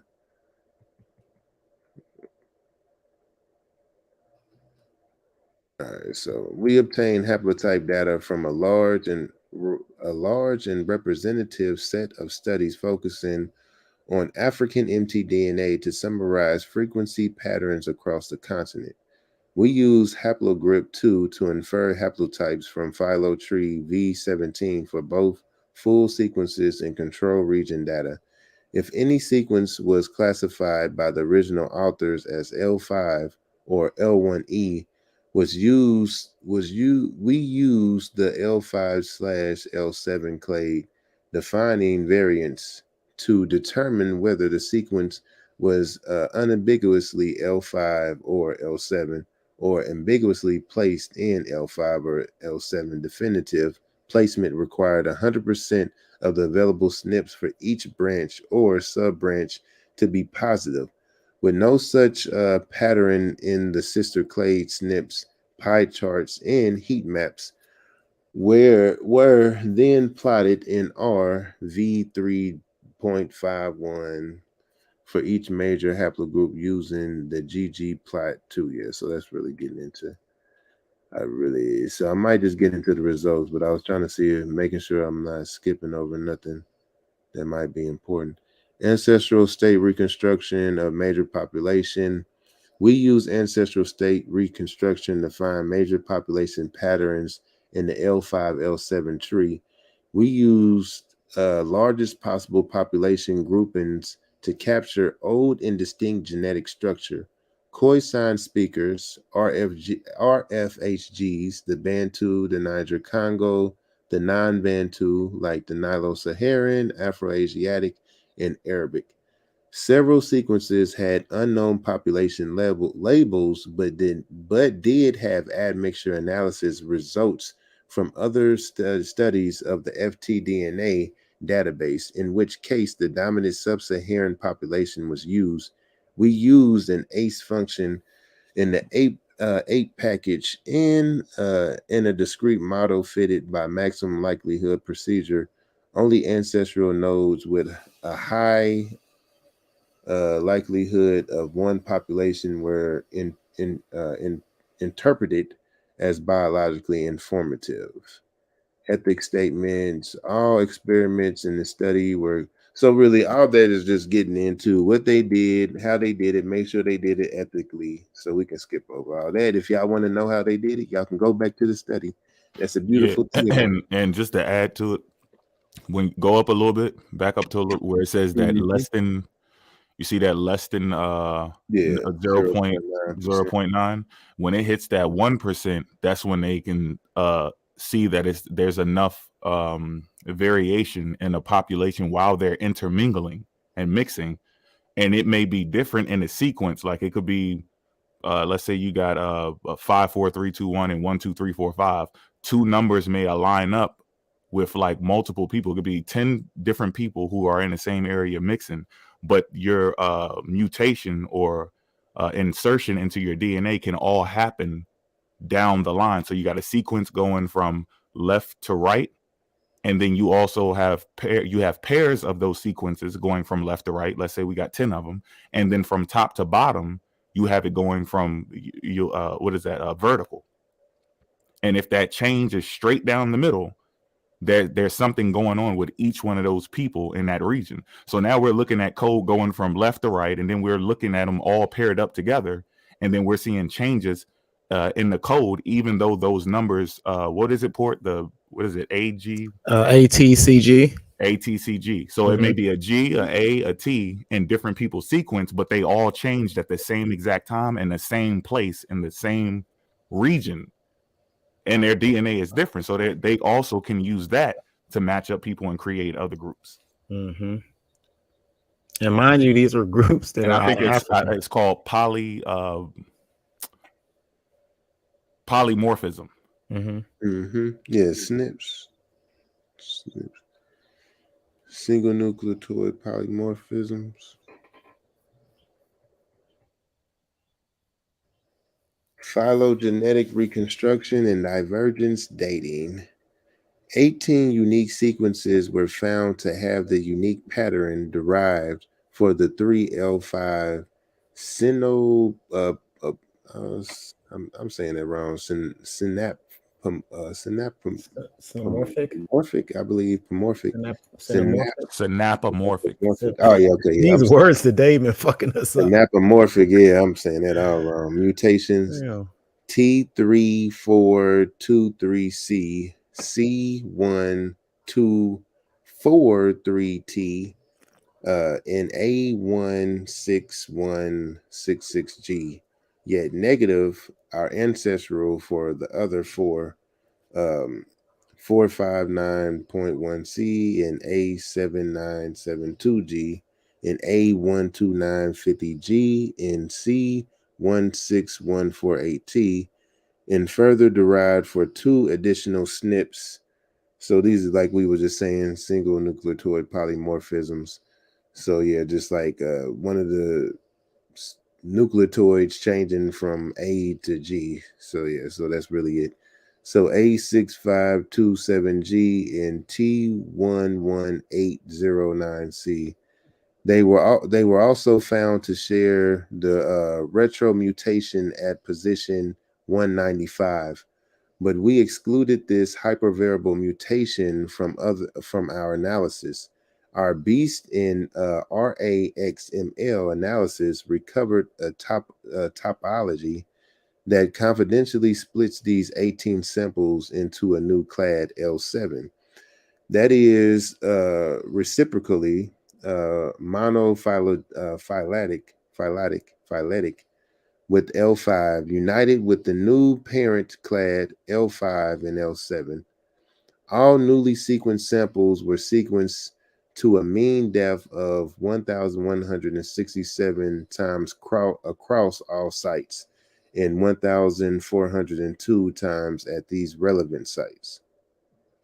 So this is just a chart, and it's just showing you.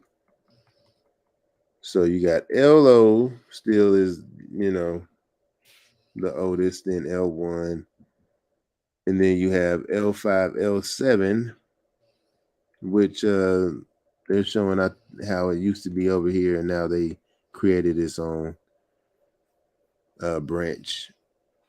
So to be clear, these L7 A's, A1s, AB2s, these are a younger haplo group. Yeah, it's younger than L0 and L1, but it's older than the other ones. Okay. L5. So yeah, that's what they was talking about, to be the third oldest.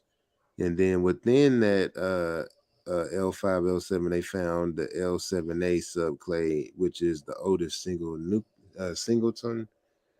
branch. So, can you, if y'all pay attention to that sequence properly, it's translating to you can't escape Africa. Man, that's it. Look, it almost got away, and it was like, oh, that's something else, and then they said, oh, wait, hold up, that's back there. But nope, we missed something. And it's still coming back. Yep. We still missed it. All day. Still getting found. All this stuff still getting found in Africa.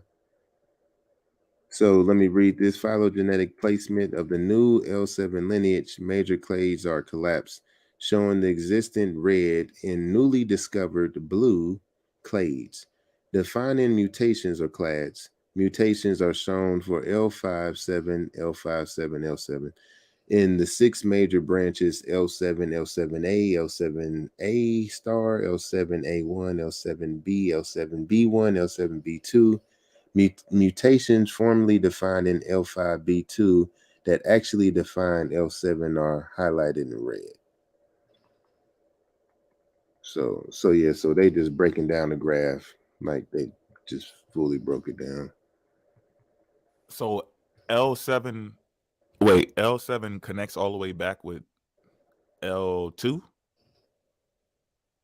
Well, L7, they are believing might be the third oldest. So I think LO is still being associated with our mitochondrial Eve, but they, like I said, they still think they might have to redo the phylogenetic tree.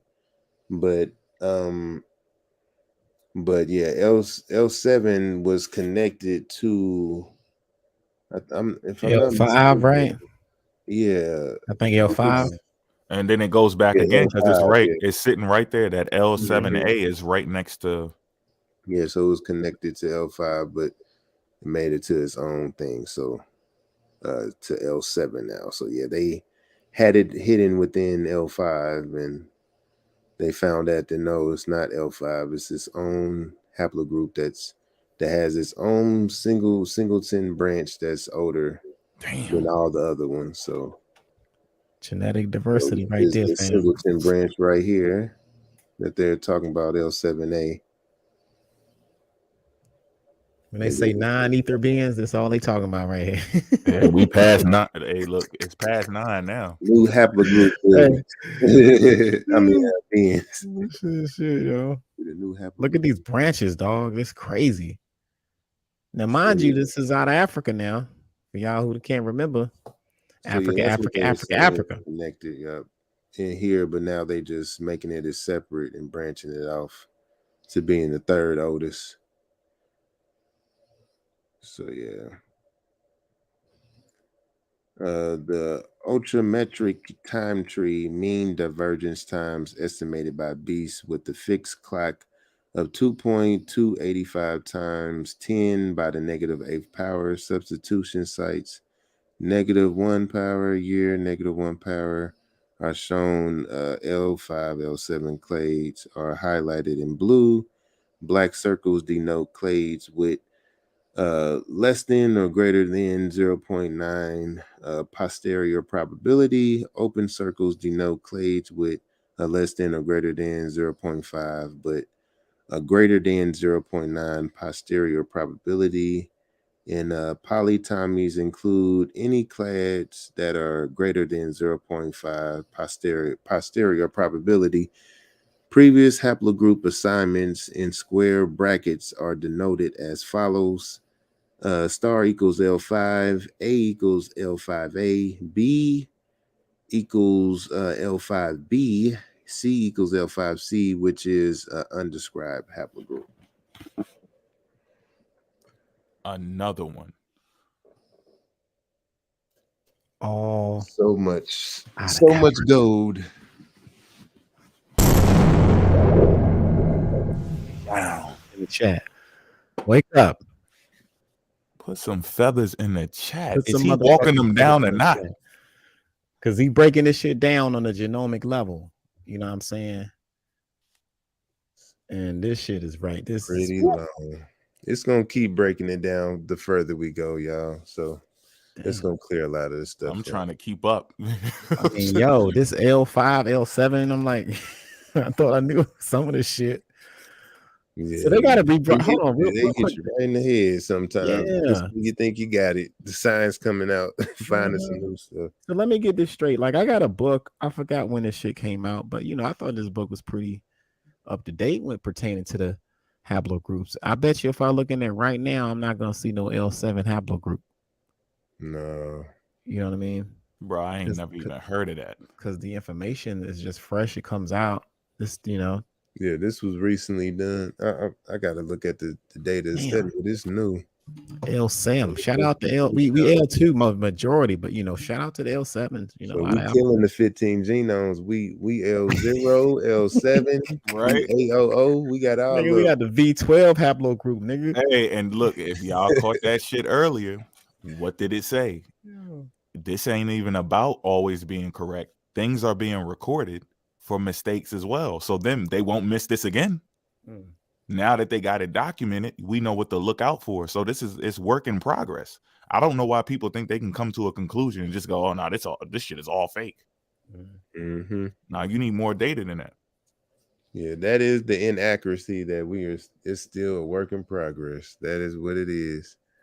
But you can still trust what they are like coming up with the information that they have. Right, because they're only talking about the information that they collected anyway. Yeah. Once they add more to the equation, then it broadens the scope. So you're not making a mistake about what you gathered. You're only making a mistake because there's something that you have missing from all of the data that you collect. Correct. 3 L7 samples in the academic literature have previously been assigned to subclades of L5 based on the phylo tree V17 or KM98 986 522 or L5A1B or MF 696 and 086 L5B2 and MF 621126 or L5B2A. Oh shoot. Oh, I'm getting a call. It knocked me out my screen. I'm like, what's going on? Got to download. What's going on? Man, they trying to download me. You know what I mean? However, bias indicated an uncertain placement in the Cabra correctly suggested their Sudanese sequence MF621126 formed a sister group to known L5, which they termed L5C. We elevate this clade to L7 for two reasons. The samples currently assigned to L5A and L5B are not valid reciprocally monophyletic groups, since samples in L5B2 are actually sister lineage to all the L5. So hence the current nomenclature must change. Elevating L7 reestablishes the monophylo in integrity of the L5 and L5A and L5B. L7 is even older than L5, making it the third oldest haplogroup after L0 and L1. The newly described L5-L7 split is the seventh oldest divergence in the tree at 100,000 years ago, or anywhere from 111 to 87,000 years ago. We note that the name L7 has proposed once before to clad L4G. However, that was never adopted elsewhere in the literature of the phylo tree database. So yeah, once again, L5. So L7 was hiding in L5 and they found it. And they, like they said, they previously thought of and it was going to make it L4G. Now, was that saying that L7 is technically L2?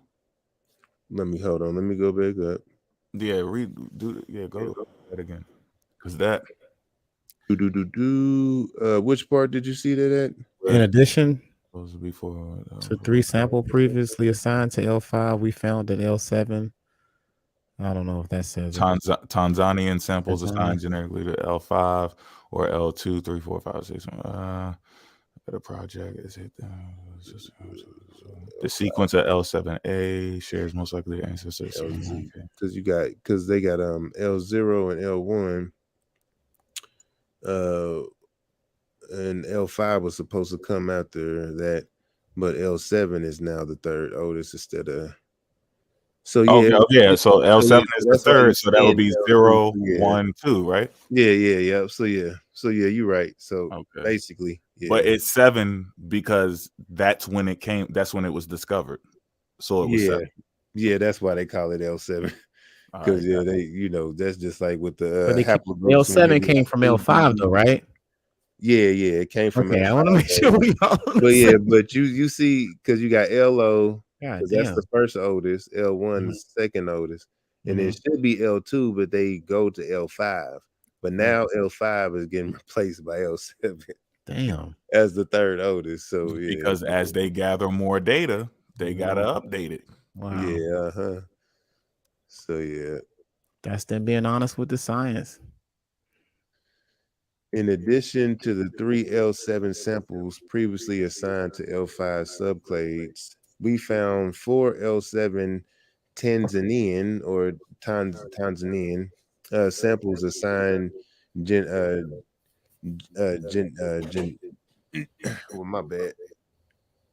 Generically, had to scratch my leg, to L5 or L2, L3, L4, L5, L6. I don't know why that says of course, L6A1A. 5 samples in the 1000 Genome Project and 6 unique samples from the private FTDNA database and the Genographic Project. Sanger sequencing independently confirmed the variant calls and samples from 3 major L7 subclades. FTL7-002 or L7A, FT-L7-004 or L7B1, and FT-L7-006 or L7B2. We found no effect on any parent or sister clades after experimentally removing the samples from Gander.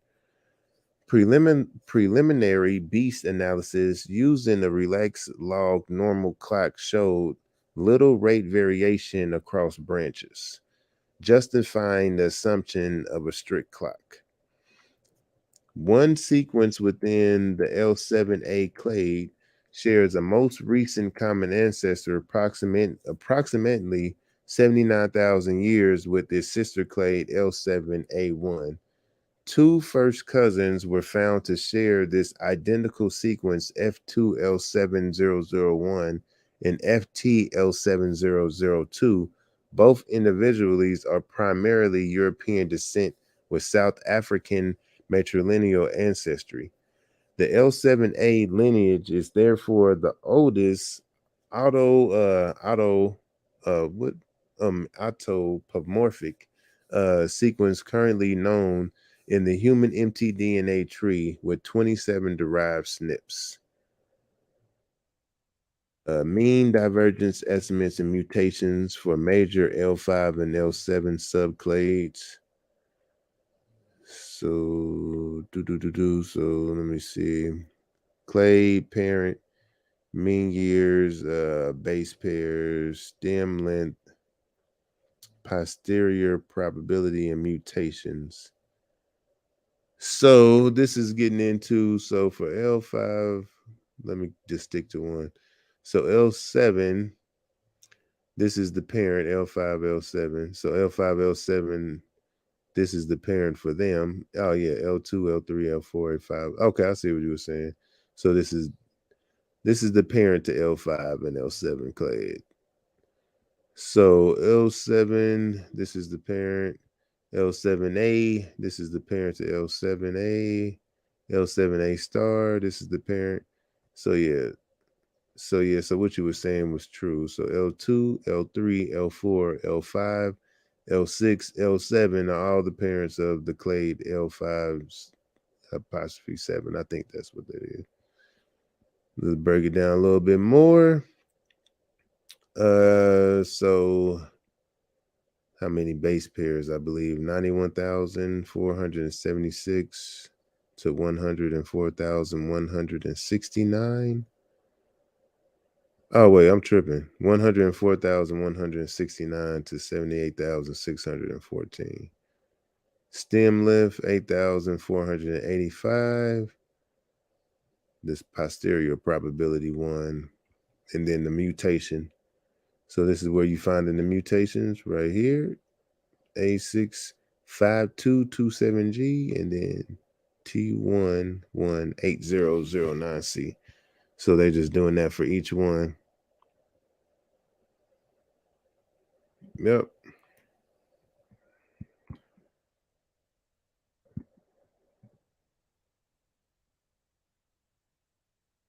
Three major subclades of L7 were discovered in addition to the L7A singleton branch. L7A1 dated to 16.3 or 23.4 to 9,000.7 years ago. L7B1 dated to 22.1 or 30,000 to 14,000 years ago. And L7B2 dated to 26.4 or 36.4 to 16.9 thousand years ago. Beast and the RA times ML both yielded consistent topologies for all major clades. The major L5 subclades L5A1 and L5A2 and L5B1 were also found to have mean divergence time estimates between 22 and 28,000 years ago, coinciding with an estimated increase in population size. Our beast analysis of ancient mitogenomes from Neanderthals, Denisovans, and Homo heidelbergensis confirmed LO as the outgroup in modern human mtDNA and estimated a divergence time of 725,000 years ago for their common hominid ancestor. The inferred introgression event from the pre-modern humans into Neanderthals was dated to 380,000 years ago, which is consistent with the earlier work of the SDLH sample. So, year before present, effective date, L7. The Bayesian skyline plot mean NE as function of the coalescent event probability is shown through time for clades L7 and L5, shaded by upper and lower 95% HPBD intervals. So getting into the time frame. So I'm trying to see, okay, here we go. It's not really, not really moving too much. This is my first time going through this whole thing with y'all, so we going through it together. Yeah, I seen like I seen this map before somewhere. This is good shit right here, bro. You got to keep on. Oh, okay. It's talking about population size. I'm like, what is it talking about? I just saw this effective population size years before present. So yeah, like they were saying, they were associating. I forgot what they said in particular. Let me look at the map. There's population size boomed, and it also impacted discovering distancing of the branch. Were also found to have mean divergence between estimate increase. Okay, we're also found to have a mean divergence time estimates between 22,000 and 28 years ago, coinciding with an estimated increase in population size. Yep, it's right there, Okay, so right next to the. You see it right next to the 20,000. That's where they both spike up. Mm-hmm. They both spike up, and that's where it probably gets so convoluted. The numbers look out of order, and then they find out the one that they notice later is actually older because of all of that cluster. Bam. Broke it down. There we go, breaking it down right on live for y'all. All right, so haplotype frequency maps. African frequencies of the 8L haplogroups reached their peak diversity in the Eastern Rift Valley, countries of Ethiopia, Kenya, and Tanzania. We accumulated frequency data from 11,089 African samples across 46 studies. Minority clades such as L3I, L3X, L4, L5, L6, and L7 reach their highest frequencies in these countries, although generally at less than 10% of the local population. After reclassifying all unknown L7 sequences into either L5 or L7, wherever the available markers permitted, we found that L5 reaches peak frequency at 9.3% in the Umbuti populations of the Democratic Republic of Congo, and L7 at 1.37% in the Zimbabwe population of Tanzania. So that answers the question earlier. So the Umbuti have the L5 subclade at the highest percentage at 9%, and the Zimbabwe have the highest L7 at 1.37%.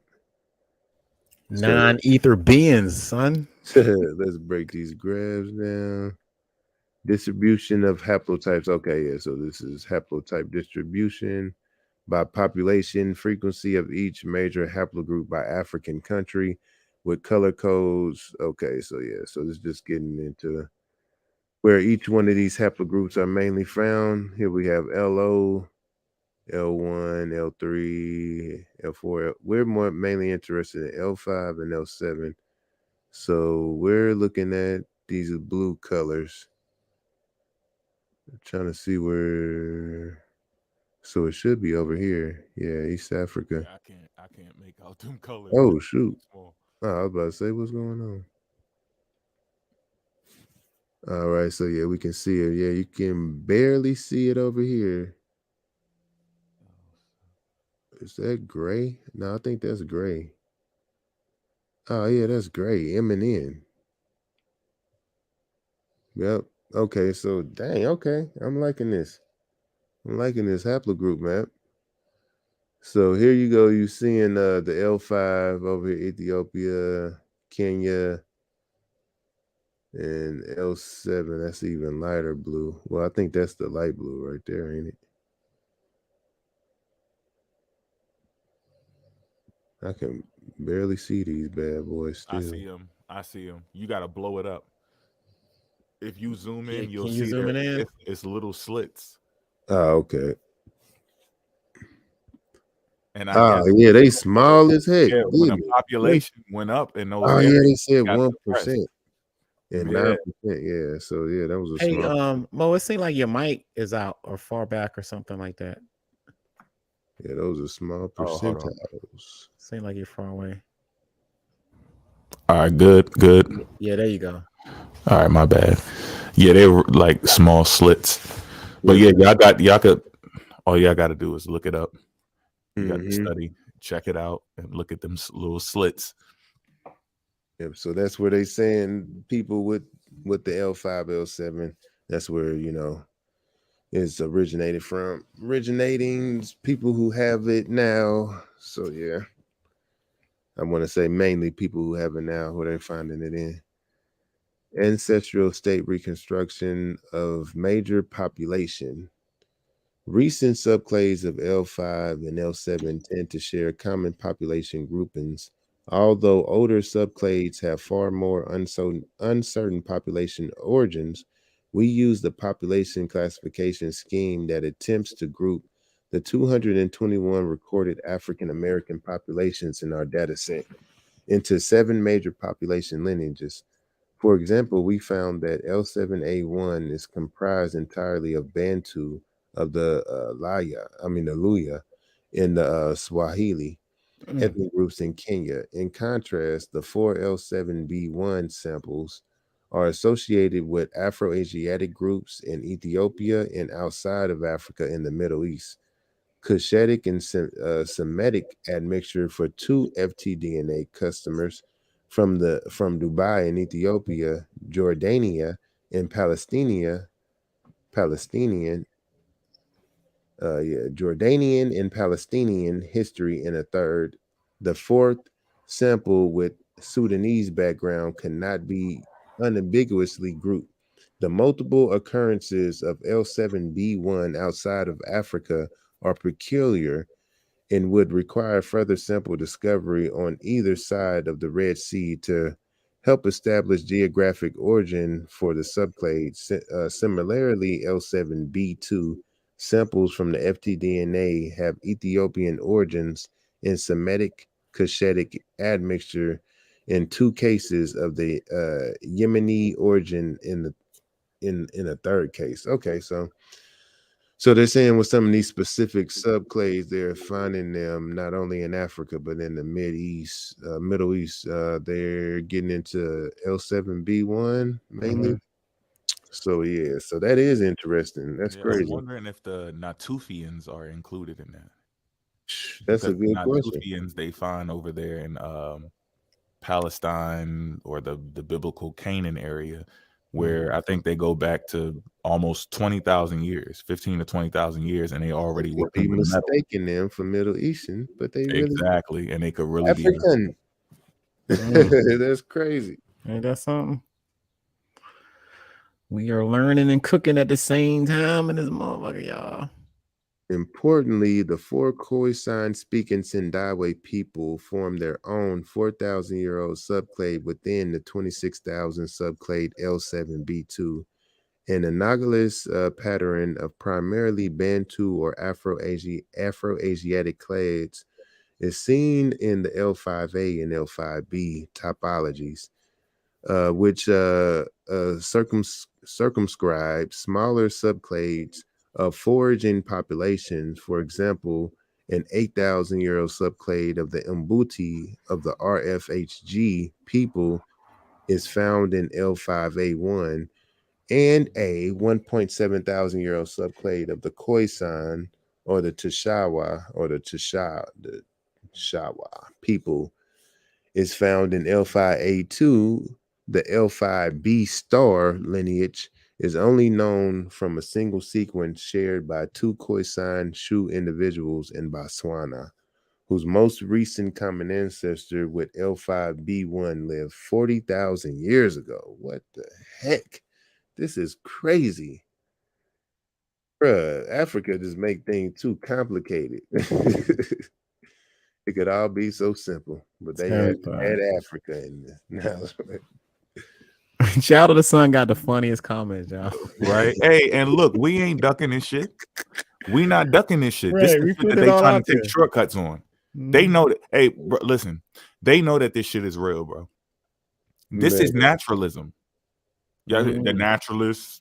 Y'all know who the naturalist is, right? This is what this is. Yahweh, Christianity, Portuguese, slave trade, right? This is what this is. Darwinism, selective. This is the earth. This is what is going on. This is what is being spoken from what we're studying. We didn't create this shit. We're looking at ourselves. And just like they looked at it and got answers, we're looking at it. As you can see online, we're not even pretending like we know this shit. Some of the shit we looking up, we're trying to keep up with him. He's looking at it for the first time, or he knows it and he's teaching it to us, and then we go study it and we know how to build on what he's saying. We're all learning this too. Everybody can do it. Once you give up and you want to take a shortcut, that's how you end up on the wrong side of shit, making up stories. You see what I'm saying? That's the difference between us coming out of captivity and the European. Not to be on a rant, but the European knew to stay the course. I have to figure out this environment because these people are already deep here. They're already connected. They already got culture. I need to catch up. And he played to win. And now we're scared of this information because we're so far behind. It's like, that's too much. But this is the work. This weird shit you see on the screen and it's hard to understand. You got to get into it because this is what it is. This is life. This is reality. Yeah. Hey, real quick, Sudan, I want to make sure you can talk and shit, because I try to mute your mic because we got some interference and stuff, but I want to make sure you can unmute yourself whenever you can, real quick. Yeah. Okay, good. Okay, good deal. That's all. I was worried. That's why I messaged you in the back chat. But keep on pushing, Bant. Yep, all this is like ever changing. Like we said, it's just the beginning of this science, bro. But it's just following what they already believe. They still connected to that of Africa, bro. It's still, it ain't changing with the information they keep gathering. So we can.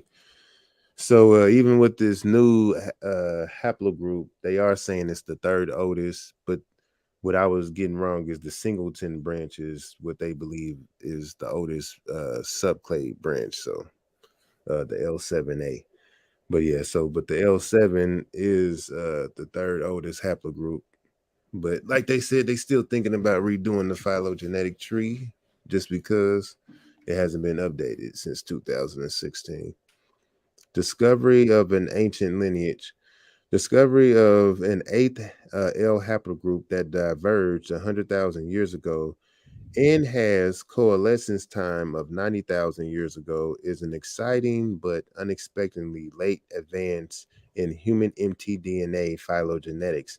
After amassing thousands of sequences for 40 years, the first clades to be assigned haplogroups were ordered by their discovery, first A through G in Asia and the Americas, H through K in Europe, and in only one haplogroup L for the most diverse continent of Africa. How dare they? How about that? Man, we get one letter. It's an L too. That's a whole L. You taking the L, y'all. You taking a big L right good now. with that. We good with that. We got A through G, H through K. We got L. Taking a hard They L, trying y'all. to give us this L, but we got the W. You Negroes gonna get the L. Y'all gonna take this L. Due to incorrect routing with an Asian sequence, the initial L haplogroup L1 and L2 were rerouted to achieve monophylo in L1, resulting in the first 5 L haplogroups L0, L1, L5, L2, and L3 containing OOA subclades M and N. Thus, in early papers, the L5 lineage was originally described as L1E. Rare Eastern African L haplogroups L4 and L6 were the last 2 to be described. The ancient divergence in L7 is not novel. Its novel parent group L5/L7 coalesced 100,000 years ago, and the oldest singleton branch L7A diverged 80,000 years ago, may shed light on early demographic events of modern humans in East Africa. So yeah, so all this is basically saying, with all that being said, it's just going to help them understand divergence events, migrations and all that. So yeah, it's a beautiful thing, man. Yeah, shout out to Vanta for helping all of y'all take these L's. Y'all are gonna take these L's. Deal with them. All right. So Middle Stone Age expansion in earlier humans. The earliest modern human population divergence are thought to include foraging peoples from the ancestors of non-foraging peoples by 160,000 years ago. In the Khoisan from other foragers such as the RFHGs and the Hatsas in the Sindawe about 120 to 100,000 years ago. Subsequent divisions between Niger-Congo and Nilo-Saharan and Afro-Asiatic lineages, and in between eastern and western branches of the Khoisan and the RFHGs occurred less than 55,000 years ago. Modern-day populations such as the Hadza and the Sindawe illustrate the complexity that ensued after 88,000 years ago split from each other. They admix with Afro-Asiatic groups such as the Omotic and Cushitic, and with the Khoisan, from whom they likely derived their click language. This is a lot of good info, but like I said, with some of these studies, I do read through them. I do skim through them. I did skim through this one, but I didn't read it all the way through, so I'm gonna have to reread all the way through again. Sometimes y'all know what I do. I just read the studies with y'all so we can Gotta do what you gotta do, man. I appreciate it, man. Soak this in. All of these, I know I would have to read over at least twice to get it. But the way you conveying it and stuff like that, and I think the audience is really in tune for what's going on. So shout out to Vanta. Y'all make sure y'all communicate in the chat. Hopefully. All right. Matter of fact, I ain't even seeing the chat. I ain't even you good. They got you supporting, man. You got salutes, man. You good, bro. You doing all right, bro. Feathers and them toes. Them feathers, them toes, them rocks. Yeah, hit the like, yo. If y'all just now tuning in, hit the like. We got the genomics man in the house right now. And shout out to Vanta. Vanta last time, if I'm gonna give you your flowers right now, dog. He didn't get a chance, you know what I'm saying, to do this last time we did this. So he is on the show. I need y'all to go ahead and give him his full undivided because he didn't get a chance to do that last time. And thank you, Vanta, for being able to you know, come in here, man, and do your thing, bro. I'm listening. Right. And for Suitin letting him get the alley oop. Yeah, Suitin let him get the alley oop. Yeah, yo, shout out to Suitin. I mean, damn. I mean, I'm taking these L's, dog. So Right keep on, on pushing, y'all. dog. Keep on doing. I want to give you a shout out, dog. I already know. Appreciate that. Duck. Big facts. So yeah, so we got the foraging peoples from the ancestors of non-foraging peoples that emerged 160,000 years ago. Then you have the Khoisan from other foragers, such as the RFHGs, other hunter-gatherers, and the Hadza and the Sindawe, who emerged 120 to 100,000 years ago. Then you have a subsequent division. So it's just getting into the divergence events. This is really like all this is dealing with empty DNA. So subsequent divisions between the Niger-Congo and the Nilo-Saharan and Afro-Asiatic lineages, and between eastern and western branches of the Khoisan and the RFHGs, which is hunter-gatherers, occurred less than 55,000 years ago. So they're just getting into the splits of these different populations when they took place, making them, you know, who they are today, separate from one another. We're still the same, but still diverse group of people that they are today. Modern day populations such as the Hadza and the Sindawe illustrate the complexity that ensued after 88,000 years split from each other.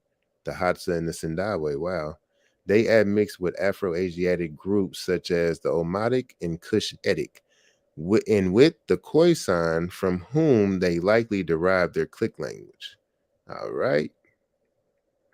Gradual population growth followed by several major demographic expansions in the Middle Stone Age, 75,000 and 55,000 years ago, were the likely catalysts for advancing new terrestrial and marine foraging abilities. Terrestrial and marine foraging abilities? 75,000 and 55,000 years ago? This can't be. Oh no. Talk that talk. Microlithic technology, novel pigments in art, and possibly even synthetic language. I'm not sure if I'm saying that right. Synthetic.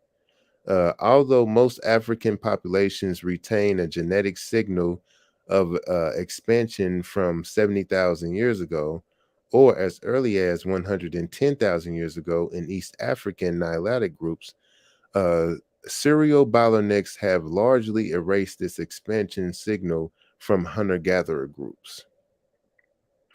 Such oscillating periods of population divergence followed by major expansion events with admixture between groups may reflect episodic climatic changes or episodic climatic change across the continent. During glacial maximum, I bring this stuff all the time with the glaciers melting, and all that stuff, glaciers forming.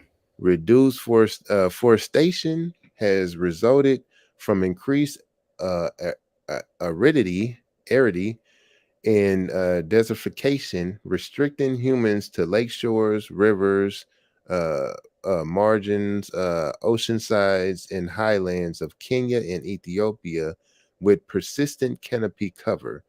Such oases of habitat may have been important refugia,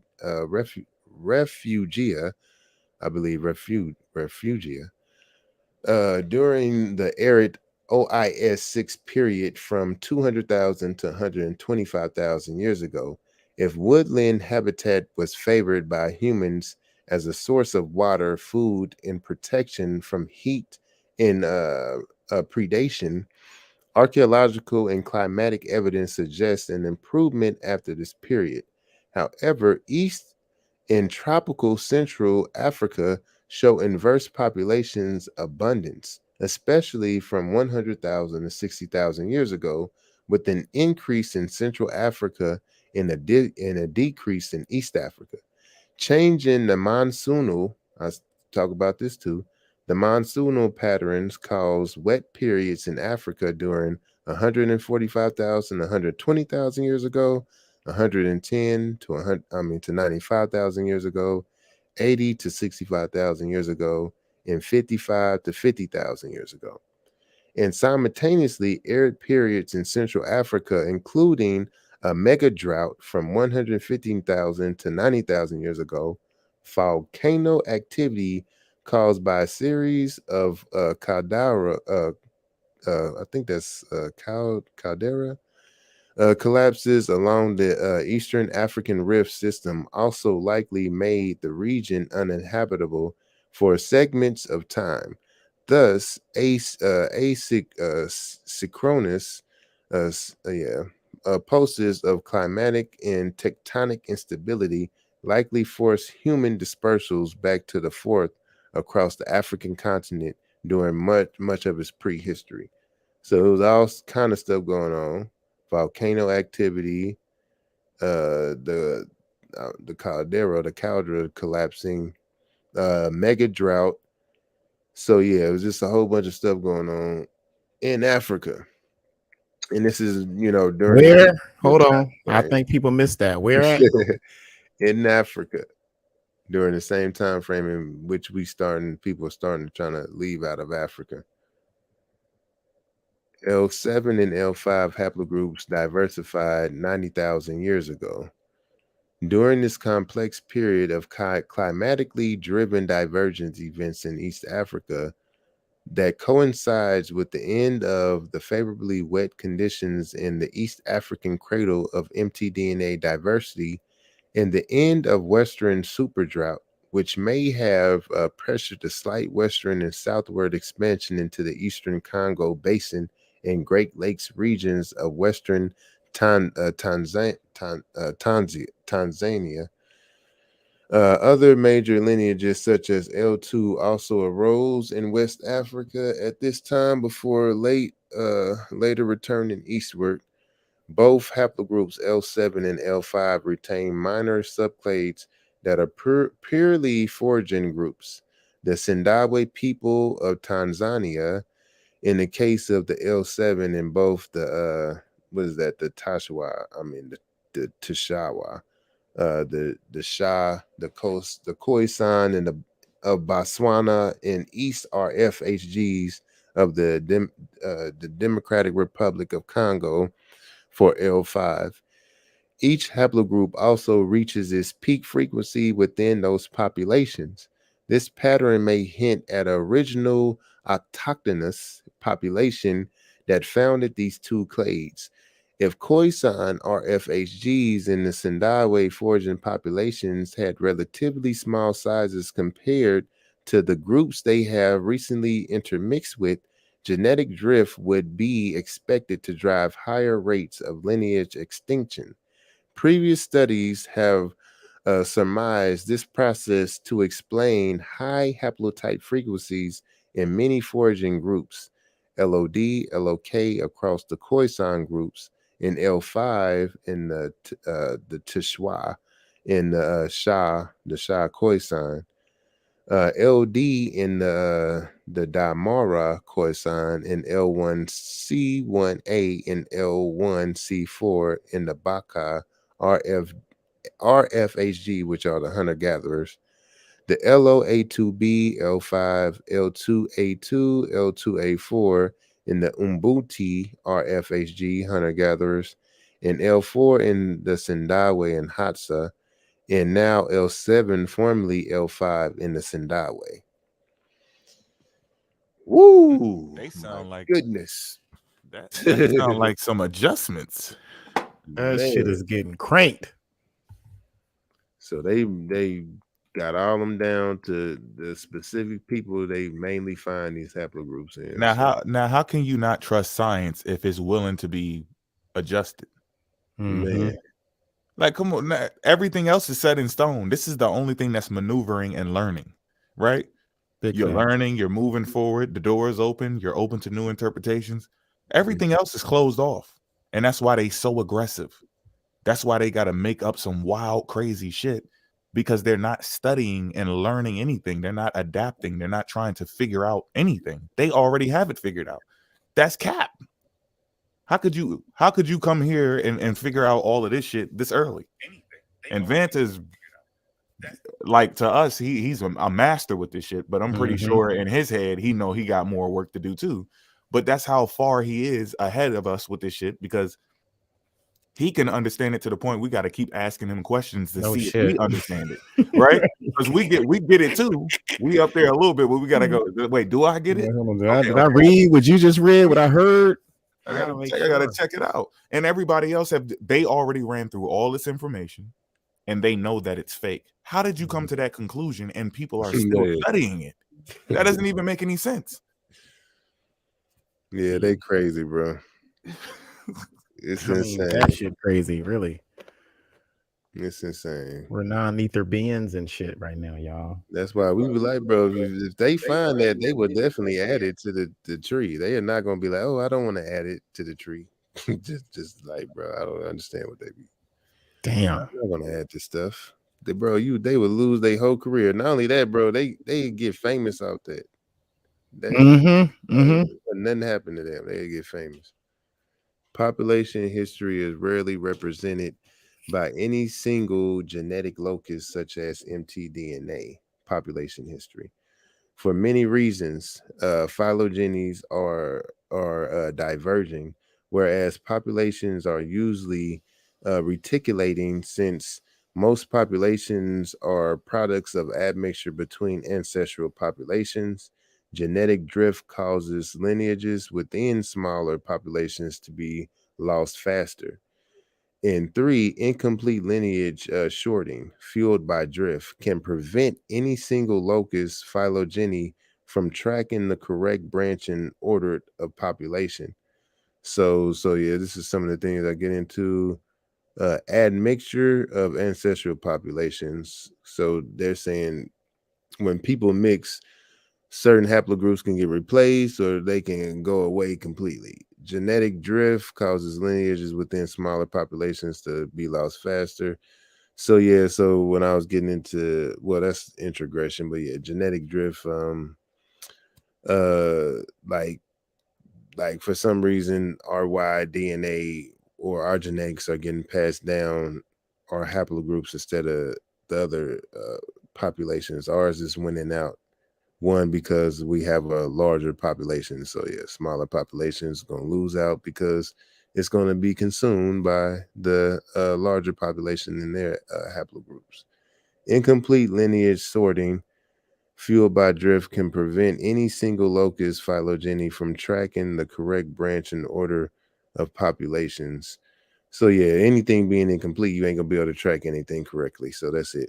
However, even if a large clade has mixed population identity due to drift or gene flow, a younger subclade may still provide useful population ancestry information if most subclade members are from one population. For example, Khoisan ancestors are thought to be the outgroup to other modern humans, yet LO, the mtDNA outgroup, is found among many African populations. However, the two subclades LOD and LOK are comprised almost entirely, 82% and 83% respectively, of Khoisan speakers. Typically, this is interpreted to reinforce a correspondence between the Khoisan and LO. The high population diversity of other LO subclades may represent ancient admixture with those groups, and specificity of the Khoisan speakers in LOD and LOK may represent the drift within the shrieking population. So yeah, so like they're saying, like these haplogroups can be found in other like LO, it can be found in other groups, but not LOD, LOK. So we're getting specific with the subclades. Breaking that shit down. And the subclades are the letter, but that have like another number and a letter next to it, like subcategories. Yep, and they keep going. They keep with the mutations. Yep. So the L2, L2A, L2B. L2A. So haplogroups have haplogroups. Yeah, they got sub haplogroups and That's all crazy. subclades and all that. That shit break down, my dude. Yeah, they keep literally going. like computer coding. Yeah. Yeah, For real. literally, bro. Yep. Shrinking populations of the autochthonous foragers during the past 20,000 years may explain why the majority of the L5, L7 descendants today are primarily Afro-Asiatic, Cushitic, Ethiopian Jewish, or Yemenite. So really what they're saying is that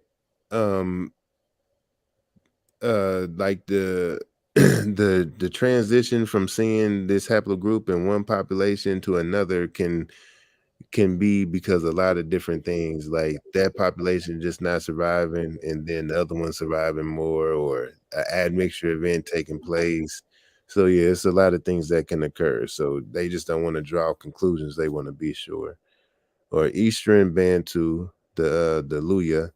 For example, Eastern RFHGs who retained the highest L5 percentage gradually experienced a 40% reduction in effective population size starting 20,000 years ago.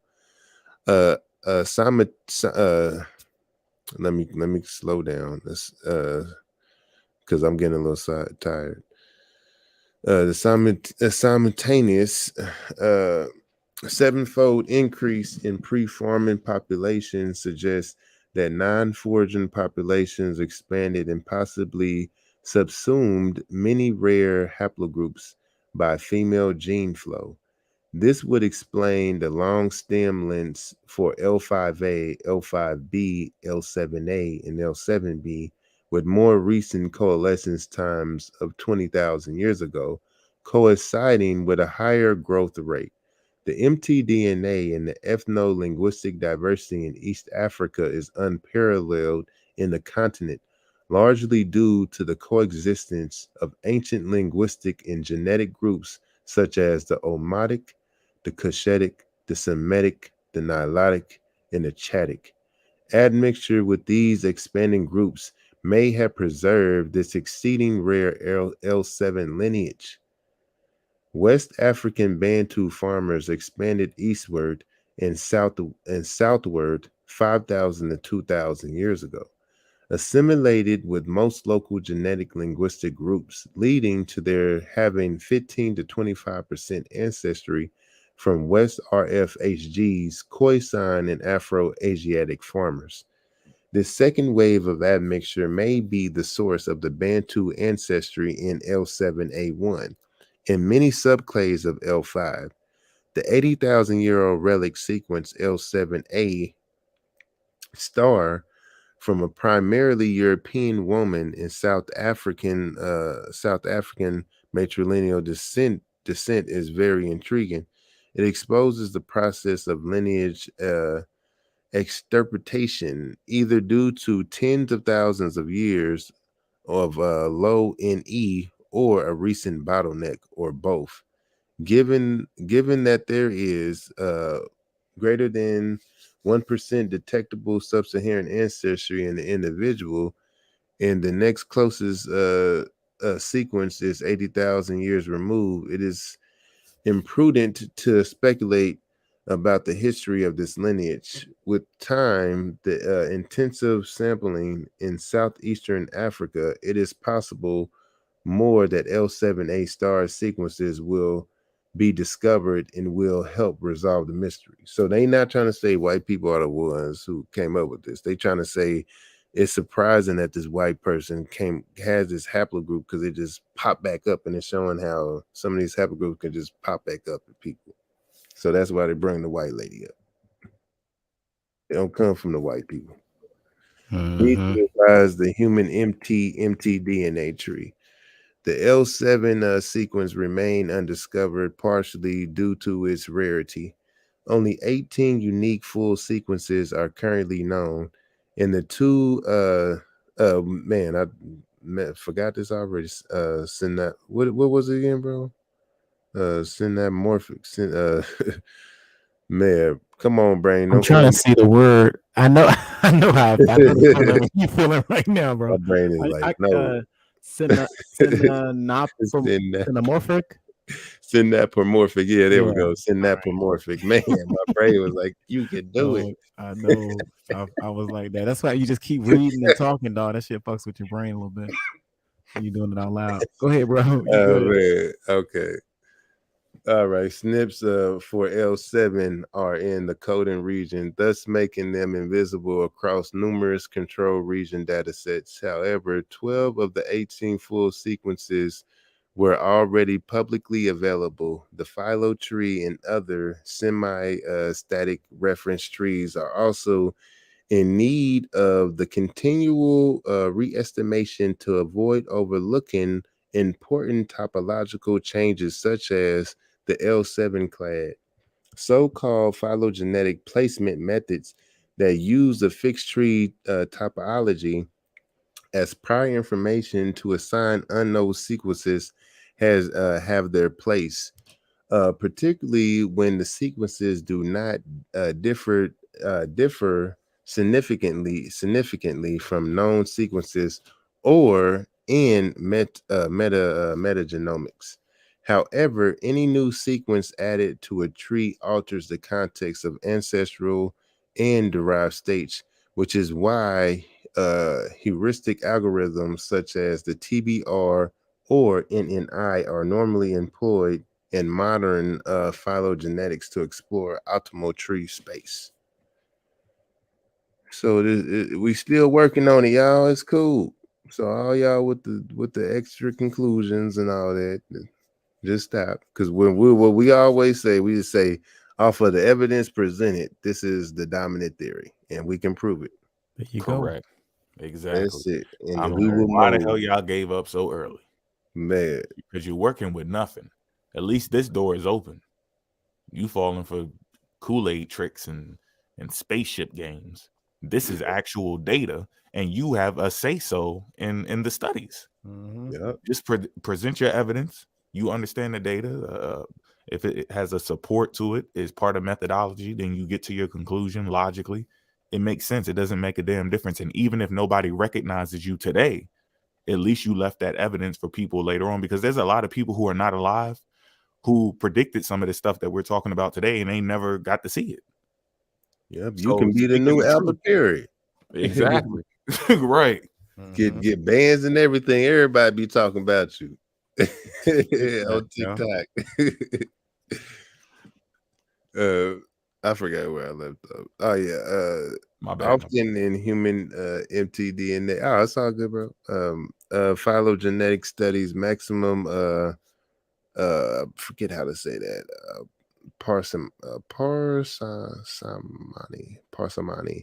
Parsimony methods are used, which do indeed explore tree space heuristically.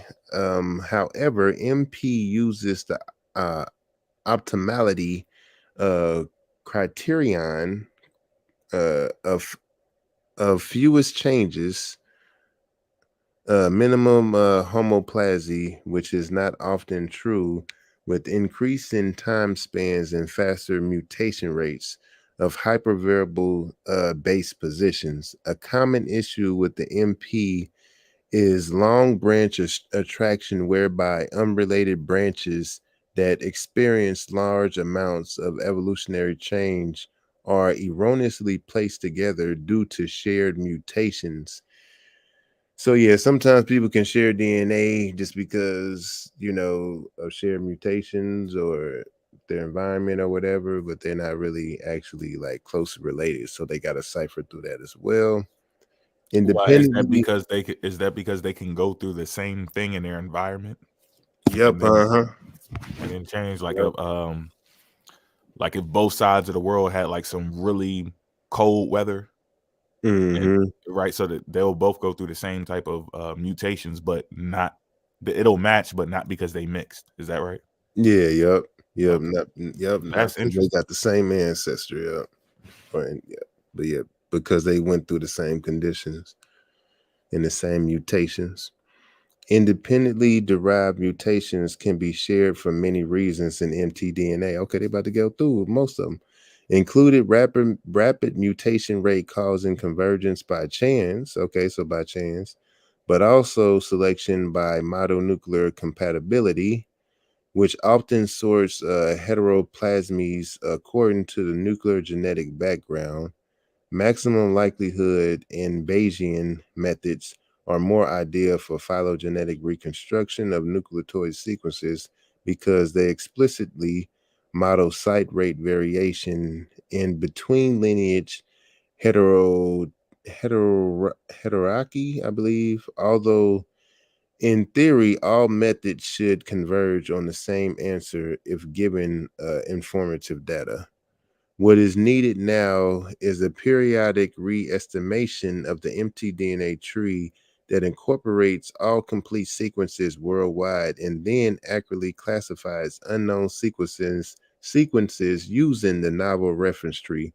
Such a project has been undertaken recently with a total of 2,243 sequences in MP, but this falls short of hundreds of thousands of existing haplotypes that would undoubtedly form the myriad new haplogroups. The recently initiated Million Mito project combines data from multiple sources to re-estimate the phylogenetic tree of womankind, restructuring, redefining, and annotating the branches using more than 250,000 current samples, with the goal of incorporating 1 million full mtDNA sequences. Yes, sir. This is the Key in conclusion. on that full sequence. Not part. So when you're out there lost and you like, I'm this, I'm that, and you don't want to know and you don't want to be part of this study, that's why you're lost, because you're not part of the sequence. You're out of place. That we need a full sequence. That's how you could better understand it. And you may be right. That's what people do not understand. You have a better chance messing with DNA than you have playing with these European books that's part of pseudoscience. Man, just telling you. They ain't know everything anyway. Them boys barely knew the difference between all of us. Nobody listening to them, bro. This shit is fucking ironclad. You can't fuck around and find out. All headshots. Where they L7 at? Where they LO? Shout out to the L7s and the L2s. Y'all gonna take these L's, y'all. You are gonna take the L today. L's up for my headers. Freeze, nobody move. Stay still. This is a slow adjustment that y'all receiving. Hey, right Vance, they thought you wasn't coming. They thought you wasn't coming today. Surprise, motherfucker. You know what I mean? I'm gonna hit him in the head. Africa too, man. This just one of studies, bro. Like, oh my gosh, I got so many of these joints to hit y'all with. Jesus. This is just one of them. I wanted to read that African American, but I might just read the conclusion of that one. I'm not gonna read the whole study. Everybody can read that on their own because it's late. We have discovered the third oldest L haplogroup fully 40 years after Anderson unveiled the first human mtDNA sequence. Hidden within L7 is the oldest known singleton branch of the tree, L7A. This exciting twist to the matrilineal story of humanity is undoubtedly not the last. It's not the last. That's what we've been saying. It's just the beginning, my guy. As many unique haplotypes lie hidden and waiting for discovery. As many unique haplotypes lie hidden and waiting for discovery. Say one more time. One more time for our brothers and sisters in the back that think that this shit is just some religion. As many unique haplotypes lie hidden and waiting for discovery. Goodness gracious. Future work should corroborate our preliminary inference that the Sindawe were an autochthonous source of L7 ancestry by resampling that in related populations in the Dodamo, the Dodoma region of Tanzania. Although we attempted to identify control region sequences that are L7 using downstream L7A and L7B SNPs, many possible L7 may still elude us. And therefore, future studies should fully sequence any such L5/L7 samples.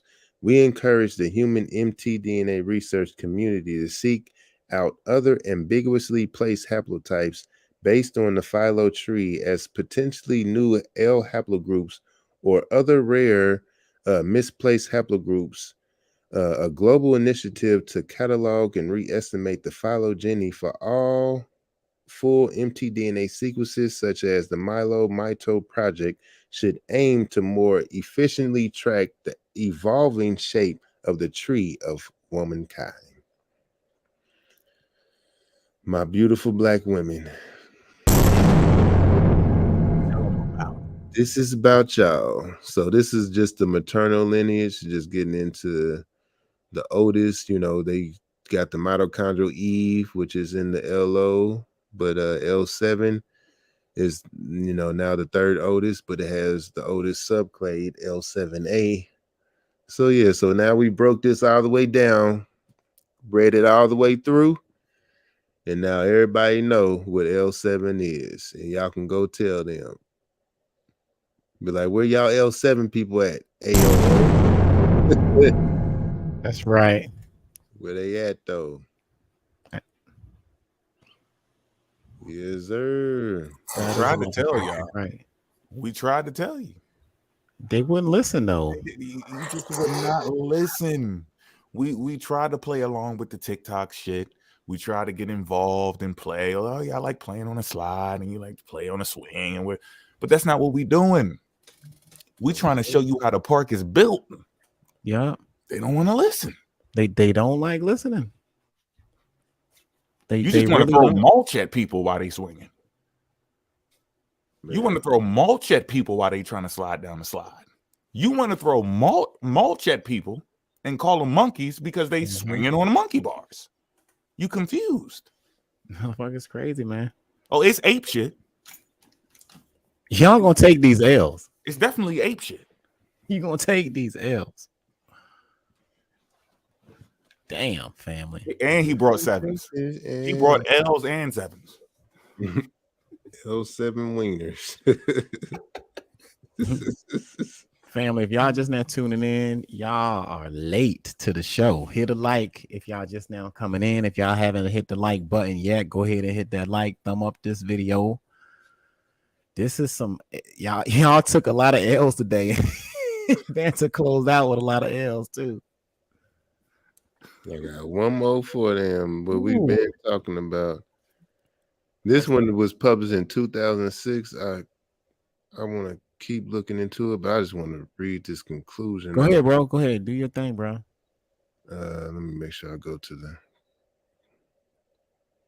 official one. Whoa. How did that happen? That can't be yeah, that is it. That's not getting into the whole thing. I need the percentages.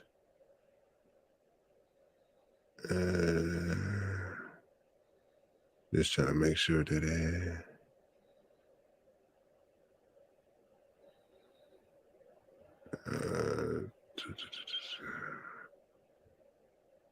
because this is the study I've been talking about.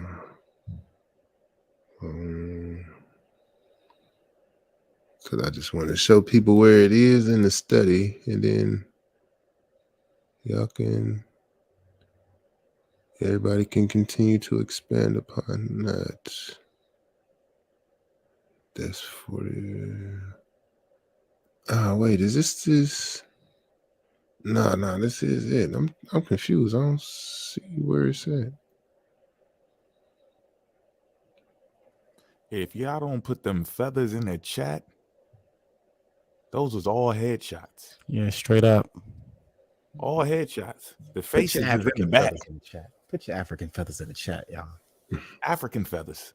12. Hey, look, rocks. You know they smoke crack. Straight up. You know they smoke crack. Smoke crack, don't you? You smoke crack, don't you? Jump. You want to jump expeditiously? You got to do it expeditiously. Because we 12 toes down. All day. Feet, rocks, feathers.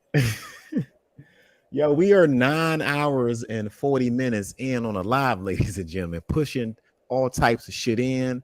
We dropping L's. We got primaries. We killed it with the primaries, and then my man coming right now and hitting you with the genomics, taking your ass right back to the most Africa. primary of human existence you can get. He's inside of you. He's talking from the Vanta is talking from the inside of you. He's on a molecular motherfucking bio. You know what I mean? He in your shit. Pause. Don't move. He really gonna give you a read. Stand still, nigga. Oh my god. Damn. Real smooth, man. And that's why we need Vanta in here, because he ties it in genetically speaking. And look, shout out to Lord Natural. You got West African DNA, bro. This L. You need to take the L, bro. Because you L too. Man. You L too. You dig? It is what it is. Matter of fact, hold on. I got this shit on file. Y'all gonna hear this. Again.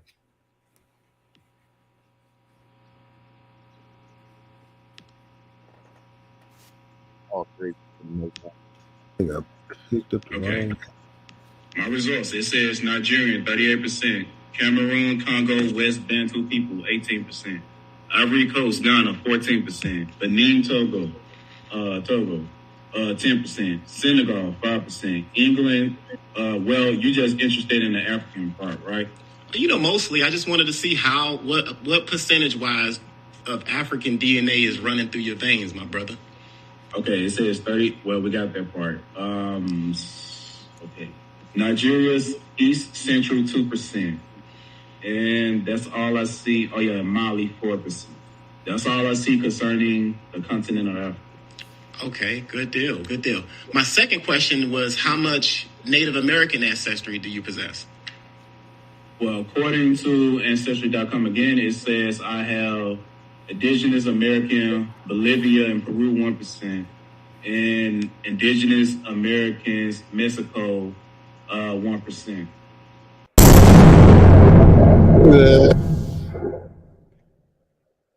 That's right.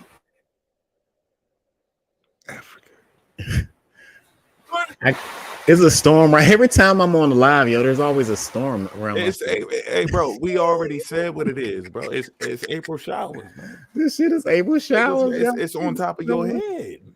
This shit is coming down. You can't duck this either on your roof. FYI, he said that the Guadalupe didn't get debunked, and no serious archaeologist has came out to debunk the findings of it, because it was found in a layer it wasn't supposed to be found in. That's cool. That is what he said today, bro. He gonna turn this shit into 10 hours. We're gonna do Q&A. Do I gotta bring up the lady at Guadalupe? I sent y'all the email so y'all can watch it tomorrow. I gotta bring up the lady at Guadalupe. I'm telling you, dog. Crazy. So here it is right here. Here's the breakdown, what I've been talking about.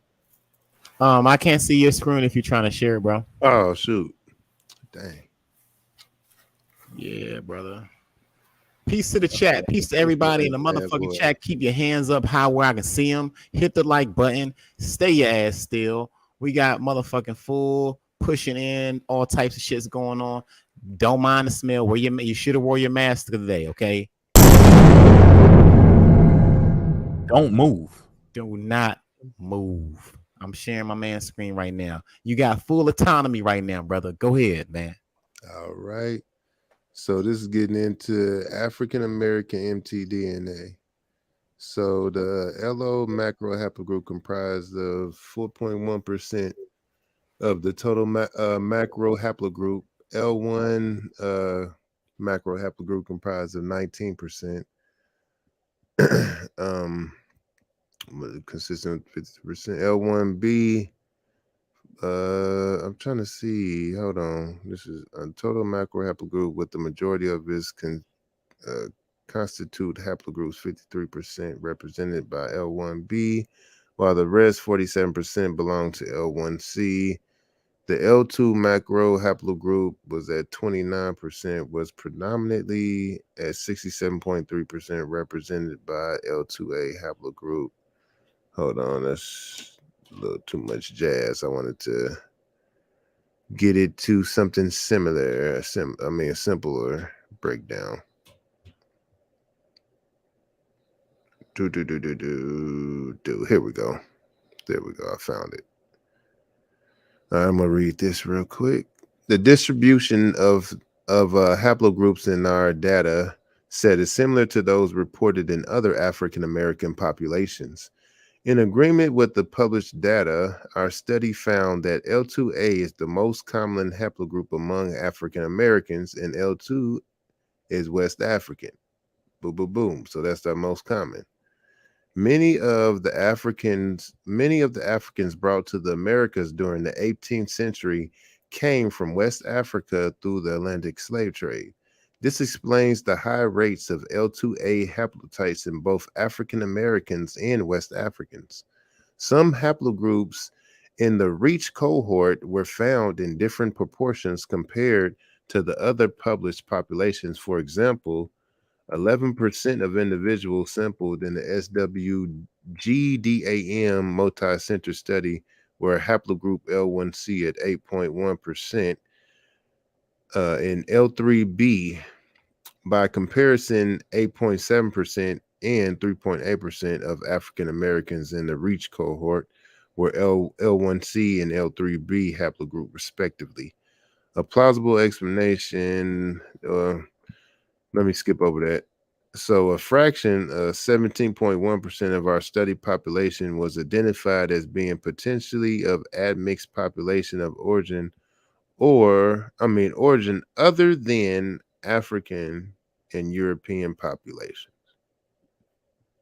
So, and they were saying this is in most of the studies. So I know ancestry do their thing, and people get their little tests and stuff, but the studies are saying something different than us just having 24% European DNA on average.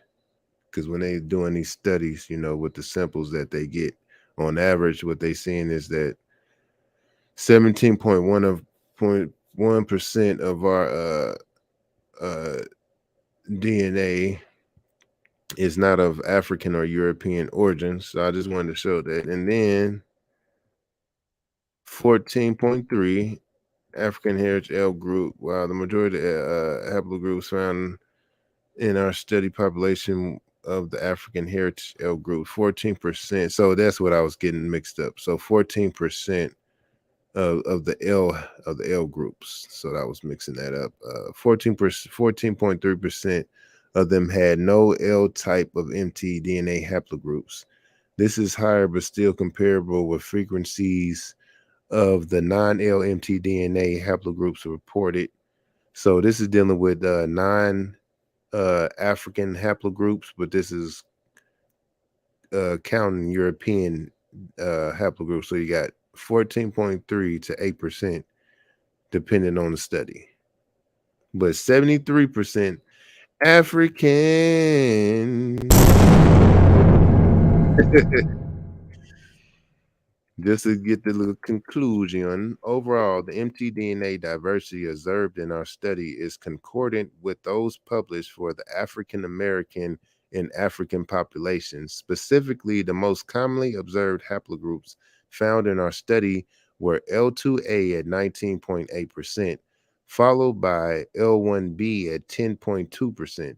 The data reported here add to increasing number of mtDNA sequences available for African American populations and can be useful for forensic anthropologic and biomedical investigations. So yep, that's it. I just want to show that. Let me make sure I show the 73% just because people don't. Where's the 73 at? You know, people be doing. So there's the numbers again, the 14.3. These are the specific haplogroups. I was going to read that. So RO, we already got into the R haplogroup, but this is dealing with the mtDNA, the matrilineal line. So 6.9% haplogroup R, 1.4% haplogroup M at 2.3%, haplogroup N at 2.3%, and once again, U, haplogroup N at 1.2%. And then we already went over some of the L haplogroups. So yeah, these are all the different haplogroups African Americans have, resulting in mtDNA.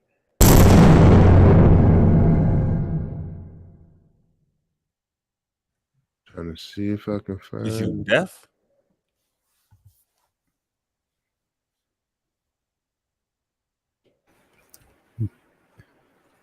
Gotta protect your neck.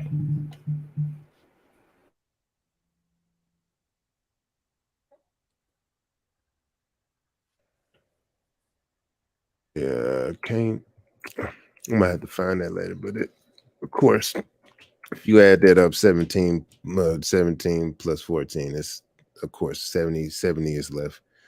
70 something is left. So yeah, I can't find the percentage, but because they got them broken down. They got all the other ones broken down, 19.8, 10.2, and then they break them down even further. But we can go through all that another time, but I know everybody getting tired. Yeah, we've been pushing for a while, man. I appreciate you being able to get in. And it ain't over, Vant. I mean, you got a lot of information, man. I think we all do, and that's why we're here.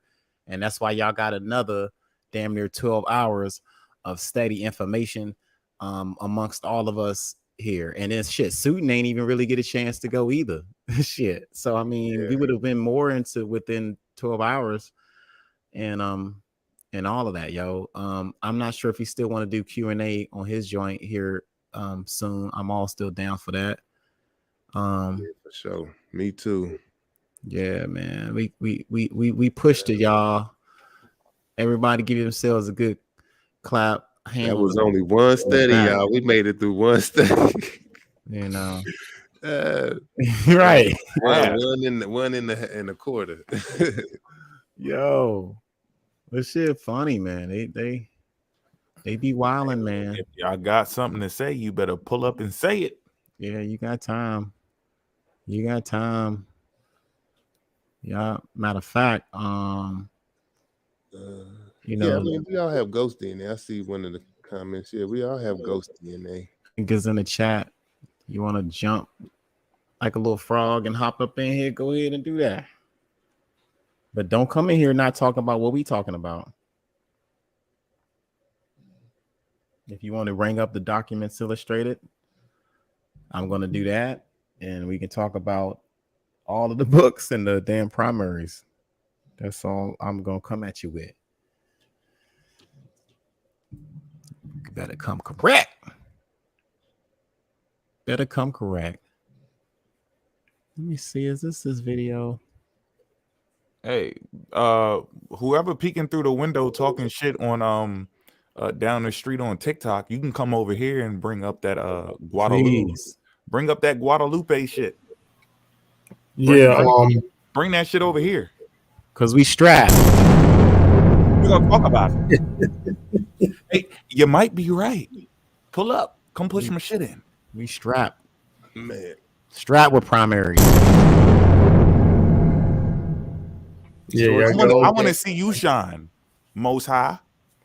Yeah, go to TikTok. Tell them we about to do this Q&A. Link is in the chat. If any of them want to pull up. Yeah, all of y'all, look, everybody in here, go to TikTok. If they live anywhere, if you following them, put them on hit them up in a DM, hit them up in the comments and say, look, we switching over to suit and here we go. We're about to do Q&A. Somebody talking shit about the Guadalupe woman.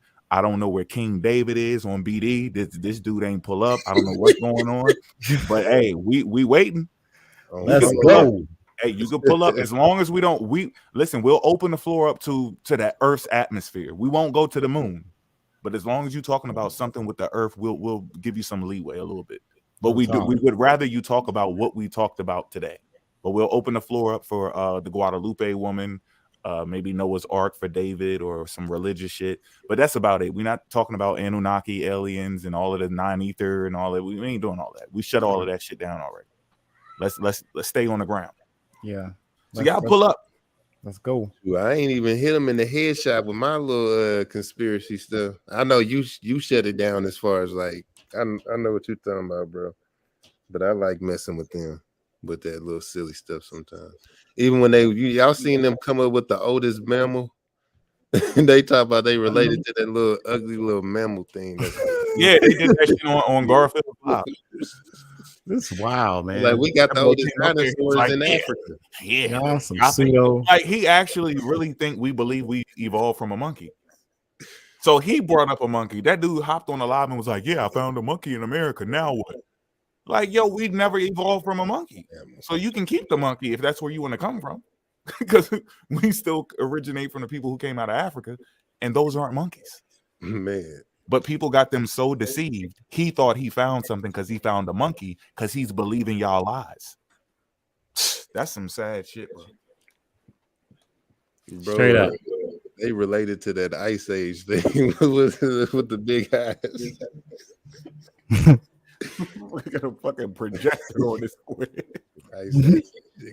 He got an overhead head. Yo. Hey, real quick, I'm before we switch over, I want to show y'all this shit, man. On this one thing I forgot to show. Feathers in the chat. 12 feet down, rocks, feathers in the chat. Blow it up before we get out of here. Go ahead. Yeah, let me see if I can. I won't be long with it. But this is funny right here. Now we talked about African descent. We talked about a whole lot, especially me, about the whole transatlantic, how I got jump started and all of that. Can y'all see this shit? Yeah. Okay. Let me see. We're just gonna listen to them reading this sign right here. On this one or the other one? Oh, okay. Well, this is supposed to be this video that that I'm about to bring up is about Pocahontas Island. You know, the town of Pocahontas, established in 1752, became part of Petersburg in 1784.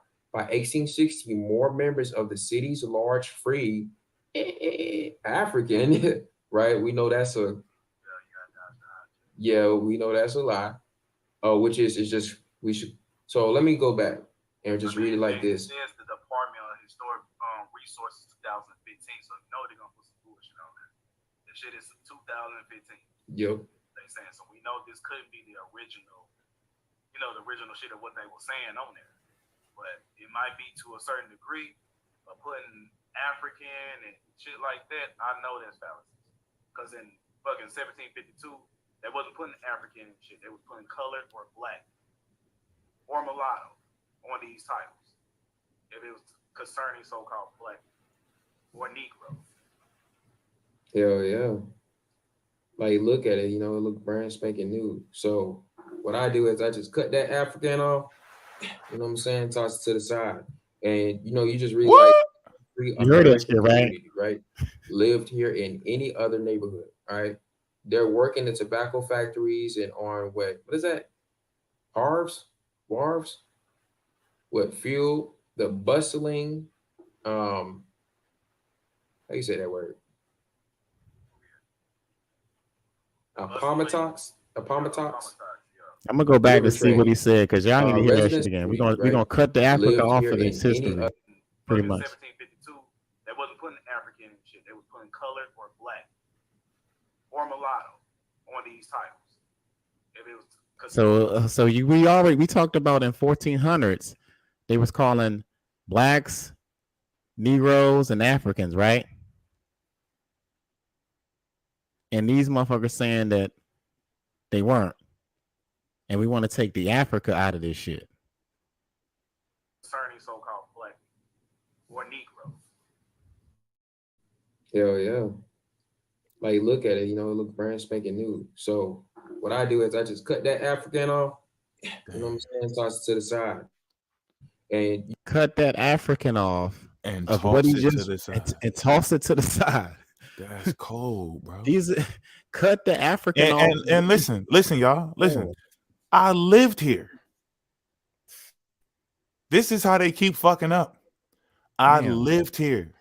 I know about these people. I know about the people in Israel Hill. But you I know about all of these people. These are Africans. You got to cut the African off. Cut that part off is what they're teaching. This is why it's dangerous. This is why. Look at this shit, man. I wanted y'all to see that.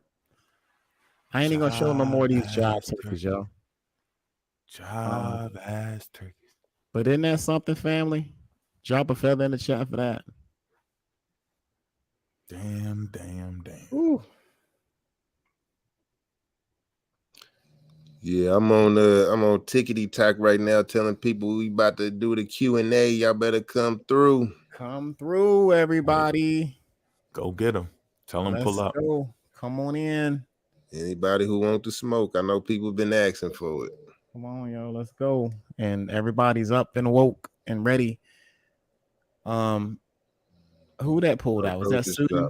Sudan trying to get a stove sharded? Is that what he doing? Probably so. Okay. Yeah, family. But All right, y'all. Y'all hear that shit? Go. What's that? No, I was just saying that to take the African out of what. I thought somebody was moving. Like, oh yeah, I know. Hold on now. Let me just in case. Y'all motherfuckers stand still. Shit. Hey, I tell Sudan to let us know so we can all hop over there. He acting like being African is an ingredient. I'm just gonna take that out. Yeah. And toss that to the side. We're gonna take that out because we don't like how that tastes. It's not a thong. These not ingredients. He said he just going to slide it to the side. African out and put it to the side. Better ingredients, better Negroes. Them Negroes don't taste too good to me. Damn, bro. Like it's an ingredient. Hey, look, we got too much Negroes in this damn fucking shit right here. You got to put some more Negroes in this thing, man. Come on. Take that out. Suitin, if you hear us, man, let us know what's going on there. I'm gonna look at his live because we need to be paying attention. We should be getting notifications from my man. Yeah, he up and coming. So we can transfer over. Tell him to drop that link in the chat. If you can hear me, Suitin, drop the link. I'm gonna put it in there in his comments. Drop the link in the chat. Drop the link in the chat. Tell him pull up. Hell yeah. Because he waiting on us, I'm sure. Well, hold on. He gonna slide. Yeah, he ain't live yet. He's trying to get it started. And once y'all get over there, go ahead and thumb up the video. Make sure y'all thumb up this video before y'all leave. We put a whole lot of work into this shit. We are approximately over 10 hours in. You know what I'm saying? Part 2. You're welcome. You're all welcome. Now, we gonna leave the bodies for y'all to pick them up.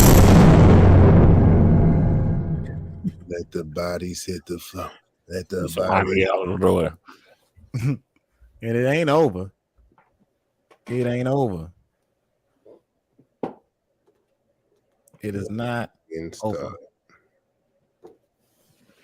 Just over. the ice, baby. So for those who don't know what's going on, we just shared a whole 10-hour presentation of a pseudo-pretendian massacre right now. Y'all can catch the replay on this one and the replay on the one that we did last week. Right now, we are waiting for Suitin to get on the on his studio right now to get his shit open so we can do the post presentation right now. we would have been like shit. We would have been 15 hours if Suitin would have got his shit in here too. It would have been one of them jumps that we just out here. But damn, you know, I'm glad that everybody was able to get. I'm glad Vanta came in. Vanta got a lot of stuff pertaining to DNA. I learned something new tonight about the L7 and the damn L5. I'm gonna keep it real. You know me, I'm an L123 person. I try to keep it simple. You know what I mean? I'm gonna cut the L123. I don't really bother with that L3 because I feel like, you know, the out of Africa thing, you know what I'm saying? But you brought a lot of new information to the table. So if you guys learned something new tonight, go ahead and hit the like button.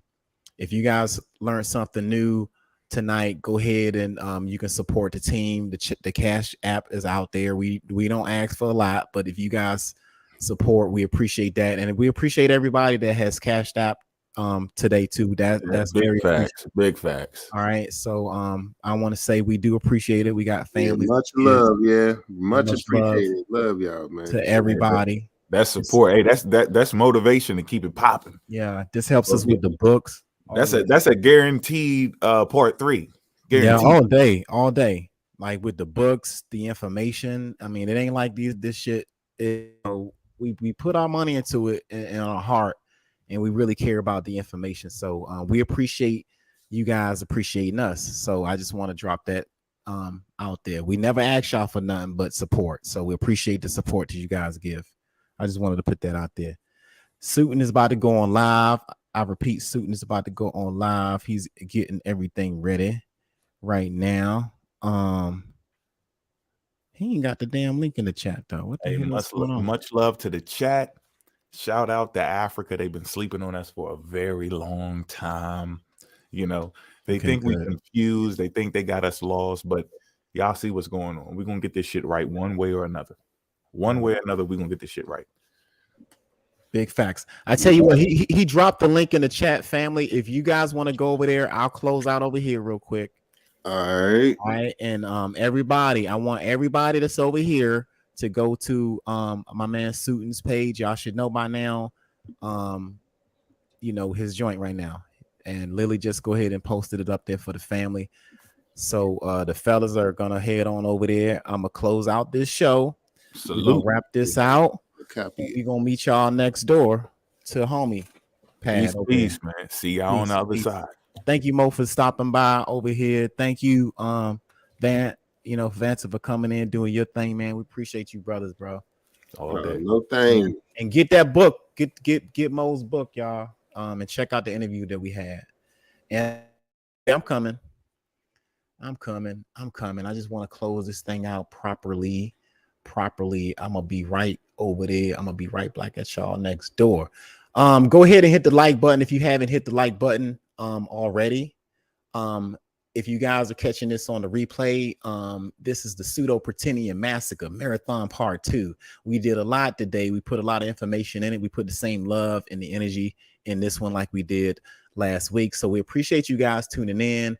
We appreciate your guys' support. I want you to right now to go ahead and follow my man Suitin, because I'm about to go over there right now, and we just gonna have a little after party right now.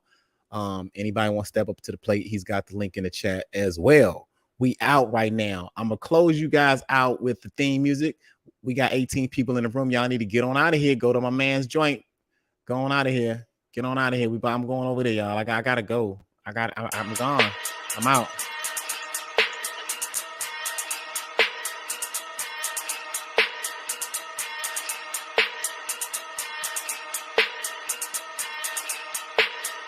Let us rub.